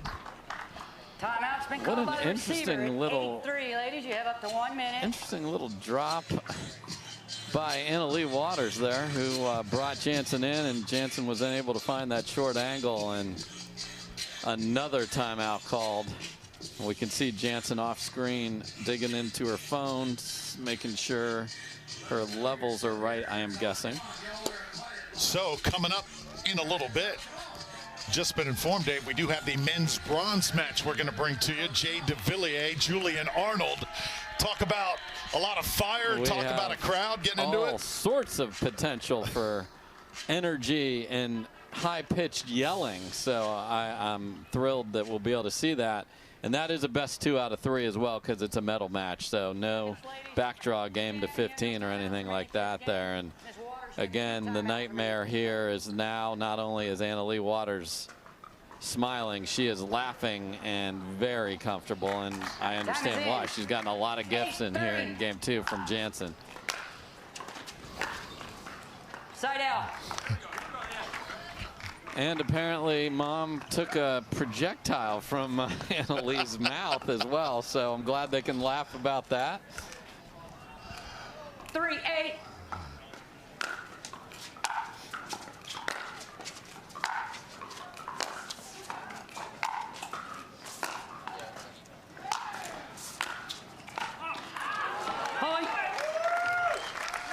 So two of pickleball's greatest showmen on deck, and here's what you were just talking about there, Dave. Whoops. Splash zone seats for Leigh Waters there. 4-8.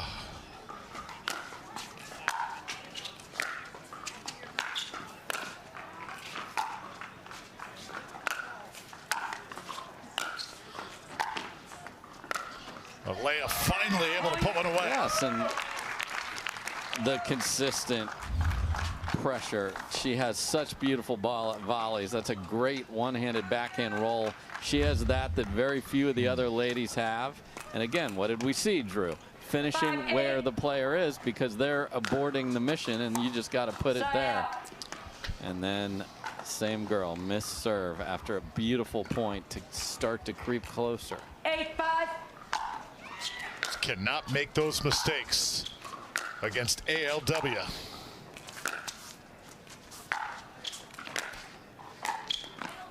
Side out.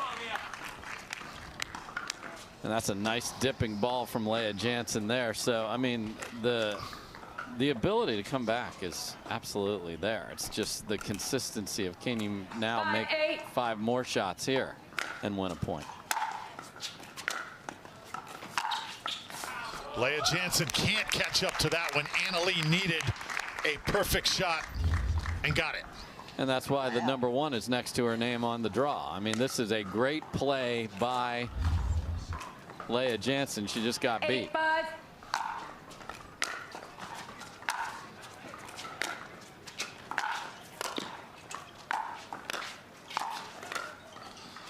Oh, nearly had it. And again, Anna-Leigh Waters just keeps going. Like, are you going to bail out of there? Because I'm going to keep going back behind you. Here's 1, here's 2, and here's 3 behind her. Just too much velocity on that one. And now Anna-Leigh Waters, yes, ma'am, 1 point away from advancing to Championship Sunday. Jansen inquired as to whether maybe a 3rd bonus timeout had shown up in her kitty. It had not. 10-5.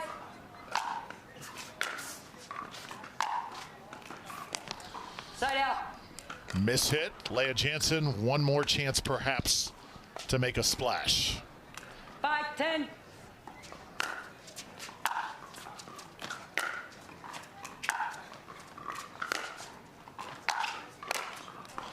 Side out.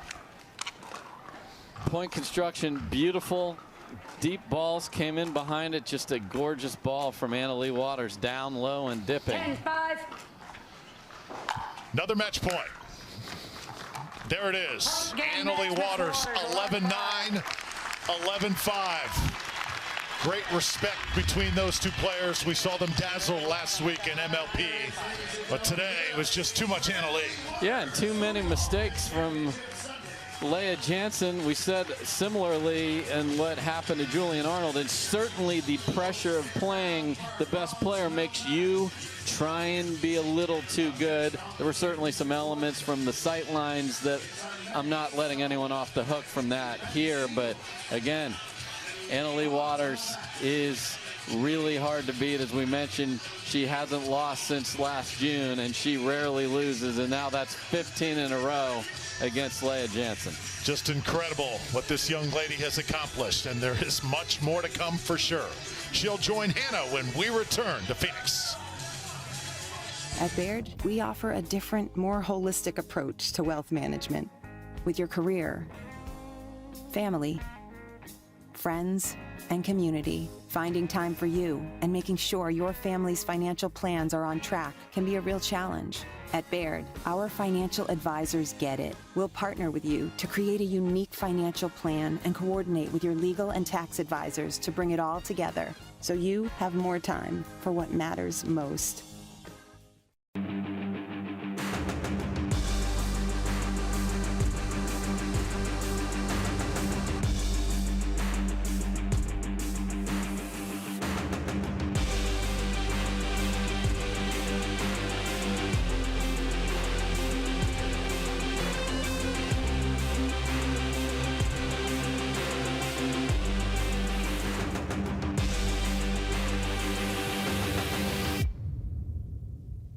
Why is Aaron happy? Well, just days ago, his old wheels gave out.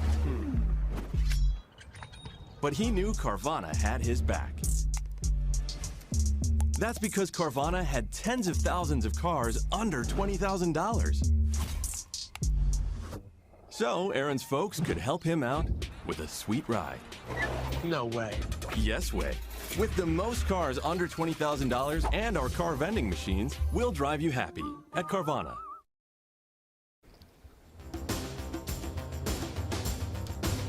Welcome back here to Phoenix. There you see the draw. Our women's singles championship is set for Championship Sunday. Waters against Parenteau. It's been quite a week for Anna Leigh. She is joined now with Hannah. Well, thanks, Drew. Welcome back to Championship Court here with Anna Leigh Waters. She's headed to Championship Sunday. And Anna Leigh, you had a good lead in game one, but Leia worked her way back in. You sat down on the sidelines with your mom. You had a chat. What was said? Yeah, I mean, I think the whole match I was kind of playing iffy and Leia was playing really well. So in the beginning, I kind of like got ahead and then made a couple unforced errors. Then I called the timeout. A lot of things that happen when I play singles is if I'm losing, it's usually because I'm like, you know, messing myself up by doing stupid stuff. So I go over to my mom and I'm like, what stupid stuff am I doing right now? And she usually just says, you know, get your head in gear and get out there.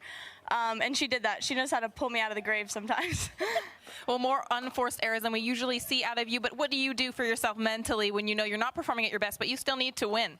Yeah, so usually when I play singles, I go for a lot of passing shots, and if I'm missing some of those, usually I just try to, you know, hit a couple more balls on the court before I go for something like that, or just, you know, make my margins bigger and go for less.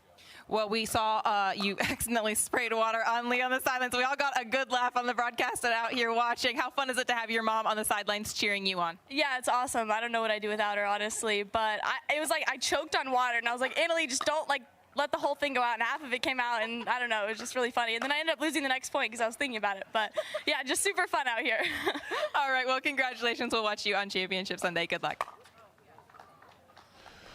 All right, thanks so much, Hannah and Anna Leigh. And one more look at Waters against Jansen. Jansen certainly had her moments in this match. She certainly did, and she is a terrific singles player. She just hasn't been able to play, and you have to play at an obscenely high level to beat Anna Leigh. But she's got, like if you were to say, create a player that could beat Anna Leigh Waters, what do they need to have? They need to have that relentless pressure. They need to have a big serve. They need to be able to pass. She has all that, but can you do it consistently all match long? She hasn't been able to do it 15 times in a row against this opponent. And then that, we talked about the mental. We talked about Leigh Waters is sitting there supporting Anna Leigh, and Leah Jansen sitting there by herself. That's a big difference than what happened last weekend at Major League Pickleball. Yeah, that was absolutely huge. Jay versus Julian when we return.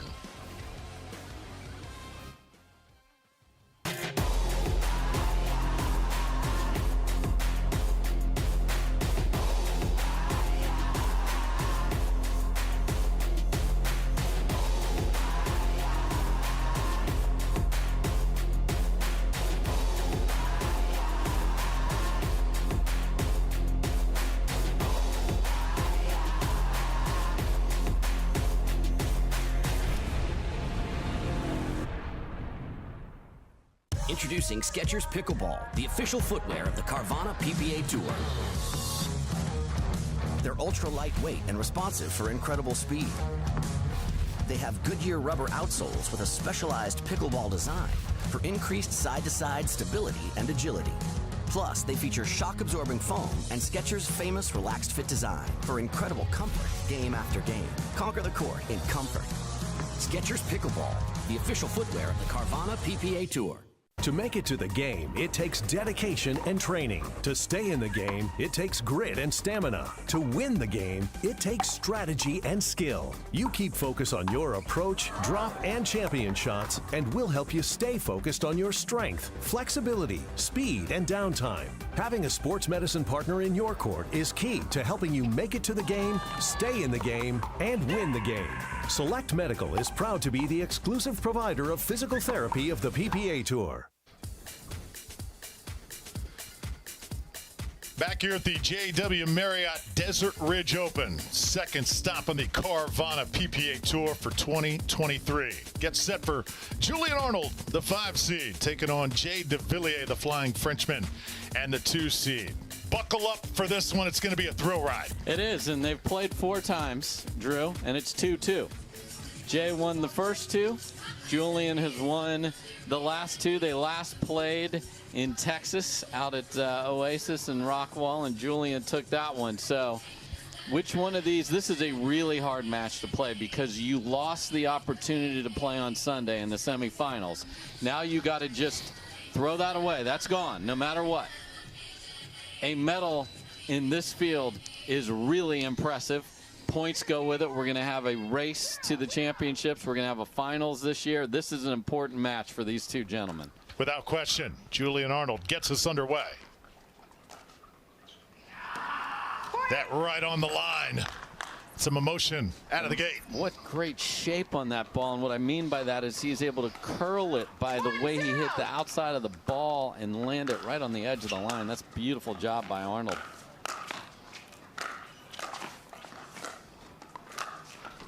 Devillier, Comsley says, hey, I got this.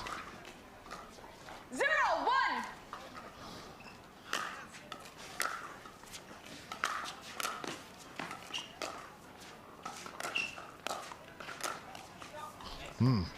Side out.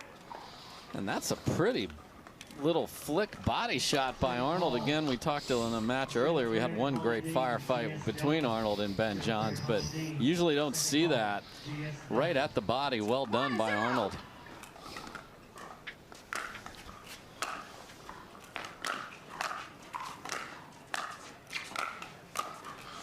Jay Devilliers going to have the reach advantage. If we're talking like boxing here, Dave, but Julian Arnold probably the foot speed advantage, would you say? Yeah, he's definitely going to be the quicker player, but man, Devilliers covers a lot of court, but the ability to get to balls in uncomfortable spots will definitely be Arnold's advantage.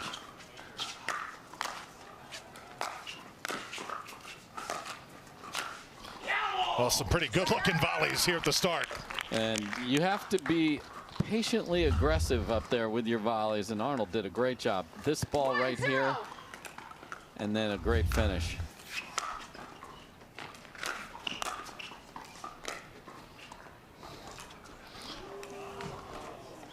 Oh. That stayed in. Two-handed backhand topspin lob, clean winner filth from Arnold there. 2-0. You got to respect the lob. He says Devilliers hasn't seen that since his tennis days. And another for Julian Arnold. 3-0 lead here in game 1. Okay, we're going all the way into every trick you got. Why not? This is your last match of the day, no matter what. And then that was bizarre. A little heavy-handed that time from Arnold. 0-3.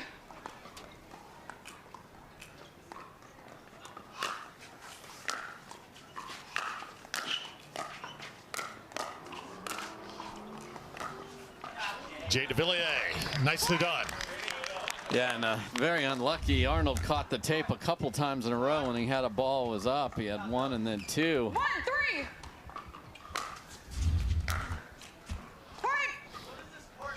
Dave, you said it. It's almost like in college football, you're not playing for the national championship. You go to another bowl game. Which team shows up? Yeah. 2-3. That's exactly it. Side out.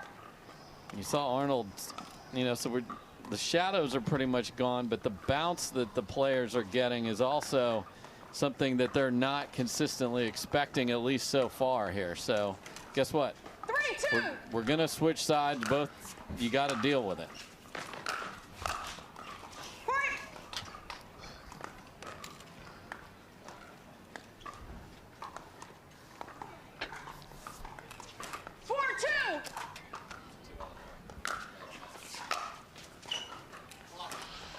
Julian Arnold gave Ben Johns fits in game number 1 in his semifinal. Trying to do the same here to Jay Devilliers. What a shot. Yeah, just a nice flick as Devillier just leaning a little to the backhand, and 6-2. Arnold got it past him.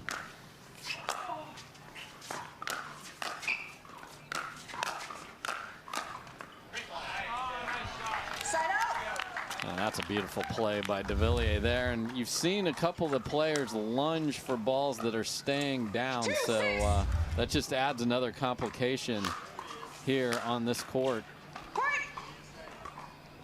Arnold can't return it. I'm pretty sure it's not December 25th, but gifts are being given out everywhere in these huge matches today. Big time. Side out.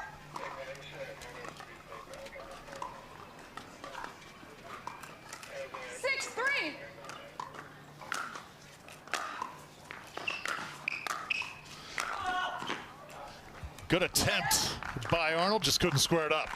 Yeah, and the backhand pass is way too high, which gives Devillier a much easier volley to put into the open court.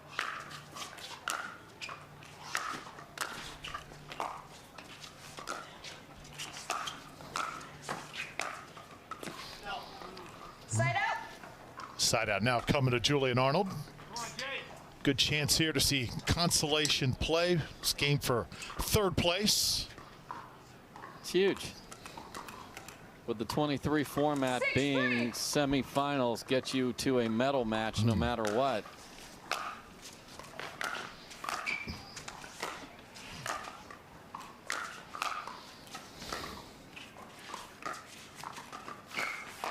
ATP, nicely done from Julian. So patient with that, and what I mean by that is you have to let the ball travel, and that's what Arnold did, and then he hooked it back. That's a great singles point from Arnold.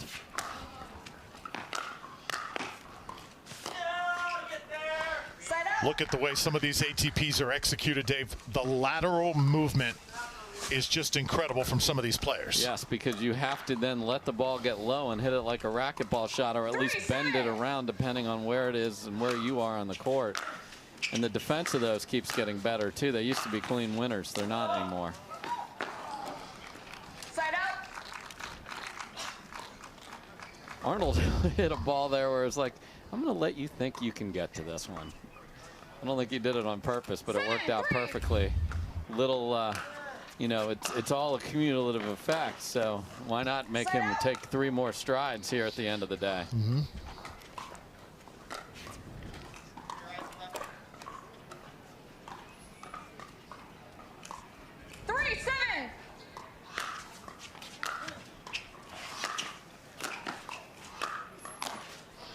Jay Devilliers, fist pump, there to pull to within 3.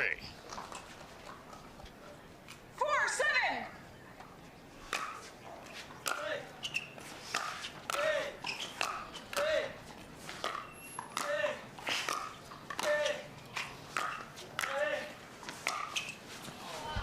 Great point, hit wide by Jay. Yeah, and that's what the person at the net has, that advantage. Make them pass you. That's a great point, but it's hard to hit that many good balls from the baseline. Smart job by Arnold keeping Devillier back. Julian Arnold comes up with another one. It's 8-4, and temperatures dropping just a little bit here. 62 degrees right now on championship court. That'll speed up the ball because the ball will get harder as the temperatures get lower. The ball goes harder. It's not intuitive, but that's the fact, and this ball especially. So that will favor those driving from the baseline. And there's a French soccer kick that did not find the back of the net. It didn't roll where he wanted, but just not sharp on the returns here.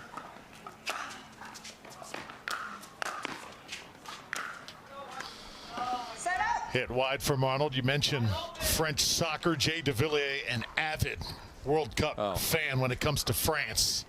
Yes, heartbreaker for those of you that are cheering for, or were cheering for that squad.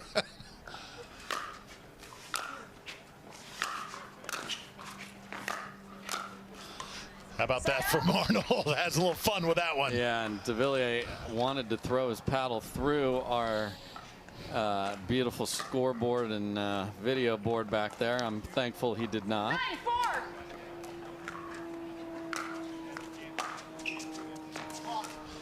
That's a little bit long. And now Julian Arnold a point away. 10-4.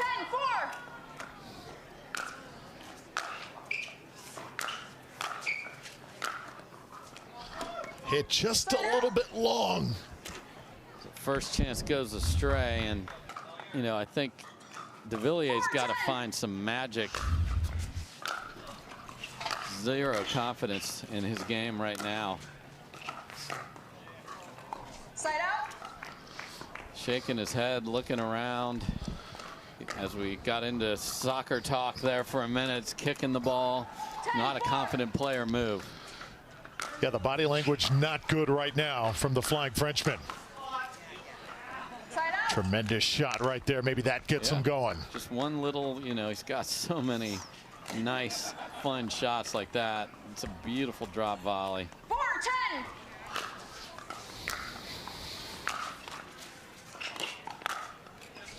Wide that time, and there you see Jay just upset at himself.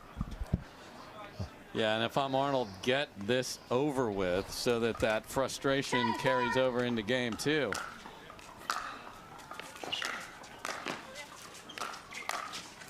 Jay Devilliers not going down easy here in game 1. Yeah, and that ball's got to bounce from Arnold. He's coming forward. So if that ball bounces, he's in a good 50-50 position. Leave it up, and too many choices for Devilliers.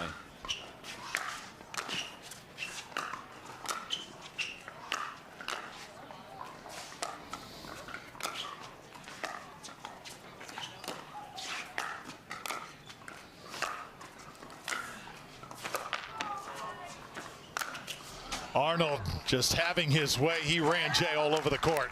Yeah, there's a toll that's added to that point of not only did you give up a side out, but that was a lot of effort from Devillier. Let's see if he can still have the energy to come in and play good, and just wasn't there at all. So Arnold clearly in control here in game 1.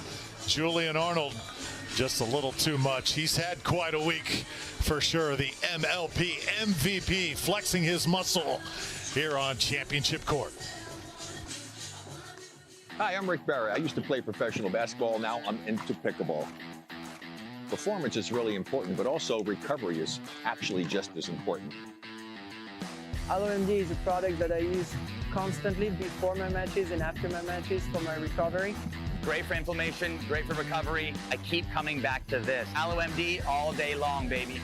I use it. I use it. I use it. I use it. I use it. LOMD, Acute Relief Cream.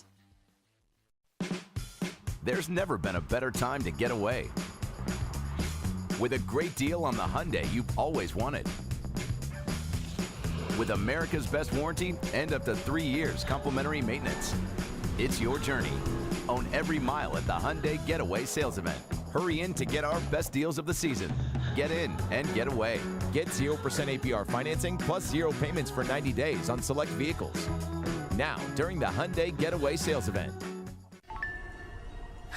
Oh, will you pause it real quick?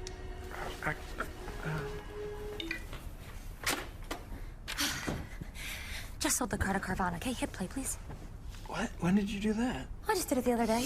All I had to do was enter the VIN or license plate, answer a couple of questions, and got a real offer in seconds.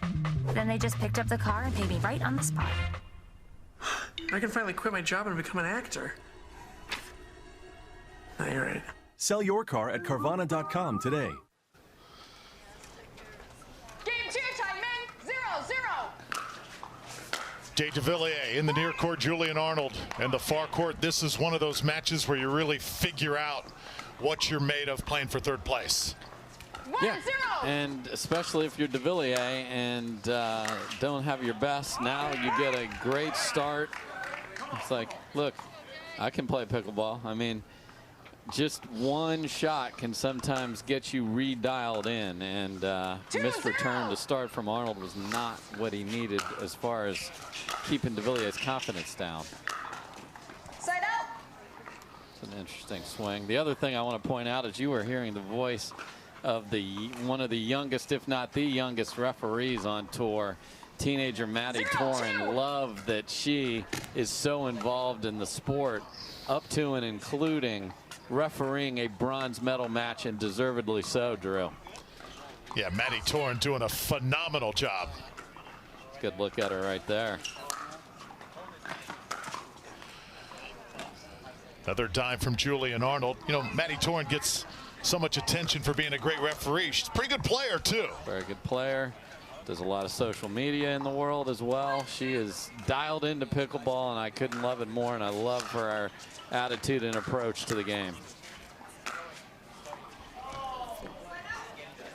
And just more and more people are going to be inspired to do things. And, you know, obviously Leigh Waters has put a paddle in a lot of young ladies' hands. Big celebration yesterday of women in sports. I'm a girl dad. I love that my ladies played sports, and thrilled to see the great women in all parts of our sport here.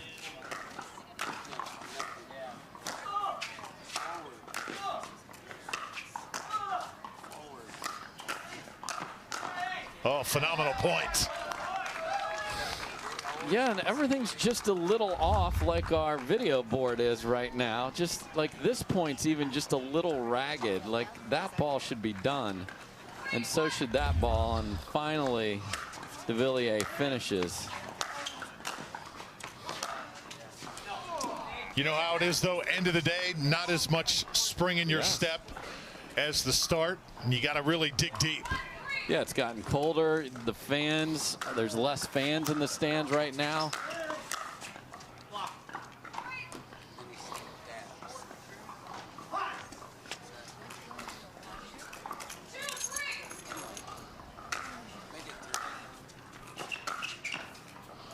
That's going to be wide, and a side out back to Devillier with a 3-2 lead. Yeah, and that's one of those balls where Arnold, to keep that pace going, has a great look at a ball and still misses it by a foot wide. Just can't happen if you want to make this easier on yourself. Right past Julian Arnold that time. Beauty by Devillier. Yeah, and that's his patented shot. When it's going well, the one-handed backhand is so beautiful.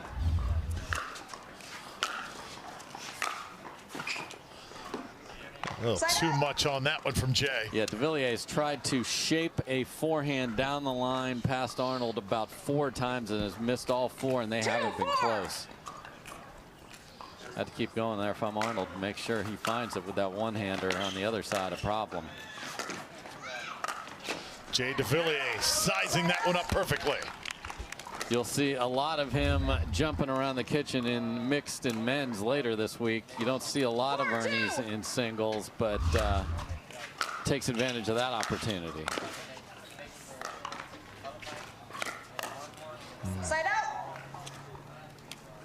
And I like that Arnold all day has not let people get into cat and mouse games with him when they drop it and it's up. He is attacking that ball off the bounce, and it has worked out very well for him. Smart choice.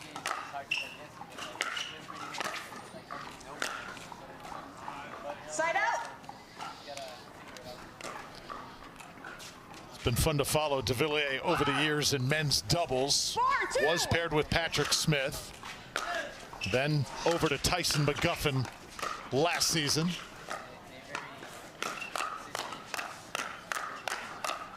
Hand battle won by Devilliers. That was fun. Let's have that going on. Okay, boys. Again, 1 or 2 of these a match, and Arnold has started a couple. That one he doesn't win. And yeah, Devillier and DJ Young on Saturday is going to be a lot of fun to watch. They had a very good result in their first tournament together at the Masters.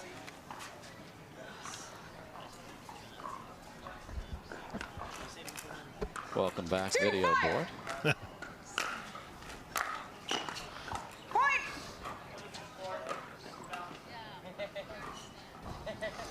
I think Arnold was even talking about the court and the bounce of the ball there just is not coming up for these players.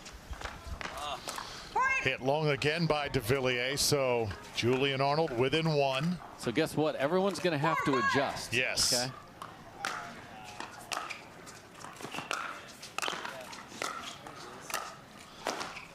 Oh, got too much.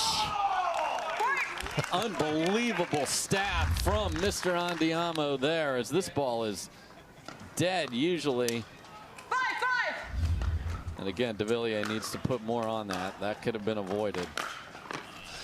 And another from Julian Arnold. Yeah, and this is getting into a very dangerous territory, and Devillier has been caught leaning left several times on that forehand. Side out. Just a much more definitive volley there, Drew, from Devillier. Like, punch it. 5-6. Make it. Don't give him a chance to track something down. That time came up with purpose.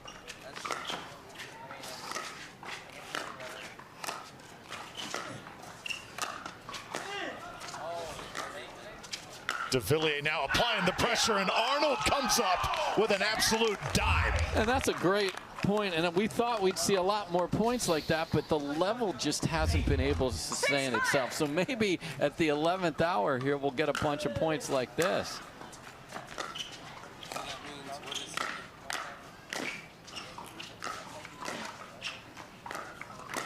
Oh, these two guys are so fun to watch, aren't they? When it's on, it's fun, and now we had Arnold thumping his own chest here. That's just such a beautiful ball to help leave in the kitchen and then take it out of the air. That's the key. You can't let your opponent off the hook. 7-5. So Good Julian Arnold now a 2-point lead, Dave. Down the line again, it's 8-5. He is closing in on a third-place finish. Yeah, and these are not the gifts we saw earlier. These are earned points, and that Tui down the line was beautiful. 8-5.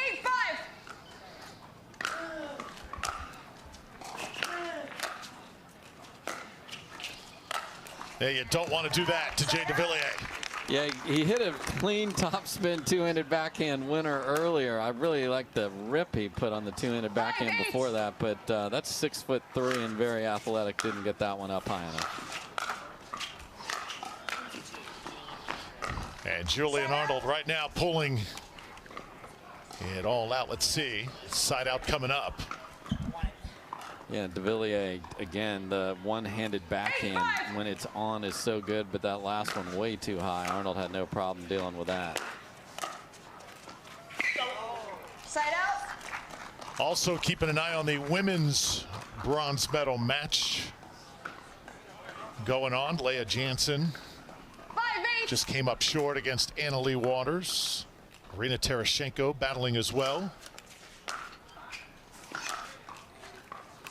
Yeah, just getting started over there on grandstand court. Jansen's up 3-1.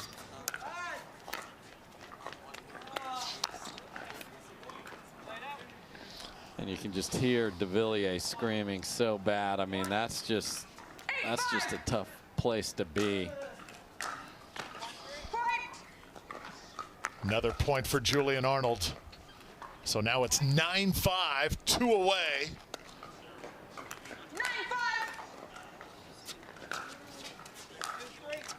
And Jay Devilliers struggling. Yeah, and you hate to see this. This is a guy that played exceptional pickleball earlier in the day, earned his right to the semis, earned his right into this. But you've got to be able to push through it. And that's several missed returns in this second game where he had a lead. He was playing well. Then we had that little chunk, Drew, of phenomenal play on both sides. We were hoping to get a lot more of that, quite frankly, in this match. Haven't gotten it as much as we had hoped. As a player, do you often have to make that decision, though? Hey, I got to play tomorrow. I got to play the day after that. And are those moments where you're like, okay, it's just not my day? I believe earlier in the day, if you're struggling, I can see that. In a bronze medal match, that cannot be in your mind. It just can't. This is a chance to have that medal, the points that go with it. Got to make it. Oh, what a shot by Julian Arnold to finish it. 11-4, 11-5. Impressive for the former UCLA standout and MLP MVP. Yeah, and again, one of the storylines coming into this was what would the MLP victors do as they brought it forward to the traditional PPA Tour format. And Julian Arnold takes that momentum and plays very well today. Bronze medalist. That's a big week for this guy. And he's still got Thomas Wilson, his Mad Drops partner. They played lights out at MLP on Saturday. So he's got a lot of opportunities. He'll be playing mixed as well tomorrow. Coming up, an interview with Hannah Johns. More to come from Phoenix.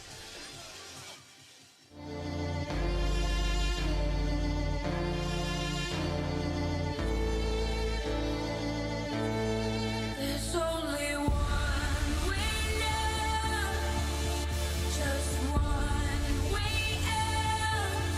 With every single breath comes crashing down. There's only one.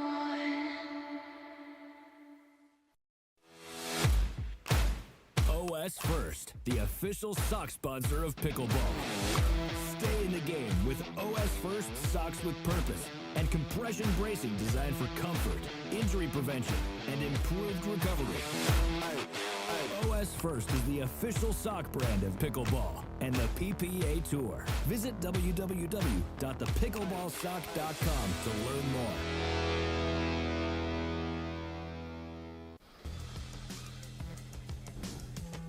Welcome back to the JW Marriott Desert Ridge Open. The sun's slowly going down here in Phoenix, and the star of Julian Arnold continues to rise. He is standing by with Hannah Johns. Well, welcome back one last time to Championship Court, where Julian Arnold has clasped the bronze medal. Julian, congratulations. You were able to take down Jay Devilliers in just 2 games. How did you do it? Just came out, played with some energy, and you know, I think a lot of us have been struggling with a little bit of visibility as the day gets later on. We lose a little bit of the light, and you know, pickleball gives you some funky bounces. So you know, I think things just went a little bit more in my favor than they did for Jay. But great competitor, love the guy, and it was fun to come out here, and we had some high quality points. So. Well, you are coming off a massive MLP title just last weekend. How are you carrying that energy into this tournament? The pickleball season's kind of nonstop, so just, you know, even though MLP was so good for me, I know I have to turn around and follow it up the very next week. So yeah, I'm just trying to keep my play as high as possible, stay healthy, and just love every minute that I'm out here. Well, a bronze to start the week. You still have 2 more events to compete in. What are you looking forward to? Playing with my girlfriend tomorrow, so that'll be a lot of fun, and getting to play with Thomas Wilson again. And you know, I think we're just scratching the surface there at MLP, so I'm excited to share the court with him a decent amount this year. Congratulations, Julian. Thank you.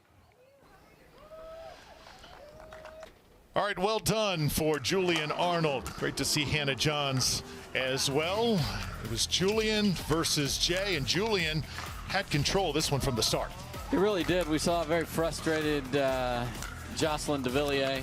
Good run to 4th place. A lot of great stuff earlier in the day from him. And Julian Arnold is having a time here in Arizona. And as he mentioned, gets to play with his girlfriend. I'll fill in the blank. Lauren Stratman tomorrow. And then Thomas Wilson, his MLP partner. They're going to play a lot.